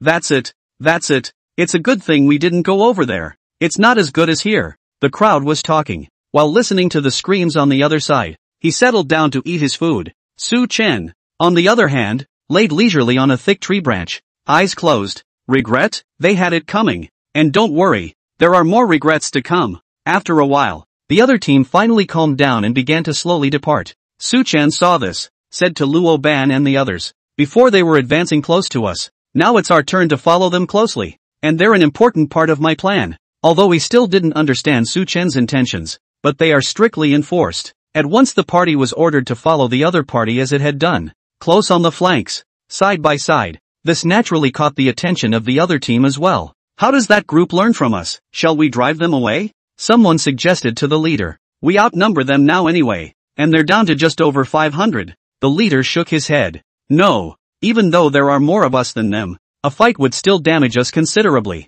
just as we followed them around before. Since we didn't actually do anything, there's little reason for us to just kick them out. The leader paused. Besides, I heard that their real leader, the one called Su Chen, is very mysterious. His strength is unfathomable, and he definitely cannot be easily messed with. Let's go our way and ignore them. A few hours later, the sky was beginning to darken. A large flat area appeared ahead. To be precise, there were small hills all around, obscuring the range of vision beyond a few hundred meters. And in the center is this clearing. It's just dry in most places, with condensed lush showing through to the ground. One piece in the east and one in the west. It's definitely uncomfortable to sleep on. Battling the crowds. The other team directly occupied a lesser-sized patch of grass. Luoban and the others stopped in their tracks. What to do? Are we going to sleep on this lumpy ground tonight? It feels so uncomfortable. Seeing that the soft grass had already been taken over first, and all that was left was this uneven ground. Take it easy. Su Chen is out again. Wait for him to come back and listen to what he has to say. Speaking. Su Chen had emerged from behind the small mound in front of him and returned to the middle of the crowd at Chenwei base. Looks like another trip to check out the situation. Old Su. Seeing Su Chen return, Zhang Wei cried out. Why don't we get rid of the group in front of us? It's not a comfortable place to sleep. Su Chen squinted at him, opened his mouth. Still want to sleep? I just want that group to be stationed in front of us. It's the best position there is. And then he looked at Kong Cheng and the others. Inform everyone that they are not allowed to sleep tonight and to be on alert at all times. Get all personnel ready for battle. Stand by for a hasty march. Looking at Su Chen's serious face, Luoban and the others touched their heads. It's been a long day of walking and you're still not sleeping. You'll be out of energy tomorrow, right? Su Chen stepped on the dirt under his feet. Go to sleep today, then you'll never wake up. Heads up. Eyes staring at the crowd. A wave of corpses in the wild. It's coming. A wave of corpses in the wild? The crowd was shocked and rushed to ask Su Chen. What's a wave of wild corpses? What's going on here? Actually, in addition to within the city, a wave of corpses can occur in the middle of the city, because there would constantly be zombies spreading out from the fallen city, gradually coming together to form a herd of zombies that acted together. Such corpses can be large or small, but all are a great threat to survivors fleeing between cities. For being away from the dangerous city, survivors tend to get lucky and let their guard down. At this point, once the corpses suddenly attacked, it would be difficult to survive. Su Chen explained these concepts to the crowd. In fact, I learned during my scouting a few days ago that there is such a wave of wild corpses along our path, and because of the unique location, at the intersection of several cities, there are tens of thousands of corpse waves this time. Luoban and the others were shocked. How many? Tens of thousands? Su Chen nodded. That's right, tens of thousands. That's why I asked you not to stop those people from leaving the Tatsaway base. On the one hand, since they harbor dissent, they can no longer be accommodated, while on the other, Su Chen looked towards those people on the grass. A cold smile. Naturally, they should sit in front of us so as to attract the attention of the corpse tide, making it easy for us to escape while we have the chance. So it is. Luoban and the others finally understood Su Chen's intentions. Although they were exalted, facing this tide of tens of thousands of corpses, trying to keep their team without much damage was tantamount to a pie in the sky. The biggest possibility is that a few of them escape to become bare bones, and the rest are all gone. Tens of thousands. Luoban and the others lamented while also looking at the team that was pulling people in by despicable means. Likes to pull people over and now instead disguises himself as an obvious target. It's so self-inflicted. Regarding the matter of the wave of corpses in the wilderness, Su Chen was whispering to a few chiefs, and they were instructed to keep it quiet for the time being. Just start directing the people at the base to take up defensive positions and checking the trucks and other transports for parts to prevent problems on the road. The crowd at the base was greatly puzzled though, but since it was the chief's order, they were still willing to carry it out. After all, the treatment here could be better than other places. The grass. The arrogant man looked at the busy Tatsaway base. Snicker. Ha, it looks like they see that there are too many of us to come over and grab the land, but they can't find any flat ground. Now it's a hot mess. Wandering around. The leader took a long, hard look. They seem to be checking the trucks. Maybe there's no place to rest here and they're getting ready to leave. Yet soon the leader was puzzled. After the people from the Chenwei base finished their inspection, they didn't move at all, but arranged themselves into a line and stood neatly on the ground. They don't leave or rest? The leader sensed something was wrong, but he had no idea what was about to happen. After all, even if there was a night watch, they would only patrol the neighborhood and not run behind the hill hundreds of meters away. That's all. One party sat on the grass, drowsy. One side stood on the bare ground, waiting in the wings. Suddenly, someone shrieked. Look, there's a bunch of black stuff coming up those hills. No good. It's walkers. The dozing crowd woke up when they heard there were walkers. Subsequently, then they saw a scene that made their livers crack.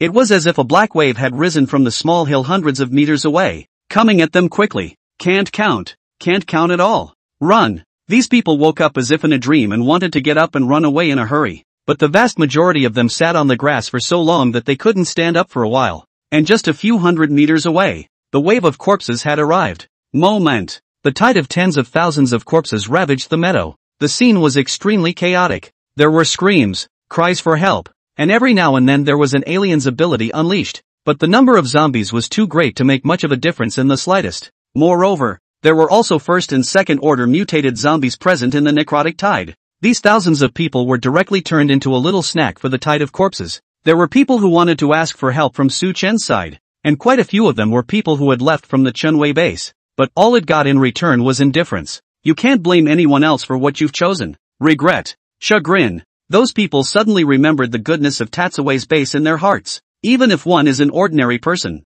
if one is willing to make a contribution, one can just as easily obtain supplies that can feed one's family. It was also a team effort to work out a lot of obstacles along the way, but one has slightly painted a big picture by someone else. Just get compelled to leave. But they were too late, and were pounced on by a single zombie, constantly tearing and splattering blood and flesh. Su Chen coldly watched this. He gave the decisive order at the same time as the wave of corpses struck. Everyone, break out to the side. There was a gap in the direction the wave of corpses had come from, just enough to facilitate their passage. Yes, the people from Tatsuwei's base replied neatly and quickly took shields or something like that and formed a circle around them, rushing towards the gap. Soon, since the people on the grass attracted the majority of the zombies, the people from Tatsuwei's base easily ran out through the gap, and kept going all the way, trying to get as far away from the tide of corpses as possible. Compare and contrast. To leave, to stay, to live, to die, is but a thought. A few days later, Su Chen looked at the map and raised his eyes to the outline of the city in the distance.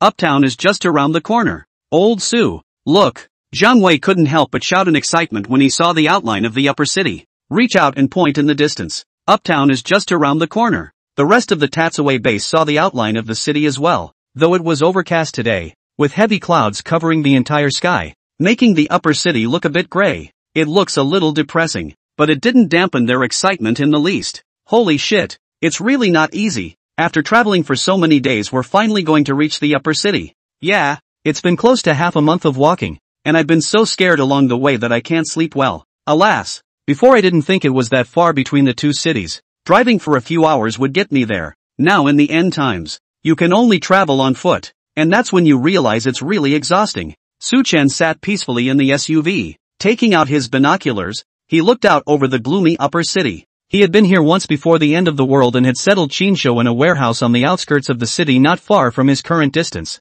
It also awakened his Taotai magic pattern at the same time. There was also the space monarch that had devoured Qinshou. Ugh! Su Chen sighed in his heart. Tiannan City was the key point that allowed him to be reborn, while Shangqing City was the turning point that allowed him to soar. Butterfly effect, change from here. Thinking about it, Su Chen turned his head to the several chiefs in the seats next to him. You guys show up to the upper city first. I'll go somewhere first and catch up with you soon. He suddenly wanted to visit the warehouse where he had tackled Qinshou in the first place. After all, the location of Upper Metropolis was marked on the flesh and blood wooden sign, and the warehouse actually belonged within the boundaries of Upper Metropolis. So naturally, he couldn't miss it. Anything to do with yourself is likely to reveal new clues. Jiang Wei and the others were greatly puzzled. Old Su, the upper city is coming up. Where are you going? Can you make it to us? Kong Chang raised his glasses. He had been looking at several maps, calculating route distances. Jiang Wei is right. While we can't stop you from going anywhere, Uptown will be here soon. It's a different route than the one we've laid out. And even if you leave for a while, you'll be able to come back to us on that route. But the upper city is complicated and the situation is unclear, and it's likely to be so convoluted inside that once we're in there, it'll take a lot of extra effort for you to try to find us. Hearing Kong Chang's analysis, Su Chen rubbed his chin and pondered for a moment. The situation was indeed as Kong Chang had said. After all, after entering the upper city they still had to find a safe place to set up a base, so naturally they couldn't determine the location beforehand. Moreover, Xanadu City was a very prosperous city. Su Chen had been here once, so he naturally knew the streets and alleys inside, and the terrain was complicated. If one does not have a means of contact with the base, it does waste time looking for it. Su Chen waved his hand. A few civilian walkie-talkies suddenly appeared floating in the air. Some batteries. There are also several small generators that can generate electricity by human power or solar power. And of course storage and charging functions. Pre-apocalyptic can be used for when the power goes out. Don't panic. Look to the hills. It looks like the upper city is close, but it's still far away, and it'll take half a day to really get there anyhow. Su Chen put the walkie-talkies into the hands of several chiefs. But just in case, let's establish an effective means of communication. These radios have an effective communication range of 5 kilometers. which is enough to allow me to talk to you guys once we're in the city, and it'll be easier to find. For the matter of Su Chen turning into a walkie-talkie out of thin air, the several chiefs were already not surprised. To be precise, I've seen it so much that I'm numb. Even if Su Chen was able to turn out a monster's arm right now, they believed it. Stop the line for a moment. A few people tuned the radios and agreed on a frequency to make sure it was working. Okay, that's it. Call me anytime you need something. Su Chen commanded and waved his hand. A brand new Lamborghini appeared firmly on the ground. The crowd looked numbly at Su Chen, who opened the car door and stepped inside. What else could they say? It's not surprising that Su Chen changed into anything. Buzz. Su Chen started the Lamborghini,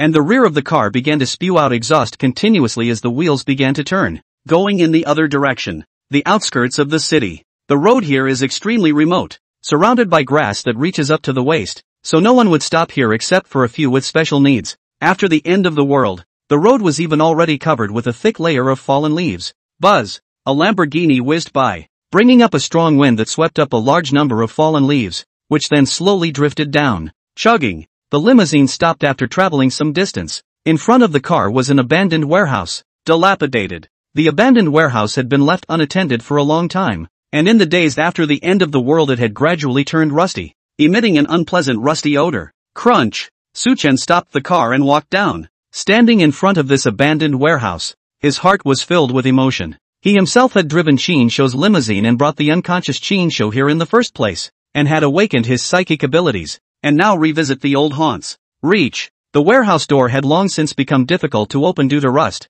but this was no hindrance to Su Chen at all. Squeak! A toothsome sound rang out as the warehouse door slowly opened, exposing the dusty ground inside, but there was no smell of blood, because Su Chen had handled it cleanly then. Walked in. Although the circuits are too old to turn the lights back on, but the good thing about the warehouse is that it leaks all around, so you can see inside even on a cloudy day. The chair that was used to bind Qin Shou was still in place. Some ropes are wrapped around it. TSK. Su Chen saw this chair and thought of the scene at that time. Looking down at his Taotai magic pattern, there was no movement, and the same was true for the space monarch. Su Chen turned around inside the warehouse. Everything was just as he had left it, and it didn't look like anyone else had been there. The steel plate that had pierced itself was even still in place. Are there no clues here? Su Chen thought in his heart. This was unexpected. After all, this warehouse was the most connected location to him in Uptown. There shouldn't be no clues. Looking at the chair, Su Chen hesitated and walked over. I don't know how. There was always a sense in his mind that was prompting him to walk over.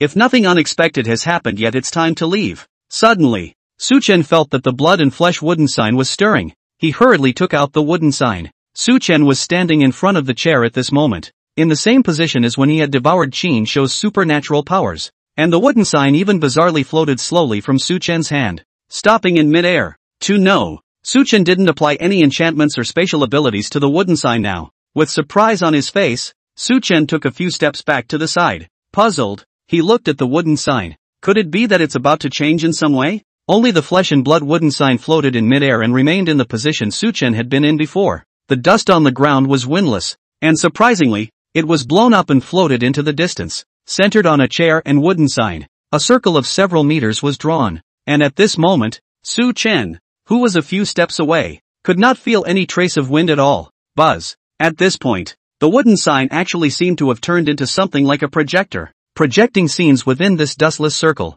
Su Chen looked at it and was greatly shocked in his heart.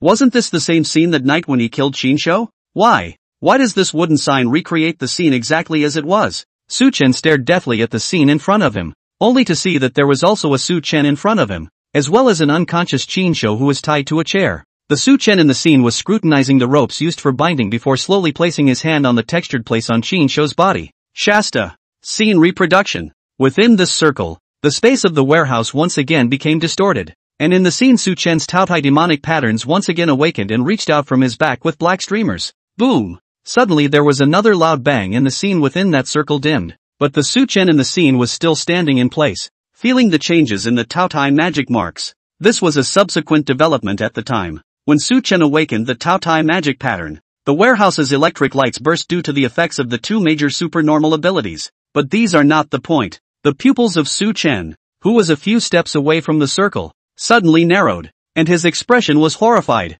Instead of looking at himself in the scene, he looked behind him, only to see that behind himself, who was feeling the powers, there was a red and black person standing. And the man's appearance was actually not unlike his own. Another self? Nope. This second self was looking at Su Chen, who was absorbing energy in front of him, with an evil smile on his face. It was a look he'd never had before. Wait. Su Chen hurriedly took out the weird college group photo and compared it. Sure enough, this second self looks exactly like the one in the group photo. How is this possible? Su Chen's expression was tense, and beads of sweat had already begun to roll off his forehead. Looked to that red and black self, only to realize that at this very moment, the red and black self unexpectedly turned its head to look in the direction Su Chen was standing as well. It should be him. He knew that Su Chen was looking over here, at the scene projected by the wooden sign. Surprisingly, it ignored the obstacles of space and time. Su Chen couldn't help but have a knot in his throat roll, and magical energy began to surface in his hands,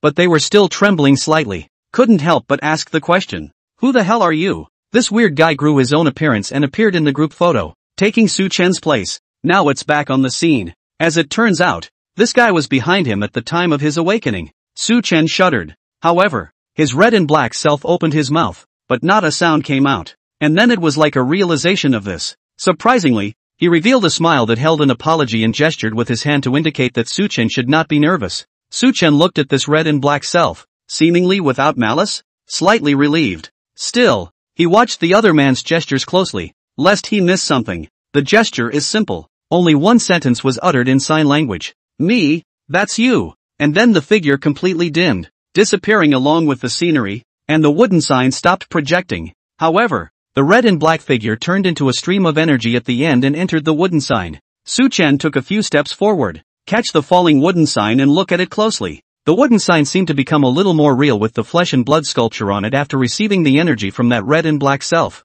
And even more so, it was writhing slightly, extremely slowly, into the abyssal maw in the center of the wooden sign. It was as if it had been activated and began to absorb energy. Su Chen stretched out his hand and tried to cover the magic energy on it, only to see the pitch-black magic energy surging on the wooden plaque, which still looked unchanged. But Su Chen was pleasantly surprised in his heart. He could feel the wooden plaque absorbing magic energy as well, albeit extremely weakly. But it meant that one was able to feed the wooden sign and perhaps get more other information later. That red and black self helped the wood sign make the change? Su Chen put away the wooden sign and secretly supplied a continuous supply of magical energy. The matter here was over, but he didn't leave immediately. Instead, he was echoing the words given by his other self. He's me? How is that possible? Does that mean I'm the one in the group photo instead of myself? Got the message. But the mystery gets thicker. Damn it, more clues are needed. Upper Metro, East City Highway. After the outbreak of the end of the world, there were just as many people in the upper city who drove and tried to escape from here.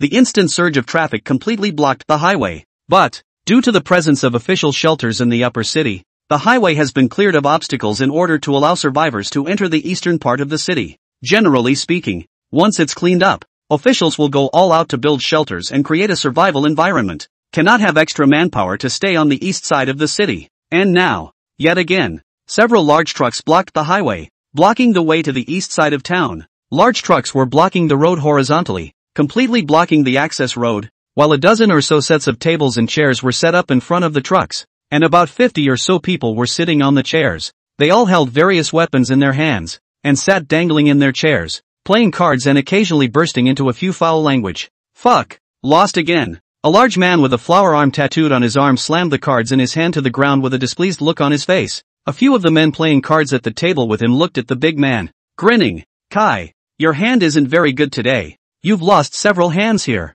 With that, he reached out his hand to the cigarettes in front of Li Kai. It's their bet. Li Kai looked at the crowd with a grimace, and then actually picked up a couple of cigarettes on the table with one hand. This one doesn't count. No more fighting. No more fighting. All of you, go watch the pavement. Seeing that Li Kai didn't keep his word and refused to admit that he had lost the bet, and even took the cigarettes back, several people had indignation in their hearts, but dared to be angry. Who let this Li Kai be their leader and a second-order alien? Li Kai stood up. Looking over to the other tables of henchmen who were cozily playing cards, he became more and more annoyed. Why should the old man keep losing? Don't even fucking play. Forget what we came out here for. Anyone who tries to enter uptown from here, we have to charge a toll. Don't even play. We still have to watch this highway in case someone runs into town around us. Kylie said as he kicked one of his men out of his chair and stood up. Ouch. Kai, what are you doing? We haven't seen any survivors come through for half a month anyway, so it's okay to have some fun. The henchmen were having a good time.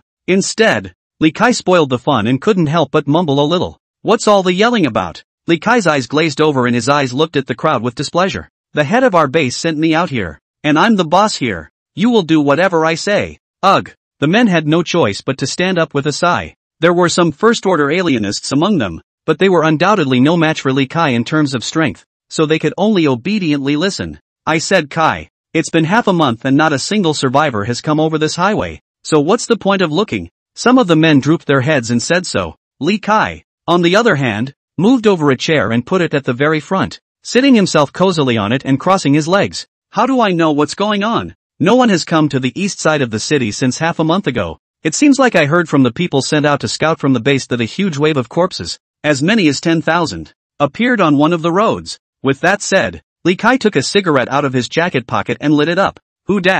Exhaling a comfortable smoke ring, he continued, you think I want to stay in this shithole? It's not even the boss's idea. And you don't see what our base does to survivors. Quite a few of those people don't even live past a week when they go in there. They're from the black streets. After the outbreak of the end times, survivors began to group themselves together and gradually formed various small groups. The same is true for Upper Metro. Only in addition to the official shelters, there are those who have created their own forces and named them Blackstreet, trying to make himself king. Because of the large size of the Upper Metropolis and the relatively large number of zombies, no one can completely clear out the threat and occupy the entire Upper Metropolis. So now there is a situation where the black streets and the official shelters each occupy a piece of space. Looking at the empty highway ahead, Kai Li's look began to grow weary. Damn, those survivors are dying so fast. The base is rapidly depleted. It's those chicks that were so hard to find, and all of them went to the boss and the others. Not even a mouthful of soup for me. Snap. At this point, Li Kai became resentful and put out the cigarette in his hand while crushing it into a ball.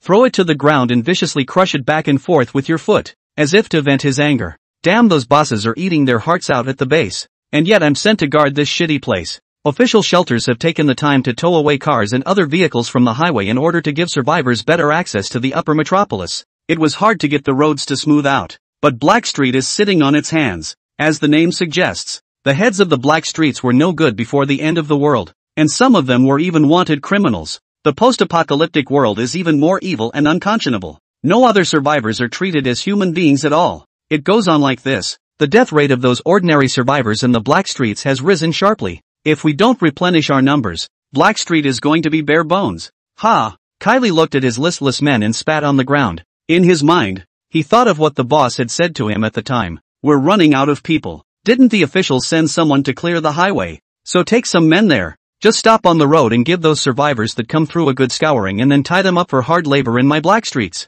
Kylie belabored. Well said. It's just leaving me out in the elements while you're waiting at the base for me to send someone over. Shit. Saying returns to saying, but he didn't dare to disobey his boss's orders, because it seems that the boss will soon break through as a third-order alien, and at that time, if he wants to hang around in the upper city, he must still listen to him, and he, Kai Li, was no good. The survivors he had captured before he had done a lot of bad things and died at his hands, and he's annoyed right now. Every once in a while, he had to go back to the base to resume his duties, and if he had no one on hand by then, the boss would have to scold him severely again. The boss doesn't care if there's a wave of corpses. He only looks to see if his men have brought anyone. Kai. Just as Li Kai was thinking about what was on his mind, the henchman next to him suddenly shrieked. Someone's coming up the highway. Someone's here? Kylie opened his eyes excitedly. This is half a month did not see half a shadow over. Is worried about how to go back to the boss at that time. I can't believe I'm getting a pillow for my sleep. Open your eyes. Li Kai couldn't help but burst out a foul mouth. Fuck you. How am I supposed to catch so many people? Just out of view. A procession of several hundred men slowly advanced on the highway. An SUV drove leisurely at the front. Several large trucks followed close behind, while they were loaded with a variety of supplies. Then there were countless survivors, as many as hundreds of people, who were walking slowly, but one could tell that these people actually looked good, and not many of them were yellow and thin. Kai, we're rich, a henchman said excitedly. With so many people, you can kind of go back to the boss. And maybe if the boss is happy, he won't let them come and guard this shithole. Send it. My ass. Li Kai gave the excited henchman a blank look. Move your pig brain. Hundreds of them and just 50 of us. What are you going to fight against the other side? Riki is still sensible.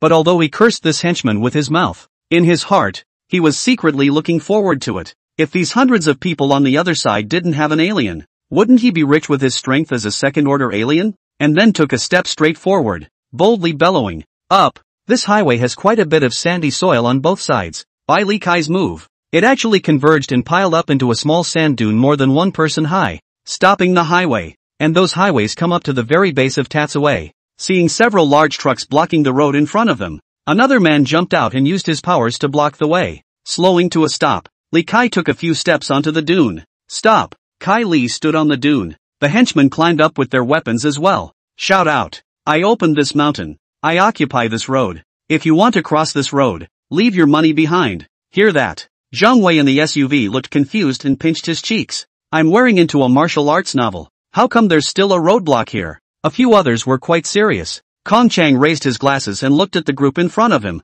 These people don't look official, or they wouldn't at least be blocking the road to ask for tolls. They're probably other forces. Other forces? Luo Ban stroked his big head. "So what do we do? Do we rush over and fuck them or what do we say?" Lu Yuan, on the other hand, directly stepped out of the SUV. "I don't know if there's anyone else behind them. I'll deal with them." Walked to a spot dozens of paces away from the dunes. Lu Yuan shouted, "Who are you people and why are you blocking our way?" Li Kai, however, did not answer immediately. Instead, he looked at the SUV and thought to himself, "Can you actually afford to drive an SUV in this post-apocalyptic world without worrying about finding gasoline? Look at this formidable-looking buggy." Greed began to surface in Li Kai's eyes. "If I get my hands on this, I'll be able to go wherever I want, and I'll still have to suffer from the boss's anger." Lu Yuan frowned. He saw Kylie staring at the SUV dead in the face, his mouth about to water. That's not good. This car was lent to them by Su Chen to drive. How could it be coveted by others?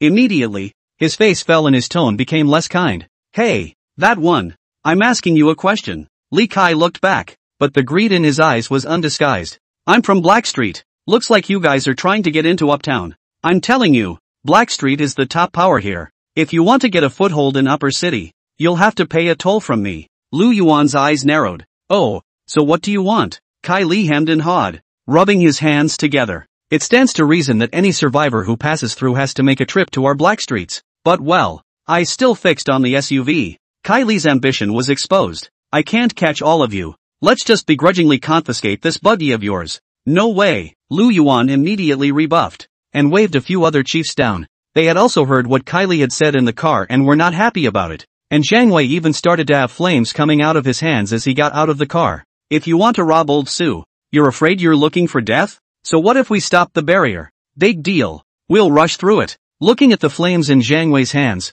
Li Kai immediately shrunk his neck and took a few steps back behind the dune. The opposite side really did have an alien as well, cowering behind a dune. Kai Li only showed half his head, and he panicked a little when he saw the man all approaching the area with great displeasure. "You don't want a car? Do you want to make a move? Don't do it yet." Seeing that there were many people on the opposite side, Li Kai directly conceded. But he had forgotten how he had treated the ordinary survivors. As long as the opposite side was small and didn't have powers, Kai Li would grab everything they had on them. Even if the other person is going to die of thirst, they will not shed a mouthful of water. One day he's not happy, even taking a few survivors directly, killing them and then casually tossing the bodies aside. Human life? It didn't matter to Kai Li at all. "I'm telling you, I'm from the Blackstreet. The Blackstreet is extremely powerful. There are several second-order psychics. Even third-order are on the verge of being there." The bullying Kai Li chose to shine the light on his background. "If you guys force your way through the barrier, you won't have any good fruit to eat when you get in.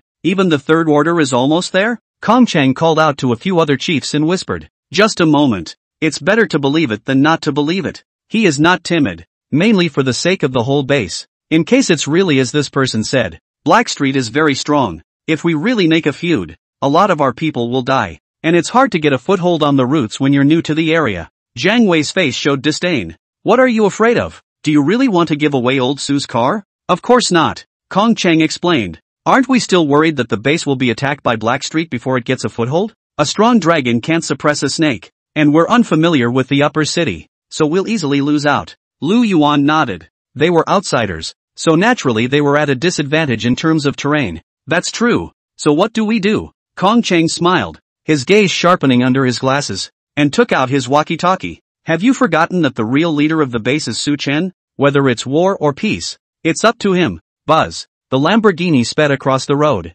bringing out a whistling wind. Suchin steered the steering wheel with one hand. The other hand took out a walkie-talkie. Just now, a communication request has been sent from Tatsaway base. He was driving fairly fast and was already in effective communication range. If it weren't for the curved road and a number of obstructions, he could have seen the convoy directly. Hello, what's going on? Suchen brought the Lamborghini to a stop and picked up the intercom. Kong Cheng's voice came from that end. Kong Cheng described to Suchen the situation in which they had encountered Blackstreet's roadblockers, and also explained the general strength of Blackstreet, allowing him to make a decision. Is there going to be a third-order alien soon? When Suchen heard this piece of intelligence, he couldn't help but hang a snicker at the corner of his mouth. He himself was already at the third rank long ago, and the strongest person in this Blackstreet was still just about to break through, so it didn't look like he was any good. And so what if it's already third order? Wasn't that weenie monster also of the third rank? And according to his memories of his previous life, it was still a stronger category when compared to other zombies of the same rank.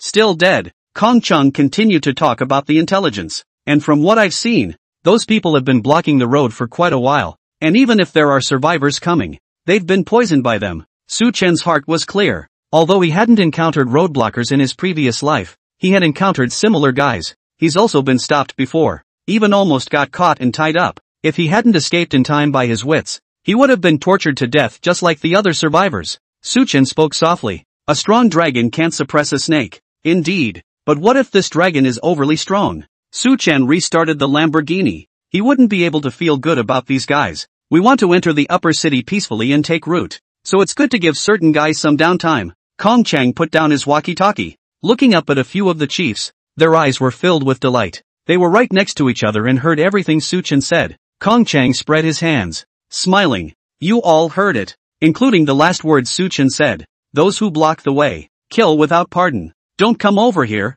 you guys. Li Kai had a panicked look on his face as he looked at the gradually approaching crowd. How come these people aren't afraid even after they've reported the name of Blackstreet? Aren't you worried about the boss coming after them? Run! Li Kai hadn't made any moves yet, and the dozens of men behind him saw the situation and directly skipped off. Damn! You ungrateful things! Running away first by yourselves? Kai Li was dumbfounded, but with his mouth cursing the hastily fleeing men, he himself was not idle, and began to run away as fast as he could. They're all bullies. For the weaker survivors, they could trample and abuse them as much as they wanted, but not when it was their turn. There are hundreds of people on the other side, and those chiefs don't look like they're any slouches either. Although it seemed that they were all second order and couldn't beat the Blackstreet boss who was about to break through the third order, it was more than enough to clean up Li Kai. Don't let them get away. Not one of them. Kong Chang was an ordinary person and couldn't participate in the battle, but he was still anxiously reminding from the back. If we let one get away to go back and report to Blackstreet,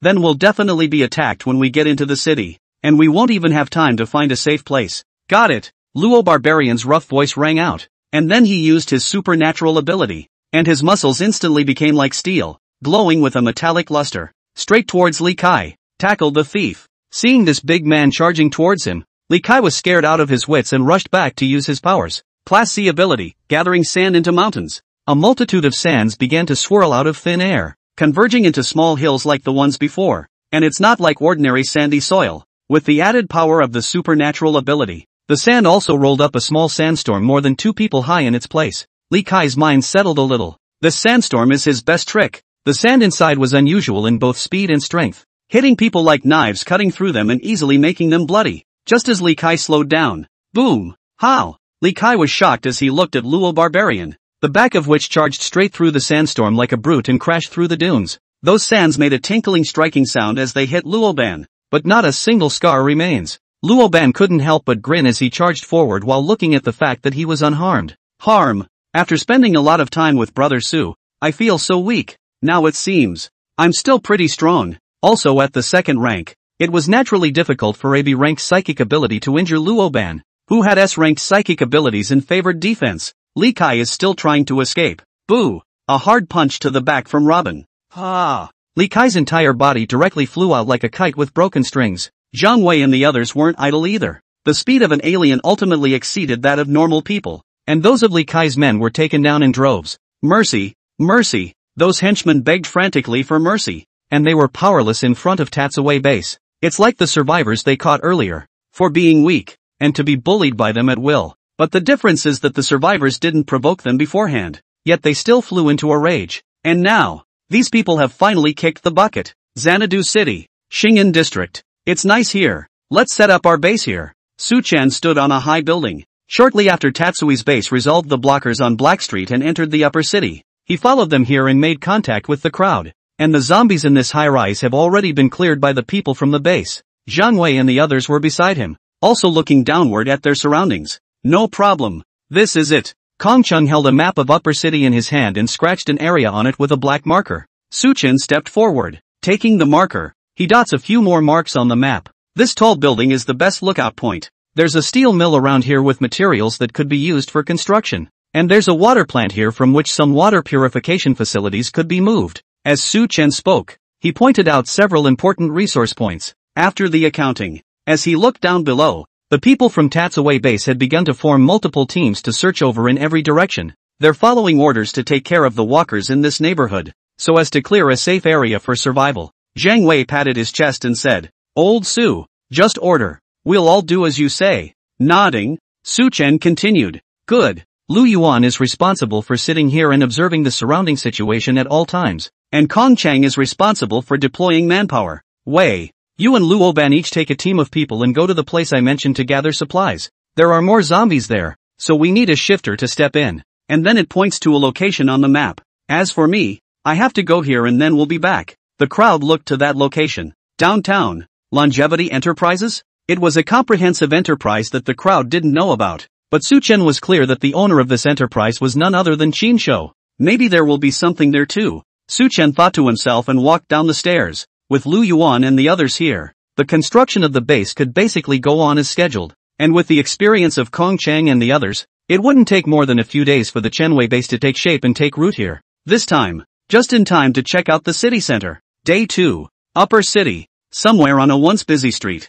Inside a small townhouse. "What, you're saying that Li Kai and all of them were killed?" Bang! A wineglass filled with red wine was slammed hard on the floor and shattered. After slamming his glass, the Black Street boss sat on a plush couch, wearing a dark jacket with a mink coat over it. He was originally sipping red wine leisurely here, but now his face had turned ironic. "Are you sure Kai Li and the others are dead? Instead of running away?" The Black Street boss looked slightly sideways at a man next to him. A man standing in the shadows wore a hat pulled downward to cover his face. It was impossible to see the whole thing, as if it could disappear from the shadows at any moment. "Nothing wrong with that," the man in the shadows spoke, his voice seeming somber. "Boss Lin, by the time I reached the highway, Li Kai and the others had all disappeared. Not even their bodies were left, but I can confirm that they were destroyed, not escaped." Lin Hu, also known as the boss of Black Street. A slight nod. The person in front of him, standing in the shadows, was named Yan Ying. It could be said that of this entire Black Street force, Lin Hu trusted him the most. There's no other reason. Simply because Yan Ying's special ability was extremely special. He could be considered a good hand when it came to obtaining information and would never make a mistake. Because his psychic ability was SS grade, Blood Shadow. "I know." Lin Hu's face eased a little. "Your powers have the ability to both track and check for signs of life. So did you find out who did it?" The strict shadow in the shadows let out a few chilling sneers. "Sure. I've already ascertained that what killed Li Kai was a group of several hundred forces calling themselves the Tatsue base. It's a recent arrival in Uptown." Lin Hu stood up and his face became serious. This upper city originally had two forces, the Black Street and the official forces. And now that so many people had come, didn't it mean that the turf might have to be redrawn? Then his power is bound to suffer as well. Tatsue base? How strong are they? Are there any powerhouses? Lin Hu didn't dare to act rashly. "There are several." Yan Ying told the information he had poked around. Although he was a SS-level psychic ability, his main ability was still on the side of assistance, and his real combat power still had to rely on this boss Lin Hu in front of him. There are 5 of their leaders, 1 ordinary man and 3 second-order shifters, and the real chief. Speaking of which, Yan Ying's tone became uncertain. "It's a young man called Su Chen, because there wasn't enough time to get more information. Strength, unknown, can't determine strength?" Lin Hu looked at the hesitant Yan Ying and knew that he wanted to say something else. "Go on." Yan Ying sighed in relief and continued. "Tatsue base has already constructed a base in Shingen district, and most of those chiefs are there, making it difficult to attack. But that Su Chen is heading downtown, and the target seems to be in the direction of Longevity Enterprises. Hear this." Lin Hu suddenly laughed, his smile extremely wild. "Ha ha ha, it seems to be God's help. and then he walked over to the window and looked in the direction of the city center, his face full of mockery. Still, these people are not familiar with the world. To actually dare to go to the city center, isn't that looking for death? Our opponents directly have one less fighting force. But there's that creepy walker, Lin, who had a smile on his face. What a surprise! This force called Tatsue Base would definitely turn out to be a problem for himself. But without having to make a move himself, their real leader called Southern is going to die in the center of the city. Boss Lin, what do we do next? Yanning spoke up. He also felt that Su Chen was dead if he went to the city center.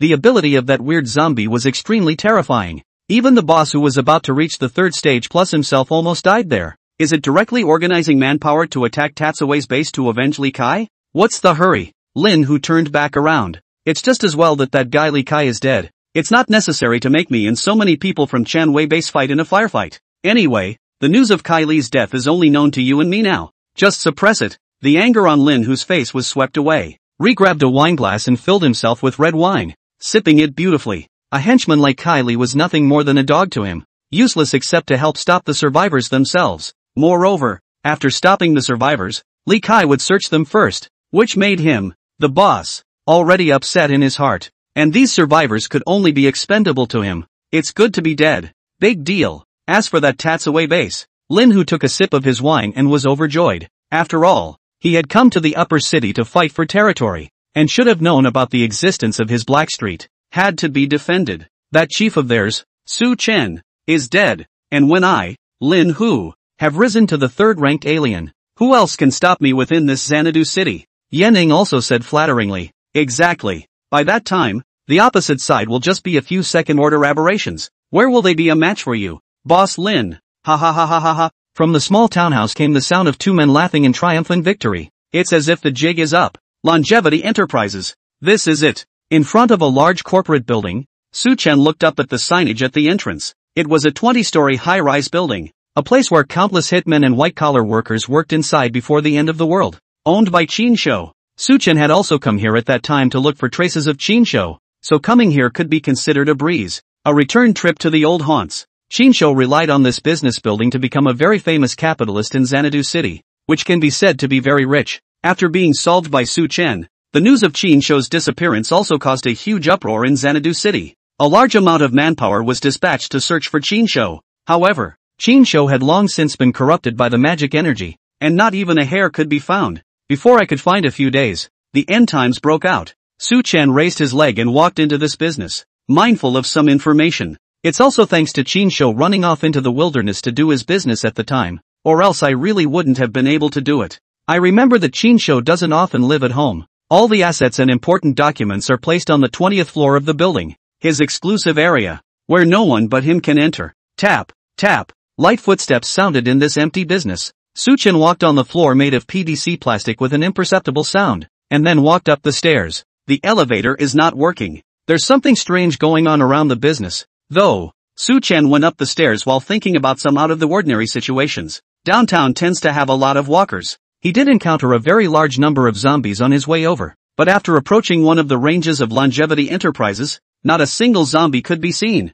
including inside the business as well. Not a walker in sight. It looks very safe. How is this kind of similar to that dead village where the weenie monster is? Su Chen walked upwards vigilantly. It looks safe here, but often there are more terrifying threats, just like the weenie monster. But the situation is still a little different. As he walked, Su Chen had already reached the 10th floor and stood by the window to look out. Just see Longevity Enterprises as the centerpiece. Entire tens of meters were no man's land, not even walkers. And beyond this range, the dense crowd of zombies crowded together in an extremely spectacular scene. The walkers in the business shouldn't have been eaten, Su Chen inferred. One did not choose to kill all the walkers in the city center in order not to waste time. And the density of zombies here is obviously extremely high and unusual, clearly as if something drove them out of the business and gathered them together. It's not a monster like the weenie monster, and it's not going to be a necromancer. If it's a necromancer, then the zombies would instead congregate inside the business instead of standing outside of a range, as they do now.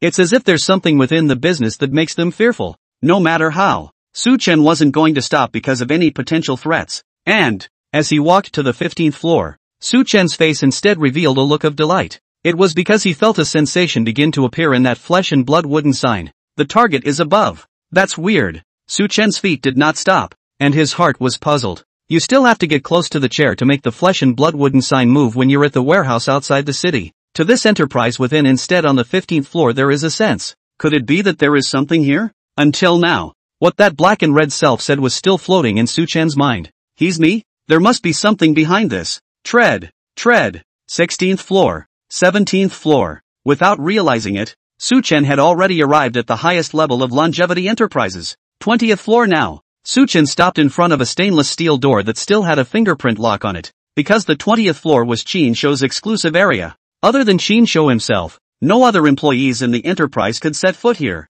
Normally this place is locked, and to open it you need Qin Shou himself to come, but he's dead. It's not a big deal though. Su Chen stretched out his hand and covered it with magic energy. Poof! The built-in circuitry of the fingerprint lock burst into some sparks before it was completely destroyed. Su Chen pushed open the door and walked in. Any door lock is like white paper in front of him. Phew! The door had just been opened and a gust of wind through the room wrapped around a strange odor. Being locked by a door for a long time without ventilation, it naturally smells like rusty metal inside. Su Chen looked inside. The other floors are filled with a variety of tools and equipment. Not exactly cluttered, but always cramped for space. The 20th floor is different, as it was not an office space. The corridors were clean and clear of anything. In normal times it naturally seems spacious, but in this post-apocalyptic world instead it adds a sense of horror. There was always something wrong. Su Chen muttered in a low voice. After coming here, the sensation of the flesh and blood wooden sign was even stronger, indicating that the clue was on this floor, but there was always something about it that just didn't make sense. TSK. Let's go in first. Tread. As Su Chen stepped out. Shasta. The environment inside the 20th floor had changed dramatically. Squeak squeak. Su Chen jerked his head toward the wall and couldn't help but have his pupils dilate. What's going on here? Only a crisscrossing vein began to emerge on the originally smooth wall. It was bright red, and these veins are still swelling. Even as thick as someone's arm. Spreading and spreading. Soon these veins were crawling all over the walls of the entire 20th floor. The ceiling, covering off everything. Even scarier. They're still pulsing, like they're alive. What is this weird thing? Su Chen tried to blast a fist up, but he couldn't feel a single touch. Can't hit it. Is this virtual? But these veins were literally pulsing in front of my eyes and secreting some rotten substance. It's meat. Rotting flesh. Susa's body was directly covered with magic armor. As if he was facing a great enemy. This has never really happened before. Before coming up, he had already prepared himself mentally, but the scene in front of him still exceeded his mental expectations. He wouldn't be afraid of even the strongest enemy. The point is, the enemy can't be attacked at all. Su Chen tried to blast a punch at the rotten meat as well, and even took his hand to touch it. It still doesn't work. And just then, a blood vessel violently catapulted up from the wall and viciously pumped towards Su Chen. Although he knew it was virtual, Su Chen still covered his body with magic energy and went to resist the blow. Because he's worried. It would be the worst kind of situation. Bang! The veins pumped into Su Chen's body without doing much damage before retracting back into the wall. However, Su Chen was cursing angrily in his heart. Crap! It's still the worst situation ever. Because he felt the pain. In other words, he couldn't attack these veins, but they could attack him. How is this somewhat similar to my absolute invincibility? Su Chen thought as he backed up. Boo! Su Chen's back hit something hard, and he couldn't move back any further. Su Chen looked back, only to see that a wall had appeared behind him at some point. No way! Su Chen was shocked. Clearly he had opened that password-locked door to come in. Squeak! The sound of blood and flesh writhing came from the wall behind him. And this wall behind him was also covered with that kind of blood vessels and rotten flesh. And it actually began to slowly advance towards Su Chen. This wall can still move? Su Chen tried again. The wall wouldn't go through. And he couldn't hit it just the same. Rumble. Looking back, I saw that the same wall had actually appeared at the end of the corridor. It's also slowly approaching. Ventriloquism. One couldn't attack the other, but could be attacked by the other, and the two walls were gradually coming together. This situation is pretty much a dead end. Phew. Calm down. Calm down. Su Chen took a big breath and tried his best to calm himself down. In his previous life, he had solved many difficult problems with this quality. Soon, Su Chen's eyes became rippling and calm as water. At this time, the distance between these two walls was less than 10 meters, and Su Chen was standing right in the middle. But he wasn't the least bit intimidated. In this seemingly unbreakable situation, he quickly came up with several ideas. Try it first. Su Chen opened his eyes and stared at these veins with a deadly stare as Insight Mirror image was unleashed. Didn't get the message. It shouldn't be. The Insight Mirror can view information about zombies, monsters, and humans, but this vein isn't actually in it? Looked around a bit, and get no information. That's very unlikely. Even if the other side also has the ability to be absolutely invincible, as long as the veins are its body parts, a message is bound to appear. Su Chen's eyes lowered as if he had thought of something. At this point, the distance between those two walls was already less than 3 meters, and it was accelerating, and Su Chen stood in the center, not moving a muscle. It was as if resistance had been abandoned. Rumble. But in a matter of seconds, the two walls of flesh and blood demons had completely collided together, and Su Chen turned on absolute invincibility the moment the demonic walls closed in for a collision. Boom boom boom. At the same time, Su Chen raised his fists and continuously punched towards the ground beneath his feet. Likewise, the veins in the feet were not damaged in the slightest, but in the midst of Su Chen's continuous bombardment, he suddenly felt his feet become empty, and then he fell straight down. Knock! Su Chen directly punched through the floor of the 20th floor and fell into the 19th floor. As soon as he fell, all of his surroundings returned to normal, no longer strewn with blood and flesh. Look up. Only a large hole appeared in the ceiling, from which a part of the 20th floor could be seen. It's also back to normal, without that nasty vein. Indeed, Su Chen landed firmly on the ground, his eyes flashing. When he was unable to view the information about the veins, he thought of a possibility. He entered into an illusion. Because it's an illusion and not a direct enemy, you can't attack the opponent and you can't view the information. As for the other party being able to attack themselves, it was naturally a sensory effect of the illusion. Luckily, I got out of the range of the illusion in time. Su Chen slowed his breath. This kind of illusion generally has a certain range of validity, and within the range one will be trapped by all kinds of strange sights, or even die, and out of range it won't be affected. If he was not out of range by the time he reached the 19th floor, Su Chen was planning to continue to break through to the next level. As for the makers of the illusion, Su Chen violently stood up and quickly rushed over to the 19th floor away from the stairs. It was because his Taotai demon pattern appeared to have a sense at this moment. This means that there are third-order walkers or monsters nearby. Gee, this business is still too big. Longevity Enterprises is 20 stories high and hundreds of meters long. Su Chen had taken the stairs at the very edge when he came up, and naturally had no sense of the other side 100 meters away. And now that it fell in the middle, the distance was reduced to 50 meters, which would be within the range where the sensing would take effect. Su Chen quickly arrived at an office on the deepest part of the 19th floor and blasted the door of the room open with a punch. Punch it in. Found you. Boom. The door to the room was blown away with a punch, and Su Chen rushed in. The sense of the Taotai magic marks had been extremely strong. Right here. Su Chen looked inside. Although this place is said to be an office, half of it is already stacked with various objects and has become a utility room, and the clutter was covered with dark brown blood. There were also some human limbs scattered about. Roar! In the middle of the pile of debris stood an oddly shaped walker. On the outside, it didn't look any different from an ordinary zombie, but it had countless vein-like things growing out of its body. It looks exactly like it did in the illusion. Barely. Some of those veins were still sticking into human bodies on the ground, drawing blood. Looks like it's your damn thing that created the illusion. Su Chen directly charged forward. This walker is on the 19th floor, but its ability to affect the upper floors suggests a wide range, at least over 100 meters. One has to make quick work of it.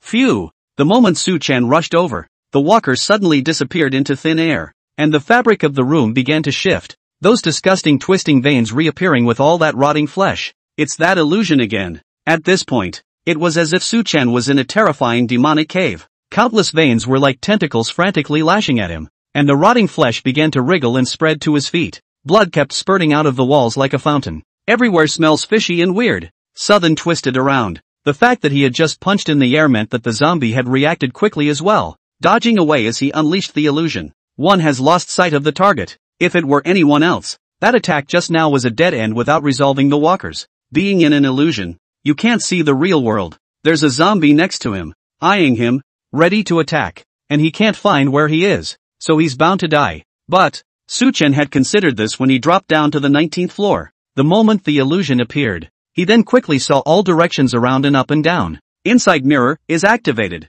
At times like this auxiliary ability instead became his best means of determining his enemy's goals. Eyes can be deceived. This ability doesn't. Finally, while looking to the left side of the party, Su Chen got a message from his ability. Target, third-order zombie. Special abilities, illusion, tentacle attack. Weaknesses, speed, defense, attack. This third-order zombie didn't have a strong attack except for the illusion, which was the strongest attack. Its defense and speed weren't even that much stronger than an ordinary zombie. Boom! At his fastest speed, Su-Chen rushed straight over in the direction of the information given by his ability and fiercely blasted out a punch. Boo! A heavy thud. Moment. Su-Chen only felt his fist hit the flesh. Boo chow! And the scene around them shattered and disappeared straight away like glass. This zombie's defense was poor. Where could it withstand Su-Chen's punch? When the zombie body was resolved, the illusion was naturally lifted. There's something really weird about this walker's abilities. Su-Chen stood in the utility room, looking at the third-order zombie in front of him that had already been blown up by a punch and splattered with blood and flesh all over the ground. The mind side. Illusion ability. That's a type that rarely appears among zombies. I can't believe there's such a one in the center of this uptown. Except for that weenie monster. Now you can get a second third-order crystal core. Again. Third order. However, it could be considered easy for Su-Chen to resolve his opponent. Tap, tap. Su-Chen walked forward, picked up the third-order crystal core in the pool of blood, and left in style. This battle was only a few minutes from the start, and even less than a few seconds when Su-Chen and the zombie came face to face. Seemingly swift action. The truth is that it is treacherous. Anyone else would come, even if they were also of the third or even fourth rank. Just think a little slower. Fail to see that the change on the 20th floor was caused by an illusion, or hesitate a little as the utility room is pulled back into the illusion. This third-stage walker is all set to flee the utility room. In time, the 100-meter-long range in which the illusion took effect doomed the person to stay caught up in it, eventually consumed to death. Sure, Su-Chen's insight mirror image, or the ability to detect the opponent's location like the Black Street Base's Yin Shadow, might be an exception. Su-Chen reappeared on the 20th floor. The fingerprint-locked door was still in a damaged state, indicating that Su-Chen had only entered the illusion when he walked in, jumping over the hole in the ground that had been punched through itself. Su-Chen walked to the door of a room. Here, I think that's where Qin keeps his proof of assets and important documents. There were 3 locks on the door. One is a fingerprint lock, one is a combination lock, and one is a lock that is opened with a key. All types of locks are installed and you have to open them all to get in? This Qin is usually quite cautious. Click. Su-Chen covered his palm over it, and a few seconds later, these seemingly incredibly secure locks were destroyed and opened. Too bad I'm violently destroying door locks. What's that? Step inside. The room was huge. Hundreds of square meters just by looking at the surface. Not to mention the other rooms inside. At eye level was an oversized living room. Against the wall was a sofa that could accommodate about 10 people, and in front of it stood an ultra-wide-screen LCD TV. It must be very comfortable to sit on this leather sofa and watch TV, and it can usually be used for other things. The decor is extremely luxurious, but there was nothing here that Su-Chen needed. He looked to one of the doors to one of the several rooms inside. The sense of the flesh and blood wooden sign grew stronger and pointed behind one of the room doors. Snap! Su-Chen directly pushed open the door of the room and walked in. He'd like to see what kind of clue. Click! The door was opened. Su-Chen roughly swept a glance.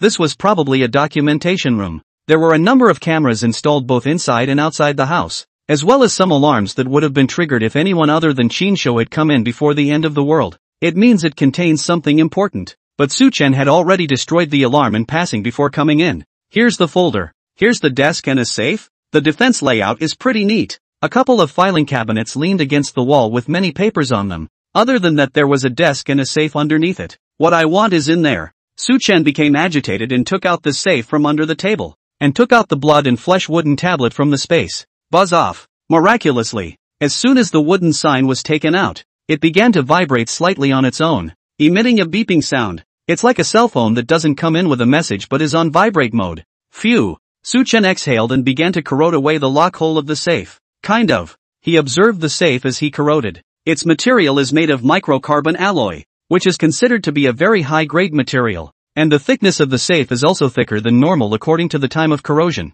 Description is custom built. That's a big problem. It's kind of weird. Su-Chen had a confused look on his face. Why was what he needed also valued so highly by Qin? To know. In their previous life before the end times broke out, the two didn't know each other at all, and then associate it with the black and red figure in the warehouse. Murphy, was his devouring of the space monarch powers long predestined, or was it all set in motion? I must solve this mystery. Su-Chen's eyes were heavy as he broke open the safe that had been corroded in half. Wow! A stone-like object instantly dropped down towards the ground. Su-Chen hurriedly caught the stone. It's like a crystal? Only to see that in Su-Chen's hand, there was a rectangular piece lying quietly. Its surface was rougher and was on the gray side, looking no different from a stone. but it was transparent and its interior could be clearly seen. It's like a gemstone you'd see on the market. Only the appearance of this gem is off gray. Su Chen didn't pay much attention to its appearance, but instead stared dead center at its interior. For there was a black misty substance suspended and shifting and floating,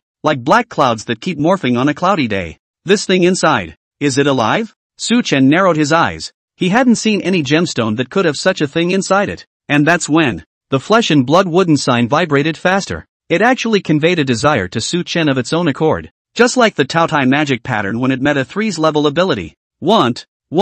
Taking a look at the wooden plaque and then the gem-like crystal, Su Chen hesitated and slowly brought the two closer together. Bang! Like two magnets. The wooden plaque and this crystal fit tightly together, and were actually almost the same size. Coo. Those tentacle-like black streams of color on the flesh and blood wooden plaque began to continuously embed themselves into the crystal and began a frantic extraction. And the large mouth in the center of the wooden sign actually began to open and close up and down, as if it was feeding. This, Su Chen froze, not exactly shocked by the sight, but more by the change he had produced in himself. Su Chen's consciousness came to a space. Gray, cloudy space. This was the strange space that had appeared when he had awakened the Taotai magic mark, and he hadn't cared much about it since his awakening, because it was as if the only thing here was the huge mouth in front of them that was big enough to carry out heaven and earth. Beyond that, nothing else. No color, no vibrancy, no life at all. Before, no matter if it was absorbing a crystal core or devouring a new alien ability,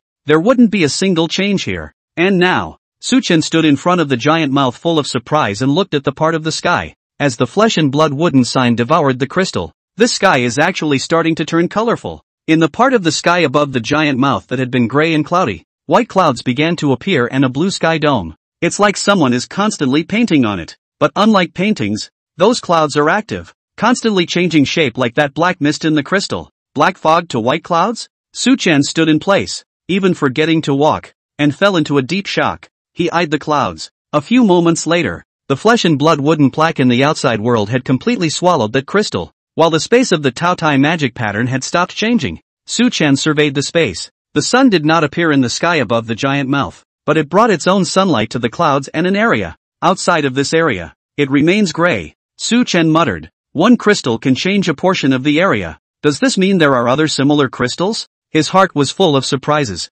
There is also an extra level of expectation. This space turned out not to be gray. Now it seems. This space of the Taotai magic pattern was actually a new world. A Taotai ability that comes with an exclusive world. I wonder what the full mold is. Su Chen broke away from space. There was still a smile on his face. The Taotai magic marks are really getting mysterious. I really want to know what the space can bring me after being restored, he thought as he walked over to the filing cabinet. Although the crystals were absorbed and the wooden plaque had no new senses, it didn't stop him from looking for new clues. Whoa! Su Chen rummaged through the folders. Sometime later, Su Chen walked to the desk. Most of the papers in the filing cabinets were business contracts and some of the employee information. Nothing relevant. Squeak! Southern opened the desk drawer. A large wad of cash and many bank cards jumped out at me. TSK. Su Chen picked up a bank card and looked at it. Live and let live. What do you think you're going to do with all that money? Tossing the cash and bank card aside without another glance, he searched carefully. Diary? Su Chen looked at a diary that he had searched out with an odd expression on his face. What kind of decent person keeps a diary? Flipping through the journal. Went to a hotel today with XX internet star. She's so good. Went on vacation to XX Island with XX actress today and had a multi-person party. Su Chen looked at the contents. Couldn't help but spit one out. And it's really not fucking decent. Doing all this shit and writing it down in a diary. Whoa. The flipping through the journal began to pick up speed, skimming over the extraneous content, framed on a certain page. When the first red moon happened, Su Chen's eyes blossomed with surprise, having finally found the content he wanted to see. Chin Shou's journal reads thus. It's a scary red moon today. But nothing major seems to have happened. By the way, this red moon made strange textures appear on my body. I can't wash it off even if I want to. I also went to query the experts, and they couldn't check it out. Forget about it. Su Chen thought to himself. Sure enough, after the first red moon, Chin Shou obtained the Spatial Monarch's alien ability texture, and my college photo change and my tauntaun texture appeared on the first red moon. There may well be a connection. Su Chen continued to look down. What followed was even more concerning to him. For it was about the crystal in that safe. The handwriting in the journal is aggravated. It was clearly evident that Chin Shou was in an emotional state when he wrote this paragraph. What the hell is going on here? I had a nightmare one night after that red moon. The dream is all blood. All blood. And there was an unbelievably large giant mouth that ate up all the sun and moon in the sky. A giant mouth? Seeing this, Su Chen's eyes narrowed. What Qin Shou dreamed of? Could it be his Tao Tai ability? The diary continues. Luckily it was just a dream. But I dreamed about something else. I dreamed that someone stuffed a crystal into my body. And that crystal, I obtained by stealth from the official hands of the upper city. When I woke up, I rushed to find the crystal. And it was actually just like the one in my dream. Grayish and crystalline, with black mist inside. I was so scared that I rushed to get a customized safe and locked the crystals in it to feel a little more at ease.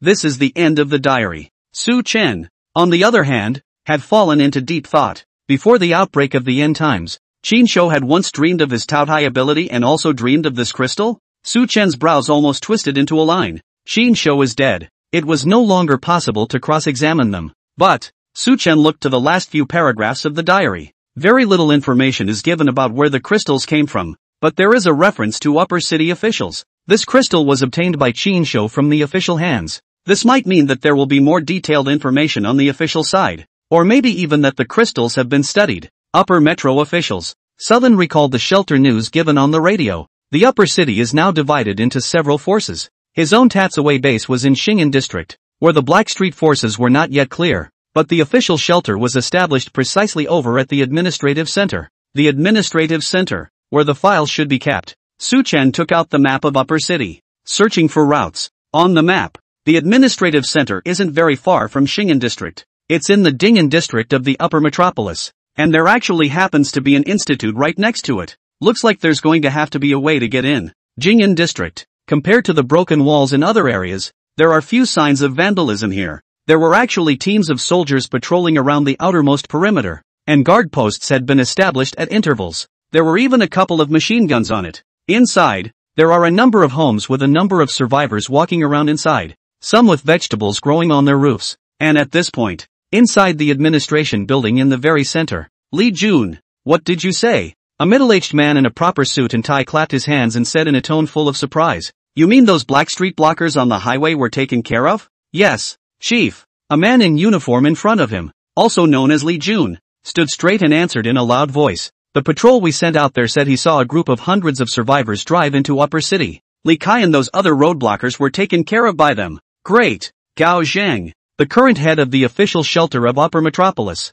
tapped the table happily. These people took advantage of the outbreak of the end times crisis to do whatever they wanted, and did a lot of unspeakable things. This is really what they deserve. When Shengshui City was first established, it was extremely understaffed. It was the limit of what could be done to clear the highway so that the survivors could get in.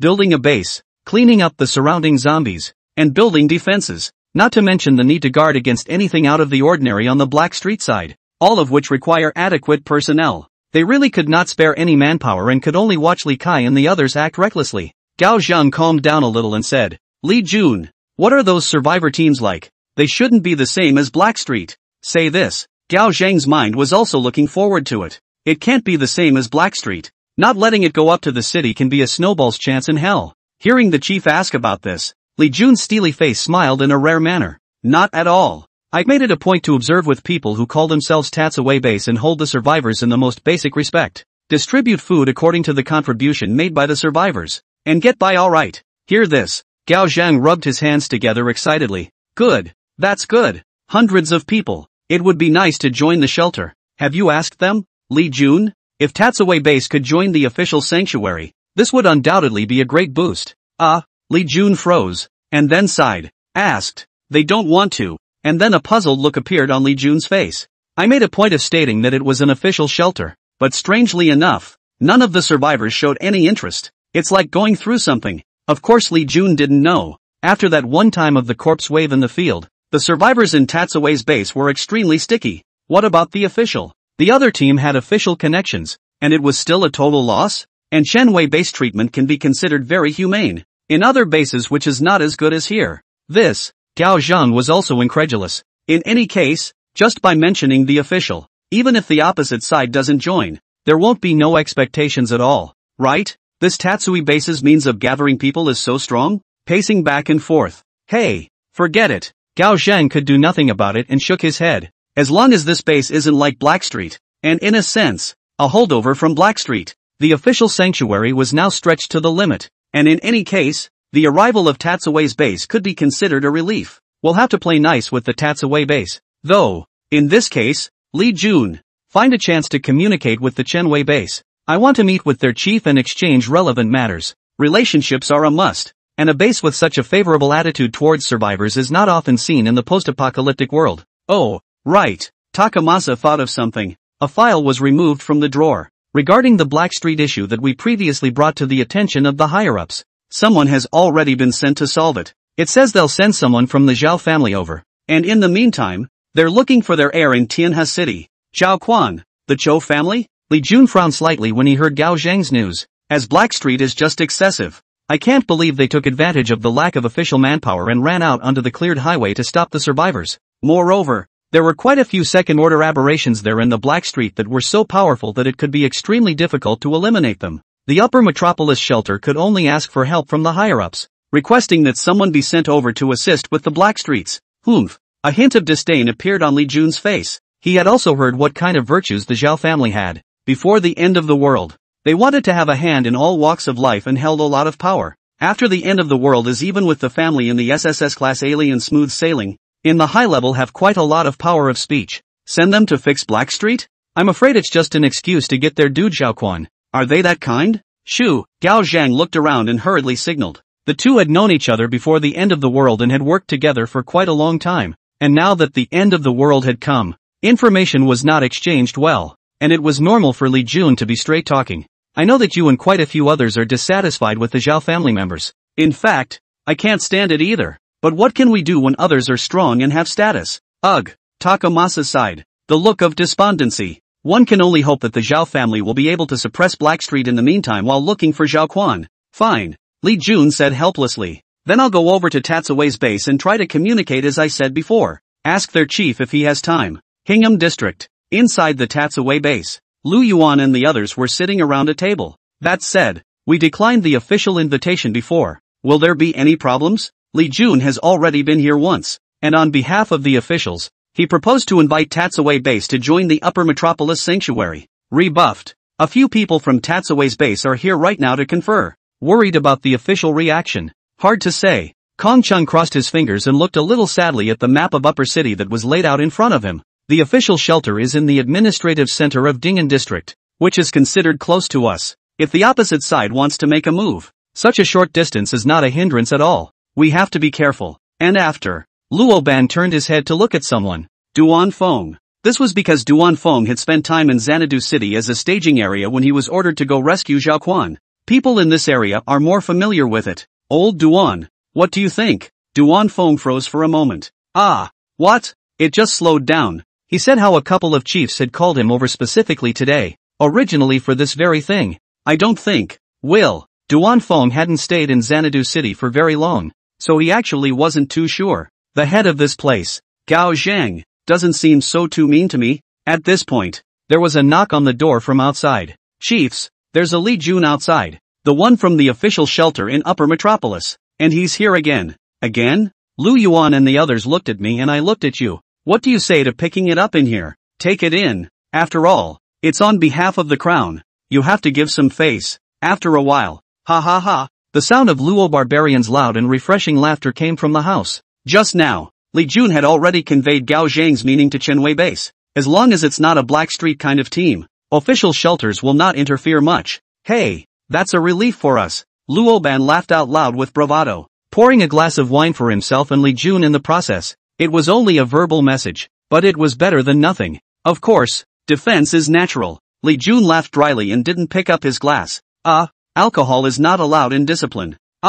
Sorry, I forgot in my happiness. Luo Ban slapped his head. He hadn't really thought about it that much. It's okay. Li Jun sat a little more upright. In fact, I have another request this time. That is the chief of your base available? The high chief would like to find time to discuss matters with him. Oh, sure. Li Jun went on to add in order to avoid some unnecessary misunderstandings. It's a negotiation with most of the people on both sides present. Most of the people from both sides are present, which means that they are open and honest and discuss things in public. It also avoids some misunderstandings such as decapitation operations. Negotiating with the head of the upper city? Lu Yuan and the others looked at each other. This kind of thing determined the development trend of Chanwei Base in the upper metropolis, and if Su Chen had already left, they could negotiate on his behalf. But Su Chen was in the upper city right now, only he wasn't at the base for the time being. It's like this, our chief is temporarily occupied. Lu Yuan, as the acting chief, was naturally the one to step forward and explain the situation at this time.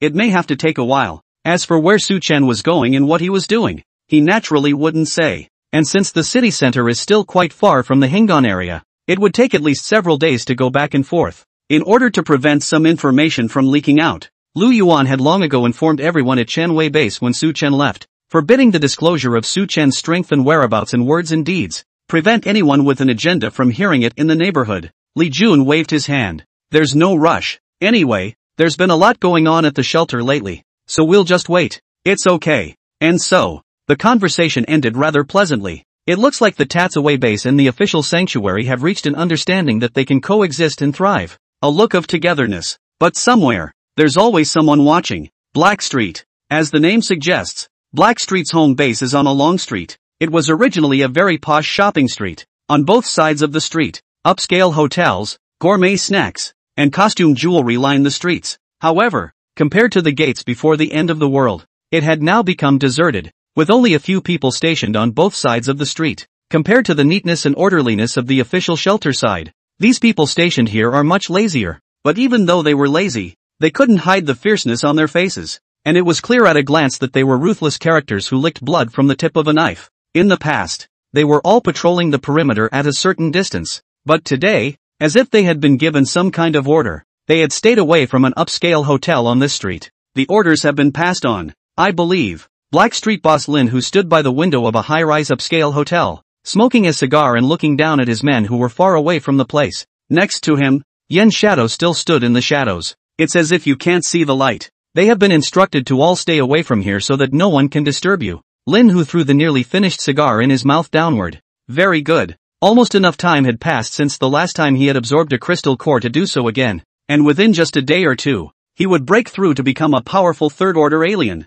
Lin, who sneered, when I reach the third-order alien, I'd like to see who else is my opponent in this upper city. The official sanctuary, and that Tatsaway base, all have to die. This upper city is about to be my world. The early hours of the morning. The sky was still fish-belly white, and a shimmering light emanated from the sky. Most people should still be asleep at this time. Jing'an District. On the square in front of the administration building, Gao Zhang and the others were however already waiting here. Buzz off. Gao Zhang and the others looked up. Coming. A helicopter was seen circling in the sky, while gradually lowering its altitude. Its rapidly rotating wings raising a large cloud of dust. Ahem. Ahem. Gao Zhang and the others took a few steps back to give the helicopter more room while avoiding all that dust. Buzz. The helicopter landed smoothly. The hatch opened, and 3 men emerged from it. When they saw these 3 people, Gao Zhang and Li Jun's eyes but shrunk suddenly. The Zhao family even sent them out as well? It seems. The Zhao family's battle is really big this time. Gao Zhang looked at the 3 men in awe.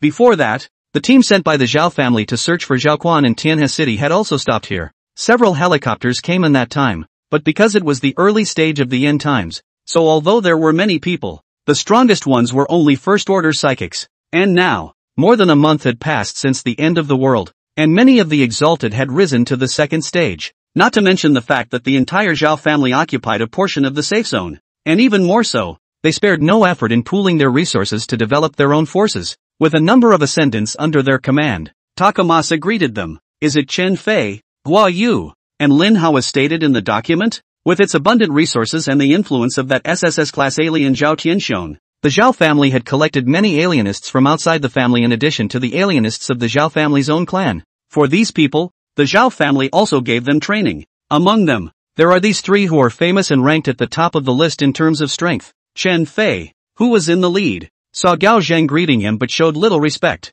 Just a faint response. Let's go. Into the administration building. Even among the Zhao family's men, he was an existence whose strength was second only to Zhao Tianxiong, and was highly valued by the Zhao family. Women, food, villas, whatever you want. Even the head of an official sanctuary was a bit of a looker for him. Seeing Chen Fei being so arrogant and domineering, a fire of anger flared up in Li Jun's heart. The thought crossed my mind. Isn't it just a dog race by the Zhao family? And you really think you're some kind of high and mighty? After the outbreak of the end times, the Zhao family took advantage of the opportunity to occupy a safe zone and develop their power as a family. Moreover, the Zhao family, which was involved in the gray industry before the end of the world, had even revealed its greedy nature, frantically collecting resources into its hands. And as for the survivors there, they were naturally being squeezed to the point of misery. Li Jun had heard a lot about the inhuman behavior there even in the upper city. What's the difference between this Zhao family and the Blackstreet kind? Li Jun was indignant in his heart,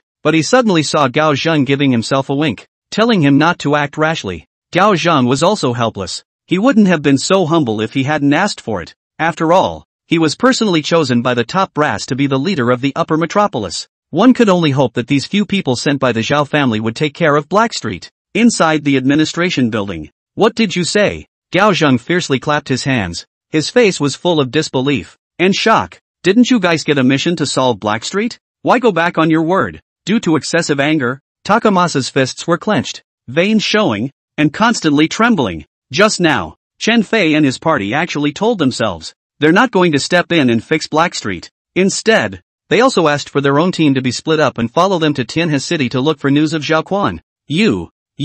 Gao Zheng's eyes widened in anger as he pointed at Chen Fei's several people, so angry that he could barely speak. The document given by the High Command clearly stated that the Zhao family agreed to send people to suppress Blackstreet. In the post-apocalyptic world, there is certainly strength to be denied, but since the Zhao family had agreed, these people actually disobeyed the order. And the manpower in the upper metropolis was already small, and they were actually asked to spare some people. To know, Tianhe City was a city with a spatial rift that was classified as a dangerous area, and ordinary people in the refuge would only be sent to their deaths if they went over there. Chen Fei and the others just wanted some as their cannon fodder. Phew! Chen Fei sat on a chair, leisurely crossing his legs, his eyes glancing obliquely at Gao Zheng. Full of disinterest, he said, "Ha, you really believe what the paper says? Ha, we're the Zhao family's men. It's not like we're taking orders from those at the top, and besides, can we even be controlled in this post-apocalyptic world? Papers count for shit." Exactly. Gui Yu and Lin Hao, who were also sitting in their chairs, smiled sorrowfully. When the Zhou family sent us out here it was with the word that we were going to take care of Blackstreet. But we're not stupid. How could we not realize that the Zhao family is just commanding on the surface and the real target is still not Zhao Quan? Looking at these people, Gao Zheng was speechless, but there was little he could do about it. Because of the few people in front of them, the document had stated their general strength. Gui Yu and Lin Hao were both second-order Alterans. Gui Yu's ability applies to ranged attacks for clearing out ordinary zombie waves, and Lin Hao's ability is more special. It's specialized for finding targets, and it said that based on the target's related items one can find out who has contact with the target. As for the leader Chen Fei, Gao Zheng thought of Chen Fei's strength on the document and could not help but panic in his heart. It was because this Chen Fei was a third-ranked alien with SS-ranked abilities. It was the person whose strength was second only to Zhao Tianxiong in the Zhao family's safe zone, and was held in extraordinarily high regard by the Zhao family in addition to the people of this family. So to speak, Chen Fei alone was able to crush everyone in the upper metropolis official shelter.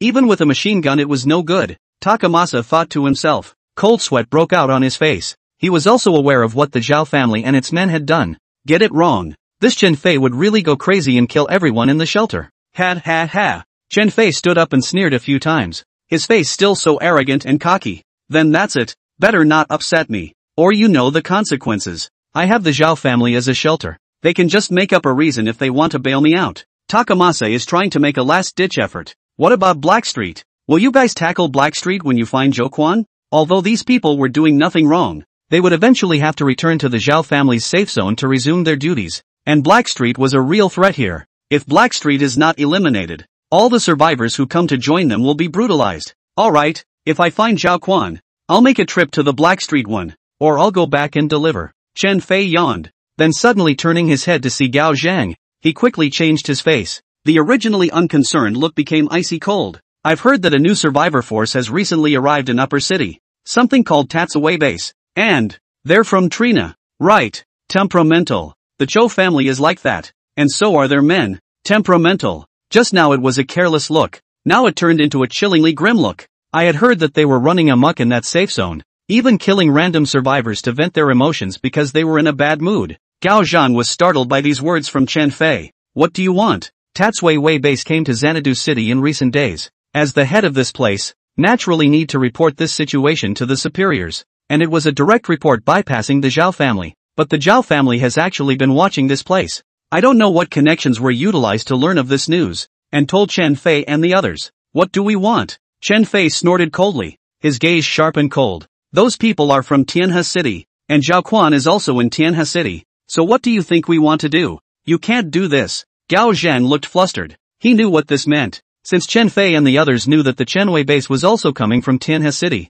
they were bound to go forward to explore the news. And with their arrogant stance, there will definitely be a conflict. In time, these people would probably strike to kill and injure the Tatsui base. Don't you go against the unconscionable Blackstreet, but you go and brutalize people who still have a conscience just for a dude. Gao Zhang's heart was filled with desolation, and with endless remorse. He hadn't expected the Zhao family to go this far, and Blackstreet were just the same as each other. I should have known better than to ask for help from the top. Even if we can't solve Blackstreet, we can't let Tatsui base be implicated. Humph. Chen Fei was already walking in the direction of Chen Wei's base while saying in a morose tone, "You'd better not stop us, and you'd better hope that Tatsui base listens to us, or else it won't be us taking them to Tianhe City to find Zhao Quan. Instead, just kill them all on the spot." The two Lin Hao behind them also smiled grimly. Ha. It's just a few hundred lives. How can it be as important as the life of Zhao Quan Zhao's son? And then stretched out as he walked. Oops. After a long day in a helicopter, it's a good time to take a stroll over there and get some exercise.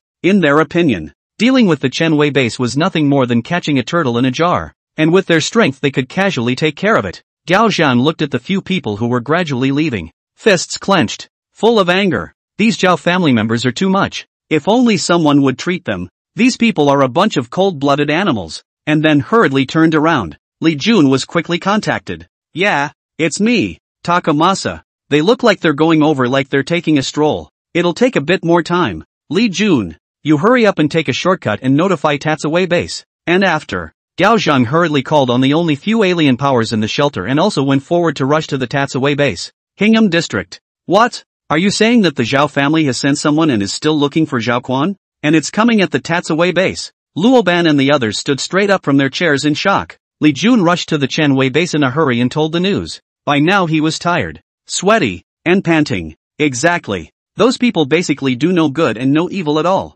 This place is definitely coming over with bad intentions, so you guys should hurry up and run away. Escape? Luoban and the others' faces became unnatural. It was with great difficulty that they ran from Tianhe City to Shangdou City, through how many hardships and dangers, and now that they have not yet gained a firm foothold, they are going to give up on this place? Hurry up and go. These people will be here soon. If you leave a green mountain, you're not afraid of no firewood. Li Jun anxiously persuaded. The Zhao family and their men can be said to do anything. Several of the chiefs were in deep contemplation. Actually, after Luoban and the others joined, they also knew about Su Chen angrily killing Zhao Quan. But this information they have explicitly forbidden to go down. No one is allowed to discuss the matter. This way even if the Zhao family wanted to find Zhao Quan they would have no clue and die without proof. We can't run away. Kong Cheng pondered for a moment and pushed up his glasses. After deep thought, he said, it's okay to have the others in the base hide for a while, but we chiefs can't run away. The reason the others were told to hide was to prevent being caught in the fight. And if the chief escaped, this hard-earned base would fall apart. And, hearing Li Jun say that there was a third-order alien on the opposite side, it was a completely unrealistic thing to try to leave with the entire base. Right. Luoban also thought deeply. The speed of the third-order alien was not something they could match. They could only take one step at a time. He only hated himself now for being too weak. And Lu Yuan and Zhang Wei thought the same thing. In a few more days, they could also break through to a third-order alien. And then they would have a fighting chance. But just at this critical time, the Zhao family came. Damn it. This Zhao family's men are definitely the same as what Li Jun said. They're the same as Zhao Quan. Soon, Chen Fei and the others then arrived at the outskirts of Chen Wei's base. Yo, these people look like they got some kind of message and are hiding? Chen Fei wrapped his arms around himself and saw the few people standing in front of him. It looked like the leader of the Tatsui base had come out, but all the hundreds of others were hiding elsewhere. Chen Fei opened his mouth and asked, "You are the leaders of Tatsui base?" Lu Yuan stepped forward and said, "That's right, we're kind of the leaders here, so just tell us what you want." Chen Fei laughed up to the sky. Ha ha ha, it hurts. And then he looked wistfully at Lu Yuan and the others. So tell me, have you guys ever seen a guy named Zhao Quan? Lu Yuan smiled faintly. Zhao Quan? I don't recognize it. And there's not a single person named Zhao Quan that we've seen among so many people here. Chen Fei's face changed instantly. Straight away it turned grim again. Fiercely. Never seen it. What do I care if you have? Lin Hao. Go over and search with your abilities to see if they've had any contact with Zhao Quan. If none of them have been touched, merge these people with the team from the shelter as well and be taken to Tianhe City to find Zhao Quan together. Luo Ban roared in anger. You're not being reasonable. Chen Fei directly laughed maniacally. Ha ha ha ha ha ha. Reason? I'm a third-order alien. Better than you guys. What I say is reason. Speaking, the Zhao family's henchman named Lin Hao had already unleashed his abilities. His powers can detect who has had contact with the target. A wave spread out from Lin Hao's body and quickly swept over Lu Yuan and the others.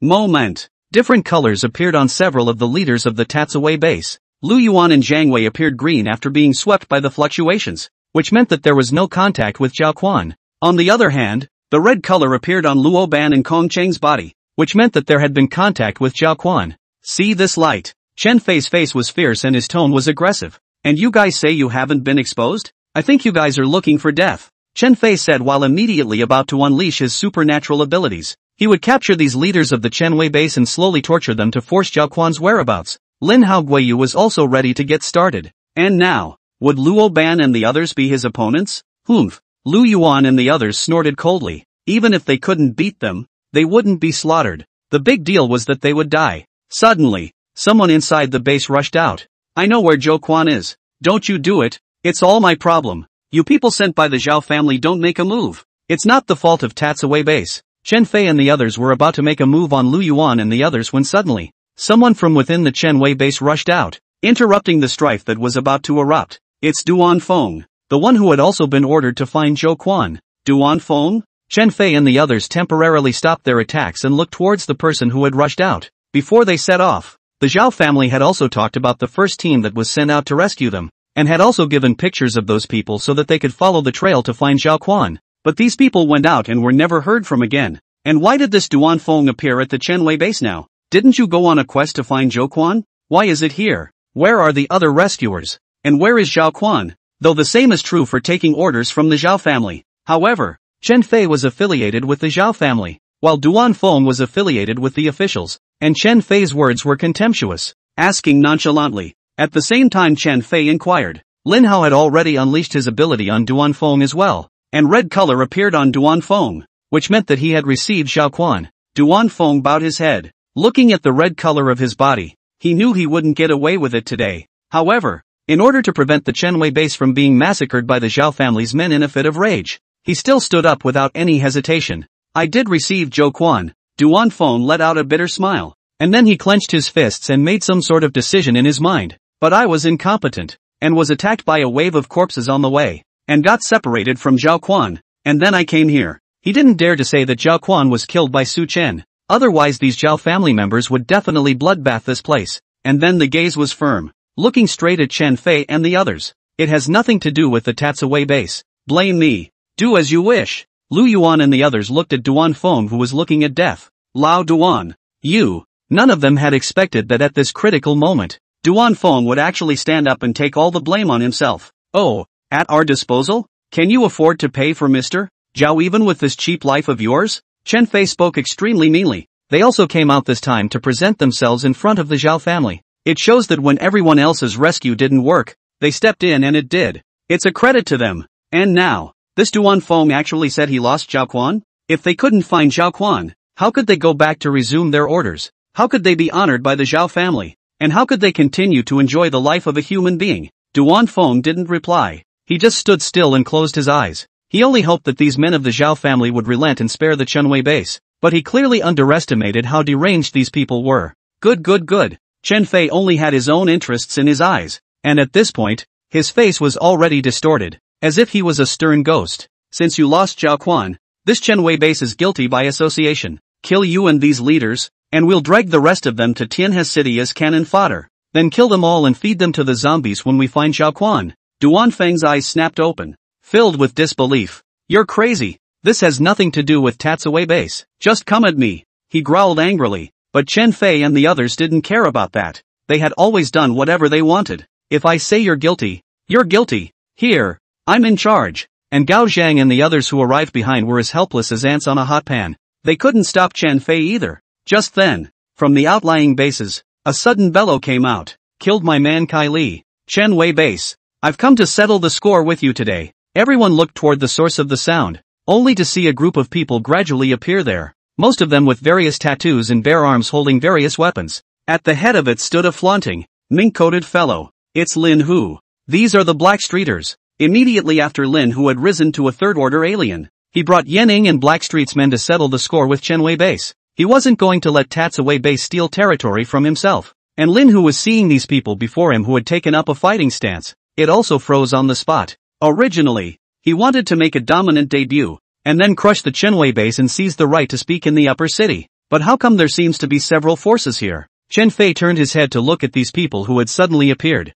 You're Blackstreet? Lin Hu was still in a daze, but Yanning next to him reminded him, Boss, these three people in front of us look like they're not to be messed with. Especially this one who's talking. He's extremely strong, most likely a third-order alien as well. It's very strong. Third order too? Lin Hu always believed in what Yanning said, although he had already risen to the third rank, but the strength of this person in front of him was not weaker than his own, and immediately changed in attitude. It went straight from arrogance to playfulness. Yes, and may I ask who you are? Chen Fei twisted his head, signaling Lin Hao behind him to reveal his identity, as well as his general strength. A SS-class psychic third-order psychic? Lin Hu was shocked, and his eyes had become cautious as he looked at Chen Fei. This was stronger than his own A-ranked psychic ability third-order psychic. Can't afford to mess with it. That said, these people were sent by the Zhao family. They wouldn't want to deal with themselves. Looking at Lin Hu's cowering appearance, Chen Fei was satisfied. So what if he was at the third stage? He was not his own opponent,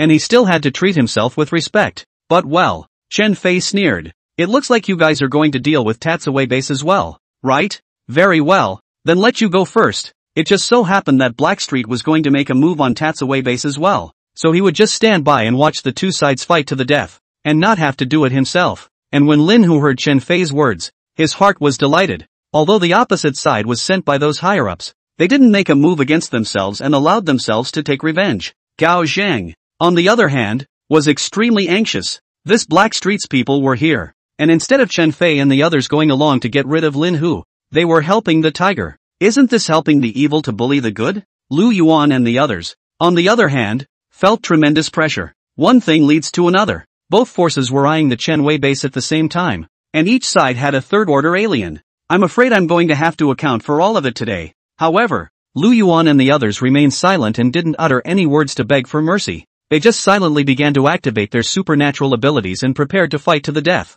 Yo, what's up with that? At this moment of saber rattling, a faint voice came from the direction of the city center. The visitor is a guest. Lu Yuan, how can you guys use your supernatural powers? Shouldn't I be the one to receive them? The crowd looked over in surprise. Only a black-clothed youth was standing there blandly. It was as if the massive pressure of the alien here couldn't have any effect on him. The black clouds are pressing down on the city. The pressure belonging to a third-ranked alien shrouded the heads of Chenwei Base and Gao Zhang and the others, as if the sky was covered with thick, dark clouds. Depressing. Dreary. It's almost breathtaking. And Su Chen just stood there quietly. There was still a faint smile on his face. Easy. Cozy. It was as if a ray of sunlight pierced through the clouds and shone directly on the faces of the crowd. It made Lu Yuan and the others take a deep breath and finally slowed down. Su Chen's arrival. Undoubtedly. It gave them a peace of mind. Su Chen is back, so there must be no problem. Tap, tap. As if he was walking leisurely, Su Chen walked towards Chen Fei and Lin Hu's encirclement without any haste. Chen Fei looked at Su Chen suspiciously. I don't recognize it. Who is this? Lin Hu and Yanning, on the other hand, were horrified in their hearts. Isn't this the chief called Su Chen from Chenwei Base? He actually didn't die? Survived that creepy walker from Long Life Enterprises downtown? No way. Absolutely no way. Lin Hu's pupils quaked as he and Yanning exchanged glances. Even if he had risen to a third-order alien now, he wouldn't dare to pack his bags to survive from that weird zombie. Maybe the creepy walker happens to not be in Longevity Enterprises. Yen Shadow muttered. He knew the horror of the zombie's ability, but anyone with a weaker mind or less judgment would likely fall there. And Lin Hu was deeply impressed. That's the only way to explain it. He'd suffered under that walker as well and knew its horrors. Although Su Chen seemed to be very laid back, Chen Fei didn't put much stock in it. He's a SS-ranked third-order psychic. No one will be a match for him here. Chen Fei looked at Gao Zhang. You've been in the upper city for so long. What's the origin of that young man in black? Gao Zhang didn't really want to bother with this Zhao family lackey, but the fear is that he will go crazy and turn on the survivors in the shelter. Because Gao Zhang also didn't know about Su Chen's ability, he also felt that Chen Fei was the strongest person here. I heard his name is Su Chen. It's the real leader of this Tatsue base. Oh, Chen Fei responded with interest. So young to be the leader of such a large base? Kind of interesting. And then looked at Lin Hu. Here, you should also recognize it, the real owner of Tatsue base. That you must not go after him first? Hear that? Lin Hu was greatly annoyed. Mental note. This Zhao family is a real dog thief, letting me go to the front so he can know what strength the Suchen is. Cursing is cursing. Lin Hu still went forward with a stiff upper lip. For one thing, he felt that he couldn't beat Chen Fei, so there was no need to send him to his death for nothing. And naturally, he wasn't qualified to let Chen Fei go first. Secondly, he was supposed to overthrow Chen Wei base, so if he fought with Chen Fei first, wouldn't he let Su Chen take advantage of him? One could only hope that this Chen Fei would continue to target Chen Wei base after he had resolved Su Chen, and then leave the upper city so that you can become the dominant player here yourself. Hey! Lin Hu swaggered forward, blocking Su Chen's path to Chen Wei's base. Su Chen! Right, you're finally here. Lin Hu's voice was low and provocative, but his eyes were accompanied by a hint of caution. I thought you were going to be a shrinking violet, afraid to come out. Su Chen stopped in his tracks. Calmly, he surveyed Lin Hu in front of him. Is this the so-called Black Street boss? Inside mirror is activated. Target, third order psychic, ability, class A psychic blast punch, special ability, shockwave. Explosive fist wind, weakness, speed. Ha! No wonder he dared to come here to Tatsui base to spread his wildness. So he was a third order alien. Facing Lin Hu's provocation, Su Chen did not reply, and he didn't bother to talk back. It was just a contemptuous sweep up and down and continued on its way. Why is this man more arrogant than me? Lin Hu was a bit puzzled. Could it be that the leader of this Chen Wei base was actually a dilettante who couldn't see the situation? Or is it that he doesn't even know that he has the strength of the third rank? Seeing Su Chen getting closer and closer, Lin Hu, however, didn't make a move right away because he couldn't feel the other party's bottom line either. Moreover, he knew very well that his weakness was his speed, so he might as well just wait for Su Chen to come in front of him to make a surprise attack, so that Su Chen would be killed on the spot. Chen Fei just watched coldly from nearby. At this very moment, aside from the people of Chen Wei's base, no matter if it was Blackstreet or Chen Fei, or Gao Zhang's official sanctuary, all of them couldn't figure out why Su Chen was so confident. Aren't you afraid that your opponent is stronger than you? That was a third-ranked alien, an existence that could destroy a large area at every turn and take on 1,000 people. Looking at Su Chen, who did not change his face and walk slowly, Gao Zhang could not help but wipe it on his forehead, not knowing when he had already broken out in a sweat. It's over. It's over, Takamasa thought to himself, still thinking of finding a chance to negotiate with this Tatsue base's leader. It seems there's no chance. He was beyond regret at the moment. Why did you ask for support from your superiors, causing the Zhao family to send someone over? I'm the one who got you into trouble. Though in truth, even if he didn't request it, the arrogant and spoiled character of the Zhao family would ignore him as the head of the official refuge of the upper metropolis. Send someone over to make unreasonable demands. While the people were each holding different thoughts, Su Chen had already walked a few meters away from Lin Hu. Yeah, come a little closer. It's now. Lin Hu stared at Su Chen's approaching footsteps and kept chanting in his heart. And after, suddenly, he rose up and attacked. In just an instant, Lin Hu's eyes flashed and emitted a strange light, beginning to fully activate his supernatural energy. His feet built up strength, and he violently rushed towards Su Chen. Although his speed was a weakness, he was after all a third-ranked alien. Apart from Chen Fei and a handful of other strong adepts, in the eyes of ordinary people such as Gao Zhang, Lin Hu was so fast that he couldn't see the movements at all, and could only see a residual shadow. Boom! Lin Hu swung his fist, and the air around him was compressed around his fist, making a whistling sound, and due to the powerful compression ability, vaguely, even a hint of sonic boom could be heard. There was a loud bang. Lin Hu's fist struck a powerful shockwave. In an instant, gravel and sand flew from the ground within a range of 10 or so meters. Some of the stones were affected by the shockwave and whooshed out. Ding! Set into the surrounding walls like bullets. The surrounding crowd exclaimed in unison. Lin Hu's punch solidly struck the place where Su Chen was standing, surprisingly making a long crack of nearly 50 meters in the ground. The power of a single punch was as terrifying as it was. Even if it was a defensive heavy tank,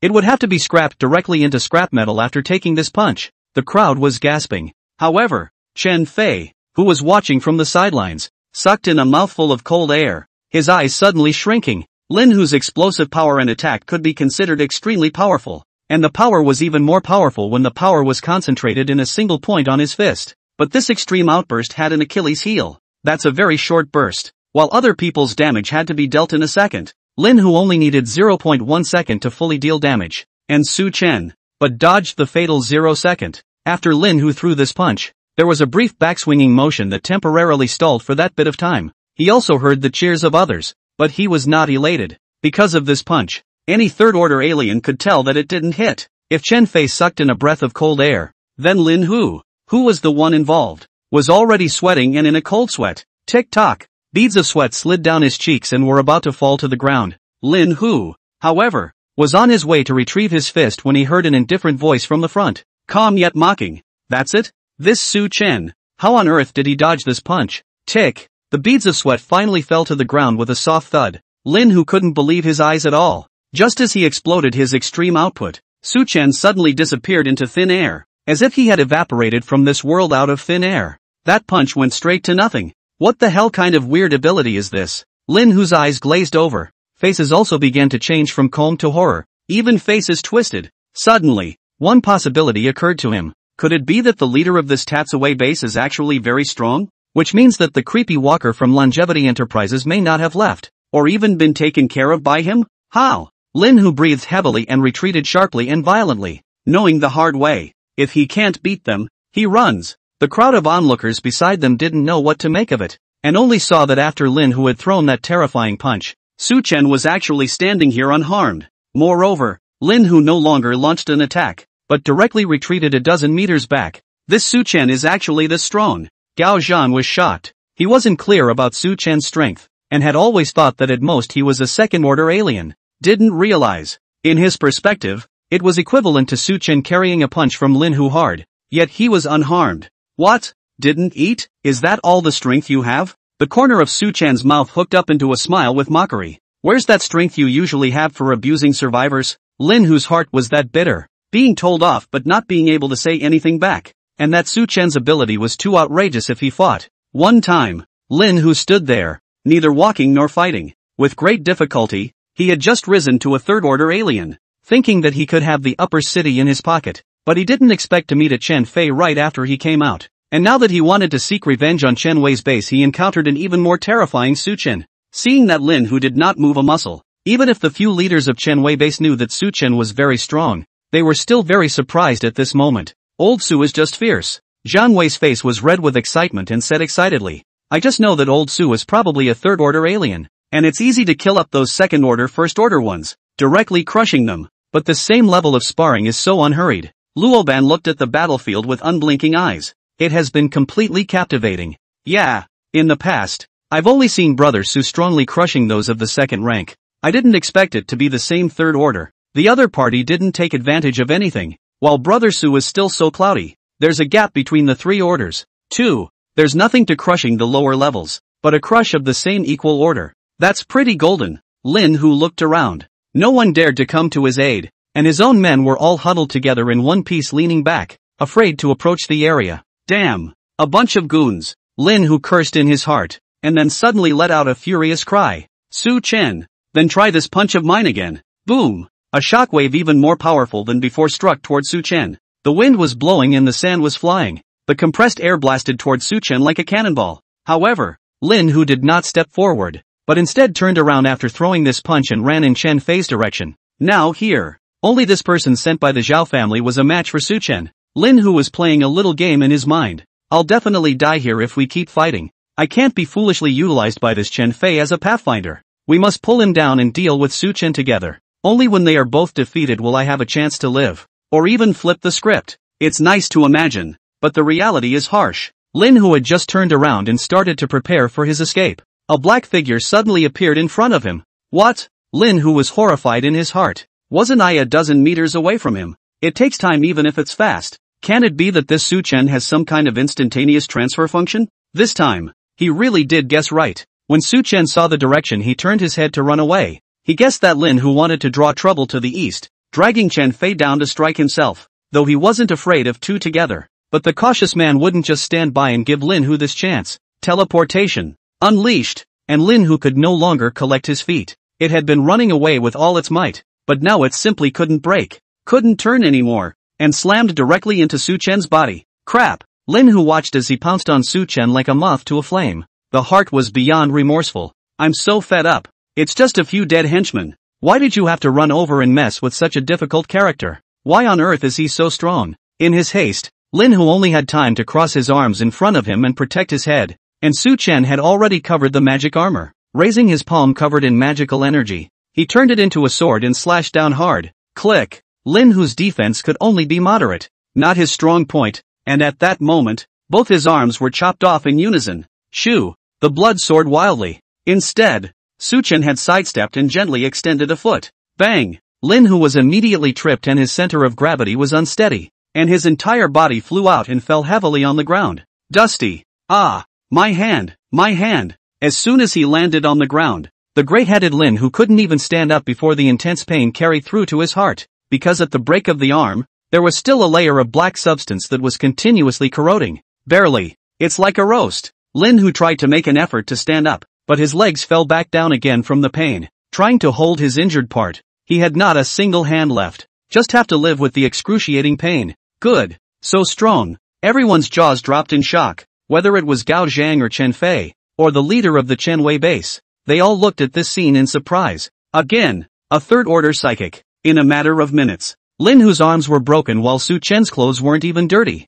I know that old Su is strong, even stronger than maybe a shifter of the same level. Zhang Wei's mouth could fit an egg, but the gap, isn't it a little too outrageous? Su Chen moved his arms, without bothering to look at the wailing Lin Hu. He instead looked at Chen Fei. There's another third-order shifter? When Chen Fei saw Su Chen looking at him, he couldn't help but feel his scalp tingle. Can we have a conversation? We're from the Zhao family. Sent by the Zhao family? Ho ho ho ho. A cold smile appeared on Su Chen's face, as if he didn't put any Zhao family in his eyes at all. I think I said something. As many of the Zhao family as come, stay. The Zhao family. As many as come, as many as stay? Chen Fei couldn't help but twitch at the corner of his eye when he heard Su Chen's words. Although the exchange between Su Chen and Lin Hu was extremely brief, the result was an overwhelming victory for Su Chen, and any fool could see how terrifying Su Chen's strength was. Moreover, Chen Fei had used Lin Hu as cannon fodder and had been watching the battle from the side. Even so, as a third-order alien he didn't see what Su Chen's ability was either.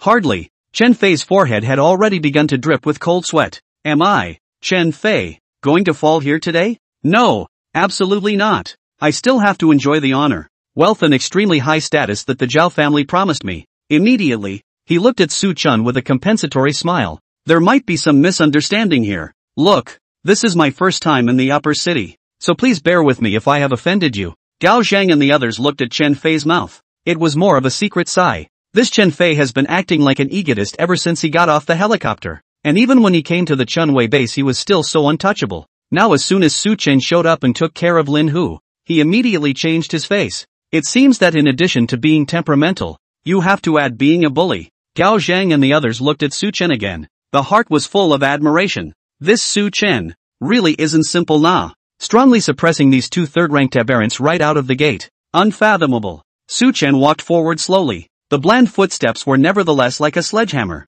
each one hitting Chen Fei's heart heavily. Don't come any closer. Ha ha ha. Su Chen let out a light laugh, his face filled with a teasing expression. You're saying all this is a misunderstanding? Seeing that Su Chen didn't seem to have any room for moderation, Chen Fei unavoidably nodded his head and busied himself. That's right. It's all a misunderstanding. I'm just following orders, and I can't help it. Besides, the Zhao family's power is extremely huge, so I wouldn't dare to disobey my orders. The implication. What Chen Fei means is that I came over today and messed with your Chen Wei base, and that was not his intention. It's all about the Zhao family. If you want revenge, go to the Zhao family. Chen Fei came up with this reply with a gurgle of his eyes. The Zhao family's power is so strong. This Su Chen should have some scruples as well. He shouldn't want a feud with the Zhao family either. So in that case, he should sell the Zhao family a face and spare me as a subordinate of the Zhao family. The abacus is loud, still relying on having the Zhao family's influence to make Su Chen think more. Pity. He obviously thought wrong.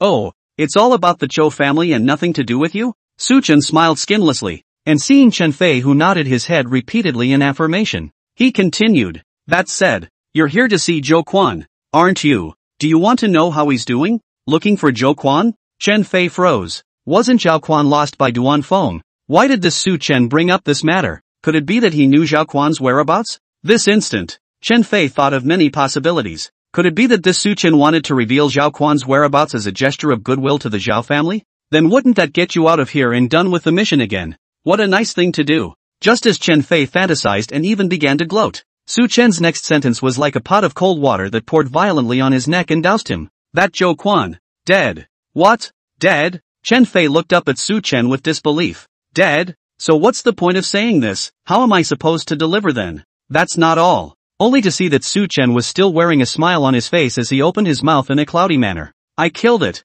Boom. These words were like a bolt from the blue that directly shattered Chen Fei's fantasies into smithereens. It's not. Did this Su Chen not know the importance of lightness? Or did he not know that the Zhao family was so powerful that he actually killed Zhao Quan? That was the direct descendant that the Zhao family had been working so hard to find. Dead. And you killed them? Chen Fei spoke with difficulty. It was as if something was clogged in his throat, and he became unable to speak properly. And he had the same look on his face as everyone else around him. His face was full of disbelief. Seeing the smile on Su Chen's face again, Chen Fei only felt that only a demon could smile like that. Just like that, Su Chen walked over to Lin Hu, who had his arms chopped off and was still howling in pain. Reaching out, he placed his hand on Lin Hu's shoulder. Squeak! Ah! Lin Hu's pain worsened and he let out an inhuman cry of grief. The bones in that shoulder were instantly crushed. And this and that. Su Chen wore a devilish smile as he slightly restored the scene to Chen Fei. It gave everyone in the room the creeps. Eventually, Lin Hu's eyes were lifeless,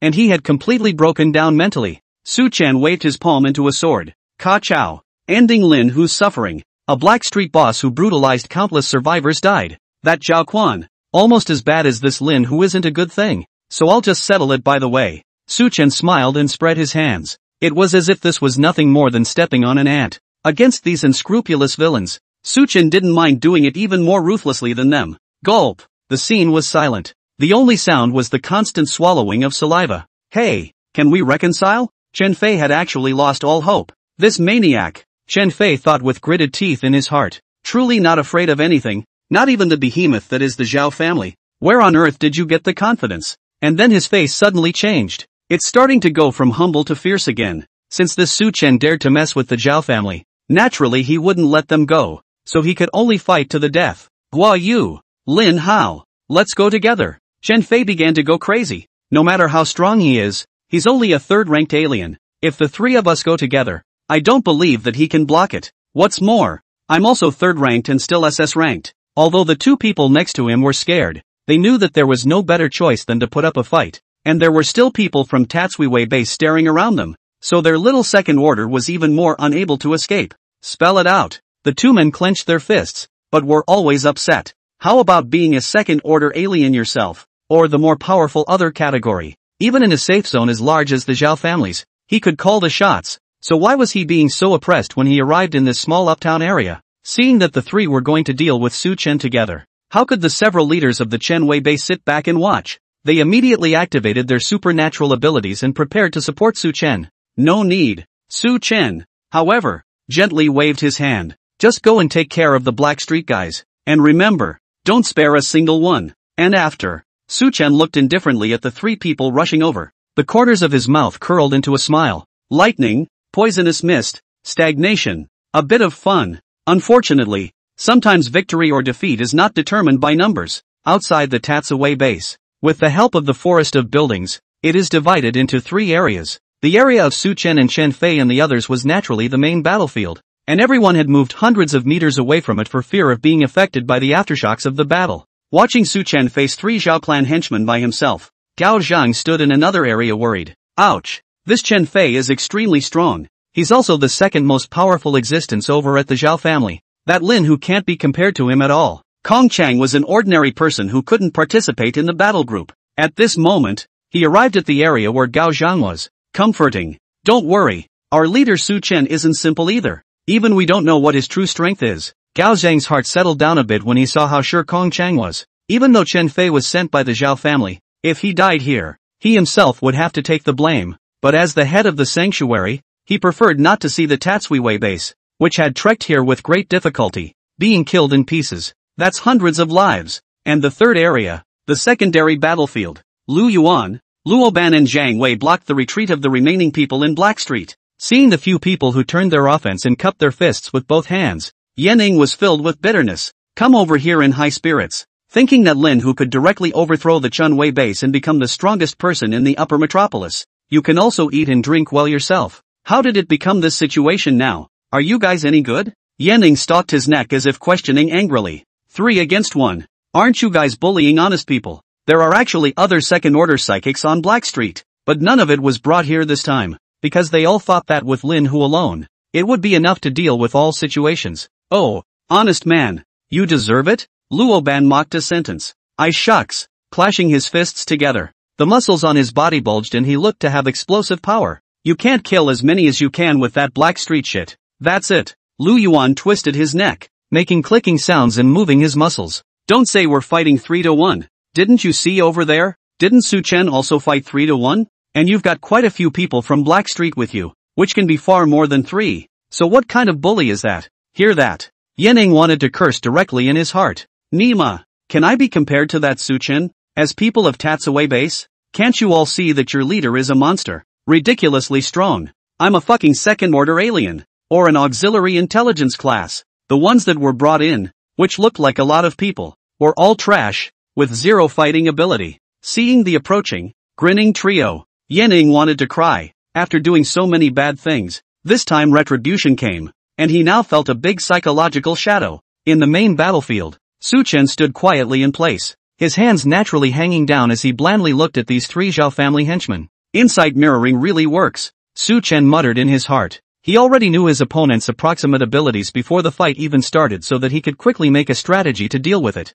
to anticipate the enemy and to overcome him. Southern. Chen Fei's face was unkind and his gaze was fierce. Don't think you can win over me just because you won over Lin Hu. I'm not something like Lin Hu can compare to. I'm a SS class alien. Chen Fei stood at the front. It appeared to be talking to Su Chen so as to attract Su Chen's attention. Actually, he was sneaking glances at the 2 men behind him. After getting affirmation from the 2 people behind them, Chen Fei suddenly shouted, "Drink!" Chen Fei's 2 fists violently clashed, as the 2 fists collided, but a violent popping sound suddenly came from the air.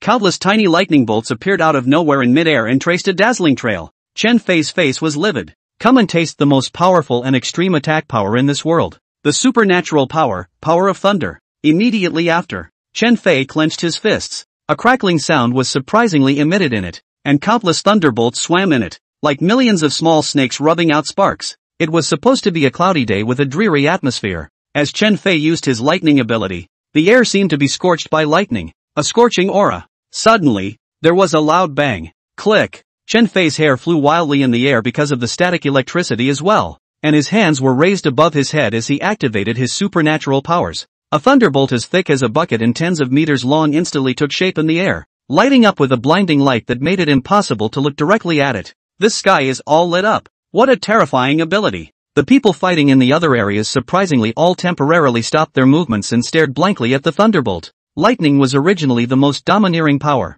Not to mention the fact that this Chen Fei was SS level. It was just as he said, that Lin Hu couldn't be compared to it at all. Even if there was a team of hundreds of people, they would go up in smoke under this strike. Chen Fei stared at Su Chen with his eyes wide open. Yelled, "Go to hell!" And then this thunderbolt violently rushed towards Su Chen in a lightning-fast manner. It's really quite nice. Su Chen was still standing in place, looking at the thunderbolt, unmoving, but his eyes were on the 2 men behind him. From the beginning, Su Chen then roughly guessed what the 3 people on the opposite side were thinking. Guo Yu, diffuse poisonous mist. The ability is to emit a poisonous mist that puts the enemy into a coma and fainting until they are poisoned to death. Lin Hao, probing stagnation. In addition to being able to see if someone else has had contact with the target, there are other abilities. That is, briefly immobilizing the enemy and leaving them in place to take a good beating. No offense. However, it is an extremely strong support system ability. It seems. Su Chen looked at the lightning that was getting closer and closer. These 3 people are important existences even under the Zhao family. Boom! Instantaneous. Lightning struck Su Chen's body. And it's not the same as Lin Hu's brief bursts of power. Chen Fei's thunderbolt was sustained damage and was just as powerful, so that Su Chen's absolute invincibility was no longer as effective. Boom! A huge circular crater appeared directly on the ground. Lightning fills the air. A pungent odor of burning emanated from the air. Dead? Chen Fei stared unblinkingly at the huge pit. The others looked over nervously. This is a battle between 2 superpowerful aliens. Who is stronger or weaker? Everyone was looking at the giant pit, but they couldn't see Su Chen's figure. because after the lightning fell, that huge pit was all strangely shrouded in smoke. What's with the smoke? Chen Fei was very strange. His own lightning shouldn't produce smoke, right? However, when Zhang Wei, who was in the secondary battlefield, saw the smoke, he was pleasantly surprised and pulled Lu Yuan, who was also in the middle of watching, next to him. There's smoke without injury. Old Sui's absolutely fine. Hoo. A gust of wind came through and blew the smoke away. A black man stood silently in the deep pit. It was Su Chen. He was standing unharmed in the deep pit, looking at Chen Fei and the others with a confident look. How? Chen Fei looked at this scene in astonishment. My lightning is sustained damage. How can he not be hurt at all like he was against Lin Hu? That's telling the truth. Because even now, there were countless electric sparks jumping around the periphery of the deep pit, and someone stepping into this area would definitely be injured, but not in the deep pit. Su Chen smiled faintly. The moment before the lightning struck him, he entered the absolute invincibility space. Eliminate the most powerful attacks first. After the lightning disappeared, there will still be a lot of those electric sparks in place, and that kind of current can match the intensity in a high voltage line, and it can electrocute a person in a split second as well. So Su Chen turned on the magic armor. Magic armor could not only have defensive capabilities, but also be the best insulator. It was like the gel on the outside of the wire, wrapping Su Chen in it, and those currents couldn't touch Su Chen's flesh at all, and the current itself attacks. Naturally, it was also offset by the magic armor and Su Chen's own strength and defense. What the hell is that layer of black fluid on the outside of him? Chen Fei couldn't take his eyes off it, staring at the magic armor on Su Chen's body. Su Chen had worn it before when he fought with Lin Hu, but it hadn't shown to have any effect. Chen Fei naturally didn't know that there was also the equivalent of insulation. It was too late for him to think about that. Seeing Su Chen reappear in the field of vision, Chen Fei hurriedly shouted, "Do it!" Only to see that near the deep pit, Guiyu and Lin Hao had appeared there at some point, and after. At the same time, he catalyzed his powers. Huge gray, foggy gases began to rapidly spread out around Guiyu and were controlled to strike in Su Chen's direction. Lin Hao, on the other hand, had his eyes glazed over. It was as if only Su Chen was left in the line of sight, and everything else was temporarily ignored. Stand here for me. Seeing the two launch their abilities at the same time, while Su Chen was still standing in the deep pit, Chen Fei was overjoyed. In his hands, he began to catalyze his lightning powers again. This was the follow-up plan of Chen Fei and the others. They didn't know exactly how strong Su Chen was, and even Chen Fei, as the second most powerful existence under the Zhao clan, didn't dare to say that he would be able to finish Su Chen off with a single strike. And so, the first attack launched by Chen Fei was just a front, or a test, and at that point, Guiyu Lin Hao, on the other hand, took advantage of this time to feel around Su Chen. Lin Hao's ability could make Su Chen temporarily unable to move and could only stay in place, and Guiyu's poisonous mist would be able to make Su Chen unconscious and unable to resist. This way, Chen Fei's next attack was a sure hit. Wow! Just as the trio began their second round of attacks, smoke appeared in the deep pit again, and it was more extensive than the first time, completely enveloping the nearby space. Rap Guiyu Lin Hao, who was in the neighborhood as well. Where the hell did this smoke come from? Chen Fei was shocked. All he could see now was rolling smoke. Not a single figure to be seen. My lightning shouldn't be able to produce smoke. He thought right. This smoke was not caused by his ability, as it was deliberately released by Su Chen. Amidst the smoke, Guiyu Lin Hao and the two of them were about to unleash their abilities when they suddenly lost their vision. When he couldn't find Su Chen, he naturally couldn't exercise control. What's going on? Guiyu Lin Hao and the two of them were extremely flustered, and they couldn't see their surroundings at all with their hands outstretched. Gotta hurry up and get out first. At this time, both of them held the thought that they were only second-order alien, and were too dangerous in front of this Su Chen. One can only feel their way back in the direction from which they came. However, jab. LOL. The two men felt something cut across their necks and lost consciousness immediately afterward. Knock. Two headless bodies fell silently to the ground. Instant kill. Before they die, they have only one thought. Did Su Chen kill me? But how did he see through all that smoke? Shoo. The two bloodstained iron pieces spiraled back to Su Chen, standing in the smoke. The corner of Su Chen's mouth hooked into a smile. Upon seeing Chen Fei and the others standing as well as Chen Fei winking at the two behind him, he then probably guessed. The previous attack was merely a cover. The three people in the back cooperating with the attack was the absolute killing move. It's a good thing I left something behind. Su Chen smiled faintly. His spatial ability was capable of storing a lot of things, so it made sense for him to put as many smoke bombs in there as he could, right? Smoke bombs were easier to find. Just ask Duan Feng, who used to be a soldier. It's good to be prepared. When they were about to cooperate, Su Chen decisively created this huge range of smoke. and then used the insight mirror skill. He couldn't see in the smoke either, but as usual, he was able to view where Guiyu Linhao's location was, and attacked remotely with the safety of the enchanted iron piece. This way a poisonous fog can't affect him. The outermost perimeter. Chen Fei nervously watched the large swath of smoke gradually dissipate, and after, the whole person was struck by lightning, only to see Su Chen still standing unharmed in the deep pit while looking to the sides. The headless bodies of Guiyu and Lin Hao were lying there. This. Chen Fei's entire body was numb and bewildered. Such a complete fit just fizzled out. Whoosh! Suddenly, a black silhouette was like swift thunder and lightning, cutting through a long black trail and arriving in front of Chen Fei. Su Chen is already here. Chen Fei's pupils quaked as his body retreated violently, and then his back seemed to hit something hard and cold, blocking his retreat. When Chen Fei turned around violently, and behind himself actually stood an iron plate several meters square. Crap! By the time Chen Fei turned his head again, Su Chen's fist was already rapidly enlarging in his pupils. Boo! A dull, unmistakable voice rang out. The several centimeters thick iron plate was pierced through a large hole, and a black fist emerged from the hole, bringing out a large piece of flesh and blood. As long as Su Chen caught the opportunity, it was the most intense attack. A punch. Chen Fei's entire body was then a bloody mess, almost glued to the iron plate, died violently on the spot. I told you. Su Chen retracted his fist, which was still dripping blood downwards, and said with indifferent eyes,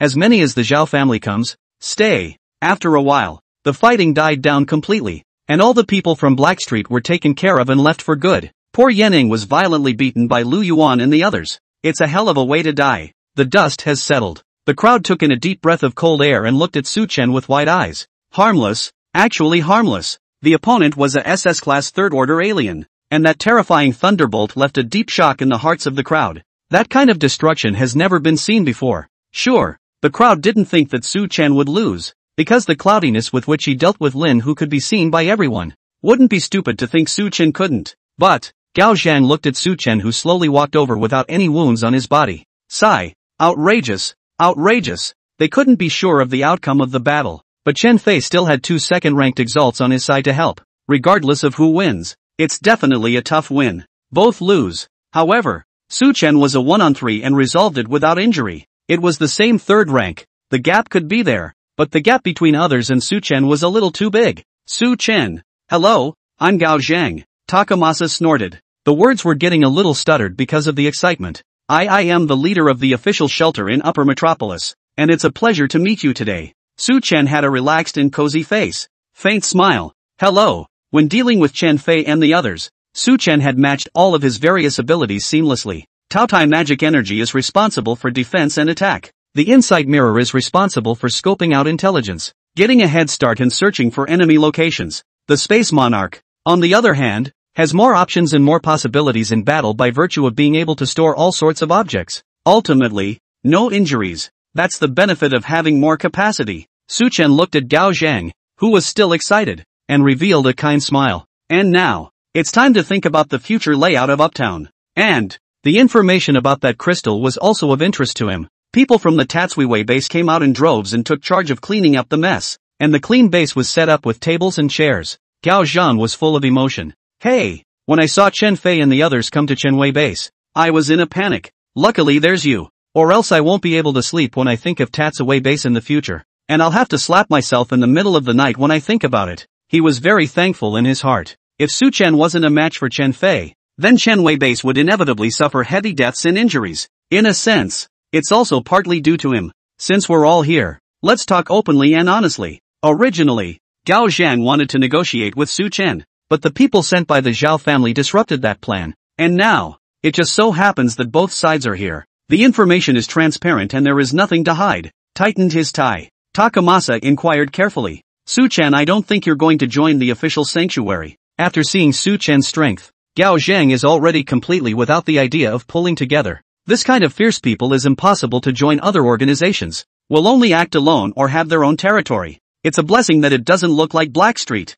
Sure. Su Chen smiled and took a sip from the red wine glass in front of him. It seems that Gao Zhang is not the type of person who is too strong and self-centered to see the situation clearly. It's good to get along with people like that, and it's also a good way to make yourself less of a pain in the ass. In a previous life, Su Chen had seen many officials who, because of their official status in the Dragon Kingdom, even in the end times had been tough on some strong people and demanded that they join the officialdom. The results are often counterproductive. Suchen looked at Gao Zhang, who had a worried look on his face. Bashful said, "But I can promise you that the Tatsue base will continue to develop as it always has, and will definitely not become the next Blackstreet." Sure enough, this statement was made. Takamasa's face lightened up considerably. Suchen took a map of Upper City and spread it out on the table. "I do have an idea." Seeing Suchen take out the map, Gao Zhang immediately became mentally nervous. He knows, the next thing is something very important. I don't know what kind of character the Su chief of the Chenwei base is, how he will divide the scope and relationship between himself and the official.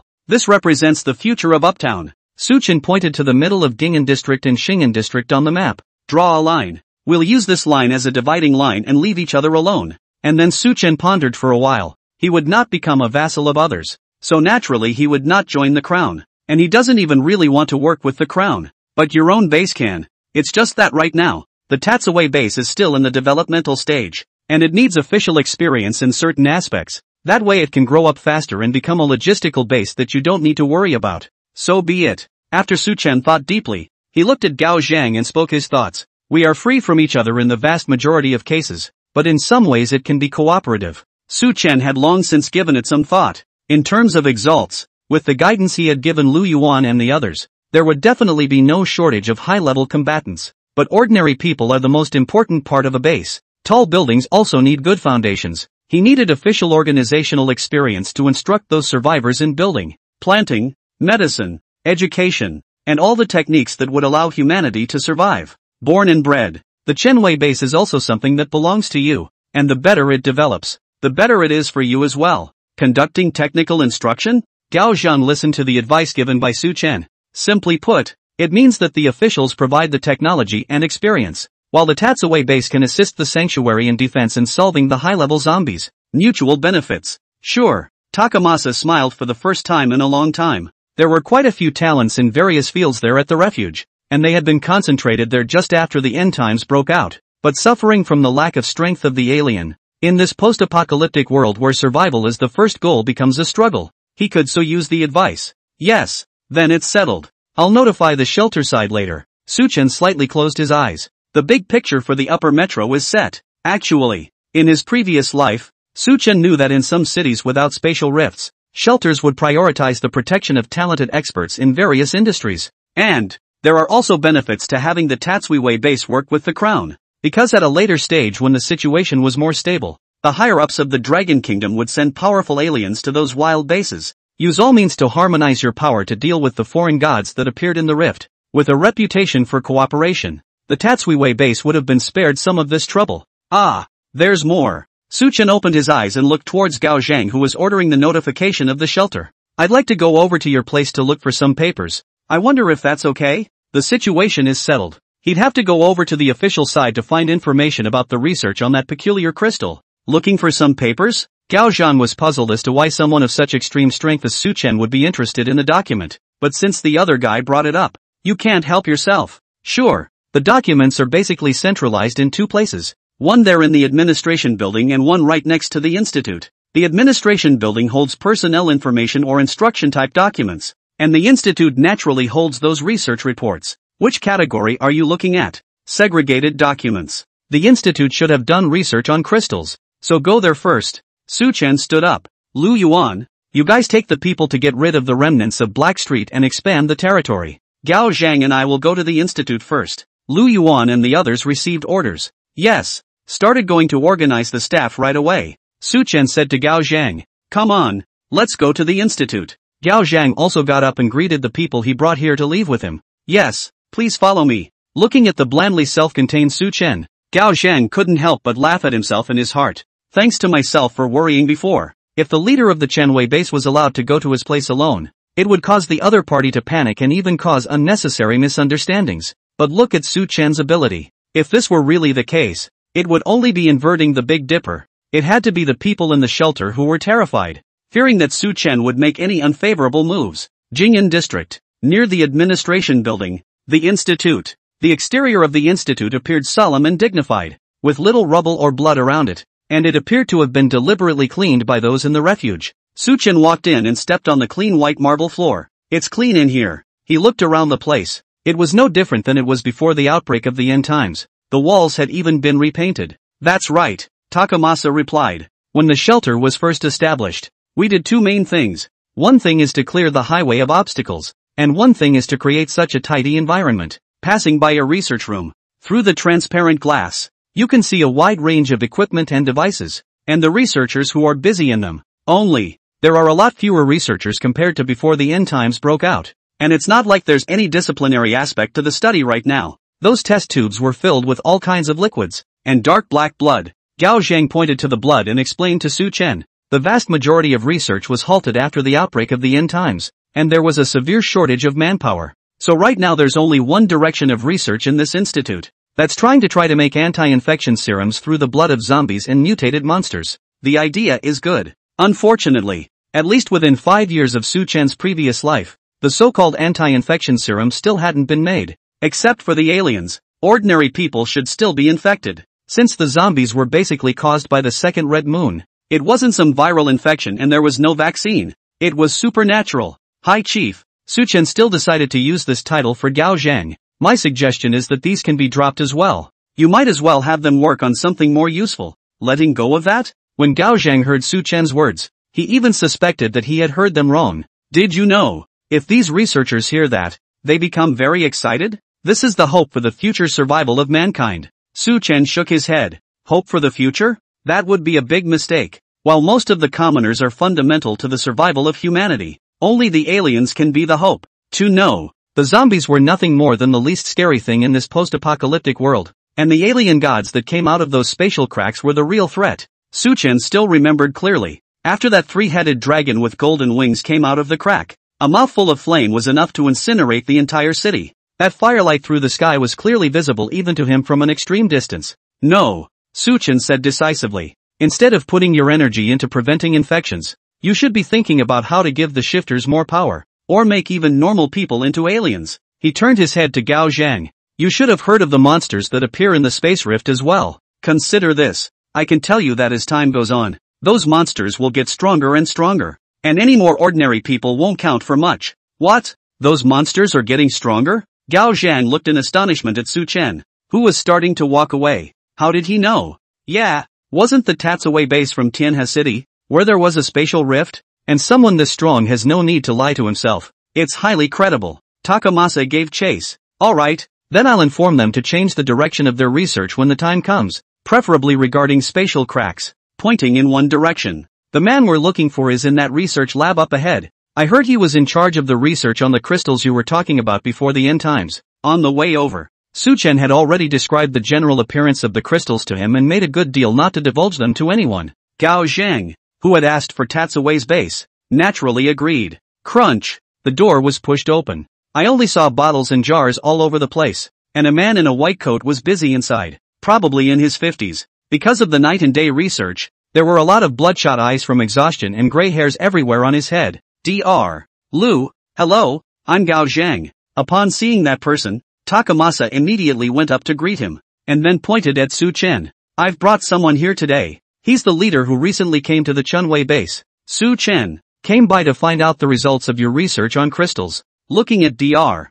Lu, Su Chen opened his mouth. Wait, are you Tutor Lu? Dr. Lu looked at Su Chen and was also a bit puzzled. You know me? Su Chen smiled. You've given lectures at the University of Tianhe City. Ah, and I've sent you a paper before, and you even praised me for having the lowest paper check rate. Dr. Lu came closer and looked at Su Chen. Thinking back, ah, I remember. You're Su Chen, that college student from Tianhe City. He remembered that after giving lectures in Tianhe City, he had also been a tutor in Tianhe for a while, and among them was such a student as Su Chen. Doing a dissertation can be very serious, and you treat your research meticulously. It's just a shame. Su Chen explained to him his difficulties and graduated directly to become a social animal in order to make a living, making him all feel pity. After some pleasantries, Dr. Lu said with emotion, what a surprise. Personnel is unpredictable. After I left from Tianhe City, I was invited to come to Shangdo City to do research. I didn't expect that the end times had broken out,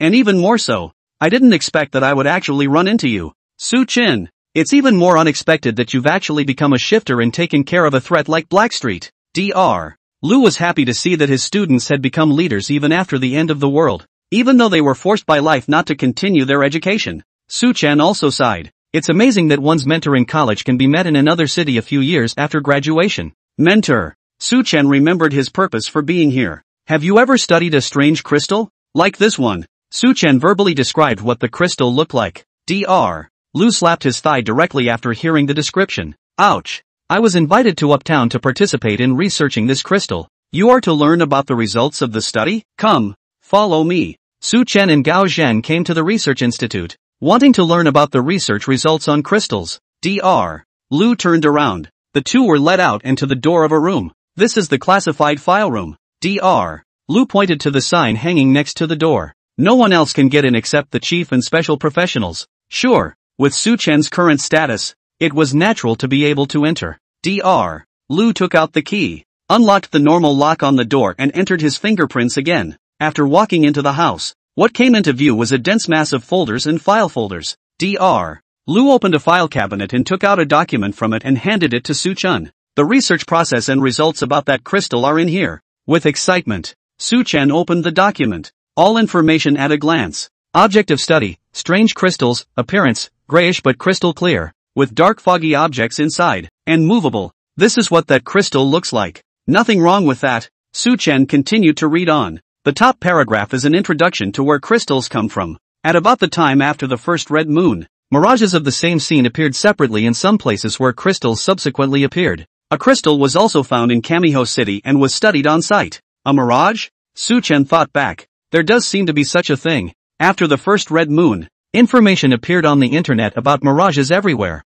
And there's a key point. All that information says that these mirages are exactly the same, but they appear scattered all over the place, which is simply impossible. And after that, instead, these messages suddenly disappeared, and the videos as well as articles about them were all deleted. Su-chen was still too busy working at the time to care about such things, because the mirage looks exactly the same everywhere, which is not at all common sense. All related information on the internet has been regulated in order to avoid causing panic. So reads the file. Next comes the research process and results. We can't even determine what this crystal is made of. It doesn't belong to any substance on the blue planet. We've tried many methods. Knives, fire, cutting with sharp instruments, crushing with heavy objects. I can't even separate it or damage it in the slightest. Dr. Lu saw Su-chen turn to this page, added from the sidelines. Even if it's a hard substance, it can't be intact. It only means that this crystal doesn't belong to the blue star. It's an alien object. But we also really couldn't experiment with what it actually did. And the experiment was slowly called off. Su-chen turned to the last page. Instead, there was a new discovery. It's weird. This crystal can't have any effect on normal people, but it can react to those who have a texture because of the red moon. The subjects described that once they got close to the crystal, they felt an inexplicable and tremendous pressure, as if something was holding them down. To which texture this reaction occurs? The last sentence caught Su-chen's attention. After being approached by the crystals, the subjects would occasionally have strange dreams, and all of them were described as having seen a blood-red world and an extremely large mouth. A blood-red world with a huge mouth. Isn't that what Chinsho's diary describes? Su-chen raised his head excitedly. Do you have any video on the site they saw on what that mirage actually looked like? Dr. Lu shook his head. It was basically destroyed after the end times broke out. And there's really no need to watch the video because the mirage is actually exactly the same as the dream these subjects had. The scenes are extremely scary and tend to cause panic. They've all been banned. Same. Su-chen fell silent. If the crystals are emerging from that mirage. But why? After being absorbed by himself, the change that appeared in Taotai space was the appearance of blue sky and white clouds. A beautiful picture. It doesn't go with horror at all. Maybe. I need more crystals. Southern resurfaced the document, which said it was all over the place. It also means more crystals. Perhaps with continued collection and absorption, once Taotai space would eventually return to its original appearance. How many such crystals have appeared? Hearing Su-chen inquire about himself, Dr. Lu pondered for a moment and said, about 10 or so showed up, most of them on the upper level side, and I've heard they're still well preserved. There's only this one in Upper Metropolis, which disappeared for some reason before the apocalyptic outbreak. The whereabouts of the crystals in the Upper Metropolis Su-chen did know. After being sneaked into Chinsho's hands through contacts and money, it had now been absorbed by his own flesh and blood wooden sign. This crystal that can't be damaged by a knife or an axe. Surprisingly, it could be easily swallowed by the wooden sign. Su-chen muttered, Are most of the other crystals on the top side? And then he looked up at Takamasa. Go. I want to ask you something, and I wonder if you could tell me? Takamasa hesitated for a moment. He knew that Su Chen was trying to inquire about some internal information about the location of the high level. Okay, as long as you're not overbearing and don't make a big mess. For Su Chen, a person with extreme strength, no one can stop him from doing something. Gao Zhang could only try to say a few words. Su Chen, look, the location of the top brass is mainly right here now. Gao Zhang took out the overall map of the Dragon Kingdom, spread out on the table. He said to Su Chen, the first security zone here is almost in a straight line with the 8th security zone where the Zhao family is, and the upper city. Su Chen looked away. Drink, isn't that just the right thing to do? Perhaps one could go to the Zhao family first to settle Zhao Tianxiang and devour his SSS rank psychic abilities, while heading to the higher-ups on the way? Takamasa continued to gesture on the map. Uptown is here, and the main official high-level locations are in the first security zone, the so-called safe zone. It is also a term for the post-apocalyptic human survival territory. Those in a separate city like Upper Metropolis can be called official shelters, and if it's multiple cities, that is, an entire area is cleared of walkers and can be called a safe zone. Su Chen nodded. That I do know, because the level of zombie threat varies from place to place. Multiple safety zones have appeared in the Dragon Kingdom, and these safety zones will gradually expand, right? Takamasa replied. Exactly. That's something the higher-ups have also told me, that all the cities except for the circle around the city with the spatial rift are to be recovered in the follow-up. But, Gao Zhang tapped the location of the first safety zone on the map. In order to accomplish this, the safe zone is full of experts and powerful people. Are you sure you want to go in on your own instead of relying on me for an introduction? Su Chen shook his head. Earlier Dr. Lu said that more crystals were on the higher up side, and I've heard that they're being worked on now, trying to figure out the relationship between the Red Moon and the end times. Naturally, it's heavily guarded, and Gao Zhang's suggestion that he should introduce himself so that he could get close to the crystals was also rejected by Su Chen, because Su Chen knew, even with Takamasa's identity as a guarantee, he himself would not be allowed to take the crystals. Instead, it would have put Gao Zhang in a dilemma, because the top brass is now so high on these crystals that a local chief is not qualified to touch them. Not as good as, go figure out how to get your hands on it yourself.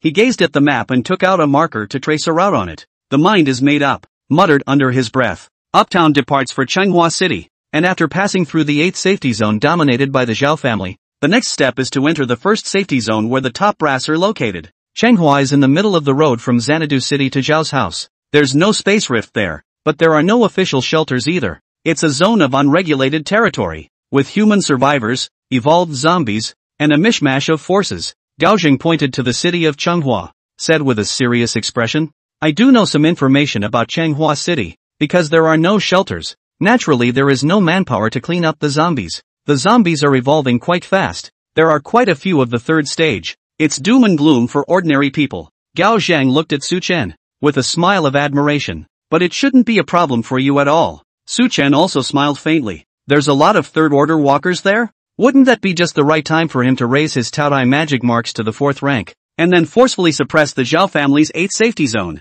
Then this Zhao family, Su Chen said with a slight flirtation. I killed the man he sent. What about this? Seeing Su Chen smile with deep meaning, Gao Zhang's heart was clear. Also with both hands. First of all, the flow of information is very poor right now, and it will take a long time for the Zhao family to find out about the deaths of Chen Fei and the others. Secondly, speaking of this, Gao Zhang even smiled a bit slyly. Isn't Chen Fei heading to Tianhe City after coming to my transit? What was killed by Su Chen? I didn't see anything. That's a lot of mellow. At that time, if the Zhao family asked, Gao Zhang directly covered up by saying that Chen Fei had gone to Tianhe City, directly removing himself and Su Chen from this matter. Gao Zhang didn't have a good feeling about the Zhao family anyway, now cut off everywhere. Those pre-apocalyptic demands for truthful reporting also pale in comparison. He couldn't wait for Su Chen to go after the Zhao family so that he could collect the survivors in peace. And, the Upper Metropolis official sanctuary is on the same line as the Tatsue base. The two men smiled at each other. A consensual laugh came out of the room.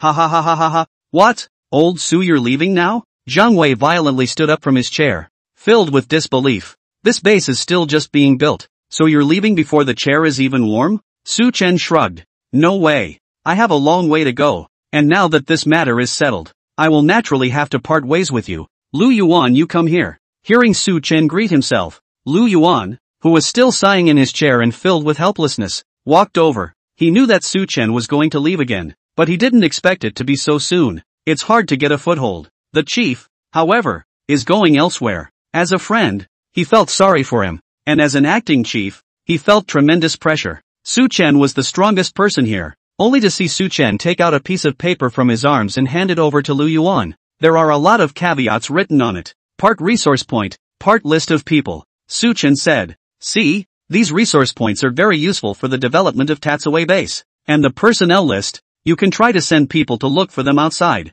They're going to make great fighting men in the future. These people were all strong in their former lives. Right now, there were enough ordinary people in Tatsue base, but there were still too few aliens. The lists Su-chen gave were all carefully selected by him. Several aspects are required to be met. Strong enough to be in a large area near the upper metro and with a better character not prone to backlash. This is." Lu Yuan's hand trembled slightly as he held the paper. Of course he believed that all the ones Su-chen gave were useful people, and he also believed what Su-chen said about the future being a booster. "It seems my mission is important too." Lu Yuan felt that he was valued and his heart was filled with joy. Moreover, this list given by Su-chen made him a lot less confused, and he had a clear goal without base development experience. "I won't let you down." Lu Yuan's eyes were firm. All right.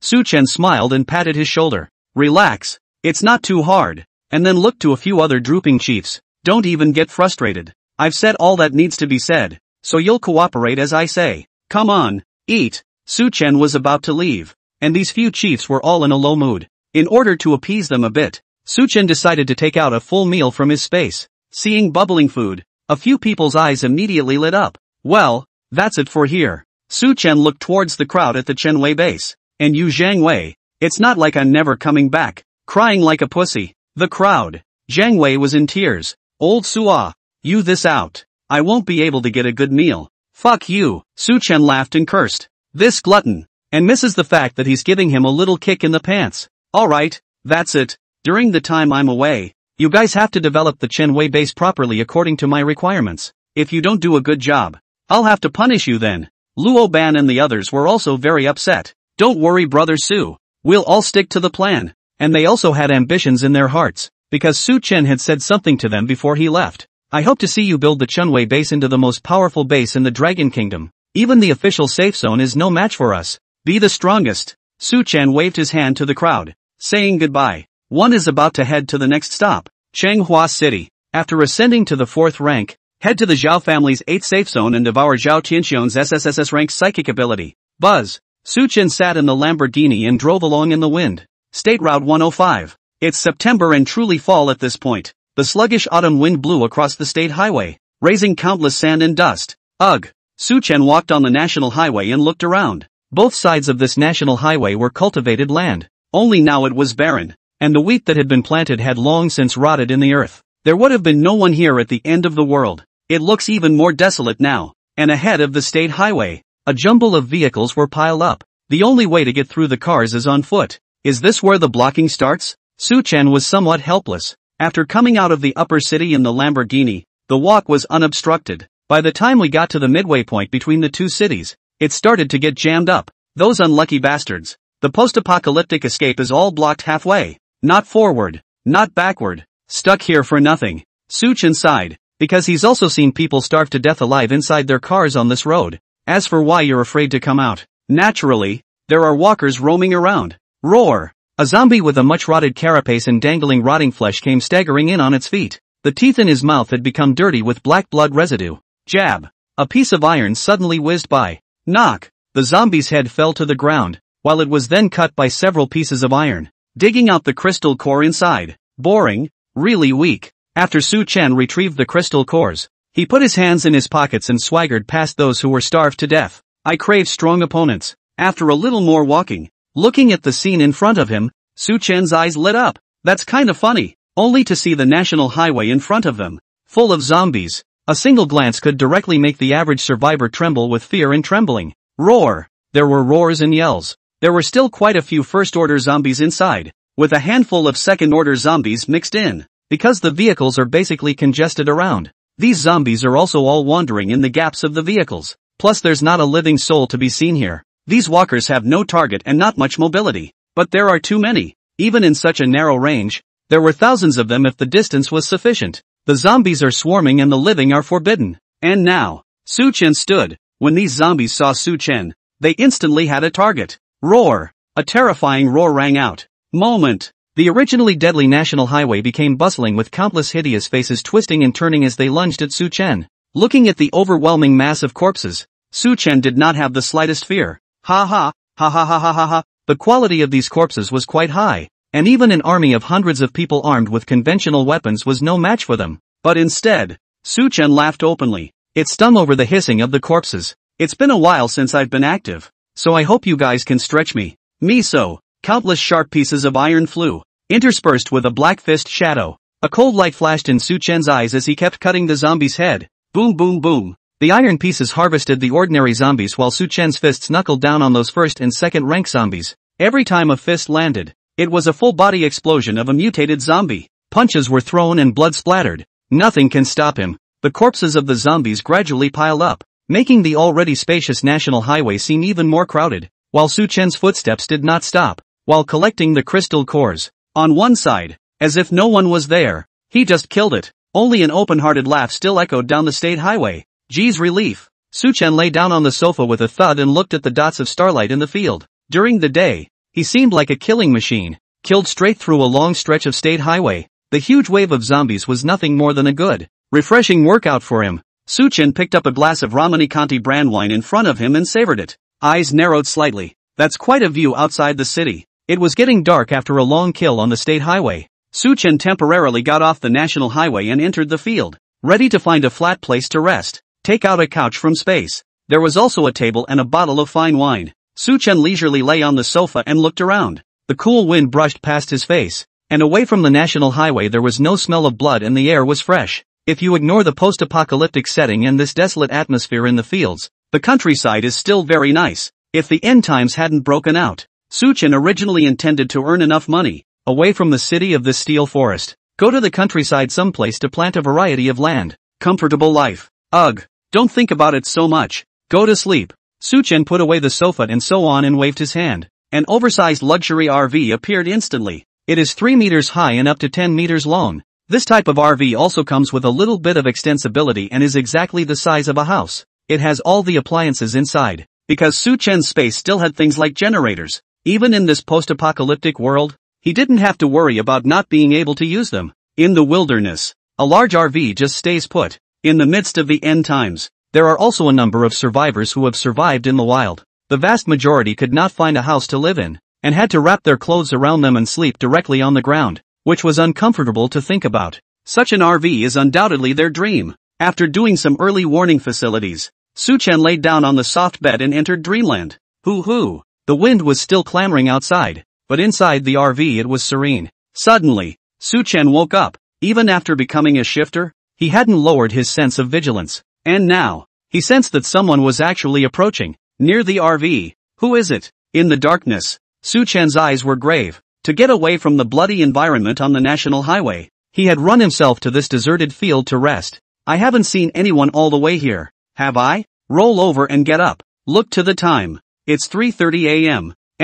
And the sun is still up, so it should still be sleep time. However, as a physically strong psychic, being interrupted in the middle of sleep would have no effect at all, and he remained refreshed. Southern moved closer to the interior of the RV. A baffle was pulled down, revealing a small opening. Luckily, I took the time to do a little remodeling after stowing this RV in space at the time. Su Chen thought so in his heart. Through this hole, he could see the view around the RV, and beyond that, there were several such holes, essentially no dead spots. Just see beyond the RV. A few faint flames appeared in the otherwise dark environment. It was someone approaching with a lighter raised. Su Chen immediately covered his palms with magical energy, his eyes staring at these people, just to see what kind of move they made. The silhouettes were shadowed. However, with Su Chen's eyesight, he could clearly see their numbers. There are probably dozens of them. Was approaching the caravan with the help of a lighter's fire, but stopped a few meters away, and whispering. Although the voice was extremely low, the contents of the speech still all fell into Su Chen's ears.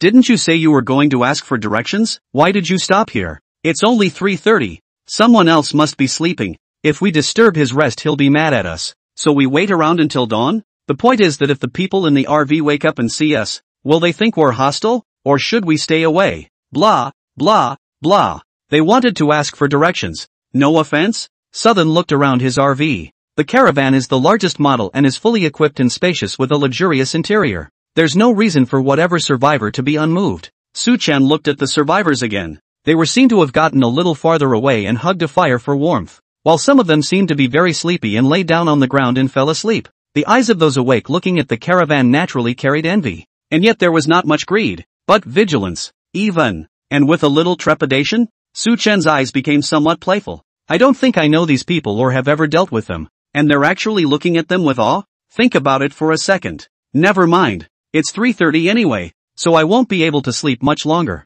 It's not a good idea to have these people next to my RV. Su-chan thought. Crunch. The caravan door was suddenly opened, and the men were startled. Crackle. Panicked. He stood up, even knocking over the people beside him, looking at Su-chan who walked out as if he was a scared bird. He's out? He's not asleep. Is it possible he's been watching us? The crowd was in disbelief. Looking at the messy crowd, Su-chan let out a giggle. Don't panic, and I mean no offense. Say, where did you come from? What are you? And what kind of directions did you come by my RV to ask? Gradual. Those people settled down a little, but their eyes still looked at Su-chan with fear, as if he was something terrifying. Just as Su-chan frowned, a middle-aged man came out from the middle of that group, wearing dusty clothes. Carefully, he looked at Su-chan. Hello, I'm sorry to bother you. Then introduce yourself. We are survivors who escaped from Manhwa City. We have no ill intentions and would like to ask how to get to the upper city. The words were full of humility.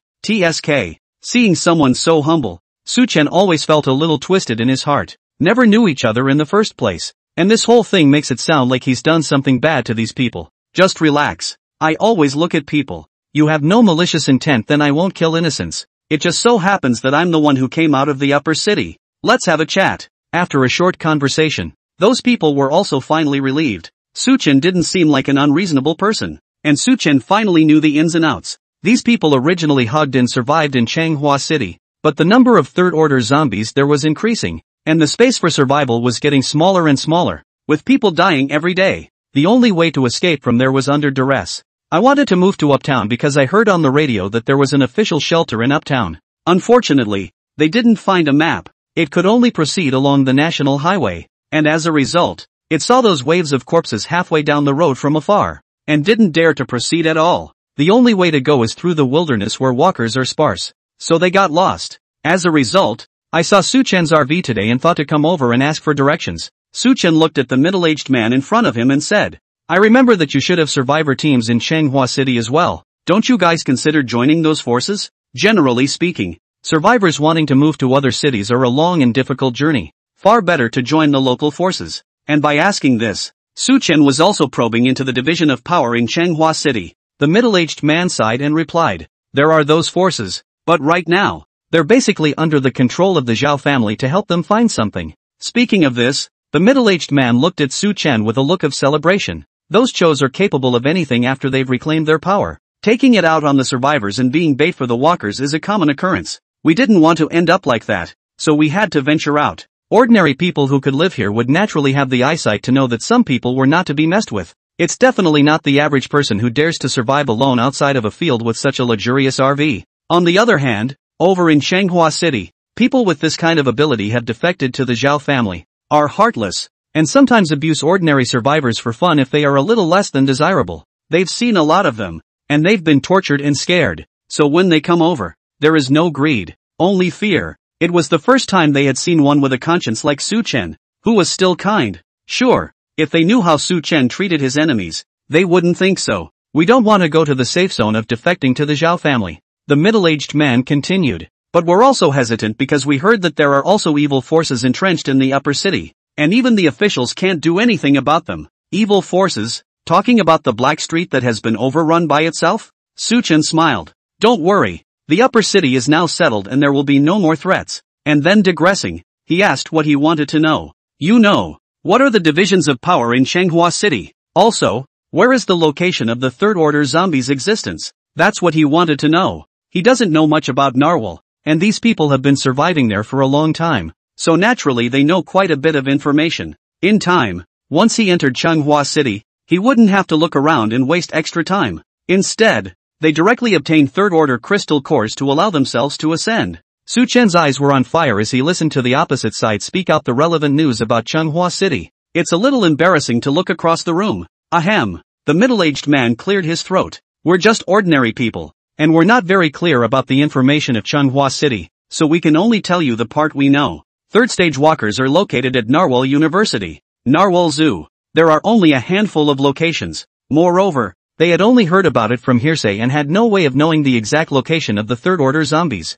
But a general range is enough. As for the sphere of influence in Changhua City, the middle-aged man continued. This information was basically well known in Changhua City. Only Su Chen knew it in advance. There was nothing to hide. Sun Gang Base. Firm Shield Base. Although they've basically all been corralled by the Zhao family with food and other resources, they're still hooking up with each other. Strife between bases or gangs happens from time to time. And I heard they're all looking for something for the Zhao family. I heard it was called some kind of foreign iron. Su Chen suddenly heard a familiar term. Big surprise. Foreign iron? Isn't that the material used to build ultra-ran weapons? He remembered some of his experiences in his previous life. As the zombies and the level of the monsters appearing in the space rift continued to increase, conventional heat weapons gradually all lost their effectiveness. Those missiles were scratching an itch when they hit the alien gods. And different iron. It's a special material. I heard it's steel that mutated in some places after the second red moon. Sharp beyond measure. Even the skin and flesh of a Zenigami can be cut open,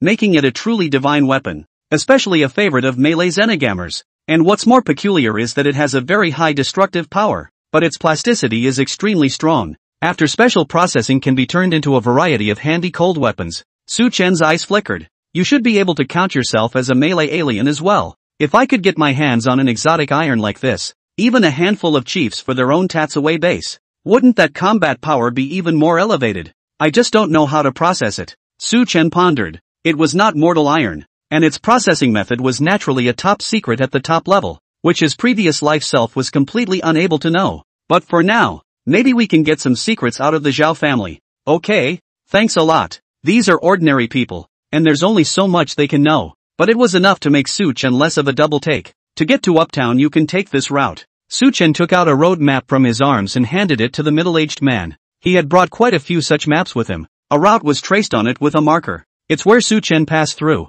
Basically safe. Thank you. Thank you. Take the map. The middle-aged man was grateful and kept bending over to express his gratitude to Su Chen. Just what we need. With the map, they wouldn't get lost and would be able to truly escape from Changhua City, the devil's den that was in the hands of the Zhao family. Headed for the safety of Uptown now. As ordinary people, it would have been very difficult in this post-apocalyptic world. And this map was undoubtedly their hope for survival. Hey, Su Chen sighed in his heart. In my previous life, I was once in the same predicament as these people in front of me, only that I eventually solved the problem myself. Alright, let's go. No longer paying attention to the giddy crowd, Su Chen turned back and drove away from the RV. It's just a passing acquaintance. Changhua University. The tattered plaque fell from the school's entrance and shattered into several pieces. Bicycles and other items on campus have long since rusted and lie quietly in the weed-crazed grass. There were also a number of walkers roaming between the classrooms. Roar! A dull hissing sound echoed through the space, as if waiting for some prey.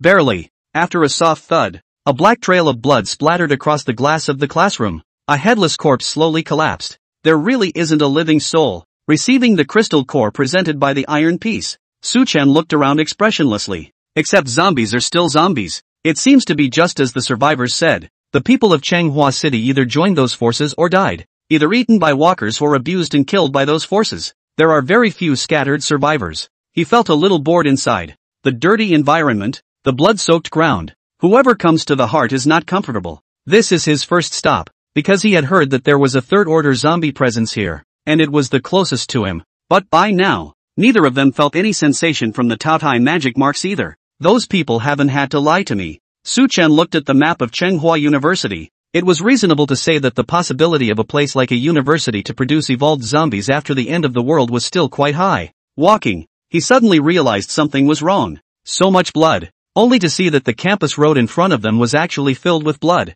And the amount of bleeding was so great and extremely spectacular that it almost flowed into a small stream. The walls looked like they had been splattered with paint. Blood red throughout. The bottom line is this. The blood still looked bright red, which meant that it had been left not long ago. This bleeding. Su Chen made his way along the blood trail. It'll probably be from a third-order walker. The amount of blood was too great for only a third-order walker. and it would have to be that huge to have that much blood. Insight mirror is activated. This much blood should be considered part of the source. Sure enough, target info, third order zombie, special ability, sonic shock, weakness, speed. After determining that it was a third order zombie, Su Chen's footsteps began to quicken. I don't know what the hell is going on, but he knew. This third order crystal core must be obtained. Hoo. Su Chen carried the wind under his feet and ran furiously all the way, almost running out of Tsinghua University. Roar! Suddenly, an earth-shattering roar came from the distance, and unlike the roar of other zombies, this roar also carries a sonic tremor that makes one's eardrums hurt and is delirious.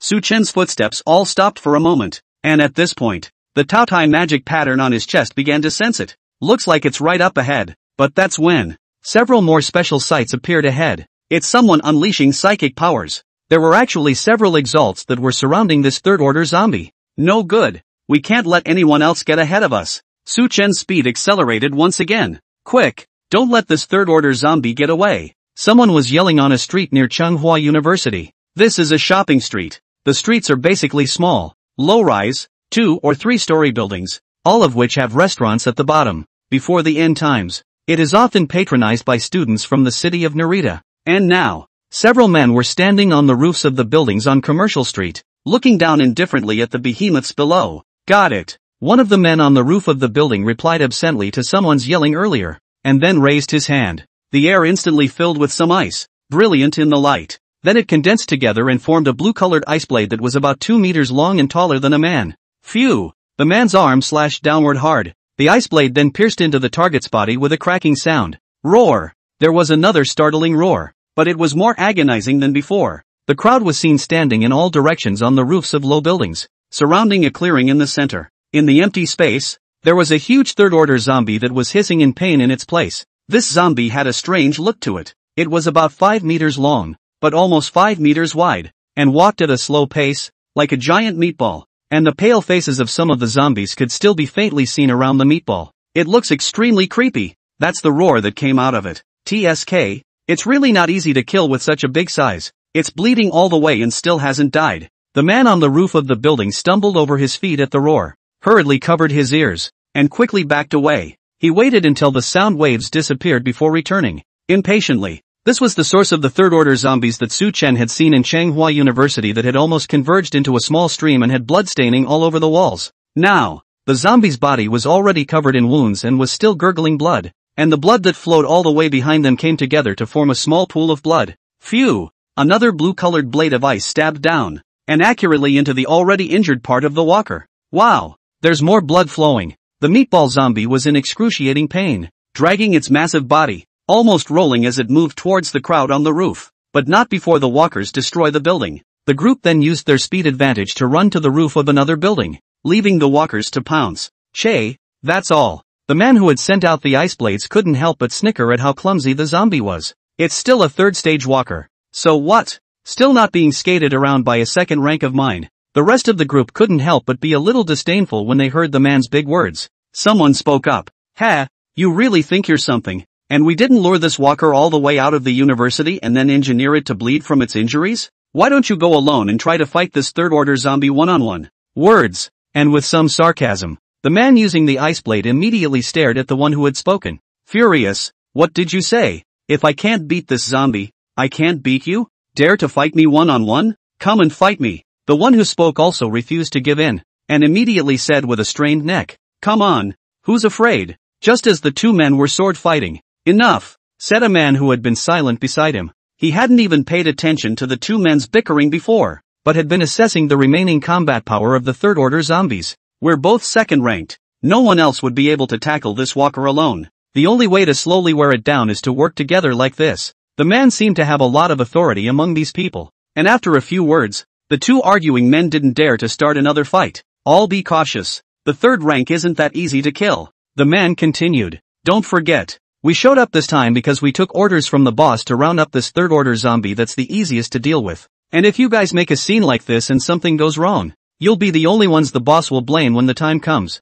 Hearing the man mention the boss, these two couldn't help but shiver and their eyes became serious. With the boss's ferocity, if I didn't bring this crystal core back, I would definitely be skinned and boned. Do it all. The speed at which the group struck began to increase. and the third-order zombies began to become moribund. Just then, the man using the ice blade had just used his powers afterward. Out of the corner of my eye, I saw someone I didn't recognize. "Hey, you guys, look!" the man exclaimed. A man came out from inside Manhwa University. "Anyone?" When the crowd heard this, they looked in the direction he was pointing. A look of doubt was brought to his face. "There are actually survivors other than your own group?" At the entrance of Manhwa University. "Actually, I don't know," when a young man wearing a black leather jacket came slowly. Handsome face and upright body. At this moment, it was looking this way with indifferent eyes, but his gaze was completely focused on the dying third-order zombie, and he didn't even notice the few of them at all. "How come there are still people here?" The dignified man at the head of the group frowned slightly. "By the way, it's been so long, all the survivors in Manhwa University should have been eaten by this zombie." But he didn't think much of it. Instead, he turned to the man with the ice blade. "You go right ahead and kill that man before he gets in the way of what we're doing. Probably a recent escapee from somewhere else." "Whatever." After giving the order, the man resumed his stare at the third-order walker. For them, survivors are no different than zombies. They can kill them if they want to. The ice blade man who received the order, on the other hand, jumped off the roof of the building with a smile on his face and walked over in Su Chen's direction. "Another survivor." The man smiled grimly. "It's about time we had a little fun with someone after being around walkers for so long." That's right. He didn't intend to directly kill Su Chen remotely with his ice blade. Accustomed to hanging around, he was ready to slowly torture the so-called survivor who had suddenly appeared. "Yo!" The man slipped up to Su Chen and looked him up and down. "Who are you? Why are you here? What do you want?" Mouth. The man's mind, however, was full of evil thoughts. "Damn, how come this youth in front of me looks better than me? Let's not break his arms and legs later. Let's rip his face off first." He was no match for that third-order zombie, and had been worn down to the point of impatience for so long. There happens to be a survivor. It lets him vent his emotions. The man looked at Su Chen, but he had already begun to rub his fists together, wanting to make a move. Then he heard a sentence come out of the mouth of the black-clothed youth in front of him, still indifferent in tone. "This crystal core? I'll take it." The man couldn't believe his ears a little. "Did you mishear yourself?" The man pulled out his ears as the black-clothed youth in front of him said this third-order crystal core. "He wants it? Ha ha ha ha ha ha." The man laughed maniacally. "Kid, I think you really don't know how to die. Where did you get the guts to dare to think about this third-order crystal core? Can't you see that we don't even dare to make a direct move? A few of us second-order aliens couldn't do it. So who the hell are you?" Speaking of which, the man's face was hideous, and his hands began to exert force, grabbing towards Su Chen's face. "Still wanna rob us? You're really tired of living." The 5 fingers became claws and were extremely fast. This blow from a second-ranked alien could completely tear off all of an ordinary person's face. Su Chen's face was unmoved. Facing his opponent's attack, he just covered his palm with magical energy and easily caught his opponent's arm. And then with a turn, he went straight around to the back of the ice blade man. The speed of it made it impossible for the ice blade man to see his movements. Thumbs down. A soft thud. A half-formed arm with black fluid flew out. "Ah!" A heart-rending scream instantly came out from the ice blade man's mouth. Took the crowd on the roof by surprise. Even the dignified man who had been watching the walkers looked over. That voice, it's all too familiar. Surprisingly, it wasn't the survivors that came out of nowhere, but the ice blade man's. "Look this way." The crowd's pupils shrank, a face full of incredulity. That didn't turn out too well. In the field of vision, the ice blade man was covering his arm in pain, while not far away on the ground was lying half of his arm silently. There was still a black substance corroding on that half of the arm, and even a wisp of light smoke was coming out. The other party is a shifter. The crowd reacted as if they were on the verge of an attack, staring at Su Chen in death. The ice blade man was still wailing, but was completely unable to stop the blood flowing out of his wounds. Just like the third-order zombie that kept losing blood, Su Chen stood indifferently behind the man and spoke softly, but the voice sounded like a demonic whisper to the man. "For me, I am never one to torture my opponents, except for some who are deeply evil." The man heard the words, as if realizing something. With a horrified face, he muttered involuntarily, "Don't kill me! Don't kill me!" Puffing. Next moment, with a sound like cloth being torn, a black fist went straight through the man's chest, and then it slowly retracted. The ice blade man didn't even think about it until he died, simply because he was used to torturing survivors and still wanted to follow that habit with the sudden appearance of Su Chen. "Just meet your death. Dead. Dead." The crowd on the roof of the building was in a state of shock. This black-clothed youth, why is he so ferocious, killing when he says he will? But they had forgotten that they were the ones who had provoked Su Chen first. They saw that Su Chen was slowly walking this way again, as if there was nothing that could cause him any obstruction. Instead, a hole appeared through the Iceblade man's chest. Put! The body fell to the ground. The man with the prestige was also sweating profusely on his forehead when he saw the scene. The mind can't help but budge. What was I thinking? The man shook his head, trying to dispel the thoughts in his head. Although the youth in front of him had struck decisively, his own leader was not something to be messed with. If he just immediately gave up the third-order crystal core that was about to come into his hands, he would definitely be punished very harshly by the boss. Forget about this walker for now, the man bellowed. This third-order zombie's blood was almost draining out, and it was all thanks to its strong physique that it didn't die immediately, but it didn't have a single bit of threatening ability anymore. Kill this man in black first. The man gathered his courage and addressed the crowd. Although that Iceblade man hadn't lasted more than a few seconds in front of Su Chen, and Su Chen's ability was bizarre.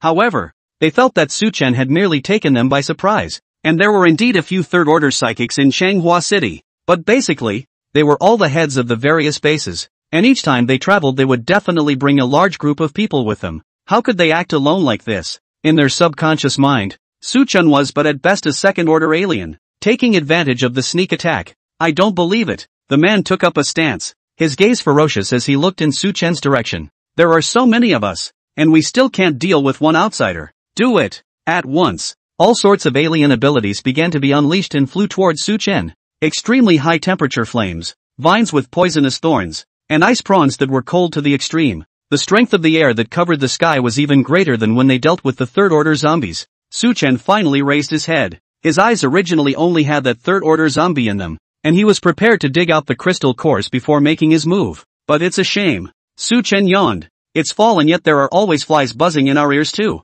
It's so tiresome. In an instant, Su Chen's figure directly disappeared from its original position, and those supernatural powers hit the ground with great force but only made countless potholes. Where are the people? The crowd looked horrified. How did this man suddenly disappear from sight? Is it hard to be invisible? But under this saturation attack, no blood was seen on the ground. What kind of weird ability is this? Just as the crowd was in disbelief, a scream came out of nowhere. Ah! The crowd looked alarmed and looked toward the source of the sound. On the roof of a building, Su Chen, wearing a black leather jacket, reappeared, while a body fell at his feet. Also from their group, the crowd was feeling a little sweaty. You? What the hell are you? The man with authority was also no longer calm, without his previous composure, and looked at Su Chen in shock. I'm telling you, we're from Changgang Base. Our boss is of unfathomable strength and has ties with the 6th security area. It's not something you can mess with. That said, but the man was clearly bottoming out. This crystal core is already reserved for our boss.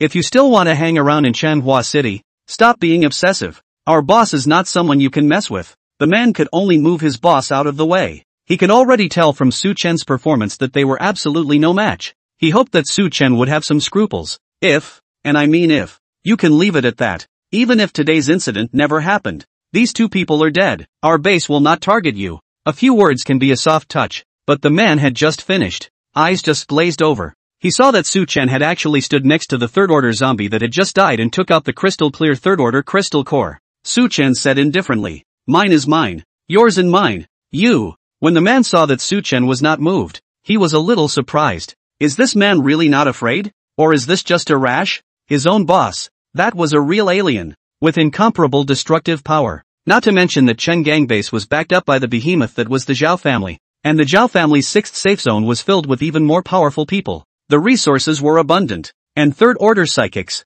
a handful at a time. Watching the man was thinking, but suddenly realized that Su Chen was staring at him. No good. He's going to make a move on us after taking the crystal cores. The man yelled out in a hurry, "Run away!" And then without looking back, he rushed towards the main camp of his base. Just now in the sparring match, he was actually completely unable to know what Su Chen was capable of. Originally thought that there was just a black supernatural ability with a corrosive effect, but I didn't realize that there was also an ability to directly disappear in place similar to instantaneous transfer. It's too weird. We're definitely no match. Others had the same idea. Seeing the man running backwards in a sweat, the men fled as well, not daring to fight in the slightest. After all, those two dead people were of similar strength to them, but just turned around and died in Su Chen's hands. They weren't stupid.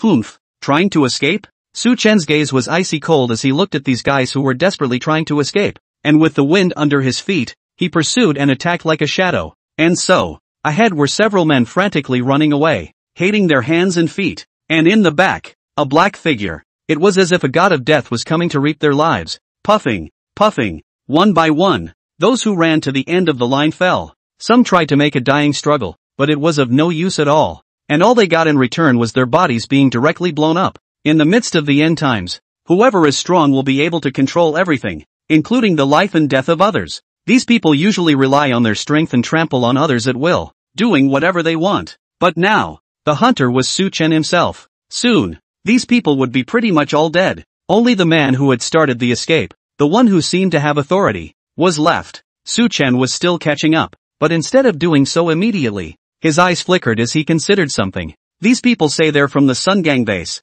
and the Cheng Gang base has the Zhao family backing it up. Plus, when he was at the field before, he heard those survivors say that after the Zhao family had pulled together various bases in Changhua City, just let them help find the foreign iron. That's the material for making divine weapons. Su Chen's eyes burned. Even if he couldn't know how to forge foreign iron into a weapon right now, he could at least get his hands on the materials first. Anyway, it's the Zhao family's stuff, so it's not worth grabbing. Yes. Su Chen looked at the back of the fleeing man in front of him and made a decision in his heart. Let's just leave one alive for now, or let me probe for a bit of information. Phew! His feet accelerated steeply and he once again used instant transmission. The man was still running away, cowed and afraid that he would be next, because he couldn't hear the others anymore, which meant those people were dead. Suddenly, a flash of light went before his eyes. A black figure appeared not far away. Crap! The man instinctively exploded, looking as if he'd seen a ghost. How is this man so fast? He tried to brake and turn his head to run in the other direction, but the inertia was too great. Squeak! The soles of his feet scratched a spark on the ground, and his body involuntarily slammed in Su Chen's direction. It's over. The man was scared out of his wits. With a face of horror, he looked at Su Chen who was near his eyes. I'm dying. At that moment, the man's mind was only left with this one thought. Finally, he braked in time and stopped in front of Su Chen. But the fear in his heart was so great that he couldn't even stand on his legs and feet. Poof! Just kneel down. Su Chen towered over the man in front of him who was trembling in fear. Coldly speaking, I'm going to ask you a few questions. If you won't answer me, then you'll end up like the others. Die! The man trembled and tried to get to his feet, but fell back to his knees when his feet gave out. Been in Changhua City for so long. It was the first time they had seen a character that could crush them so easily.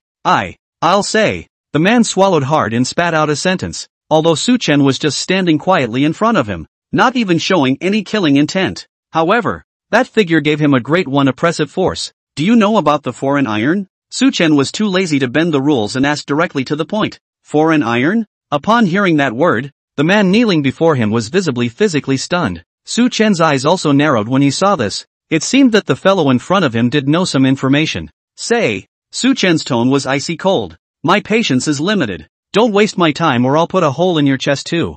The man shuddered. Rush said. Yes, I know. Su Chen continued. In what location? Is there someone from the Zhao family involved? And what role does your base play? Tell me everything. Don't make me ask sentence by sentence. The man only hesitated for a moment. After all, this was a secret of their base, and only the boss and a few close associates, including him, knew the inside story. If he said it out loud he would definitely get retaliation from the Zhao family. But now, the man looked back at the dead ones who had come along. Blood was still flowing from underneath the body. Immediately the fear in his heart deepened. I'll say it all, the man said eagerly. We're from Changgang base. Not too long ago, the Zhao family sent people here and collected almost all the forces here. The Zhao family is very strong and has a lot of resources, which is what will allow us to cooperate with the Zhao family. The man took a breath and continued. The Zhao family later had the leaders of several bases go to the city center together. And I heard that's where the foreign iron appeared. That's why this time, collecting the third order crystal cores was just us,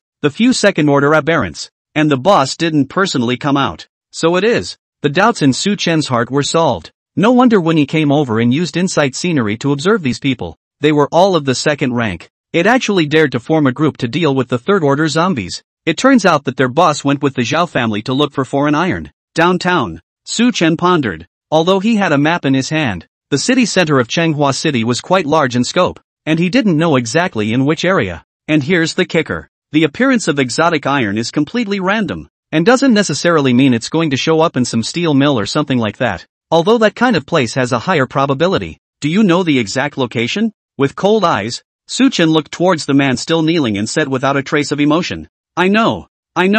The boss told me the exact location before he left. And I'd been there. The man was busy saying. The head nodded like a chicken pounding rice. Su Chen nodded. One is not familiar with the city of Changhua. It will be faster if you have someone to show you the way than if you follow the map on your own. Lead the way if you don't want to die. Ah, lead the way? The man froze. He thought Su Chen would let himself go after asking about the situation. But he actually wanted to lead the way? The man is like a mute man who can't speak. If you really bring it over. If you cause trouble for the boss, won't you die yourself? As if he could see the man's hesitation, Su Chen just coldly grunted before placing his hand covered in magical energy on the wall to the side. At once, a toothacheingly corrosive sound came from the wall, and a small, niggling bubble rose from it. Hiss! At the sight of this scene, the man trembled with fear. Teeth cackled as if the slap had been placed on him. I'll lead the way. Downtown Changhua City. Somewhere in the area. On top of a tall building. 5 people were standing on top of it, looking ahead with serious expressions.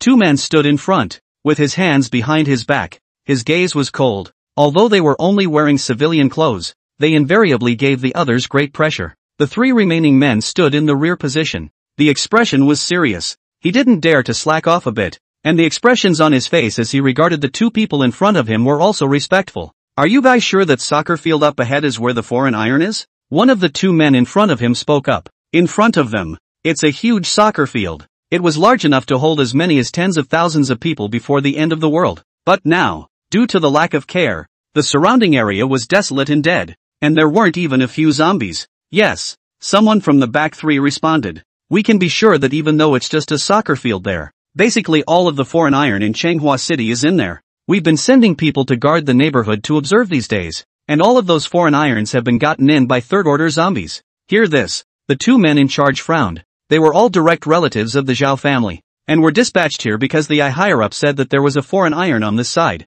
This is an extremely special material. I heard it was mutated after the second red moon. Soccer stadium. You can't see it from the outside. The 2 men talked in low voices. Although the average soccer field is open during the weekdays and you can overlook the scene inside from a high building. But this one in Narwhal is a bit special. The top is movable and can be closed up, which happened to be the case when the end times broke out. At the high floor you would only be able to see the opaque roof, but not the specifics of what's going on inside. How about, let the 3 of them explore first? One of them said. How acute was the hearing of a shifter? These words were certainly heard by the 3 people in the back, but they didn't dare to show any discontent. All 3 of them are heads of some base in Changhua City, calling the shots on weekdays. No one else dares to disobey, and they're all third-order psychics. But even so, for now they remained obediently in the back listening to the instructions of the 2 men in front of them, simply because those 2 are both from the Zhao family. It's not necessary. Another person from the Zhao family said, listening to the information they gave, there are 4 third-order zombies in there. We're 5 now, and we have the advantage of numbers, but that advantage will be gone if we let them scout and something goes wrong. Hear that? The 3 men in the back breathed a sigh of relief. The tension that had just risen again. It's not that they're just so obedient. It was only because the Zhao family had only sent these 2 people, but both of them were also third-ranked alien, and have fought them all. As a result, these 3 people were completely no match for each other. The same third rank, but there was a considerable gap in strength. But to their surprise, after these 2 defeated them, not only did they not kill them, they talked to them about cooperation. With the Zhao family's abundant food resources and crystal core reserves, they were collected. It even promises they could still reign supreme in Changhua City and sit as base leaders without getting involved in the infighting between them. There is only one purpose. That was to help obtain the exotic iron of Changhua City. That strange and incomparable material. So what do we do? The leader of one of the bases cautiously opened his mouth and asked. After they were pulled together, the Zhao family had given them the template look of the foreign iron, so that they had been sending people around to look for the whereabouts of the foreign iron, but learned by accident. Those high-level zombies were unable to use the foreign iron, but they had a collection of this strange material, even gave up on the fight between the walkers, gathering most of Changhua City's foreign iron within this huge soccer field. Should we go back and wait a while before coming back? Time of inquiry. This person also lowered his head, and secretly his eyes boned up, also playing a little game. So what if it's the third order? Isn't it just that the powers are S-ranked and have to be higher than me? When I've risen to the 4th rank, I'll still be better than you guys. Do you really think I'm going to be your Zhao family's punching bag all the time? I'm going to make myself king. The other base chiefs were also playing this game, and they who were usually at odds with each other were actually in agreement at this moment. Right. It's not like you can see what's going on inside the soccer stadium from the outside. So why don't we wait a while? Let's wait for those third-order walkers to come out before we go in. They each have their own agenda. He even planned to secretly send someone to transport the foreign iron back to his base first by himself when the time came. The Zhao family didn't know how much foreign iron was in there anyway. And one of them was none other than the boss of Sungang base. He had another thing on his mind at the moment. I wonder if those people under my hand brought back that third-order crystal core from Tsinghua University. If I wait for a while, I'll grab the first step up to 4th-ranked alien. These foreign irons, won't they all be mine? However, the Zhao family is not that easy to fool. They came out this time,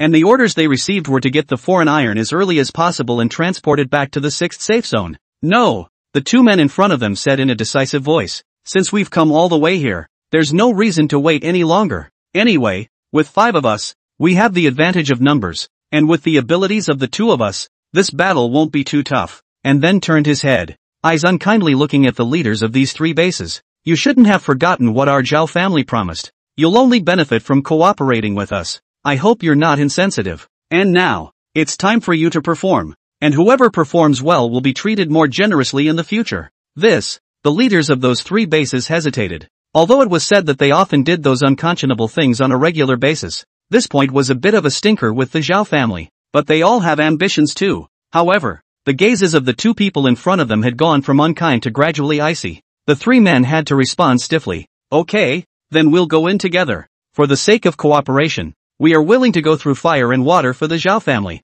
This next. It was only then that the eyes of those 2 Zhao family members eased up. Poof! A cold grunt escaped from his nose. These 2 began to take the lead in the direction of the soccer field. Actually, for these 3 guys in front of him who were masculine and had one thing in their mouths and another in their hearts, the Zhao family had their own plans. They weren't Chen Fei's generation, who were xenomorphs with foreign surnames, but were direct descendants of the Zhao clan's own family, which was why they had been assuredly sent here to search for the all-important xenomorphic iron. As for these chiefs in Tsinghua City, before the trip, the one who gave the order said to them, "First, we'll pull those chiefs together, and with their abilities they'll help us get the foreign iron here. Once the foreign iron arrives, they would be worthless." The 2 men sneered in their hearts. Crossing the river to tear down the bridge, the Zhao family is accustomed to using this trick. Are you sure? Su Chen stood on the roof of the building that was still some distance away from the soccer field, looking at the huge building from afar. Isotron is in this soccer field? Honestly, he was quite unconvinced by the words of the man who had led the way. In the memory of a previous life, Isoirons appear randomly, not necessarily in steel mills and the like, but it won't be inside a soccer stadium like this. It's basically artificial turf in there, so where's much steel material except for the shell? It's true. The guy who was forced to lead the way looked at Su Chen with a look of disbelief, fearing that in the next instant, Su Chen was going to strike that black palm on himself. Hurriedly, he said with a punch in the face, "I swear to God, the foreign iron of Tsinghua City is basically all in here. It was transported in by a few third-order zombies, and I was one of the people sent from the base to observe. I saw it with my own eyes." His status in Changgang base was not low, and he was considered the chief's close confidant, or else he wouldn't have been sent to lead the team to find the third-order crystal cores. And the news of the foreign iron is so important that even those who check the news have to be able to be trusted. He was one of them. Su Chen raised his eyes and looked at him indifferently. "By the way, look inside," at the same time shaking his palm, which was still covered in black magical energy, and getting closer to the man. The man immediately panicked. "Don't do it. Let's talk." Next, the man then brought over from the Chos, pulled in a few base leaders, and sent someone to observe 4 third-order walkers transporting the foreign iron into the soccer stadium. The Zhao family brings a couple of chiefs with them to prepare for a bloodbath with the zombies all over the place. Oh, Su Chen rubbed his chin with his other palm that wasn't covered in magical energy. High-ranking zombies are also just interested in foreign iron? In a previous life, the information about the foreign iron was classified, which was kind of interesting that he didn't know about it. Looking at the soccer field in the distance, perhaps it was because there were 4 third-order zombies inside, and there were barely a few zombies to be seen outside. And yet, no one else was seen either. Perhaps the Chos and those chiefs have gone in and even engaged the walkers? Su Chen pondered. Ha. What a surprise. 4 third-order zombies. Although I can fight 4 in 1, it's ultimately a waste of time and too much trouble. And you might even get taken advantage of by someone else because you've consumed too much.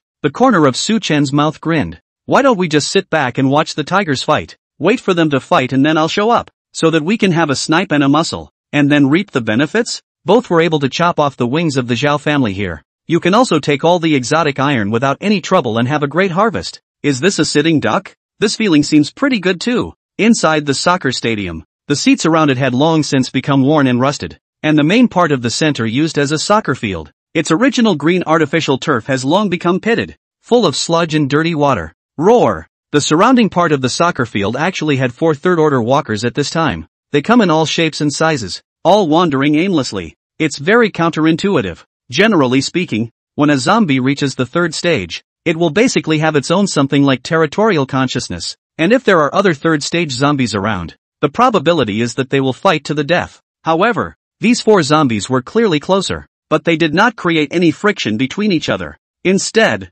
he patrolled around, occasionally looking up at the pile in the middle of the soccer field. ISO iron, only a 2-story high, steel-like substance was stacked there, but it's clearly different from regular steel. They were stacked there in a pyramid shape. Even though the top of the soccer field was closed off and little sunlight came in, they still give off an eerie glow of their own. Regency. And the gazes of those few zombies looking at the foreign iron were full of intoxication, as if it was the best collectible in the world. No one can take it away. My God. Just then, a gasp came from the entrance to the soccer field. There's too much foreign iron here. In the darkness at the entrance, the figures of 5 people were slowly emerging. Precisely the Zhao family and the base leader of Changhua City. As soon as they come in, the eyes were immediately drawn to the pile of foreign iron in the center that gave off an alluring sheen. It's actually 2 stories high. The faces of the 2 Zhao family members walking in front were ecstatic. The heart is full of excitement. To know, as long as it was forged well, there wouldn't be much loss in the process of turning foreign iron into a weapon.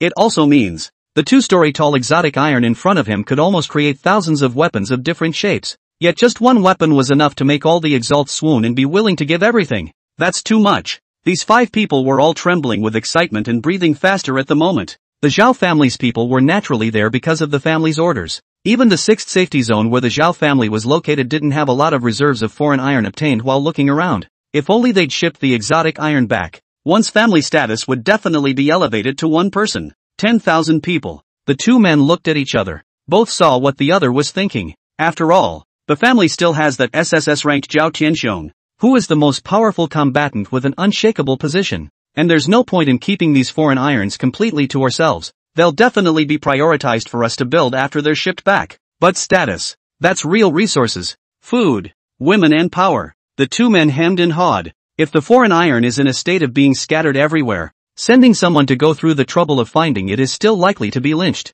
Thanks to these 4 third-order zombies, the foreign iron of Changhua City was basically centralized, and they didn't even have to go through the trouble of looking for them one by one. They all fought at the moment. He himself is the mantis catching the cicada and the yellow sparrow in the back. Seeing such a quantity of foreign iron, the Zhao family's hearts blossomed. So did the leaders of those 3 different bases, and were so happy that they were on the verge of losing their minds. They don't want any power. If it wasn't for the Zhao family getting in the way, any of them would have wanted to monopolize all of this foreign iron. Thousands of weapons. Someone was stunned in place and muttered, "If this is transported back to your own base, wouldn't you just take off with a weapon in each hand? What's the point of staying in this little Changhua City?" Straight up crazy territory expansion. Even if he didn't know how to forge it himself right now, as long as the foreign iron was in his hands, he could make deals with the higher-ups and get whatever he wanted. Just as these 5 people were indulging in their fantasies. Roar! For earth-shattering roars brought them back to reality. Those third-order zombies saw them and instantly became furious. Someone was trying to break into their territory and with greed in their eyes, looking at all these treasures they had collected. Watch out! Get ready to strike! When the Zhao family saw this, they immediately shouted out, alerting the others. A big battle is on the horizon. At once, the soccer stadium, which can hold tens of thousands of people, went from silent to boiling. There were only 9 creatures inside, but they were loud and powerful, almost creating the same commotion that tens of thousands of people shouted in support before the end of the world. Rumble! A crackling sound rang out, as if a thunderclap had risen from the ground. A third-order zombie jumped up into the audience while a Zhao family member was due to face up and was halfway up in the air with a foot stomp. Then he threw a hard punch at the zombie below, bringing out a terrifying sound of breaking wind. A large portion of the seats in the audience were directly smashed to smithereens. Roar! The zombie was too large and 10 meters long to dodge. Large swaths of flesh and blood were torn off by the wind of the fist, letting out a howl of pain. But the zombie was clearly strong in recovery, and it quickly rolled downward,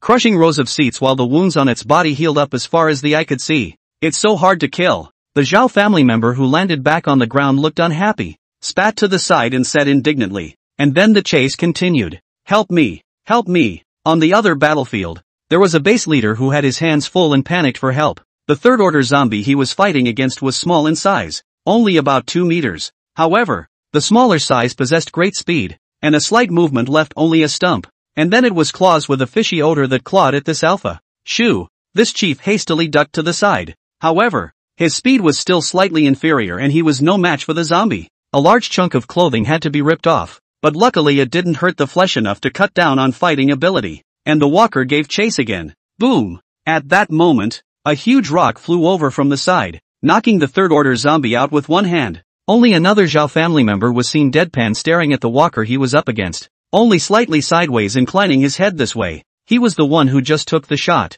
Waste! The Zhao family member cursed disdainfully before waving his hand and summoning it. Several stones floated up in the air and formed a sharp stone sword. Then he charged at the third-order zombie. Hearing the Zhao family members scolding themselves, this chief's face was red with anger. He was the king of Chenghua City. When have you ever been so angry? However, he didn't dare to snap because he just wasn't as strong as these two Zhao family members. So did the other base chiefs. He could only try to stall the other third-order zombies so that he could buy time for the Zhao family to relieve the pressure. Seeing that these chiefs were still somewhat useful, the Zhao family snorted coldly. Humph! If he didn't need these three to share the pressure, he wouldn't have gone out of his way to care if they died or not. The Zhao family thought silently in their hearts. It's useless to keep just these few losers. Once we send the Isotron back, we'll just unload and slaughter them, and take the supplies from their base back with us. Eventually, the situation became as follows. The three base leaders struggled to drag the two third-order zombies. The two Zhao family members, on the other hand, chased the two remaining third-order zombies around.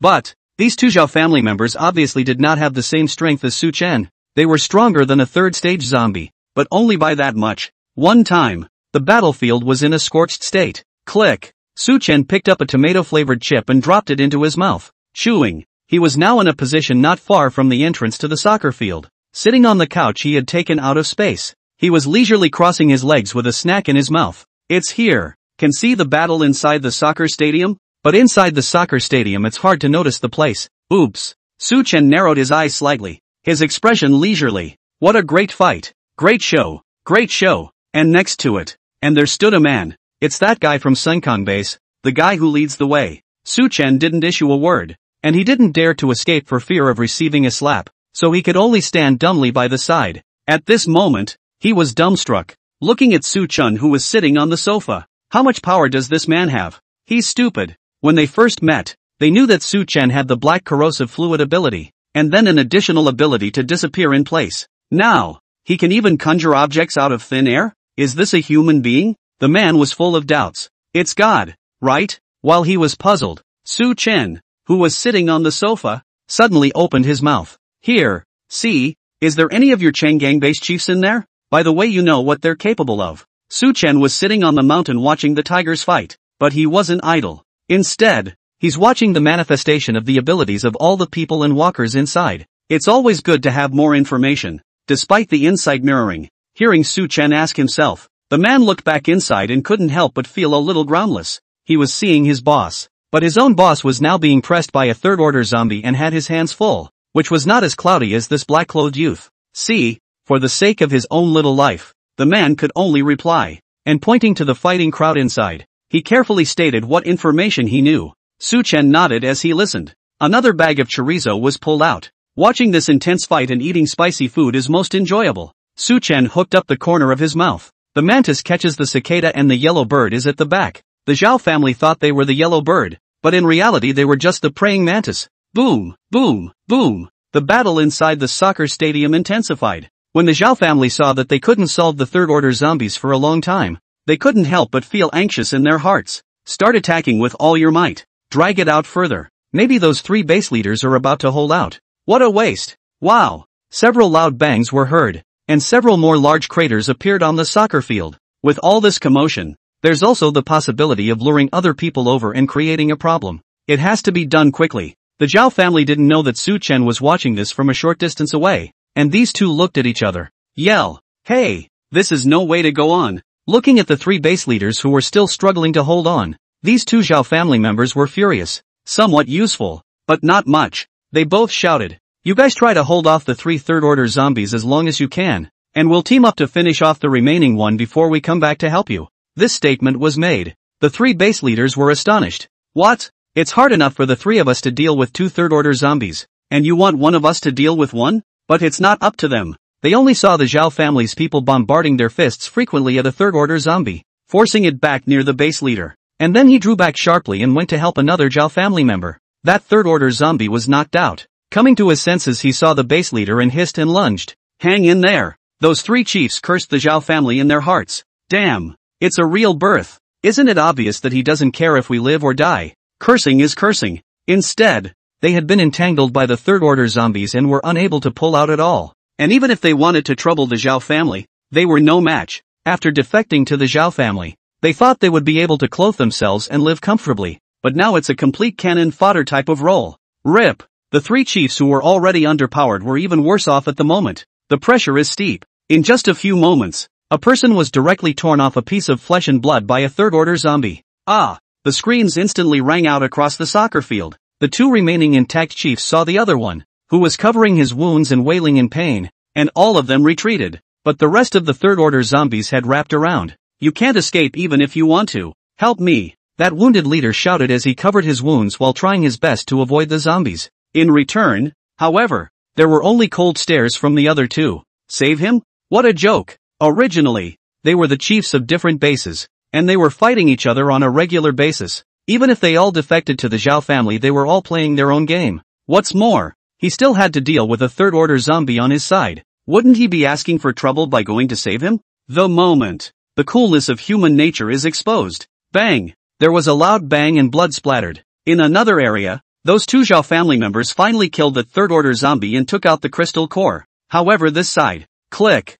the third-order zombie bit off the injured leader's arm in one bite. Kuz. The arm was chewed by the zombie's bloody mouth, making a crunching sound of bones being chewed, and the chieftain, with a cry of anguish, tried to cover the wound with his other hand, which was intact, but could not stop the clattering blood at all. Help me! He was still trying to hang on for dear life as he saw the third-order zombie attack him again after eating the arm. At this point, the Zhao family had already settled the zombies and rushed over here, but they stood by coldly and did not make a move at all. They needed these leaders to help them hold off the walkers, but the leader with the broken arm had obviously lost a lot of blood and was basically out of commission. In other words, it's useless. No, no. As the broken-armed leader looked on in despair, the walker bit off his head in one gulp, and then pounced on his corpse and feasted on it. Until then, it was only then that the Zhao family began to strike. This walker was feeding, a perfect opportunity to attack. The 2 men struck out in unison, hitting the head of the zombie that was eating heavily. Sneak attack successful. In an instant, the third-order zombie was killed on the spot. The situation became instantly clear. The 2 unharmed Zhao family members plus the 2 leaders who still had a bit of strength. Soon, the 2 remaining third-order zombies were finished off. Hoo-hoo! The 2 remaining chiefs kept wiping the beads of sweat on their foreheads with their hands, breathing heavily, and then he looked at the unlucky leader who was not far away from the bloody mess. At the same time, it's also a bit of a rabbit in the hat. Although they had always fought each other, they were all nothing more than cannon fodder for the Zhao family now. It's just kind of useful right now. Lift your head. These 2 chiefs couldn't help but be shaken. Those 2 people from the Zhao family were looking at them with unfavorable expressions and spoke indifferently. What are you guys holding back? Shouldn't you be happy that this chief is dead? One less competitor? Why don't you hurry up and go signal your men to greet them and ship out these foreign irons, so we can have the family side send someone to dock them? These 2 chiefs withdrew their gazes and said in a loud voice, yes, yes, yes. It's going out to signal. It wasn't like they could beat the Zhao family or resist. Plus, they themselves did want to do whatever they wanted in Changhua City and needed to have the Zhao family as a backer to support them. Or else with all the nasty things they've done, the higher-ups might liquidate them. You have to bow down when you're under the roof. But just as they were about to make their way over to the entrance of the soccer field, there was a round of applause from over there. Pop, pop, pop. The men were shocked in their minds. What? Anyone else? Could it be that someone had already been watching from the sidelines during the fight just now? No good. The hearts of those 2 Zhao family members sank. The most feared thing still happened. Someone already knows what's going on here and is sitting back and trying to take advantage of it. In a hushed voice. Who is it? And after, 2 men slowly emerged from the shadows of the entrance. Walking in front was a handsome young man wearing a black leather jacket. The face was thin and straight, with a faint smile on his face, and he said cheerfully while clapping, "What a great fight! poor cannon fodder coupled with the tiresome Zhao family of the 6th safety zone. It's really interesting. The eyes of the Zhao family stared. Who are you and what do you want? Su Chen spread his hands, and then clenched his fists. Isn't that the obvious thing to do? Su Chen leaned forward slightly, the corner of his mouth hooked into a smile. The crystal cores here, and the pile of exotic iron. I laughed it all off. Where the hell did this guy come from? The Zhao family and the others looked at this black-clothed youth in front of them, their hearts in shock. And that's when that Cheng gang base leader suddenly realized that there was another person behind the black-clothed youth. Surprisingly, it was one of his own men. How did one of their own come along with this unwelcome guest? It's hard not to. One possibility occurred to him. It was hard to believe that his own men had led the way and brought this man in black here. Immediately, he roared in anger. Why are you here? Didn't I tell you to take someone out on a mission? Is it hard to believe that you lured this person here? Hear this. The rest of them looked at the man, and there was even killing intent in their eyes. The Zhao family was even colder. Look what your men have done. The leader of Cheng gang base felt his face rolling. In the end, it was actually his own people who had ruined the plan.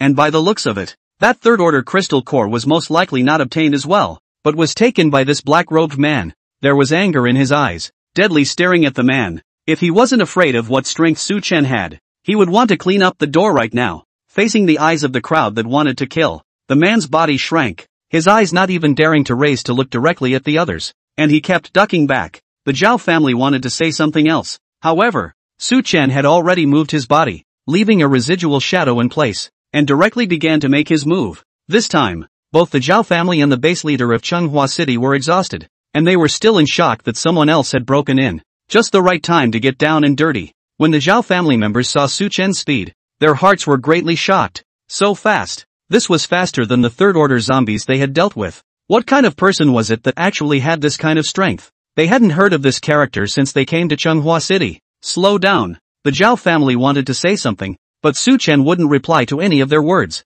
To give them time now is to give them a break. The two Zhao family members stormed back in unison. Only the two base leaders were left stunned in place, still unable to react, and the Chos weren't about to make a reminder. Su Chen's speed was too fast. They simply didn't have the time to recover their strength, so it would be better to let these two leaders serve as cannon fodder to delay the rhythm of Su Chen's attack. Phew! The two chiefs froze in place, only to see a black shadow rushing towards them. It was too late to escape at that point. It was as if these two people had roots under their feet. They couldn't move a single step. Their pupils and mouths gradually dilated as they watched Su Chen's fist get closer and closer. Then, in the terrified eyes of these two men, Su Chen actually passed through the middle of them, and actually didn't launch an attack on them. Instead, he didn't stop at all and directly rushed towards the two Zhao family members who were retreating. What? The faces of the Zhao family were horrified. Let the two chiefs' calculations of being cannon fodder fall flat. With a flourish, Su Chen directly chased after him, a cold smile still hanging at the corner of his mouth. Before, he had long ago figured out the strength of these people. The Zhao family's person was the strongest in here, and he had to take advantage of this opportunity to get rid of them first. The two of them are a much bigger threat than those two loser chiefs. Tackle the thief. Su Chen swung both fists. Instantaneous movement activated, absolute invincibility activated. Now that the target has been selected for a quick battle, strike, just full power. As for the two Zhao clan members, when they saw Su Chen charging towards them, they only had time to put their best foot forward and strike a counterattack. Yet the next moment, these two then had their pupils shrink. Where is everyone? Where did they go? They were filled with disbelief, only to see that Su Chen had disappeared out of thin air on the journey he had rushed over. This is completely out of character. What kind of power does this person have? Why is he so weird? Yet not before they had more thoughts. Su Chen then suddenly appeared in front of them and swung out two fist shadows under their horrified gazes. That's not all. A fist covered in magical energy followed. Puffing, the two Zhao family members stood still with their eyes rounded,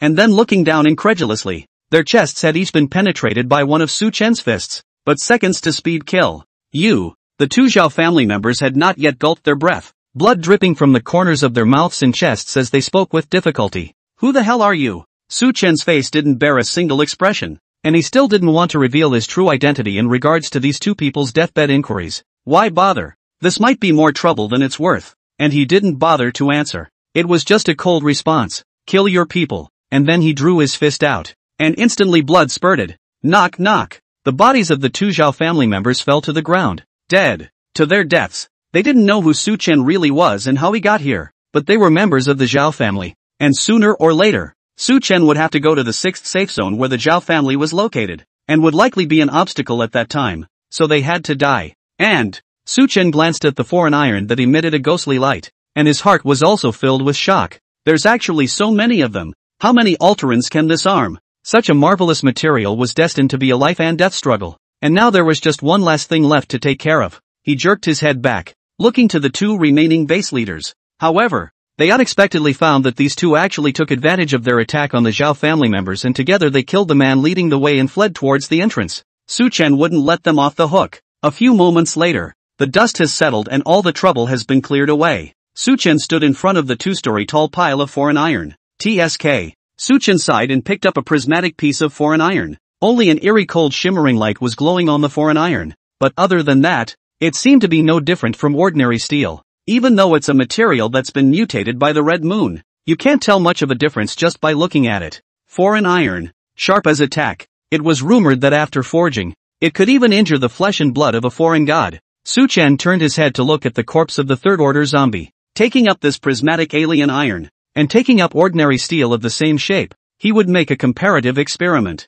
He started with plain steel. The zombie was stabbed hard against the harder parts of the zombie. Click! At the moment of contact, dazzling sparks rose from the tip before a bloody hole appeared in the zombie's body. But ordinary steel should break. The body strength of a 3rd order zombie was stronger than ordinary steel. Dropping the broken normal steel, Su Chen lifted the alien iron and lodged it with the same vigor into an equally hard location. Puffing, without any resistance, the foreign iron penetrated directly into the flesh and blood, bringing up a splash of blood. When you pull it out again to look at it, the foreign iron was undamaged and intact. The results of these 2 can be very different. That's sharp. Su Chen looked at the foreign iron that was still dripping blood and was filled with joy, because he heard it once. Foreign iron is more powerful after forging than before, and it's amazing how much more powerful it is when the alien covers the ability. And now, the unforged foreign iron could already easily pierce the body of a 3rd order zombie, which was even more powerful than his own magical fists. Yeah, Su Chen suddenly thought of something. Can it corrode?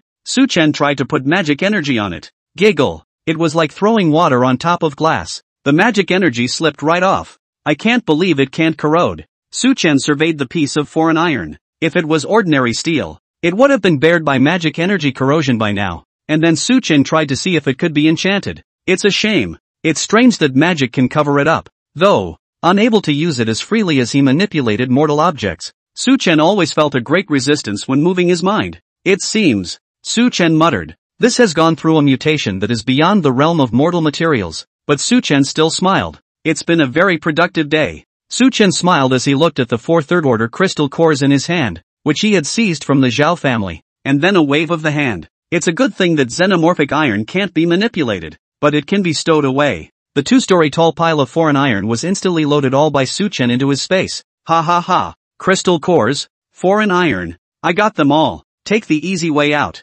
Both saw a good show and got a great harvest. Su Chen was overjoyed, playing with the 4 crystal cores in his hand. Let me think. 3 more 3rd rank crystal cores to go and I'll be able to ascend to the 4th rank. His eyes burned. Walk out onto the soccer field and look in the direction of the 6th security area. At that time, not only will I be able to enter the Zhao family's territory and devour the Zhao Tianxiong's SSS ranked psychic ability, there's still a way to figure out how to forge foreign iron from their mouths. Changhua City, Changhua Zoo. The former prosperity is no longer. Now the place is deserted, lonely and desolate. Su Chen walked among them, frowning, not so much because of the putrid odor that was everywhere and the brown blood that was everywhere. Rather, the cages in the zoo were violently opened and the animals inside disappeared. All that was left was the oh-so-skinny fur all over the cage. I remember. Those who escaped from Changhua City have said that there is also a 3rd order zombie in Changhua Zoo. Su Chen looked at the bloodstained remains in the cage. When the end times come, there is no time for the breeder to open the cage.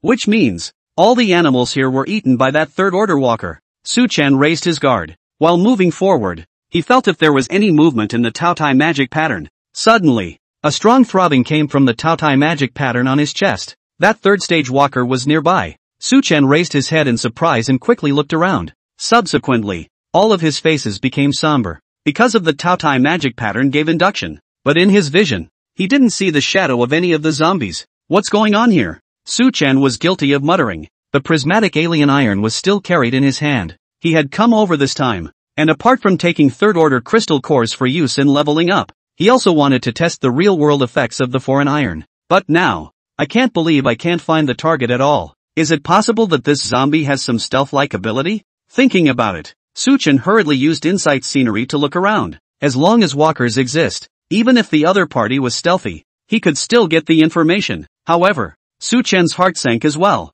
There was not a single bit of information as far as the eye could see. And that's when the sensation of the Taotai magic pattern was getting stronger and stronger. This meant that the third-order walker was getting closer to him. It was as if Suchen was in a predicament. It's a bit tricky. I still don't know what this third-order zombie's special ability is. An insight view can't locate the other one. Though the group of escapees knew there were third-order walkers here, but those ordinary people are also unable to know about their special abilities. After all, everyone who has seen it is dead. A bit passive, Suchen tried to keep himself calm and kept thinking. And once again, he scanned the surroundings with his insight mirror image. No bearings were missed. There's nothing to the southeast, northwest, above, or above. Suchen pondered. Suddenly, he thought of the weenie monster. Right. It all made sense if this third-order walker here could also burrow. Suchen turned his gaze to the ground. With the soil in the way, the insight mirror does not directly observe the target. But the Taotai magic mark's senses could not be wrong.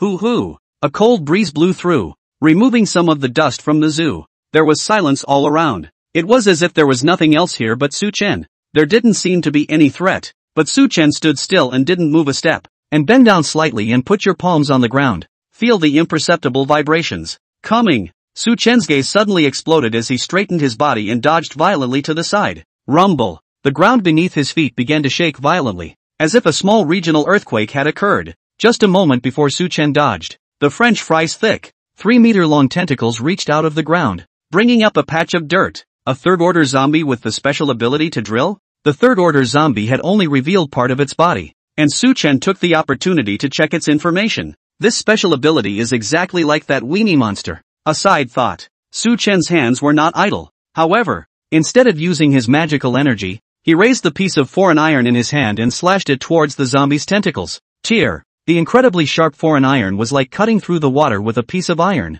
It didn't even make much of a sound of objects touching. All of the zombie's tentacles then snapped right in half, spilling large amounts of blood. Hiss. Most of the third-order zombies still under the ground felt a sharp pain. Moment. The ground began to tumble, like an earthworm enlarged countless times wriggling underground. And at this point, Suchen had already taken out an even longer foreign iron from his space, which was more than a person high. Build up your strength and jump into midair. Come taste the flavor of this. The foreign iron penetrated heavily into the ground, and lodged itself right in the part of the ground that was tumbling. At once, a stream of blood erupted from the ground, opening up a fountain of blood. Hiss. The poor third-order zombie hadn't even touched the corner of Suchen's coat before he had already been seriously injured by the foreign iron. It works so well. Suchen was overjoyed and drew out the foreign iron with blood on it, except that it gets bloodstained and looks a little dirty. The defense-breaking ability of this foreign iron is really strong. No wonder I've heard that it's a powerful booster for all aliens in the late post-apocalyptic period.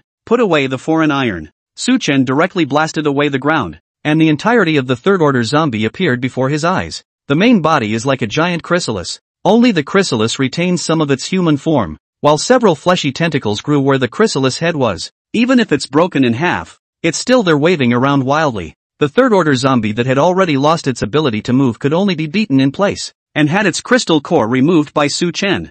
Very good. There are 2 crystals left. Suchen collected the crystal cores and left. It was fast approaching to becoming a 4th order. Gobble, gobble. Suchen stood on the roof of a building, still holding a bottle of Fat House Happy Water in his hand. After burping, Suchen looked around at a building in front of him. There's one at the Narwhal Mall. And then he turned his head in the other direction. There's one in the dinosaur neighborhood. 2. Suchen had been searching for any other third-order zombies after leaving the Changhua Zoo. Good on. Changhua City didn't have any powerful figures, and there was no one to deal with all these third-order zombies. On the contrary, the city of Trina, because of their presence, many of those second-order zombies that had the potential to rise to the third order died quite a bit, even if there was a spatial rift. During the time when the next wave of monsters didn't come out, it might still be safer over there than Changhua City. What to do? These 2 locations were both locations that had third-order zombies after Suchen did some searching. However, Suchen did not immediately make a move,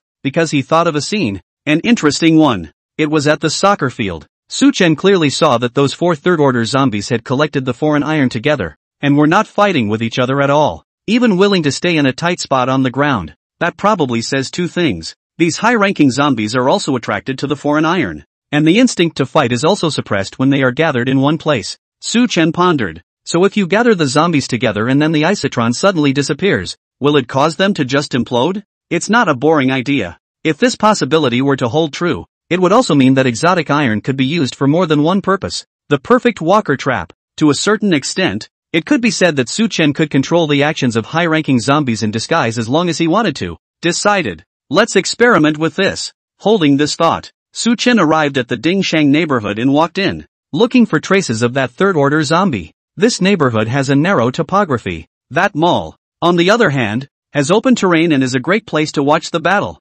Roar! An aimless growl sounded lazily through the neighborhood. With grayish-white eyes, a humanoid third-order zombie roamed the small area. From time to time, he sniffed the air, trying to find out if there are any other living things out there. Yet a few days earlier, all the humans and zombies in this small area were either eaten by it or fled outside. Suddenly, this zombie's eyes were wide open, and its entire body stood upright as it kept looking around. It felt an attraction. It was impossible to say what it was, but its instincts were driving it closer in the direction of attraction. Boom, boom. The zombie was also kind of bloated, over 4 meters tall, but its muscularity was explosive. Running down the road can cause a jolt. However, in this zombie's field of vision, it couldn't see a single silhouette other than that marvelous attraction. But it seems, I think it smelled a faint human scent. This, however, made it run faster. Dang, dang, dang. After a while, this third-order zombie ran out of the dinosaur neighborhood and came to a shopping mall, and broke right in.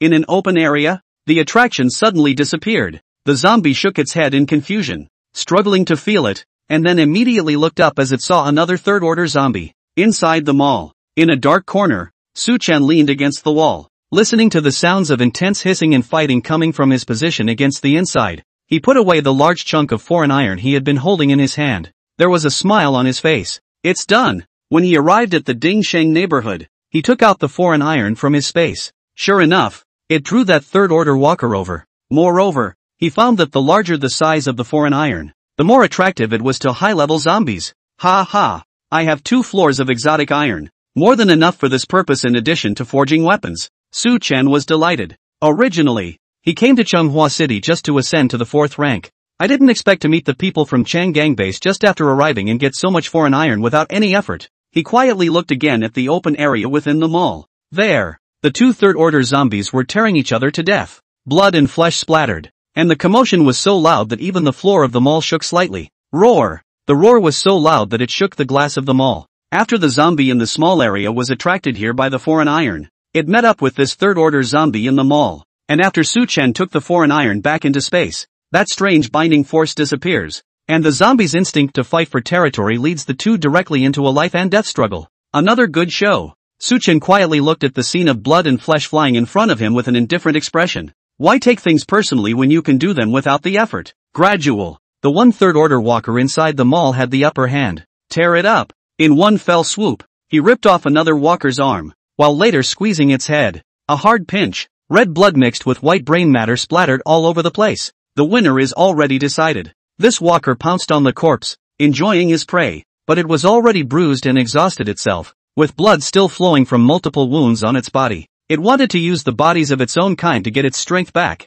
At this point, it was only then that Su Chen slowly walked out from his hiding place. Drive the tiger to swallow the wolf. Easy peasy. Boom! Su Chen instantly moved to the back of that zombie and fiercely blasted a punch towards its head. As a black fist shadow fell, the third-order zombie that had just gone through a great battle also fell to the ground. There was no resistance in the slightest. The last 2 third-order crystal cores. In hand, dig out 2 crystal cores. Su Chen turned around and left. The city of Narwhal's goal has been exceeded. The next step was to absorb all the crystal cores obtained in Changhua City and successfully advance to the 4th rank, gaining new abilities, and then proceed to Security Zone 6. Whoa! In the presidential suite of an upscale hotel, Su Chen stood by the window and pulled open the curtains. This was the highest floor of the hotel, a full 20 floors high. Look around. It overlooks a large area of the neighborhood. This neighborhood. Su Chen carefully searched the surroundings to prevent missing anything. There aren't any traces of humans, and there aren't any high-level zombies present.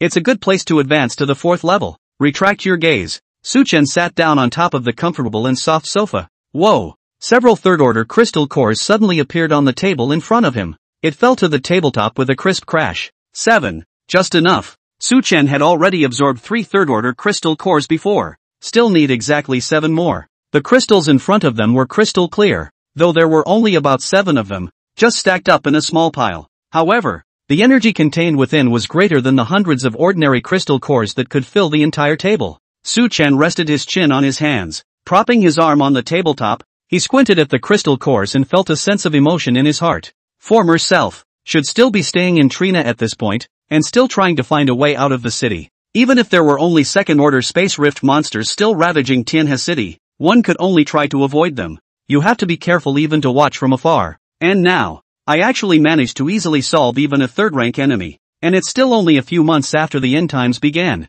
Su Chen sighed. This is not the time anymore. And then he shook his head, dispersing those mixed emotions in his mind, and picked up a crystal core with a determined gaze. This is a great spot he picked out. There were no people or walkers around to bother. Start absorbing. Moment. Black magical energy began to spread out from the palm of his hand, continuously dissolving the third-order crystal cores. An incomparably pure energy carried into Su Chen's limbs and bones as if it were a river or an ocean. Every cell was cheering. The large mouth of the magic tattoo on his chest came to life once again, constantly opening and closing, devouring the energies while running the magic energy. 1, 2, 3, until 7. There is no limit on the amount that can be absorbed. Just a quiet environment and some time. The third-order crystal cores were all absorbed. And subsequently, Su Chen took out another 1,000 or so ordinary crystal cores for the ascension of the accessory supernormal abilities. Hoo-hoo! Countless energies were swallowed by the large mouth in his chest as if it were a whale swallowing a cow, which was then distributed to the affiliated supernatural abilities.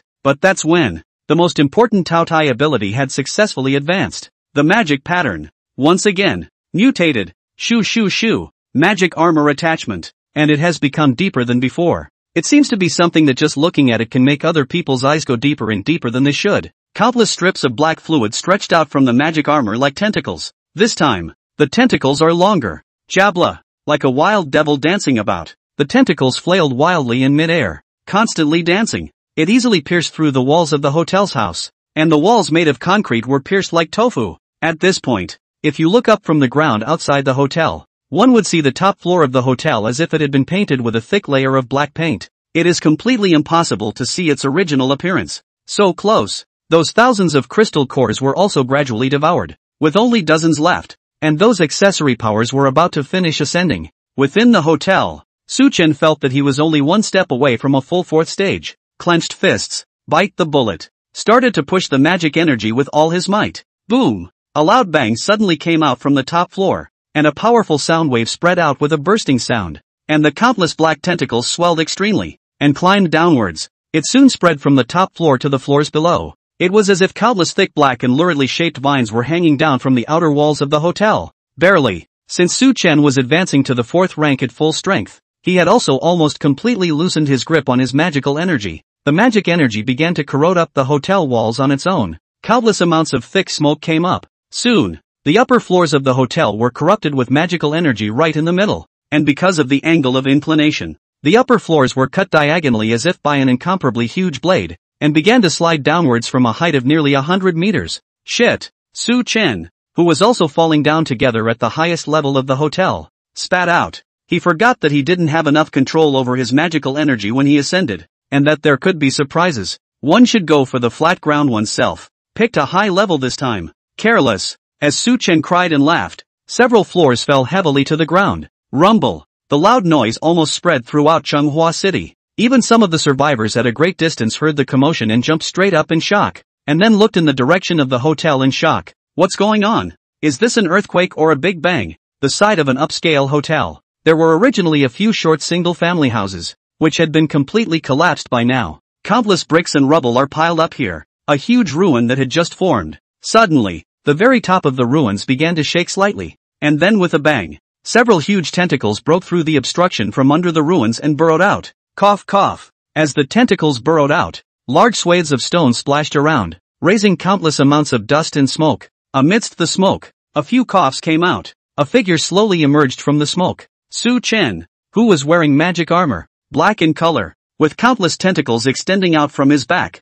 walked out. If I had known, I should have picked one of these villas. Ahem. Luckily there's no damage from that fall. On the way down, Suchin then wrapped himself tightly with magic energy, and at the same time those constantly waving tentacles acted as a cushion, allowing him to land safely on the ground. Shoo! The tentacles were retracted, and Suchin stood on the ruins, waving his hand to disperse some of the smoke and looking around. So much noise. It's inevitable that someone will come over to check on the situation, so it's prudent for me to move elsewhere. A few moments later, a few heads poked out not far from the hotel, a look of shock at the sight of the pile of rubble, and the neat cuts high above the hotel. How does this look like it was cut off with a knife? These people were shocked, and then ducking against the wall, he moved quietly toward the ruins and took a careful look. Not right? There's no one here either? Looking at this scene, their hearts were filled with shock. It's those third-order zombies that can't cause this level of destruction. Is it possible that it's a god? A secluded alley. Suchin sat in the middle of the living room of a house and exhaled. It should be quiet here. Suchin steeply opened his eyes, his black pupils appearing even deeper, and twisted his neck, the joints of his body emitting a clicking sound. He moved his wrist, looking down at his Taotai magic pattern. He muttered, "It's time to see what's new with these powers of mine. Finally, we've come to the fourth order." Suchin licked his lips, feeling the changes in his various supernatural abilities. Now, he had officially stepped into the ranks of a fourth-ranked alien. Due to the special attributes of the Taotai magic pattern, the number of crystal cores needed to ascend was the same regardless of the number of affiliated powers. 1,000 or so ordinary crystal cores. Both Space Monarch and Insight Mirror have come to the fourth rank. The Space Monarch hasn't changed much, Suchin sensed. At best, the space had gotten a little bigger again, and the ability to instantly move and be absolutely invincible had become less taxing on one's powers. This means one will have more mobility in the matchup. That's not bad. With greater maneuverability, even when facing multiple enemies surrounding him, Suchin was able to avoid their attacks with ease, carry out counterattacks that others don't expect. If one is going against someone who is being heavily protected, it can also easily break through the opponent's defenses, and can even do so by taking the enemy's head in the midst of 10,000 troops. But well, Suchin looked towards the other psychic ability, sensing it while a smile appeared on his face. Both Taotai Magic Mark and Inside Mirror Image already have new special abilities. Phew! With a movement of his mind, the magic armor instantly covered his entire body, and after ascending to the fourth rank, the consumption of the magic armor was much smaller. Even as long as Suchin was willing, he could keep the magic armor normalized for an extremely long time. Shoo shoo shoo. And next up was the new ability of Suchin's Taotai Magic Mark, only to see that behind the back of the magic armor, countless black streamers gradually grew out and began to twist and thicken, truly turning into tentacles.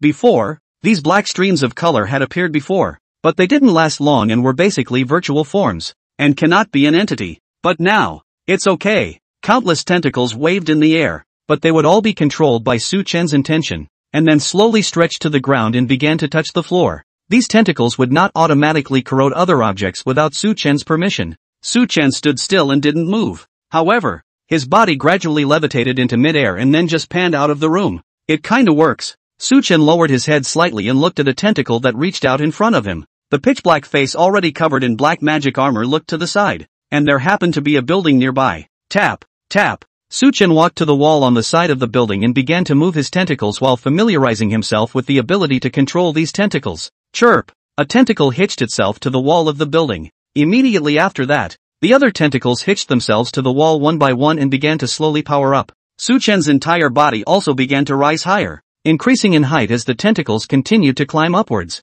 This time, I'm a spider? Lower your head. Looking at the ground that was getting farther and farther away from him, Suchin felt very marvelous. This kind of wall-climbing tentacle ability was something he had only seen in movies and TV dramas before, and now, he can do it too. Suchin smiled and turned his head to look at his tentacles. The deep, bottomless black exterior is a bit slimy to the touch, yet it doesn't leave any signs of having walked on the walls. Instead of being limb-like, these tentacles of mine are soft? Maybe? Shouldn't I be called a spider, but an octopus that climbs walls? Suchin smiled cheerfully as he thought of this, and he climbed to the highest point of the building, his tentacles gripping the walls tightly as he hung there in midair. It's not over yet. Suchin looked at the wall and his eyes stared. The other tentacles instantly latched onto the wall and began to corrode up that concrete with a puff of light smoke. Boom! With a sound, a circle was eroded out of the wall, while the center section was violently pushed in by the tentacles. Tap, tap. The tentacles carried Suchin into this hole, directly breaking into the building from the outside.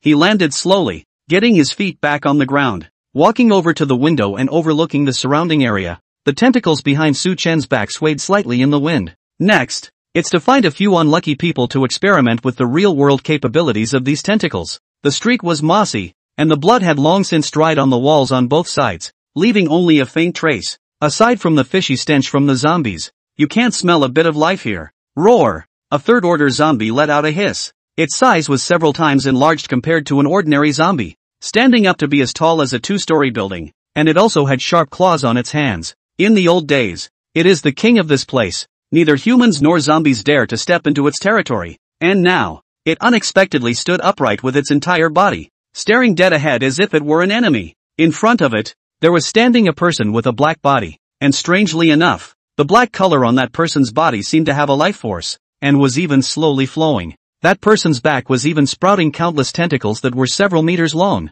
Come on, little thing, get over here. Compared to the two-story tall size of a third-order zombie, Su Chen appeared much smaller, but he remained relaxed and cozy, as if the opposite side was the weaker one. Roar! The third-order zombie quickly lunged in, cutting a staggering shadow, and the sharp claws on his hands directly grabbed fiercely towards Su Chen's head. Su Chen didn't even blink. The head wasn't even tilted. Without dodging at all, he just stretched out a tentacle and lightly took this full-force strike from the third-rank zombie. That's it? Su Chen spread his hands and mocked once again. This zombie's claws clawed at the tentacles, and instead of being able to cut through the tentacles, they were corrupted themselves. Looking at the walker who withdrew his claws and wailed to remove the magic energy from it, Su Chen's mind moved. My thousands of tentacles are an extension of my hands. At once, all the tentacles were straightened out, like a sharp sword, and ruthlessly stabbed at the body of the third-order zombie. Jabla! In an instant, the huge body of the third-order zombie was directly penetrated, and countless bloody holes appeared. The flesh was corrupted while clattering with blood. If the previous Su Chen still needed some effort to kill a third-order zombie, then now the fourth-order Su Chen plus these countless tentacles could do it in seconds. The tentacles were extremely powerful, almost equivalent to Su Chen's melee attacks. Next, time to check out the new abilities gained by Insight Mirror. Boom! The huge body of the third-order zombie fell to the ground with a loud crash. Thumbs up. The tentacles began to grope around the body and drilled a bloody hole, pulling out the crystals inside. It's kinda convenient. Su Chen took the crystal core and put it away in space. While it was possible to do this with an enchanted piece of iron, the attack power of these tentacles could be much greater than that of iron. Su Chen took out a floor mirror and placed it in front of him. Looking at the mirror's blackened, tentacled, wildly waving form, he bristled. I look like this. If the other survivors see this, I'm afraid they'll think I'm some kind of newly emerged tentacle monster. Retrieve the magic armor tentacles, and the mirror. Su Chen sensed the new ability of Insight Mirror Image. Imitation? Regarding the new ability of Insight Mirror Image, Su Chen got this keyword and the specific ability was known. Insight Mirror Image has a new ability to mimic when it reaches the 4th rank. Su Chen muttered. When exposed to other psychics, the Insight Mirror can observe their psychic abilities and mimic them? Wasn't this the same talent stone that Su Chen had obtained the Insight Mirror Image from the giant at that time? And when he devoured it, the Insight Mirror Image mimicked the kind of ability of the Tao Tai demonic pattern? Su Chen still remembered the scene at that time. Out of thin air, many mirror-like things appeared in from them. Black streams of color similar to Tao Tai's ability stuck out. This ability, it turns out, can be used for me at the 4th rank. Su Chen looked around. In order to find a safe place, as well as to facilitate his direct travel to the 6th safe zone after his breakthrough, he chose the fringes of Changhua City. There are almost no survivors here, much less aliens. Although he had already confirmed that the Insight Mirror Image was able to mimic his Tao Tai ability, he kind of wanted to find another alien to test it out on. Forget it. Su Chen sighed. I can't even see anyone here, and it's even more trouble to go into the city to find them. Why don't we just drive all the way to the 6th security zone? Find a zone with a shifter and stop and test it out. Buzz off. A Lamborghini sped across the road, bringing up swaths and swaths of fallen leaves and flying ash. Coming up ahead, Xing Village? Su Chen was sitting in the car with a map in his hand, and was looking at the road ahead, trying to find where survivors might exist. The main goal is still to find the altered. What? Su Chen held the map in his hand. How did that car drive? Only 2 black tentacles were being wrapped around the steering wheel of the Lamborghini, and there was 1 tentacle each for the clutch and brake, and the gas pedal under the feet, ready to press on. Su Chen, on the other hand, was leaning comfortably on the seat, holding the map in both hands and just looking at the road a bit with his afterglow. It's just that it's all post-apocalyptic. It's the same whether you look at the road or not. Just drive and be done with it. Look at the map. Su Chen pondered. This Xing village is located against a river called the Chu River, but the terrain is open and there are no large population centers nearby. It also means that basically no wave of corpses will exist, and there might be survivors there. After making a decision, Su Chen directly stepped on the gas pedal with his tentacles and accelerated towards Xing village. Autumn winds are bleak and the Chu River is cold. A hint of cold air had already flooded the river, accompanied by the yellowed and fallen leaves of the trees along the river, making it all the more bleak. Sasha. Occasionally a breeze blew by, bringing up a few leaves, but it didn't seem to bring a bit of life. Is there no one here? Su Chen looked at the incredibly silent village and pondered in his heart. While carefully walking forward, he looked around with his inside mirror image, trying to find out if there were any survivors hiding. The ground was covered in leaves, and the place looked like it hadn't been cleaned in a long time. Stepping on it, the dead leaves broke with a clattering sound. Suddenly, as Su Chen walked to a place that was also full of fallen leaves and didn't look any different from the rest of the ground, he suddenly felt an air beneath his feet, and then the whole thing fell downward. Wow! At the same time, a fishing net that had been woven through multiple layers landed from the top and bottom at the same time, stopping Su Chen inside the hole. Is this place a trap? There are people in this village. As soon as he fell, Su Chen grabbed the sides of the hole with his tentacles to stabilize himself. Okay. Su Chen observed the trap. The person who designed this didn't have any killing intent. It was just for siege purposes, because the bottom of the cave was all soft dirt. There was also a special layer of grass mats to prevent those who were caught from falling. If it's used to kill someone, then the bottom wouldn't be dirt. It would be spikes. And that's when there were many shouts from outside the cave. Gotcha! Gotcha! Not much longer. A circle of heads surrounded the entrance to the cave. There are adults and children, young and old. It is the survivors of the Hing village. Among them, an old man with white hair who looked like he already had a handful of years looked towards Su Chen in the cave, who had long since put away his tentacles. Rubbing his cloudy, wrinkled eyes, opened his mouth and asked, "You're, young man, right? Who are you? How did you come to our Xing village? And what do you want?" Su Chen didn't reply. Just look at the look on the faces of the crowd. The eyes that looked at him were wary, curious, and defensive. And then he touched the inner walls of the cave. It's very smooth. It was as if a layer of wax had been purposely applied to the walls so that those below could not climb out on their own. Watching Su Chen touch the cave walls, a man outside laughed bashfully. "Stop touching, big brother. We purposely coated the perimeter with a layer of wax oil. You won't be able to climb out on your own. We don't mean any harm though, mainly because it's been a long time since we've seen anyone outside of the village, and you're kind of an uninvited guest, so we have to be careful and vigilant." And then tugged on the fishing net. "As long as you answer the old village chief's questions, a few of us will pull you right up." Su Chen took a look at the Hanyu. "Could be." He spoke indifferently. "It's normal to be wary of people outside the village. I can understand that. Nothing but." As Su Chen said this, part of the magic armor began to slowly spread out behind him, as well as the black tentacles that stretched out from its back. The walls were slippery, but not a problem at all for the tentacles. And so, Su Chen then used his tentacles to grab onto the smooth inner walls of the cave in front of the shocked gazes of the crowd and climbed up. At the same time said, "I don't like answering people's questions, and besides, this so-called trap won't even stop me." Jab. The fishing net above was corroded by the tentacles as soon as it came into contact with the tentacles, and a large hole was made by the tentacles under Su Chen's intentional control. And after, Su Chen then rose from the cave to the same or even higher height as the crowd, slightly looking down on them. The countless tentacles behind them were frantically flailing about.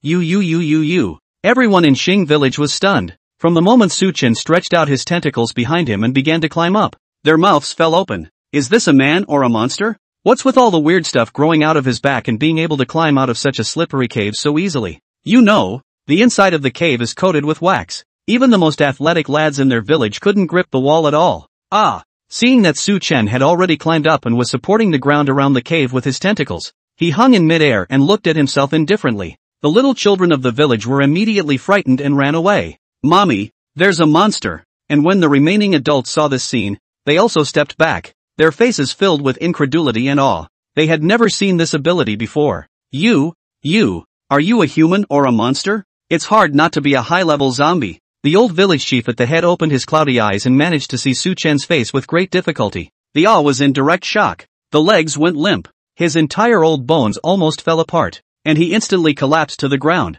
However, before the mayor was about to fall to the ground and take secondary damage from the ground impact, several tentacles held him up. Su Chen said breathlessly, I don't mean any harm either. Don't be so agitated, old man. I would have lost my family before the end of the world. And now, if you fall, I'll have a grudge against the people of your village for no reason. It's hard to stand still. The old village chief's body was still shivering. Nothing else. Suchen's current image was too appalling. A harmless-looking handsome young man was actually able to hang in mid-air, and supporting him were the countless tentacles growing out of his back. Who wouldn't be scared of this? Shivering his lips, the still trembling old village chief opened his mouth tremblingly. Are you really human? What do you want to do? Our Xing village is remote and economically disadvantaged, and we don't have anything of value to give you. A side note. The wrinkled face was still twitching on one side. Ugh.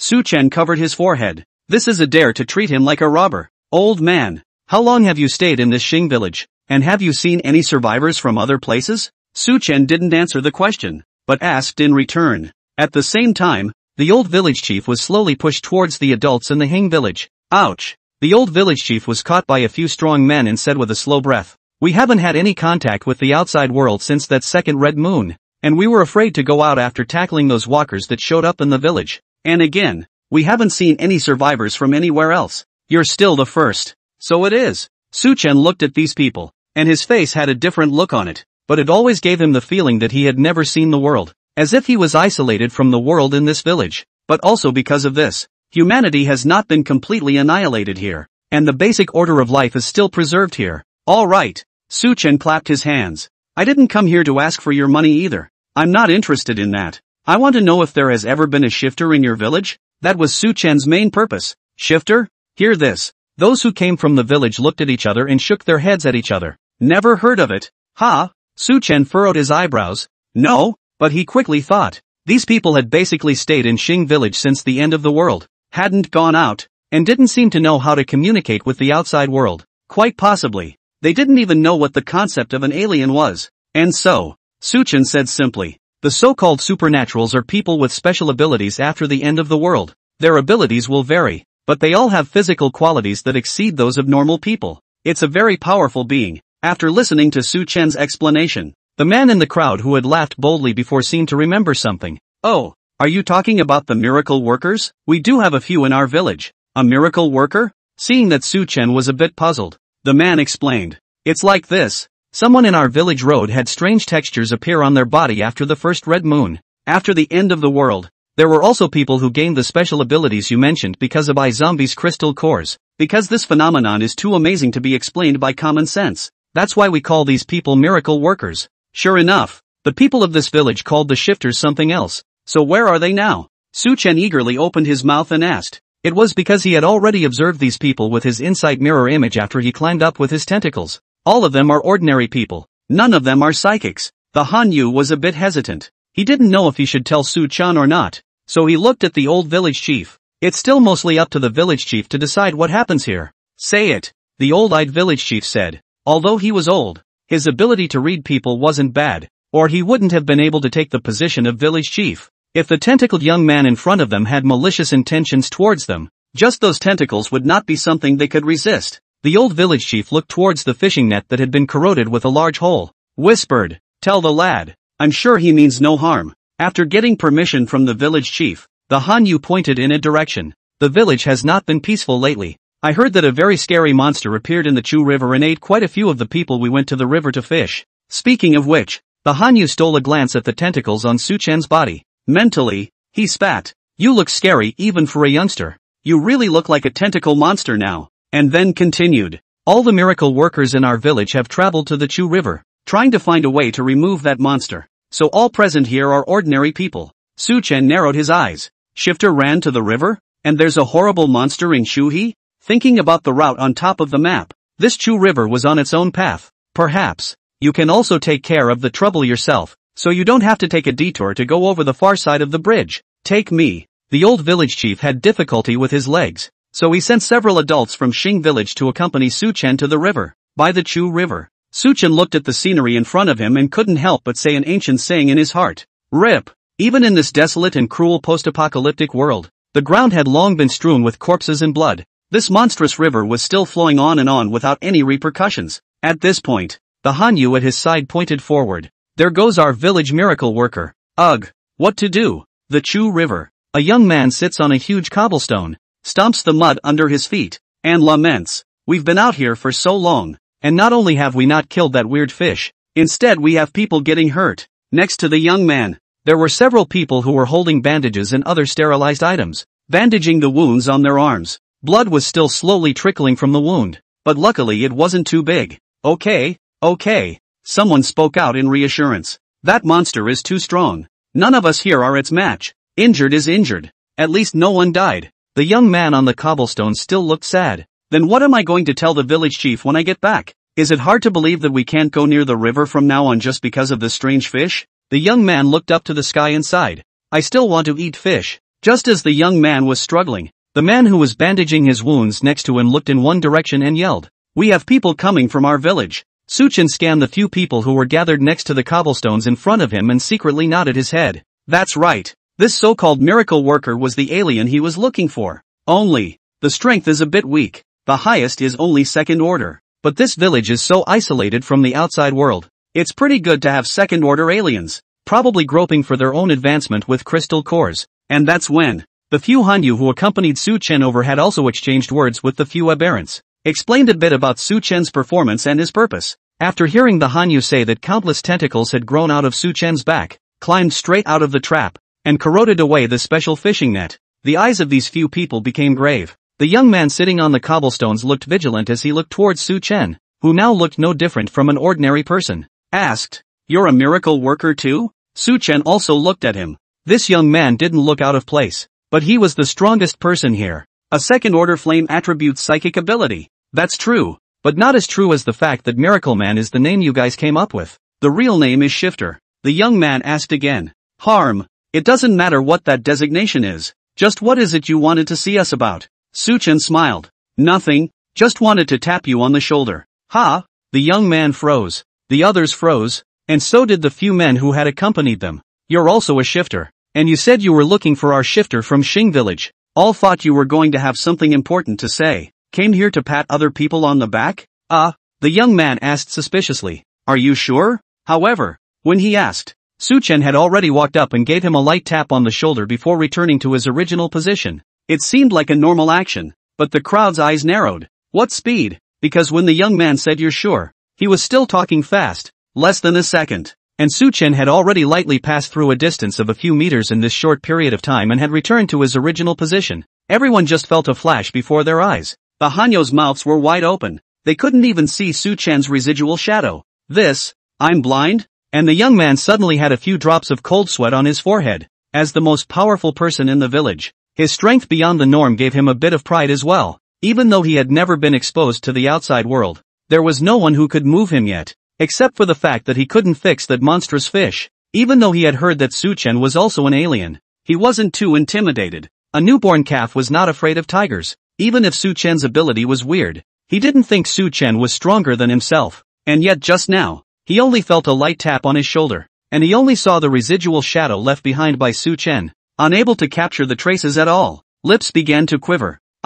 Starting to panic, the young man didn't know what he was supposed to say because he knew, if Su Chen had murderous intent towards himself, for that one moment just now, he wouldn't be tapping his shoulder, but taking his own head. The young man's look was no longer so cynical, but had become fearful and respectful. This kind of strong person was not something that one could compare to. He also no longer pursued Su Chen for patting his shoulder without consent, but carefully looked at Su Chen and asked, "That, after the shoulder tap?" Su Chen didn't answer immediately. Instead, he felt the effects of his insight mirror image when it was activated. It's nice. He looked over at the young man, who was about his own age, and his face lightened up because he was in a good mood. No, the hearts of these men sank. Su Chen wouldn't have any other excessive demands, but they were also in tears, because it didn't look like they could resist. Su Chen said, "About that monster in this Chu River, you guys tell me a little bit about it. It's kind of a little nuisance for me, and it might delay my trip. I suppose you'll be glad to tell me. Is there such a thing as a good thing?"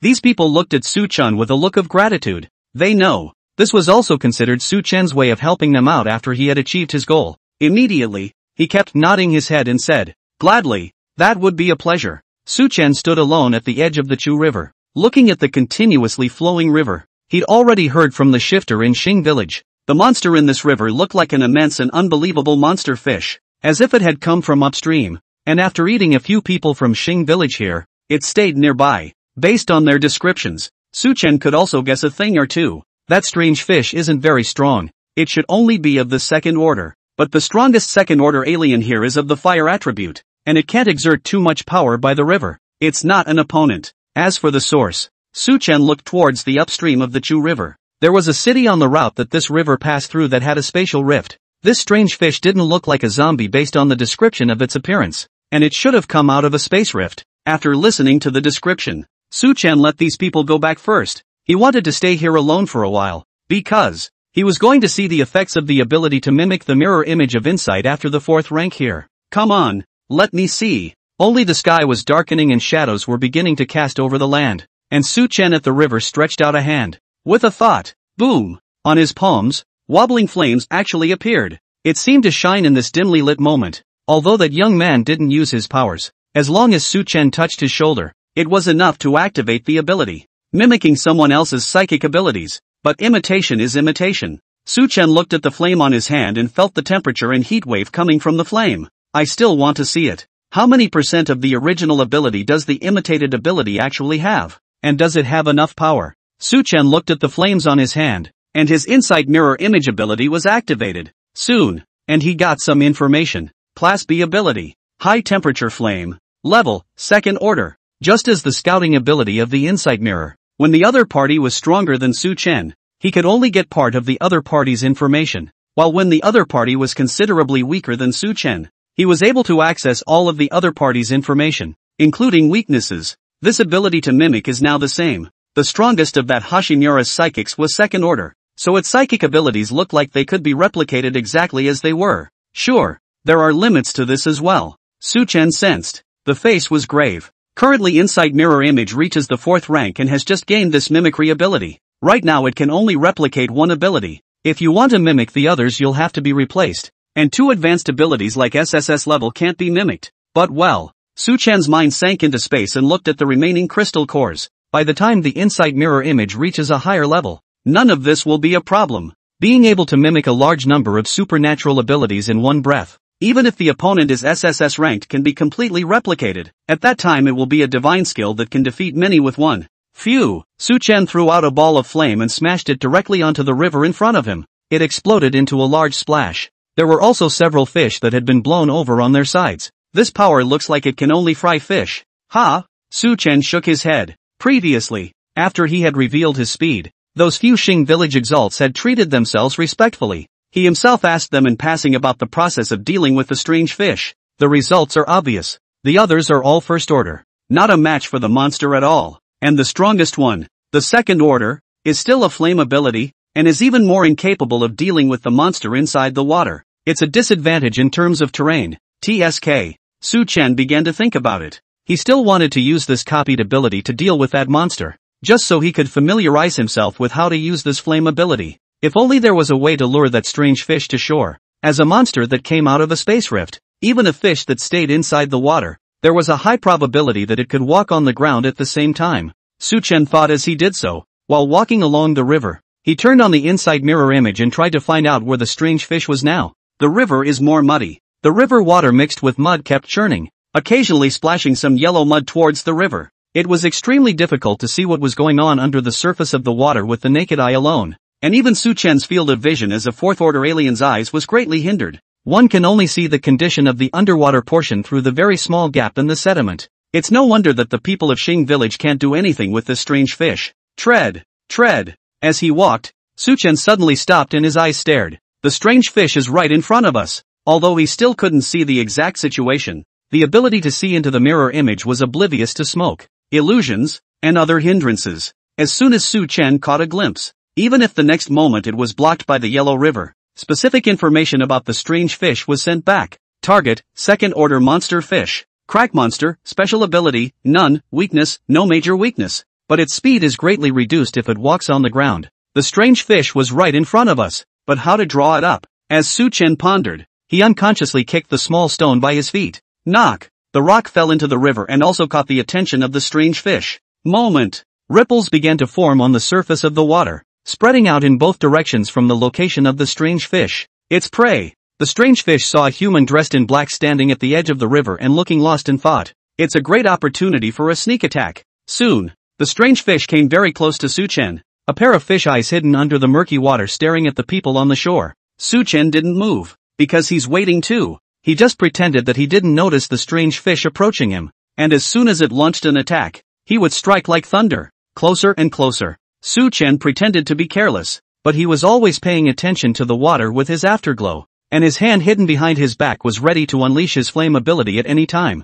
However, the strange fish, stopped, its blood-red eyes constantly roaming around. It seemed to want to know if there was anyone else next to Su-chen. As a monster that came out of a spatial rift, it was naturally different from those low-level zombies that had no reasoning. It had a certain ability to think. Before, a strange group of humans came here and went into the water to look for it and almost caught it. But in the end, they all grayed out. Fish eyes dripped. The 2 rows of sharp teeth in his mouth opened and closed slightly, constantly stirring up the surrounding water. Hiss. Low voices resonated dully underwater as the strange fish could not stand the lure of its prey after all. Wow! In an instant, the water splashed with a large amount of water, and from the center of the water splash sprang out a black shadow that was 2 meters long and shaped like a water droplet. The monstrous fish opened its bloody mouth right in midair, enough to completely bite off a person's head, and Su-chen, who had been hanging around by the river, was also storming in a violent manner at this moment. Been waiting for you for a long time. Su-chen bent his knees and then stomped the ground, directly pulling up to the same height as the strange fish, and then he grabbed the head of the strange fish and the eye of the fish that became dripping round and threw it towards the shore with force. Boom! The strange fish had just jumped out from underwater, and without even touching Su-chen's hair, it was thrown heavily to the ground some distance away from the Chu River. Hiss! The strange fish grunted in pain. It finally realized that Su-chen seemed to be less to be messed with than the previous ones. Gotta run back. The strange fish looked at the river and began to wriggle. An amazing sight appeared. Clearly just a fish, but as it twisted and turned, it kept moving across the land. A fish that can move on shore. The huge body dragged a gully of mud and sand underneath it, and even on the shore, its speed was not even less than that of an ordinary person running. Nice catch of fish. Su-chen would not let it go back. Phew! After Su-chen landed on the ground, his fists were ablaze with flames, and then he ran straight in the direction of the strange fish. The blinding light of the fire cut through the banks of this river that had entered the darkness of night. Come, let me try my fists. In order to better experiment with the power, Su-chen purposely restrained his strength to prevent killing the fish just with his 4th-order alien physique, using only copied psychic abilities. Boom boom boom. However, even so, under Su-chen's continuous attacks, the flames continued to spread throughout the entire body of the strange fish. Hiss! In the midst of the monstrous fish's agonizing screams, the body of a full 2 adults stopped a few meters away from Chu-hee. Oops, forgot. Su-chen looked at the dead strange fish and patted his head, a little chagrined. My experience in my previous life always made me like to look for the opposite side's weaknesses when facing the enemy, which accidentally killed this fish so quickly. If that young man from the Hing village heard this, he wouldn't have a black line on his head? He couldn't do it looking for his opponent's weaknesses. I couldn't catch a fish myself. I ate a mouthful of river mud, and here you are saying you don't have the strength? But the results are still good. Su-chen looked at the still burning corpse of the strange fish and flung his wrist. This time he was quite comfortable with this copied ability. But,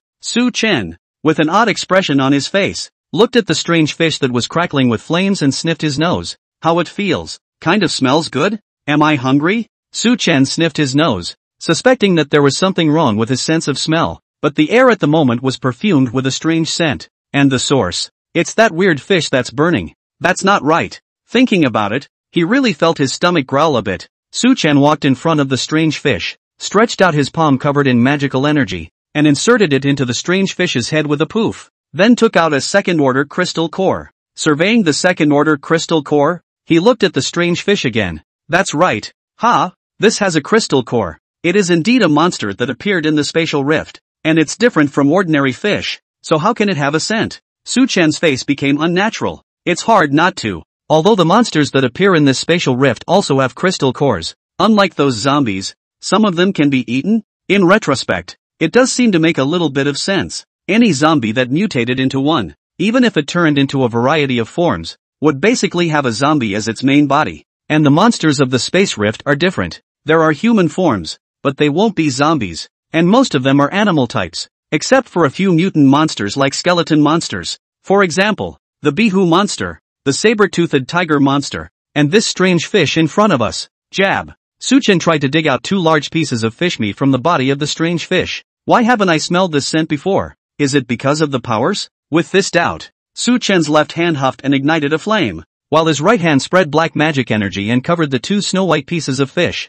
The sound of fire roasting and corrosion at the same time. At once, the fish on the left bubbled with even more flavor. The fish on the right, on the other hand, was so corroded with magical energy that it was nothing but smoke. It's like cooking with gas instead of pouring sulfuric acid into a pot. Hop, it's really edible. Su Chen's eyes bubbled with light, a little surprised. This replicated psychic ability also gave him a new discovery too. That said, Su Chen remembered something. He had once seen Zhang Wei, who also possessed the flame ability, deal with his enemies, and when dealing with the zombies, the burning of the flames would only cause the zombies to emit a foul odor. And there at the intersection of Tianhe City, Zhang Wei had dealt with a gecko monster. At that time, Su Chen was only focused on getting the 3 crystal cores, ignoring the fact that when the gecko monster's flesh and blood were barbecued, it didn't have a foul odor, and even had a slight meaty aroma. Su Chen looked at the strange fish in front of him, still somewhat unable to get down. It was a crack monster after all, and as the scent in the air grew stronger,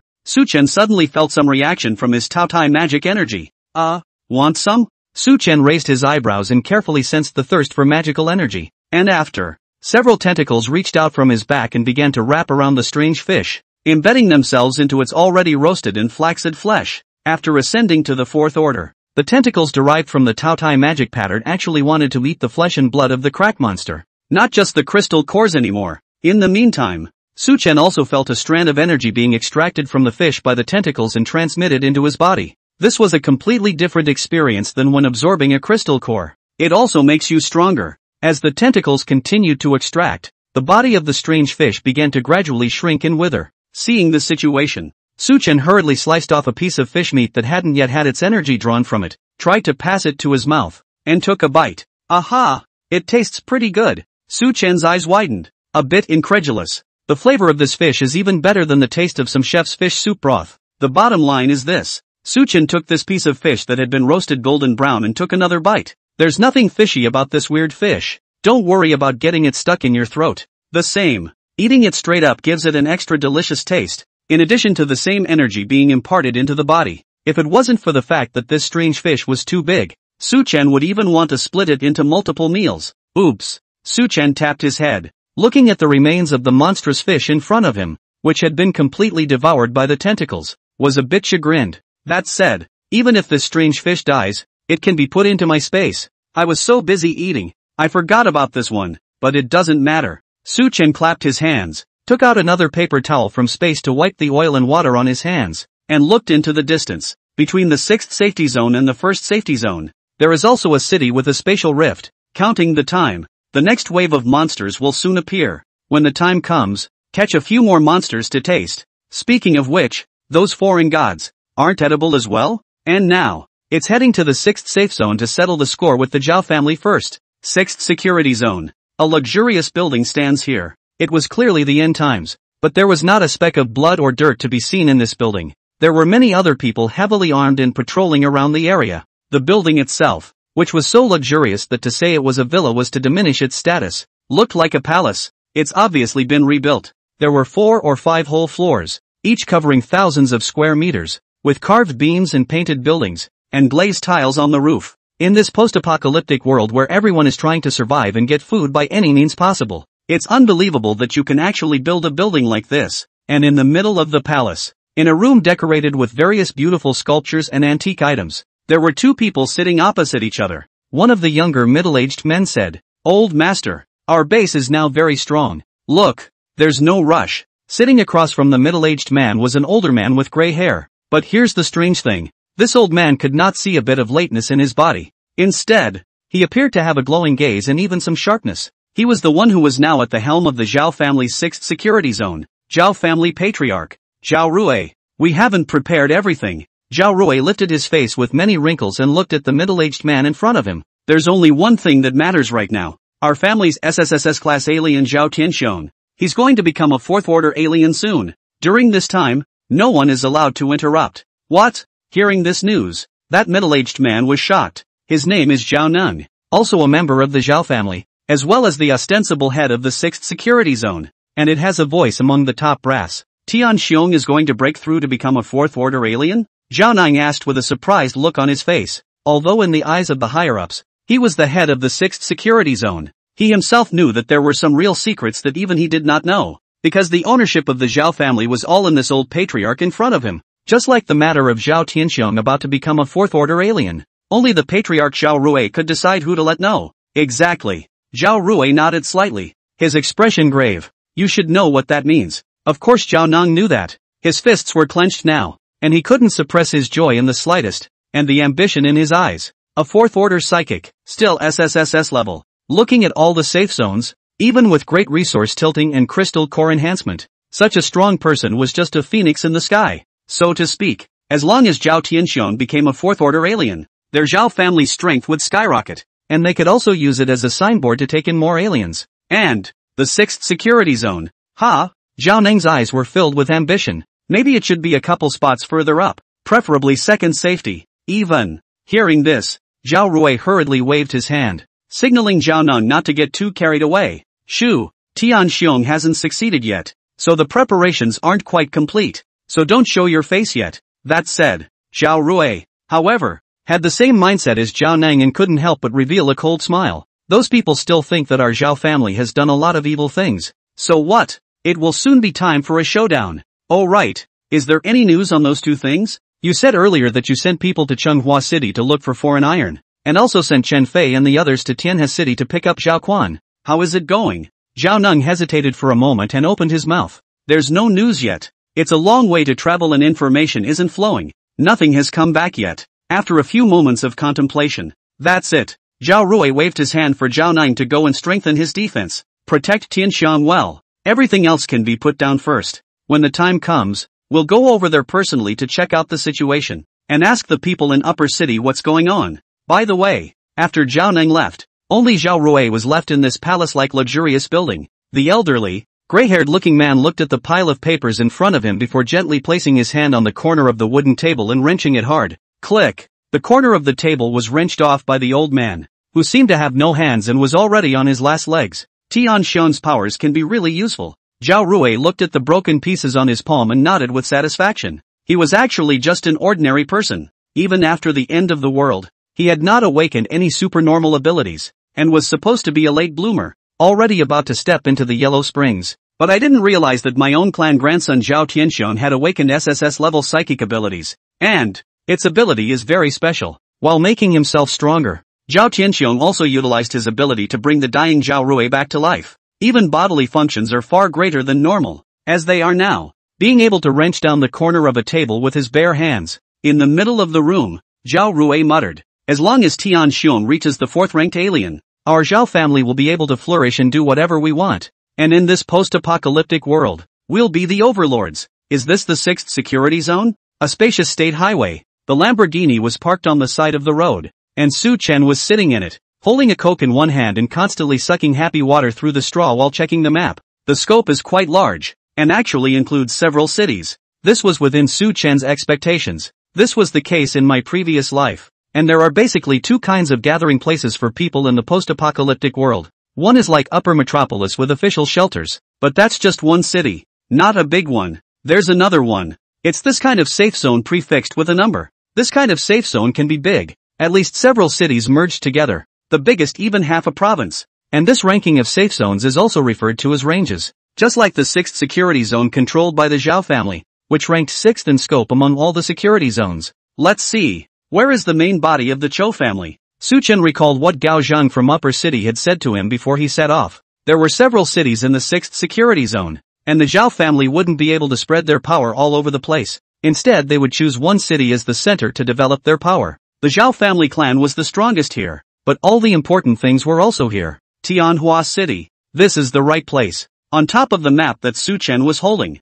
the scope of the 6th security zone was delineated and Tianhua City was surrounded by several cities, as if it was a center point. The Zhao Tianxiong that Su Chen was looking for and the Zhao family's remaining reserves of foreign iron were said to be here as well. But Su Chen took out his binoculars and looked at the city in front of him. The city in front of them was also the sphere of influence of the 6th security zone, but it was on the periphery. And right now, there were people patrolling everywhere around the city. In many places, there are power grids and monitoring instruments. To get into Tianhua City you still have to go in through the city and then find a way to transfer to Tianhua City. TSK. Su Chen smacked his lips, somewhat disgruntled. If I wasn't worried about spooking the snakes and letting the Zhao family run out, I'd just charge right in. Several cities, even in the end times, contained at least hundreds of thousands of survivors. Sure, Su Chen was not afraid of the hot weapons of those teams under the Zhao family's hands, and it was as easy as trying to dodge them himself. It was just that if he directly broke in himself, he definitely made a big commotion,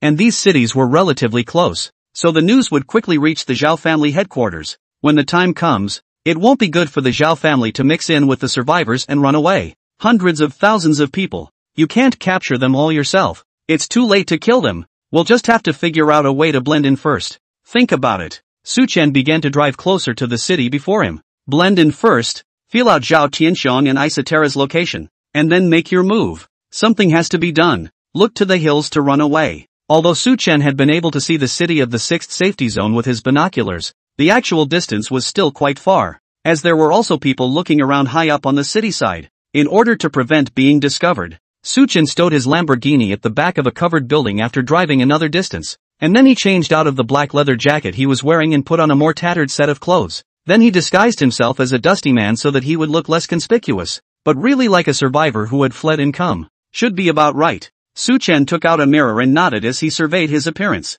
Rubbing his chin, Su Chen was thinking about whether he had to pay attention to anything else. My face is so clean. Should I put some ash on it? It's all the way down. Although Su Chen had encountered powerful enemies, he had gotten through them all without injury. Naturally the face was unmarred and clean. Thinking about it, Su Chen found a hidden corner and hid his body behind the wall, once again taking out his binoculars to look at the city in front of him. Seeing more clearly this time, all that could be seen was that the entire periphery of the city in this 6th security zone was surrounded by power grids and blockades, leaving only a passageway at the highway. But this current passage was also locked by a huge iron gate, and there were actually densely packed survivors on the periphery of the gate. It looks like it's a runaway from somewhere else, but it was blocked by an iron gate and could not be entered. So many people, why are they all blocking the outside? Won't the 6th security zone let them in? Although there were doubts, it was a convenience for Su Chen, but with all these people, it's not like my cleaner face will be noticed. After a while, Su Chen arrived at the edge of the city. The good thing was that apart from him, there were a smattering of survivors who had come alone, and these people were basically shifters. It also allowed Su Chen to not draw too much attention from the people patrolling. TSK. Su Chen scanned the surroundings. Beyond the iron gate, there were probably hundreds of survivors, forming camps of varying sizes, all minding their own business, but all of their gazes were intentionally or unintentionally on the iron gate. In their minds, within the iron gates was the sanctuary of their dreams. With so many survivors gathered outside, why isn't this iron gate open? Su Chen frowned. Can't it be that this 6th safety zone doesn't accept survivors? So how can one still get in? After some thought, Su Chen walked through the empty gaps in the various camps and approached the iron gate. It's here. A number of people were leaning against the wall, wearing tattered clothes and tired faces. It just seems to be the one that got here earlier and should know more about it. Hey, old man. Su Chen found a place to sit down in style as well, and asked a person next to him, do you know when this iron gate opens? The man raised his cloudy eyes, which looked like they just hadn't closed for days, and with bloodshot eyes, he sized up Su Chen. The body and face were much cleaner than his own, although he was also wearing tattered clothes. Looking down at his dirty clothes, the contrast was too obvious. The man didn't have the heart to say, so what if I know? Why should I tell you? Days of weary running and fleeing from life and death had left the man long out of peace, not to mention the fact that he was starving and this young man was cleaner dressed than he was. Coo. The man's stomach growled uncontrollably again. Seeing the situation, Su Chen laughed, and then came closer, mysteriously taking out something from his arms. Since I'm asking a question, I naturally won't put you at a disadvantage. The man whipped his head around. There was an instant glint in his eyes, while some drool immediately dripped from the corners of his mouth. A piece of bread clean enough to fill you up. He immediately tried to reach out and grab it. Then Su Chen was faster than him and jerked the bread over. Su Chen looked at the person in front of him who didn't hide the greed in his eyes in the slightest, and couldn't help but put a smile on his face. He purposely picked this hungry man. It's all about good terms. Give it to me. Give it to me. The man drooled while his eyes looked hungrily at the bread in Su Chen's hand, but he didn't dare to speak up either, much less grab it, because there are still a lot of people around, and once the commotion gets out of hand, you won't be able to keep your piece of bread. Take it easy. Su Chen was still wearing a smile. The bread is naturally yours if you tell me the various pieces of information about the 6th safe zone and the opening of the iron gate. At this time, Su Chen, it's like a demon that seduces others with its words. Faced with this demonic temptation, this man immediately spoke up. I said, I'll tell you everything I know, and then point to the iron gate. I came here a couple days ago, and that's when a bunch of people happened to be let in, and I missed it. I've heard that the iron gates are only open once every few days, and that they're going to be open soon today. It's just about 2 hours or so. When the time comes, the 6th safety zone will send people out to register in order, inspect, and selectively let people in. As for the rest, I'm also an outsider and don't really know. Does it only open once every few days? Su Chen's eyes were deep, and he lowered his eyelids. The other safe zones are not at all. They are all ready to accept survivors and resist the incoming tide of corpses.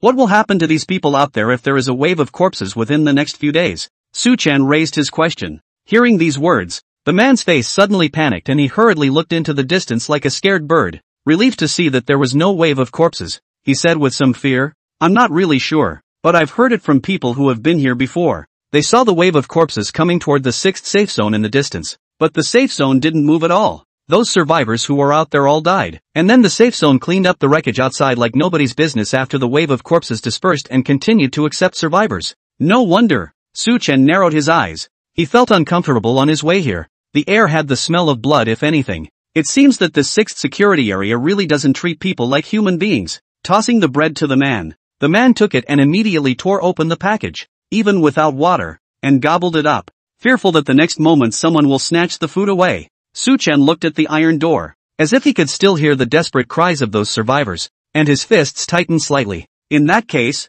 I won't be psychologically burdened by anything I do. All one and the same. 2 hours later, the iron gate, open, the doors open, crunch. The huge iron doors began to open slowly to either side, making a teeth-rattling scraping sound, and seeing the iron door being opened, the crowd outside the door instantly became tumultuous. There was a rush forward. Most of them didn't know what the 6th security area did, and even if they did, they thought the same way as the man who was frantically eating bread. Whatever he does to the survivors, live and let live inside. It's better than being out there in fear that you'll be devoured by a horde of zombies at any moment. Seeing the door open, that person also a hand of bread into the mouth haphazardly, do not even care about chewing, so the mouth with the bread hastily stood up. Doors are open, gotta get in line and get a front seat. After saying that, he mingled with the crowd that was trying desperately to push forward. There was even a big fight for position. Mine. This is my spot. So stand back. Fuck you. Why should I let you?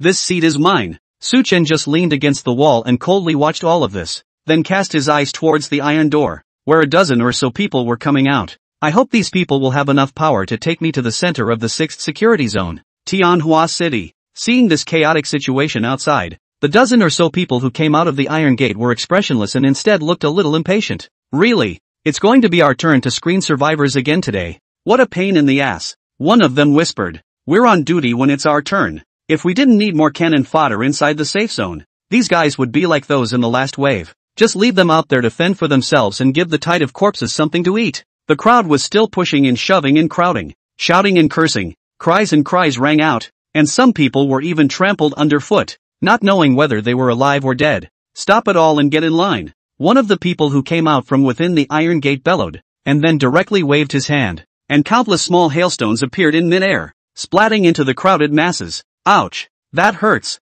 My arm! The survivors, who had been smashed and dazed, and whose faces were just raw from the hailstones rubbing into them, finally quieted down. It's a shifter. Under the pressure of the 6th safety zone's alien power users, hundreds of survivors began to gradually line up according to their location. Humph! Watching the crowd quiet down, the dozen or so men snorted coldly, and then the tables, chairs and a set of detectors were brought out, stopped on either side of the iron gate, and preparations began to be made to screen the survivors. Su Chen just indifferently watched all of this, and then it blended into the crowd and began to line up as well. For him, he wouldn't care if these survivors died or lived. He just wouldn't take the initiative to harm others. He just wanted to get inside the safe zone now so he could fulfill his plan. One by one, no cutting in line. A dozen men inside the iron gate shouted out, and someone sat down in a chair with the roster on the table in front of them so that they could register in order. Even in a post-apocalyptic world, registration is important as a safe zone for large numbers of people. Sure,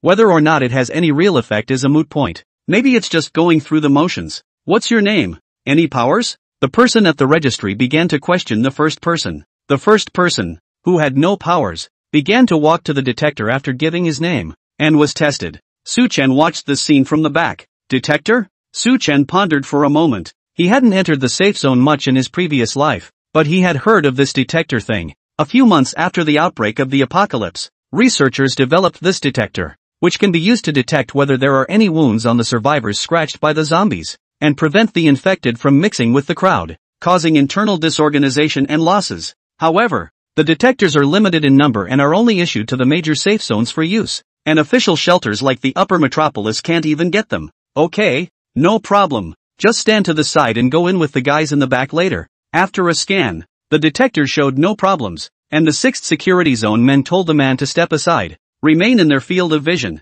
and wait obediently. The man looked excited, but the dozen or so people inside the iron gate were apathetic. The survivors outside don't know, but they know it in their hearts. The so-called registration was only a superficial form. These survivors, if they didn't have psychic abilities, even after going in, they would be forced to be pulled to do hard labor, and they could just cope with the simplest food. Just don't starve anyway. Oh, it seems like there are starving people. Whatever. Registration continues. Suddenly, an exclamation of surprise came from the crowd. Su-chen also looked ahead, only to see that the registry was registering a new survivor, and that survivor had powers. At the moment is demonstrating his psychic abilities. A vine spread out from his hand, flailing, and was directly maneuvered to break a thick wooden stick. First order alien. The registrar's face changed color and eased up from being so cold. As is customary, would you like to join the 6th security zone? Become a member of the Zhao family's team? It's an order from above. Although the Zhao family was bad, it was not stupid. For the alien, it was 100 times to pull in the strings so that it could keep expanding its power. Yes, of course. That first order alien was busy nodding his head. He had come here for that very purpose. I've heard that the 6th security zone is good for shifters. Sure enough, the registrar said next. Okay, as a first order alien, you'll be assigned your own house immediately after entering the safe zone. And in addition, there will be a fixed period of time when you'll be assigned food resources and so on. Shelter is available straight away and regular supplies are available. The eyes of the crowd in the back were red. That's still just a first-ranked alien. Ha, and that's how it's treated. Even Su-chen was secretly smacking his lips. This 6th safety zone does pay a lot of attention to altered beings. It's almost comparable to Tatsaway Base. It's just that Tatsaway Base, besides giving preferential treatment to the altered, has also given basic living conditions to ordinary survivors, at least when it comes to individuals. But well, there was a chill in the depths of Su-chen's eyes. Since we've already formed a bond with the Zhao family, it's even more important to not let such an opponent develop. He must be dealt with before he becomes a bigger problem. Su-chen wouldn't let his opponent grow, because sooner or later, the Zhao family would know that Zhao Quan was killed by him, and that he had robbed the foreign iron, and there would eventually be a battle between the two. Although Su-chen was strong, he wouldn't sit back and watch his troubles become bigger. Next, soon, the team had reached Su-chen's place. The person registering looked at Su-chen and asked, "What's your name? Any powers?" Su-chen was now standing at the front of the line, ready to be registered. Once the registration is approved, you can enter the 6th security zone. Su-chen's mind was thinking, asking for my name and ability? Then surely you won't let the other side know. You're going to enter the safe zone, but you won't tell them all about your abilities either. Fake names are good to make up, but alien power. Su-chen glanced obliquely at the person who had registered earlier. Those ordinary survivors were left out to dry, standing there with no one even bothering, and the dozen or so people who came out of the Iron Gate were not even put in their sights.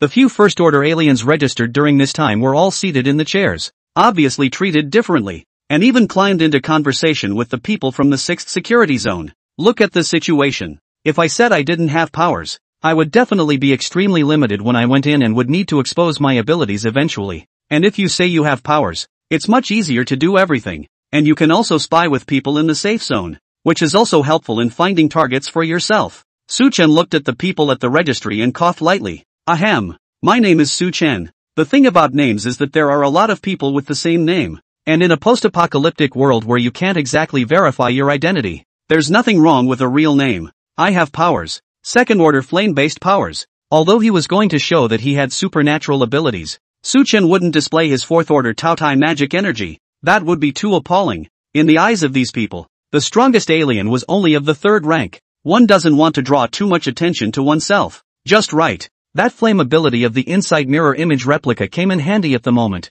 perfectly disguising his other abilities and also facilitating his movements. Second order? Hearing Su Chen say that he was of the second rank, the person at the registration desk still stared in disbelief, and the survivors who heard it from behind were even more shocked. It's actually a second-order alien. Seeing the crowd reacting in such a disoriented manner, Su Chen frowned slightly and imperceptibly. How is it that the second order can make these people gasp? Su Chen didn't know that. The reason for this is that he is too strong. All along, Su Chen's strength had always been far ahead, and the exalts he had dealt with were actually basically the best. It's just that Su Chen solved it so easily that it didn't even feel anything. Take the Chen Fei and the others that Su Chen had resolved in the upper metropolis. Chen Fei was already one of the top existences in the entire 6th safe zone, and would only be in Tianhua City, the center of the safe zone, and didn't even bother to come to this peripheral city. If Chen Fei were here, all of these registry office people would have to respectfully offer the best resources and serve with all their might. Su Chen looked at the envious crowd, and the registrant who became a bit respectful in front of him as well, couldn't help but tug at the corner of his mouth and think to himself, second rank, is it strong? Isn't it something I can crush with my hands? The registrar nodded up. Second order. The strongest third order basically went to Tianhua City, and in this outlying city, second order aliens were the high and mighty. Those of them who were responsible for registering were merely ordinary people with some connections or first order Ulterans, and they had to be respectful to second order Ulterans on weekdays. Can you show your strength? The tone of his voice became cautious, fearing that if he was a little more forceful, he would make Su Chen unhappy. The crowd behind them were also filled with longing, wanting to see if Su Chen was really a second-order alien. Boom! Su Chen just casually stretched out a palm, and a blazing flame instantly ignited on his palm, leaping several meters high. The scorching heat baked the faces of the people in the registry, and the ordinary survivors behind them all backed away, sweat immediately breaking out on their faces. It's really a second-order alien. Everyone in line saw the flames and gasped. Well, you put away your powers. The man at the registry wiped the sweat from his face and hurriedly said. Su Chen demonstrated his alien ability again. Leaning closer, he felt like his clothes were going to burn. It was definitely a second-order alien, and it was one of the higher-graded categories, most likely having around A-grade alien ability. Can I go in now? Without any fluctuations on his face, Su Chen opened his mouth and asked. Sure, the registrar said immediately, a flattering smile on his face.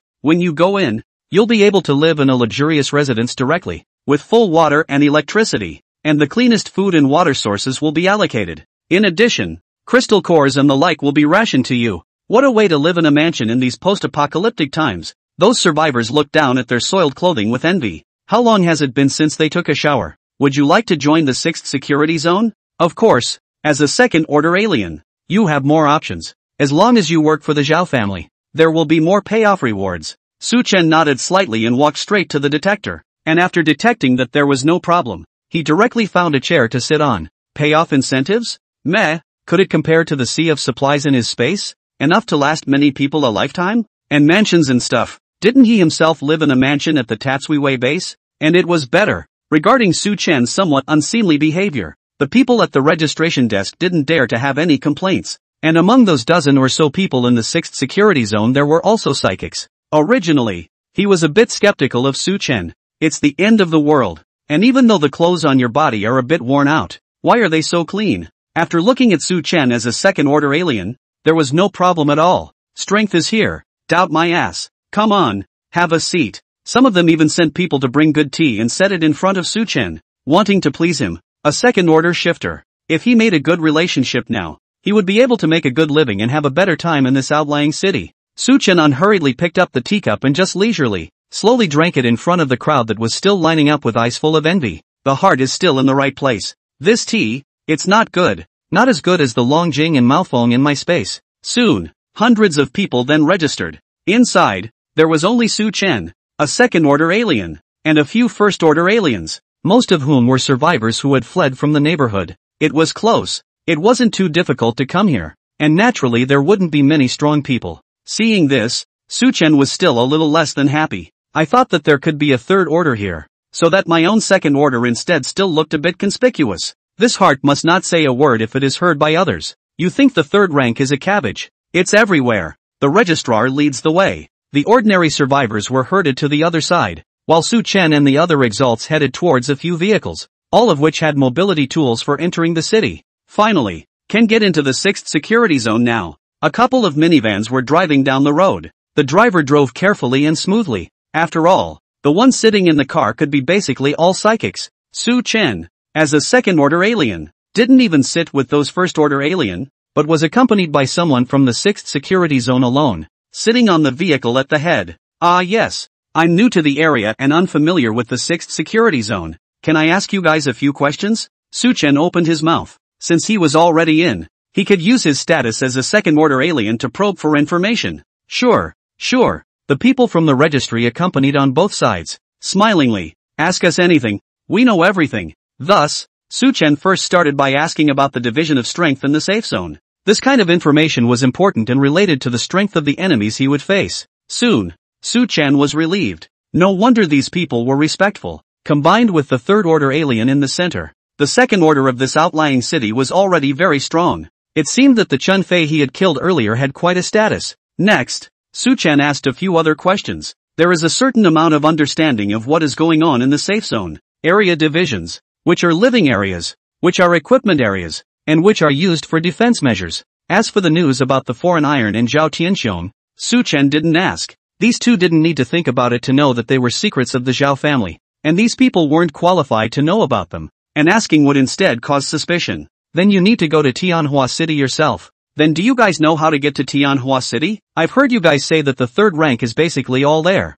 and there are so many strong people. I'd quite like to go and meet them. Su Chen casually found an excuse and started asking how to get to the center of the safe zone. Tianhua City. You don't have to worry about that. The accompanying man chuckled. There are more options for second-order shifters like you to choose between outlying cities or going to the center. It just takes a while. Every once in a while, Tianhua City will send special people over to pull together the Ultrans who are willing to join the Zhao family's core team. So you just wait. It's only a couple days. Su Chen nodded. That's good. A few days isn't too long. One could also take this time to figure out the structure of this outlying city, so that when the time came to get what he needed, he could just leave from here. Soon, the vehicle drove to a neighborhood, which used to be a villa area, and after the outbreak of the end of the world, the place was cleaned up and dedicated to receiving the second-order aberrations that had defected over, and those first-order aliens were taken somewhere else. They weren't qualified to be able to live here yet. After you, the person accompanying him stepped out of the car first and respectfully pointed to a villa in front of him. This is where you'll be staying for the time being, and every once in a while someone will bring meals over. Su Chen nodded and stepped out of the car. As soon as he got off the bus, he was keenly aware that there were several gazes around him. Some of these gazes were cold, some curious, and some with a hint of disdain. What is it? Su Chen simply ignored those gazes. Anyway, these people are not their target. There is no need to have too much contact, but looked at the accompanying person, is handing over a temporary document. This is your ID here. No matter where you go, as long as you flash this, others will know that you are a second-order alien, and even some of the forces within the city won't dare to mess with you. The person accompanying him handed Su Chen his credentials and then said, as for your question in the car about when people will be coming from Tianhua City, don't worry about that either. He pointed to an LCD screen at the entrance of the villa area, said to Su Chen, a message will appear on the display the day before the arrival, so just keep your eyes peeled, and the visitor will head straight for the villa area here then. The person accompanying him had already left,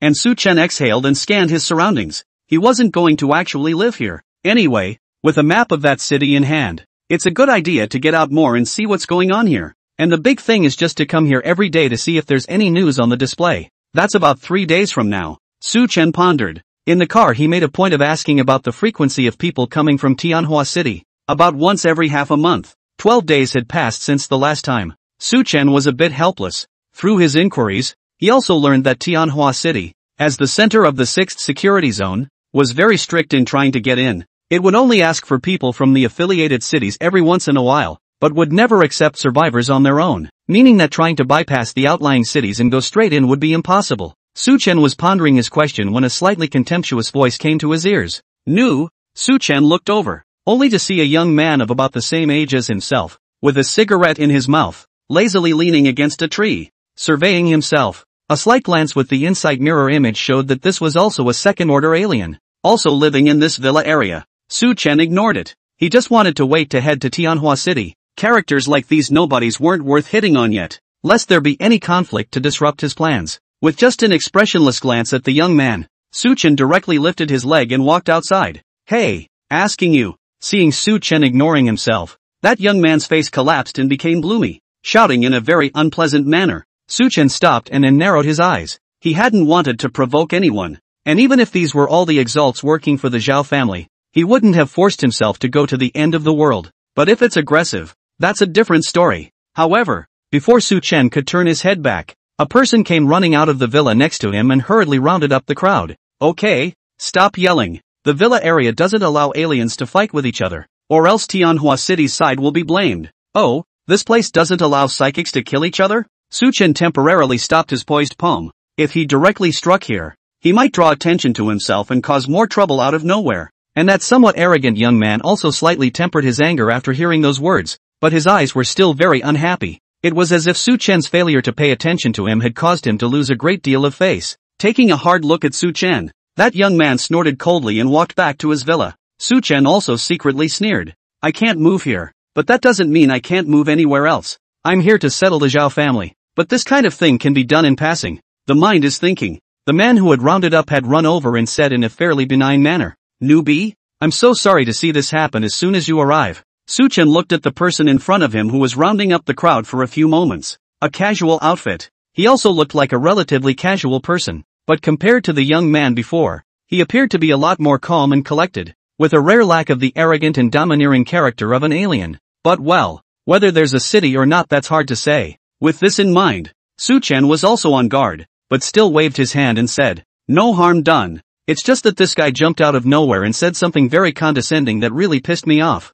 The man in casual clothes said with a smile. There's no way. That young man is the strongest second-ranked empath inside this villa area, and is a recent arrival. He can always want to go to Tianhua City in his heart. Plus he's powerful, so naturally he kind of looks down on other people. Not to mention that you're a newcomer. Having said that, the man in casual clothes held out a hand with a smile on his face. I haven't introduced myself yet. My name is Wang Yu. I'm also a second-ranked empath, as well as the person responsible for maintaining the rules of this villa area. Su Chen silently looked at Wang Yu for a moment, and also stretched out a hand and gently shook it. Reach for the stars. What's more, Wang Yu looked like he had been here for a longer time, so he might be able to ask for any useful information. Hello, my name is Su Chen. After Su Chen gently shook the other party's hand, he quickly withdrew it and asked at the same time. There's just something I don't understand. What is it you say about being the one who upholds the rules of this villa? Say these words. Su Chen's face was calm, and his tone was also very peaceful, and he didn't seem to have the slightest bit of that condescending stance of an alien.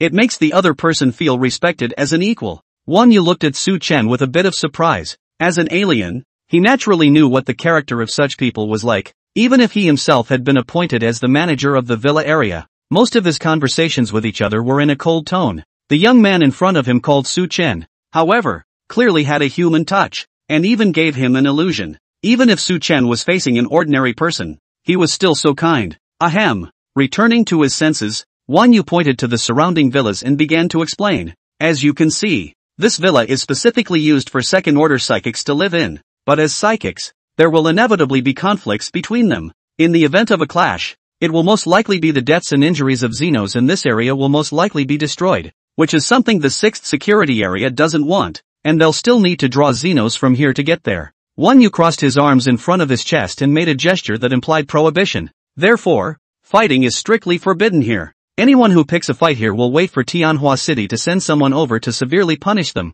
and will also directly lose their qualifications to enter Tianhua City. No wonder. Su Chen nodded. He himself had so ignored that young man before. If he had been in the wild, that young man would have started to do it already. Of course, the end is to die, that's another matter. And here, the young man just looked bad, but didn't take the liberty. So it's just. Su Chen looked towards the villa that the young man had walked into, his eyes narrowing slightly. He himself was not at liberty to let people provoke him. It was just that he had to go to Tianhua City, and he couldn't just do it here. Wang Yu was beside him and also looked in the direction that Su Chen's gaze was pointing. He's got an eye for it, having been appointed here for so long. Plus, the initial perception Su Chen gave him was very good. Compared to that young man, it simply made him feel like a spring breeze, so it came a little closer. Whispered, but well, my area of responsibility is only within the villa area, and just because you can't fight in the villa area doesn't mean you can't fight outside. The words were not finished, but Su Chen immediately knew what Wang Yu meant. The villa area was Wang Yu's management area, and he was responsible for what happened here. However, he could care less outside the villa area. He only cared about the stability of the villa area. As for the deaths and lives of the aberrants outside, it was none of his business. Thanks for the reminder. Su Chen raised his eyebrows and smiled meaningfully. There was just a hint of coldness in the smile. Su Chen continued, I'm new here, and I deserve to fit in with everyone, so why don't I buy you dinner first? And then it went on to state its purpose in a smooth manner. It's just that I'm not too familiar with the city, so I wonder if I could trouble you to show me around? So knowledgeable about the human condition? Wang Yu was even more surprised. The person was also calm, and even offered to treat himself to dinner. With so many alien energy users living in, this was the first time someone had invited them to dinner. Immediately, he waved his big hand. You're new here. How can I let you break the bank? Let's go. I'll treat you this time, and in addition, I'll show you the basic structure of the city, which will also make it easier for you to live in the future. You see, this is an industrial zone, a place specialized in manufacturing all kinds of resources needed for food, clothing and shelter. This is a fortified area of the city, with a large number of guards and a lot of pre-apocalyptic weaponry. Wang Yu led Su Chen within the outlying city, introducing some of the areas he passed by on his way as he walked. Su Chen looked over toward the location of the city's defense zone. Just see, here is already the edge of the city, standing up some high walls. High walls have passages. Many guards with rifles are patrolling back and forth on it, both to keep the zombie wave from coming, but also at the same time to guard against any outsiders forcing their way in. And heavy machine guns too. Su Chen looked at the high walls above, and at intervals, a heavy machine gun glowing with a cold metallic light was set up, and the loaded chain was still hanging on it, seemingly ready at any time. Wang Yu looked over and said with a smile, that's right, although super destructive weapons such as missiles are unavailable for the time being, there are quite a few of these heavy machine guns, even in the outlying cities. I've heard that there are even dozens of tanks in Tianhua City in the middle of the city, and even third-order aberrations are no match for them. So, you don't have to worry too much about safety even if you just stay in this outer city. Su Chen's eyes gazed at those heavy machine guns. Actually, he hadn't put out his full strength since he had risen to a 4th-ranked exalt, and basically crushed the opposite side, tanks in Tennessee. He really wanted to see the time and get a good stretch. While Su Chen was pondering, Wang Yu's voice pulled back his thoughts. Here it is. Wang Yu stepped forward and extended a hand diagonally in a welcoming gesture. Our upscale place to eat, drink and be merry. Heaven on earth. Heaven on earth? Upon hearing this name, Su Chen froze. There are places like this in this post-apocalyptic world? Su Chen looked up. He only saw that Wang Yu had already brought him to a 5-story luxury hotel in front of him, which looked no different from before the end of the world. Only that a sign had been put up at the entrance. Paradise on earth. Also, from the outside, it looks like you can't see anything inside, and there's no movement. Even the doors are locked with electronic locks. This is... what? Su Chen was a bit dazed. Having already been exhausted and busy trying to survive in his previous life, and having barely entered any safe zones or shelters, he was quite unable to imagine what such places were for. Wang Yu hemmed and hawed. You'll know when you come in, it's full of goodies, exclusively belonging to us shifters and powerful people. Ordinary people shouldn't even think about it. Having said that, Wang Yu then led the way in front, directly pulling out a magnetic card and swiping it on the electronic lock on the door. Tick! With a sound, Wang Yu directly pushed open the door and led Su Chen inside. On the first floor of the hotel were some boxes with all kinds of supplies. There was bread, mineral water, and even wine. It looked like this hotel was just a place to store supplies. However, Su Chen, as a 4th-order alien, was already able to detect movement coming from his feet. Someone. A lot of people. Sure enough, Wang Yu passed through several rooms in front of him, circling around 7 times before giving a gentle push on one of the walls. The wall actually had a secret door. The dark door opens to reveal a staircase hidden inside. This hotel actually has access to the basement by this method. Su Chen immediately felt a heat wave. Welcome to this bar on the negative floor. Heaven on earth. Wang Yu smiled, led Su Chen down the stairs, and lifted the thick cloth curtain door. Su Chen's eyes instantly rounded. The noisy and frantic crowd danced in groups on the floor of the bar, twisting and turning in time to the fast-paced music, and the colorful lights rotated and shifted, hitting the faces of the crowd in a mesmerizing way. The clamor and yelling directly poured into Su Chen's ears, causing him to frown and rub his ears. In the end times, isn't it all about struggling to survive? And places like this still exist? He, who had been an ordinary person in his previous life, had seen it all. Look at you say that. Wang Yu laughed out loud and headed directly inside the bar, and soon 2 girls in ultra-short skirts surrounded him, laughing playfully under their breath. Brother Wang, you're here. As soon as Wang Yu wrapped the 2 girls in his arms, He walked towards the crowd that was still bouncing around. Ha ha ha ha ha, the end times? That's the end times of ordinary people. What does it have to do with us shifters? It's still not how you want to play it. The brilliant lights constantly swept past Su Chen's face, but they couldn't erase the layer of shadows under his eyes. Su Chen's ice-cold eyes swept over these frantic crowds. Insight mirror is activated. Sure enough, there were quite a few alien power users in here, all partying in this post-apocalyptic bar, and there were also some ordinary people, but obviously standing at a more marginalized position, which should be the people who had a bit of power in this outskirt city, and like the girls, who make up the vast majority, are ordinary people who serve others. End times for the common man, paradise for the alien? Su Chen didn't actually have any objections to those words of Wang Yu's. The end of the world was just like that. You don't have the ability to naturally live in deep water. This is something that Su Chen had a deep understanding of. Only, this kind of revelry wouldn't last long, and by the time the monsters and alien gods in the spatial rift started descending on Earth, even the aliens faced the threat of death. When the whole world will fall, where else can one run? It's just a short drunken stint. As Su Chen was thinking this, several girls who revealed their snow-white thighs also enchantingly surrounded them, and at the same time, Wang Yu had already sat on the bar's sofa and gestured this way. What are you waiting there for? Get over here. With the sound of petulant laughter filling his ears and the girls' dimpled bodies reflected in his eyes, Su Chen's gaze was cold. He wasn't going to be dimmed by this place. However, in order to set information, as well as make a good relationship, and make it easier to enter Tianhua City, he still sat on the sofa. Wang Yu was already excited with his face heating up and flushed, and after he snapped his fingers, a person wearing a waiter's uniform respectfully walked up, looking no different than before the end of the world. Bring 2 bottles of brandy, plus a couple plates of fruit. Bill me. Soon, 2 bottles of brandy and fresh fruit were set out. Apples, oranges, bananas, etc. in different hues under the colored lights of the bar. Fresh fruit. Where did you get it?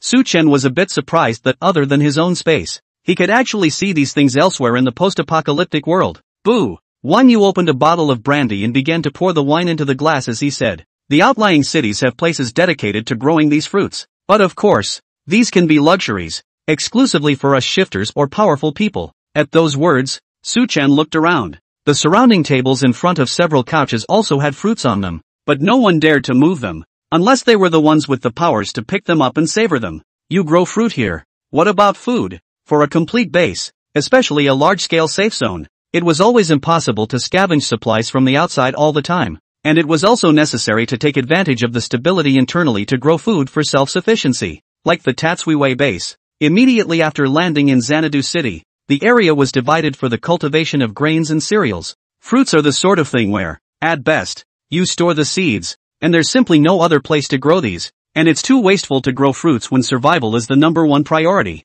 I don't know what to do. Wang Yu began to take a sip of wine and said without any concern, I know what you mean, that by growing fruit, there is not so much room for food to be grown, and in fact, that's the case in the 6th security zone, where the food that is grown presses on to satisfy everyone. But the upper echelons and the shifters, they want to enjoy themselves, they don't care about anyone else. Su Chen's grip on the bottle was slightly squeezed. Spinning around, he relaxed again. Phew. Su Chen exhaled and calmed down. He didn't join those shelters in his previous life. It seemed to be right. Even if he joined, life wouldn't improve. Other than the survivors of the Chanwei base, other people Su Chen didn't want to bother. Nor would he bother. Is there someone in this bar who also has connections in Tianhua City? Su Chen inquired, and then added on. To tell you the truth, I actually want to go to Tianhua City to see what's going on, and it would be even better if I could learn about the situation there in advance. Now that we're here, might as well go along and ask if there will be anyone here who knows Tianhua City like the back of their hand.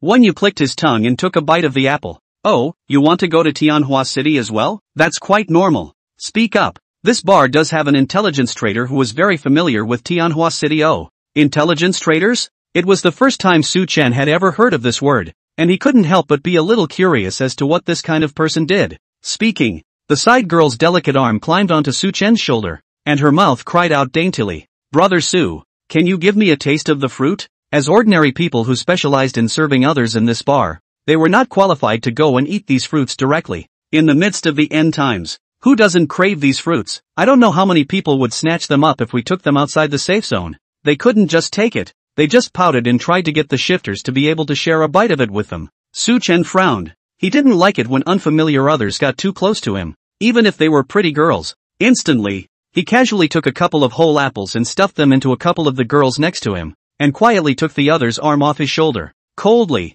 "You guys eat your food and just keep your distance from me." The faces of the girls were immediately beaming with joy and some surprise. This was the first time there was a guest who rewarded them with something so generously. Wang Yu, who was smiling cheekily next to him and feeding a petal of orange to his sister, saw this scene and said cheerfully, "Yeah, I can't even eat all this fruit casually. You're so generous. But intelligence merchants love people like you." Su Chen could only smile a little. These fruits he had plenty of in his space and were always in the freshest state. Wang Yu continued, "Ah, these intelligence merchants. They're resourceful. While we were still surviving in the post-apocalyptic world, they seized the business opportunity and began to use intelligence as a means of trade. Let's say, for example, they have quite a bit of detailed information on zombies or monsters there, so that you can take precautions against all types of zombies even when you're out of the safe zone." Wang Yu swept a glance at the crowd of people shaking their heads in the field, where quite a number of exalts existed, and then came closer and whispered, "Also, if you have a grudge against any altered, you can also find out the other party's abilities from the intelligence traders so that you can make a strategy against them. They have a lot of connections and channels." Su Chen came to a sudden realization. "Isn't this a disguised version of that? A mirror image of your own insight?" Su Chen continued to ask, "Any more?" "Of course," Wang Yu said as he took a sip of wine. "You said before that you were going to Tianhua City. It just so happens that the intelligence trader in this bar came from there, and is very familiar with the layout there. Just like what I said to you about these intelligence in the city defense area. He knows all of it over in Tianhua City." Su Chen thought briefly. The price of trying to get information from them. What is it? His face began to stare as Wang Yu said word by word. "All. Money, antiques, crystals, luxury goods, even your freedom and even your life." "So have you seen these intelligence traders?" "Never seen one. I've just heard of such a type of person. If you want to find him, just go straight to the front desk and ask." In his mind, it was as if Wang Yu's reply was still echoing. Su Chen casually made an excuse and said that he was going to go to the rest of the bar to take a stroll, and Wang Yu, who was drinking to his heart's content, was hugging people left and right, and agreed without thinking about it. For Wang Yu, he only wanted to get drunk and enjoy himself, and he didn't care at all what Su Chen's purpose was. Phew. Su Chen rubbed his cheeks and changed his body attire as he swept his gaze towards the crowd in the bar stage in a dark corner, only to see that some people's faces were still wearing various kinds of masks, and he had inquired about these from Wang Yu before, learning that masks were just a habit of some people. It's just a matter of not wanting people to know what they really look like. Su Chen waved his hand where no one could see it, and directly took out a mask from space. "Okay." Su Chen looked at the mask in his hand that only revealed his eyes and nose. The style was ordinary, but it was enough to hide his face, and slowly put it on his face. Luckily, along the way, as the space continued to grow, I gathered quite a variety of things just in case. If you can. Su Chen was even willing to stuff a nuclear bomb into the space as a backup later on. And then, Su Chen headed to the front desk and directly inquired about the location of where the intelligence merchant was located. The receptionist is not surprised by this. There were plenty of people who wanted to make deals with intelligence traders, and it was not uncommon for them to wear masks. All he had to do was give the location, and he wouldn't inquire about the rest. As an ordinary person, he didn't dare to inquire. A box. This speakeasy even divided an area, all of which were used as private rooms, dedicated to some special guests. Just for example, intelligence transactions that require secret deals that are not convenient to talk about in the lobby. Su Chen stood in front of the door of one of the boxes, and swept a glance at the building materials of the box, and at a glance, he could see that it was interspersed with some foam cotton, a type of thing that was used to absorb sound waves. Coupled with some special construction, it can perfectly block out the sound inside, but allow the inside to hear the outside. It's effective for second and even third-order aliens. It's like one-sided glass in a car. Unfortunately, to Su Chen's hearing as a fourth-order alien,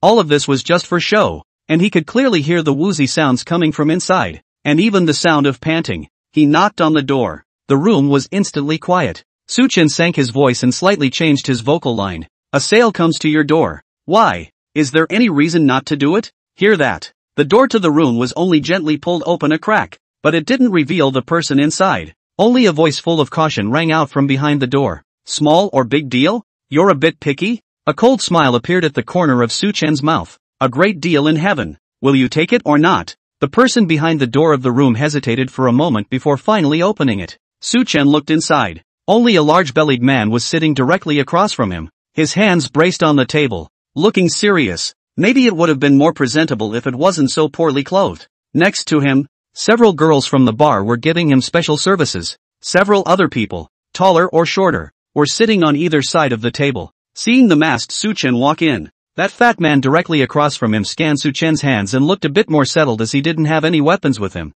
But Su-chen didn't have anything of value in his hands all the same. The fat man's small eyes narrowed, looking a little skeptical. But even so, he still signaled with his eyes to both sides, and those barmaids immediately retreated and closed the door to the room, while the people on both sides of the table were sitting upright, staring at Su-chen with dead eyes, prevent him from doing anything different. Su-chen's gaze was bland. When he came in, he used the inside mirror image to check the abilities of these people, which surprised him a little. The people on either side had 2 second-order psychics and 3 first-order psychics, and the fat guy in the lead. That intelligence merchant was actually of the 3rd rank. In this peripheral city is considered extremely rare. Even in Tianhua City is also considered the existence of strength. No wonder there is a bottom can be this intelligence businessman. The visitor is a guest. You can start with whatever you want to ask. The fat man opened his mouth. It makes sense to ask the questions first and then give the price. Su-chen didn't want to waste time and directly stated what he wanted to know. I need to know about Zhao Tianxiong in the 6th security zone. Also, a structural map of the distribution of all areas in Tianhua City. Fatty's expression immediately tightened. The people sitting on both sides also sat up straight at the same time, their eyes looking at Su-chen as if they were enemies. What kind of person is this? Fatty stared closely at Su-chen, trying to discern something from the other party. Why? What's wrong? Su-chen was still as relaxed as ever, and walked straight to the table, pulling out a chair and sitting down amidst the nervous gazes of the crowd. Although he couldn't see Su-chen's appearance or expression, he could feel Su-chen's full of concern. The fat man relaxed a little, while waving his hand to greet the people on either side of him and not be so tense. Slowly, he spoke. I've dealt with a lot of people and have made a lot of deals already, but all they want to know is basically information about their enemies or some useful resource points. But all in all they don't dare to mess with an incomparably powerful alien such as Zhao Tianxiong. Not to mention hitting up a behemoth like the 6th security area. The fat man's small eyes narrowed almost to slits, staring at Su-chen. It's the first time I've seen one that dares to mess with 2 at the same time.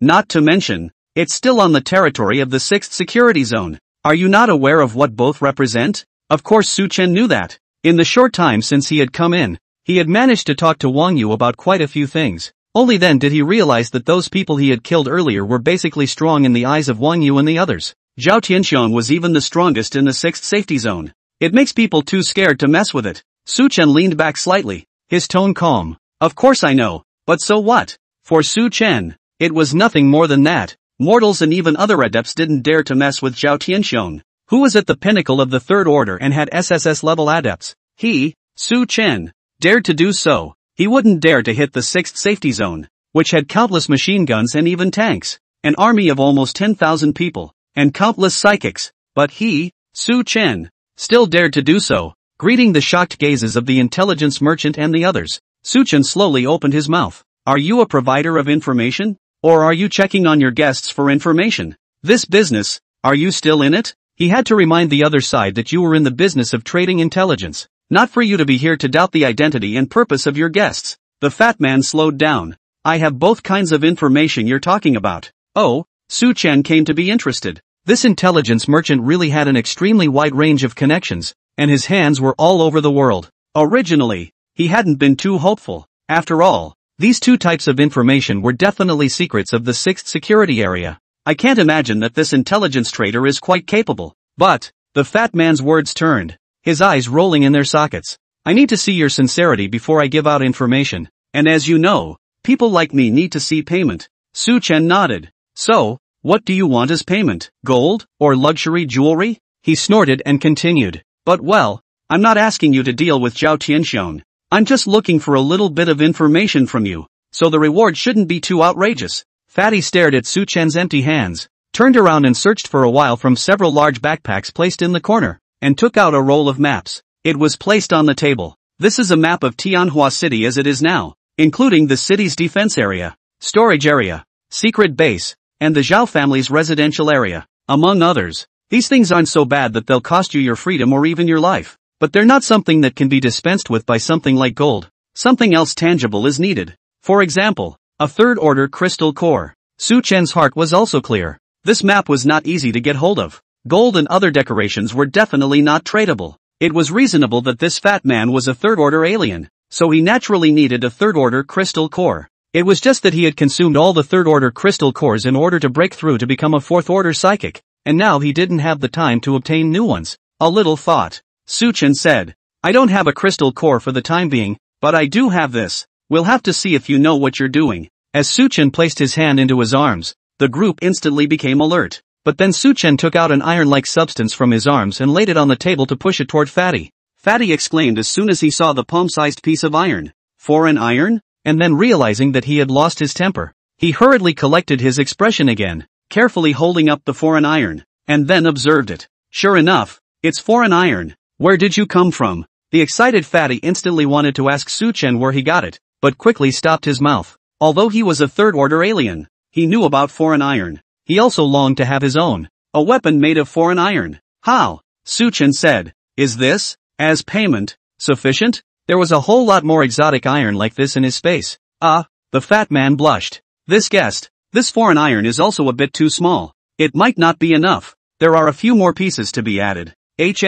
Greed. Suchen sneered in his heart. He already had an idea for something else. But not now. He took his shirt right off and pushed 2 more pieces of palm-sized alien iron straight out of his internal pockets. That's all I have in total. So you're on your own. Enough to start the deal. Not enough? Then the deal is over and I'll take back the foreign iron. There's not a lot of foreign iron. I don't think. And you're not guilty of destroying your credibility over that. The fat man froze. Indeed, he was greedy for these foreign irons. But honestly, this information from Tianhua City wasn't very valuable, so he couldn't afford to go back on his word. But exotic iron. For sure. Sure. Fatty, accompanied with a smile, handed the map to Suchen, and took the foreign iron to his front. After Suchen confirmed that the map was useful and put it away, Fatty continued. Deal struck. Next, I'll talk about Zhao Tianxiong's intelligence. Soon, Suchen then knew that Zhao Tianxiong was also about to become a fourth-order alien, and the Zhao family was now tightly controlled, forbidding anyone from disturbing them, and the number of second-order alien slots for traveling to Tianhua City would be reduced in a few days. You may have to fight with others yourself when the time comes. And Zhao Tianxiong's location and supernormal ability he also knows. The location is at the palace of the Zhao family in Tianhua City, and the supernormal ability. Speaking of which, the faces of the fat man in front of him and the crowd beside him all carried some color of fear. It's like trying to talk about something horrible. A cold sweat couldn't help but run down his forehead, and the fat man even involuntarily glanced to the sides before he began. Zhao Tianxiong's supernatural ability is extremely overbearing. Moreover, he's practically a feared demon king.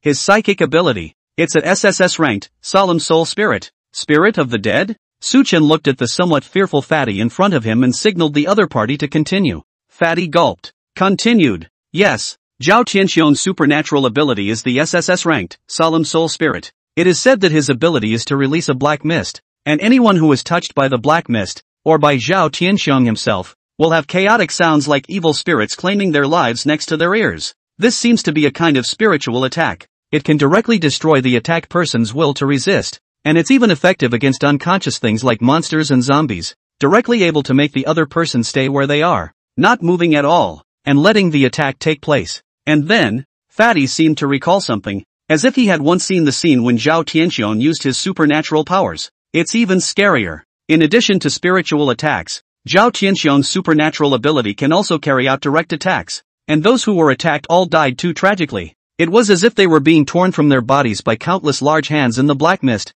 and their bodies were all in pieces. Suchen nodded. It seems that this Zhao Tianxiong's psychic ability is a bit similar to his own Taotai psychic ability, with an additional mental attack, but it should be no better than his own, being able to disappear his opponents cleanly. And, Suchen pursued, a third-order alien should have more than just one ability, the black mist spiritual attack, just as his own space monarch, in addition to his self-contained spatial attributes, also had the 2 abilities of instantaneous shift and absolute invincibility. Sure enough, the fat man then continued. In fact, it wouldn't be much of a mental attack and a miserable death for the enemy alone, and quite a few powers can do the same. The key Zhao Tianxiong's supernatural ability has a special ability that directly gives him an extremely strong recovery ability, and that is the ability to draw the life force of other people or even monsters to himself, or others. The fat man's voice trembled. Can you imagine? Zhao Tianxiong once had half of his body chopped down. Only his head was uninjured, and he actually didn't even die. and instead absorbed someone else's life force and fully recovered.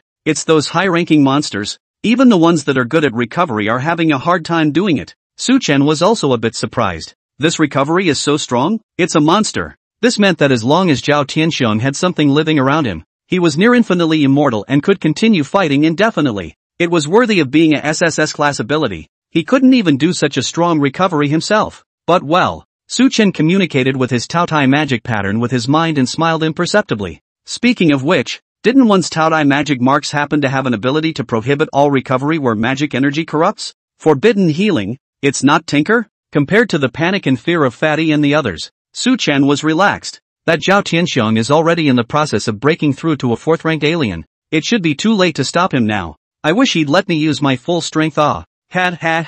Instead, he was looking forward to the scene where he traveled to Tianhua City and fought Zhao Tianxiong, stretching his muscles and devouring the other party's supernormal abilities. After Su Chen finished thinking, he said to Fatty, "Alright, the deal is done, so I'll take my leave." Having said that, Su Chen was about to get up with the map. Seeing Su Chen about to leave, Fatty's mouth hurriedly agreed and put the foreign iron into his backpack. However, his expression looked a bit eager, and his eyes seemed to have other intentions. I don't know. All of this fell into Su Chen's eyes. Click. The door was closed, and Su Chen seemed to be gone. Fatty hurriedly stepped forward and poked his head out to look around. Seeing that there was no more figure of Su Chen, he hurriedly closed the door. In his consciousness, the outside of this box should be safe as even he, a third-order alien, couldn't hear the sounds inside. Back in the box, Fatty immediately took command. You, get the tape out of the recorder. And you, bring out the signal dyad with the Zhao family. Soon, the recorder tape and the docking station were on the table. This Fatty, surprisingly, had secretly recorded all of this while he was talking to Su Chen. Some of the people next to him were puzzled. What's this for? Aren't we in the intelligence business to keep our guests' information confidential? Can't it be that you're trying to inform the Zhao family? The fat man gave the man a blank look. What do you know? You really believe me when I say I'm keeping secrets from the guests? What guest can be compared to the behemoth that is the Zhao family? Fatty hemmed and hawed while picking up the docking station and wanted to notify the Zhao family. You guys don't use your brains to think about it. This person asking for this information is obviously trying to disadvantage the Zhao family, but this person of his is just looking for death. Not to mention that the Zhao family is powerful, but Zhao Tianxiong is about to break through as a 4th-order alien. He wants to find death. I don't want to yet, and I can also use this opportunity to inform the Zhao family, and when I catch this person, I can also go to claim the credit and reward, and can be promoted and reused by the Zhao family. These words, said the people inside the house in praise. That's right, this man is delusional and wants to fight with the Zhao family. We might as well just sell him. It's not a small feat. However, just as Fatty was about to get through to the intercom to snitch, the door to the box suddenly slammed again. It took the crowd by surprise. Who? Fatty couldn't help but yell out, but then suddenly remembered that the people outside wouldn't be able to hear him. So he hurriedly retrieved the docking station and other things back into his backpack again and signaled his men to open the door. The door opened. Fatty and the others' faces immediately turned unnatural, becoming as unpleasant as eating a fly. The masked Su Chen appeared in front of the door again at an unknown time. You mean you had a deal to negotiate and forgot about it before? The fat man forced a smile and squeezed out a grin as he looked towards Su Chen, who had sat back in his chair again. Several other people also looked at Su Chen nervously. Although the box could be soundproofed, and they felt that their thoughts would not be known by Su Chen, there was still a panic inside. That's right, I have a deal to make. Su Chen looked at the crowd of people who were standing by in a tight formation and said in an indifferent tone.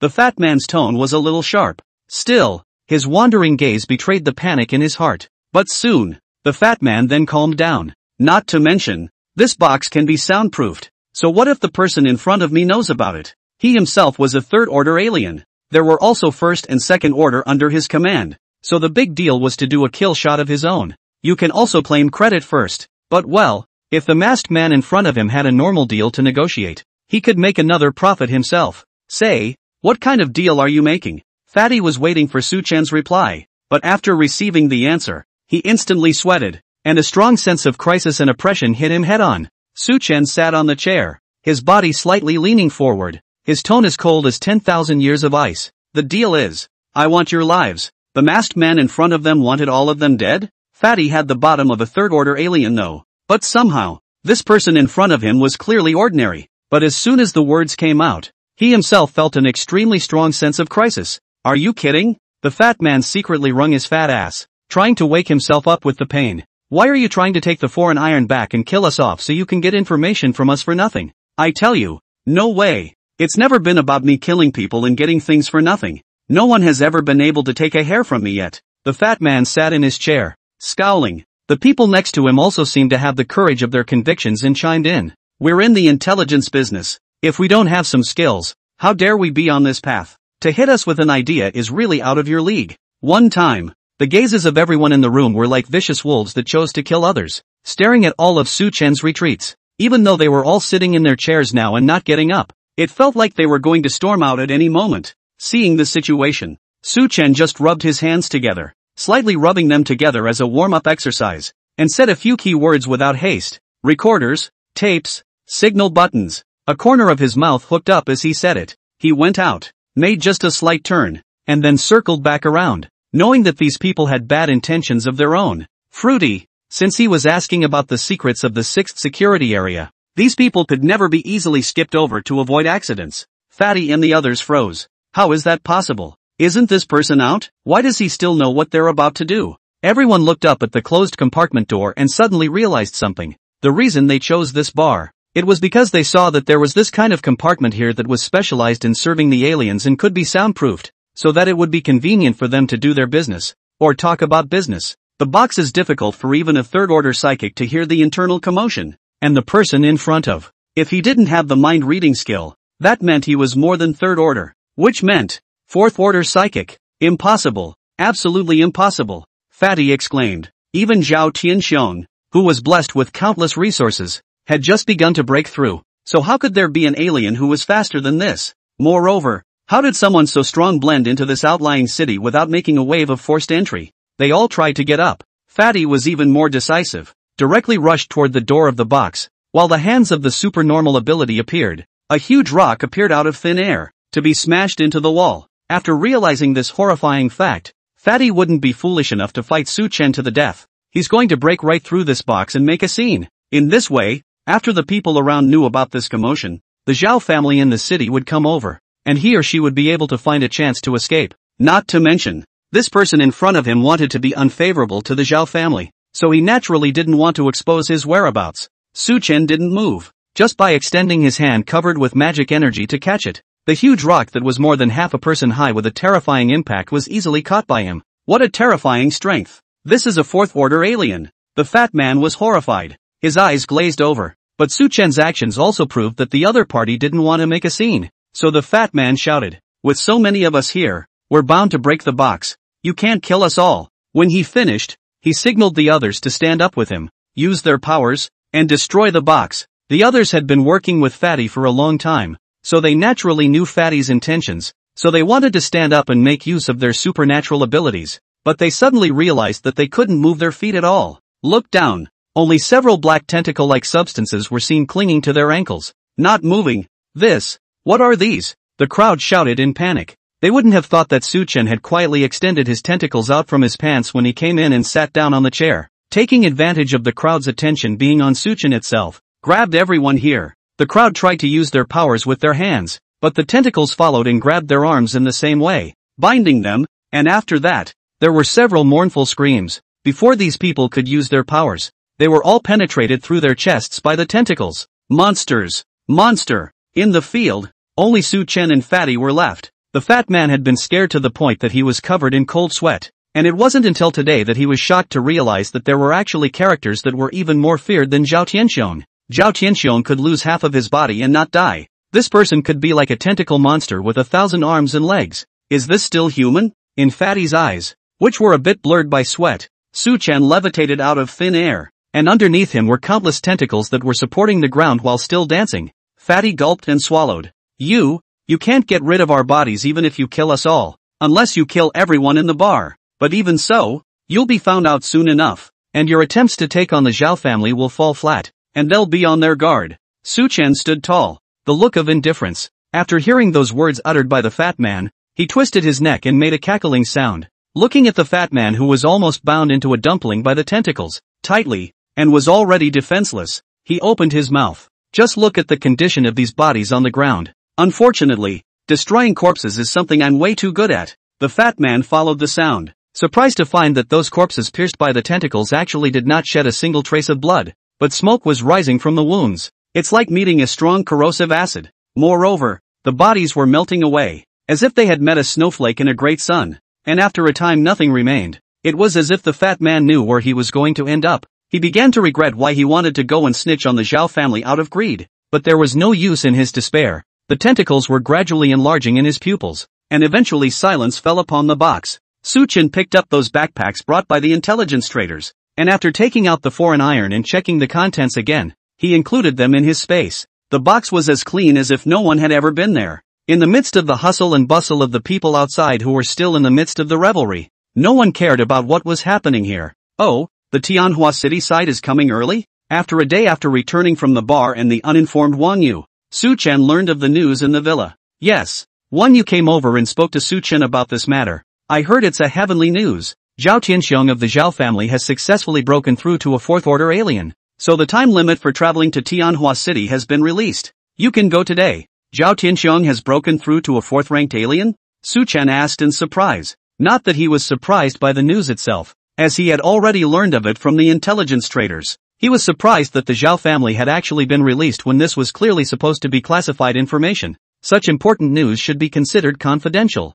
right? How could the Zhao family just say it outright? Hearing Su Chen's doubts, Wang Yu also pondered for a moment, and then smiled anew. You've probably been out there too long to know the twists and turns inside. The Zhao family, is ambitious. And then Wang Yu walked out of the villa, and after seeing that there was no one else outside, he came back and whispered to Su Chen, you mustn't tell the others that. In reality, the Zhao family isn't satisfied with just being in the 6th safety zone at all, and is always thinking of expanding their power and their influence. I've lived here for quite a long time, and the Zhao family wants to pull in other results, and besides resources, that's Zhao Tianxiong's strong strength, except that there are strong people in other safe zones as well, so the role is relatively small. Now that Zhao Tianxiong has made a breakthrough, the Zhao family can't help but make a big deal out of it so that they can expand their influence. So it is. Su Chen nodded. The Zhao family's calculations were huge. Nothing but. Wang Yu's words changed. I've heard that even though Zhao Tianxiong broke through to become a fourth-order alien, the tight internal defense still hasn't been relaxed. So the number of spots that can travel to Tianhua City will be reduced this time, and you may still have to fight with others. Su Chen asked, when is Tianhua City coming? Wang Yu shook his head. I'm not sure. Before he finished his words, he only heard a sensor in Wang Yu's arms call out, and when Wang Yu looked at it, he looked up in surprise and said, now, it's here, the entrance to the villa area. A line of information had been typed above the display that was used to convey the message. Someone from Tianhua City is on the way, and will arrive immediately. There were about 10 other people standing in the doorway. All of them were second-order psychics in the villa area. It's just that some people want to go to Tianhua City, while others want to stay in this outlying city and just come out to see the fun. Su Chen and Wang Yu were among them. And that young man who had been so rude to Su Chen when he had just arrived here was also here, his eyes glancing obliquely at Su Chen as if he was provoking him. Su Chen still didn't pay any attention to him. In fact, if it wasn't for Tianhua City's early arrival, he would have wanted to find an opportunity to finish this guy off. Rumble, rumble, rumble. Suddenly, with a roar coming from the road, the crowd followed the sound and saw several stretch Lincoln cars traveling over. Holy shit, did I read that right? I can't believe it's a stretch Lincoln automobile. How much gas it must consume in the post-apocalyptic world. What a lot of resources to just splurge on. Most of the second-order aliens waiting here looked at the cars and refused to take their eyes off them. They have the power, but they don't have the means to find enough gasoline or drive these types of luxury cars, and they all covet it. The Zhao family is really wealthy. After the end times, live as if the end times never happened. Su Chen, however, only slightly surveyed these cars and removed his gaze. It was okay, but the off-road capability was not as good as his Hummer. Soon, the Lincoln pulled up right in front of the gate to the villa area, and a few people got down from it. As soon as these few people came down, they gave the crowd an overwhelming sense of oppression. All of them were third-ranked Xenos. After a climb with Wang Yu, the men said to the crowd, we're here to pick you up today, so if any of you want to go to Tianhua City, you can come with us, but due to special circumstances, the quota is limited to 5 people coming with us. The words just fell, and someone shouted, me. At the gesture of the man from Tianhua City, the man hurriedly walked over to the Lincoln automobile. With this man's appearance, another person began to move. Second, third, fourth, but as the 5th person tried to go next to the Lincoln automobile, The young man who had provoked Su Chen walked out, looked at the fifth person who tried to go over, and snorted coldly. The man instantly dared not move. The Tianhua city visitor looked at this scene with interest and inquired to Wang Yu. This young man, he seems a bit interesting. What's going on? Wang Yu replied in a good-natured manner. This young man is considered to be a very strong one within the villa area. When he first came here, he had a fight with the others outside the villa area, and several of them were even killed by him, so the others didn't dare to mess with him. The reason why it's no good, it was because this young man had no one in sight and had similarly provoked Wang Yu. However, Wang Yu knew that he did not know his opponent, so he could only swallow his breath. Can. When the people of Tianhua City heard that this young man had killed several other exalted, they did not show any expression at all, but rather some appreciation, said to the crowd, "We want strong shifters, so you can all fight for these 5 spots, and whoever is strong gets to go with us. The weak are not qualified to live, so there is no limit to life and death." Hear that? The young man's eyes became icy cold as he looked at that fifth person, and began to fill with killing intent, and that person was so frightened that he backed away and no longer dared to compete for a spot. All of this seemed to have nothing to do with the young man, who got cocky and bossy, and took a big stride and tried to make his way over to the Lincoln. Even the people from Tianhua City were ready to go back to their cars, and these 5 were chosen. Suddenly, a voice rang out, "Slow down." The crowd looked over, only to see Su Chen slowly walk out and say to the young man, "You and I will fight, right here." As previously stated, life or death. The young man's gaze was instantly fierce, stared at Su Chen. "You want to take my spot?" The crowd clamored. They all knew that although this young man was a second-ranked alien like them, he was so strong that he completely exceeded them by a notch. This one called Su Chen didn't know the strength, but he had just arrived not long ago. Could it be that he was unaware of his opponent's capabilities and was newborn? Su Chen's gaze was bland. There wasn't even a hint of eye movement. "How dare you?" Everyone's gazes looked over, and the people from Tianhua City also watched this scene with great interest, all of them giving up a large chunk of their seats to allow the two to duke it out, with no limits on life and death anyway. Very good. Very good. The young man's murderous intent was evident. "You're still the first one in this villa area who dares to provoke me. I'll tell you what. Let you die with understanding. My psychic ability is the S-ranked, Frost Cold Sky. It's not finished yet." That young man then had a 1-meter-long sharp ice pick appear in his hand and stab towards Su Chen. Su Chen wanted to fight this young man,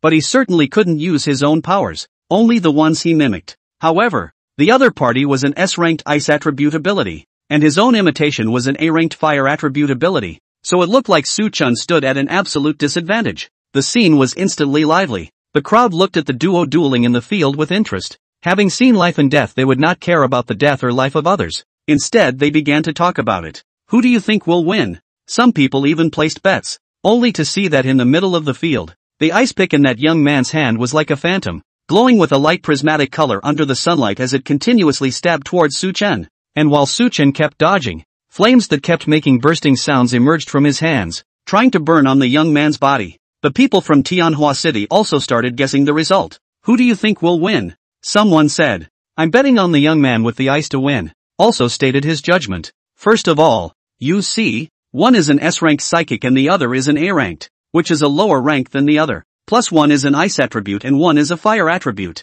And generally speaking, ice restrains fire, another disadvantage. And then pointed at Su Chen, who was still dodging. See, the young man with the fire can only keep being passive now, dodging all the time, not even attacking. Many people thought deeply when these words were spoken. Both felt that this outcome was already predetermined. And the field. The young man with the ice likewise noticed these points and laughed hideously. "Humph, why do you keep hiding and not dare to fight me? Just wait, you're going to die soon." While saying that, the attack intensified. Su Chen still didn't answer. Even his complexion was still so calm and his steps were not at all chaotic. Although he was at a disadvantage, he had already made plans. Fighting. That young man's breath began to go haywire and his emotions became anxious. Obviously, he was at an absolute advantage. But he just couldn't touch Su Chen or cause any damage, so he couldn't help but start to get agitated. Suddenly, the young man bellowed, "Die!" As soon as the voice came out, the young man's supernormal ability was fully opened,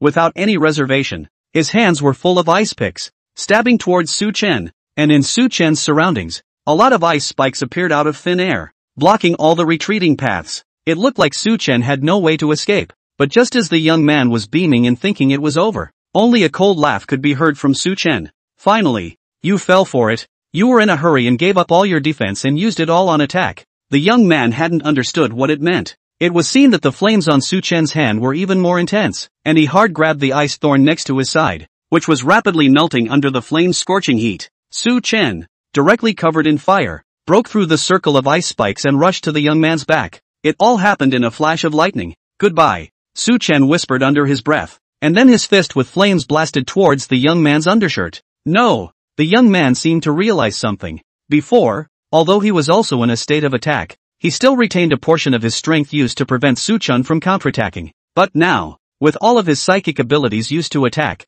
he naturally couldn't guard his back, and with the inertia of his own forward momentum, he couldn't twist around in time. Despair! Boom! The young man's body was sent flying, and he lay on the ground, dead outright with a still flaming hole cut into his back, and Su Chen quietly stood still, as if all of this was nothing more than a smooth move. The crowd looked at this unexpected situation with surprise. How did Su Chen suddenly win? Only the people from Tianhua City suddenly clapped their hands. Wonderful! First pretend that you are at a disadvantage to make the enemy slacken off, and then when the other party is attacking with all their might and is negligent in their defense, they will directly explode all of their strength, seize the other party's weaknesses, and kill them with a single blow. Weakness over strength. Awesome, awesome, awesome. The dust has settled. Su Chen said goodbye to Wang Yu and got into the stretch Lincoln car. It's time to head to Tianhua City. After passing through the inventory at the entrance of Tianhua City, Su Chen finally arrived inside Tianhua City. The architecture of the place is more complex than the outlying cities at first glance.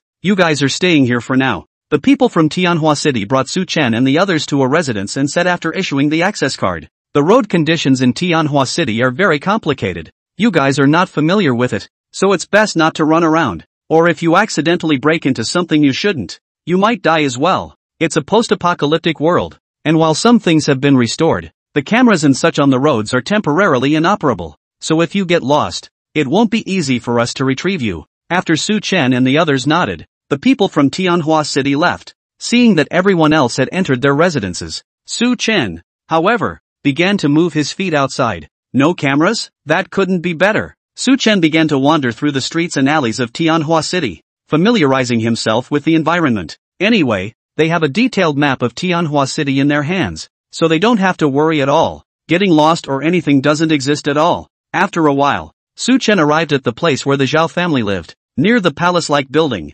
Exempt. Even Su Chen let out a gasp at this moment. Looking at the opulent building in front of him, he couldn't help but sigh. This Zhao family is really good at enjoying themselves. They still live so luxuriously in the post-apocalyptic world. When the Chunwei base develops in the future, I'll ask them to build me one too. In a hidden corner, Su Chen took out his high-precision binoculars and looked over at the palace. Even though Zhao Tianxiong had already broken through to a fourth-ranked alien, the place was still heavily guarded, and there wasn't the slightest bit of laxity. It looks like Zhao Tianxiong will have to rest inside the palace for a while after his breakthrough, and the guards won't be removed during that time. But well, Su Chen looked in another direction. There was a storage vault that belonged exclusively to the Zhao family, where all the other exotic irons that the Zhao family had collected were located. Since this place is very heavily guarded, it also means that the defense is naturally weaker as other places have been pulled out. This is a great opportunity. Very quickly, Su Chen then touched the vicinity of the repository. Sure enough, there were guards here as well,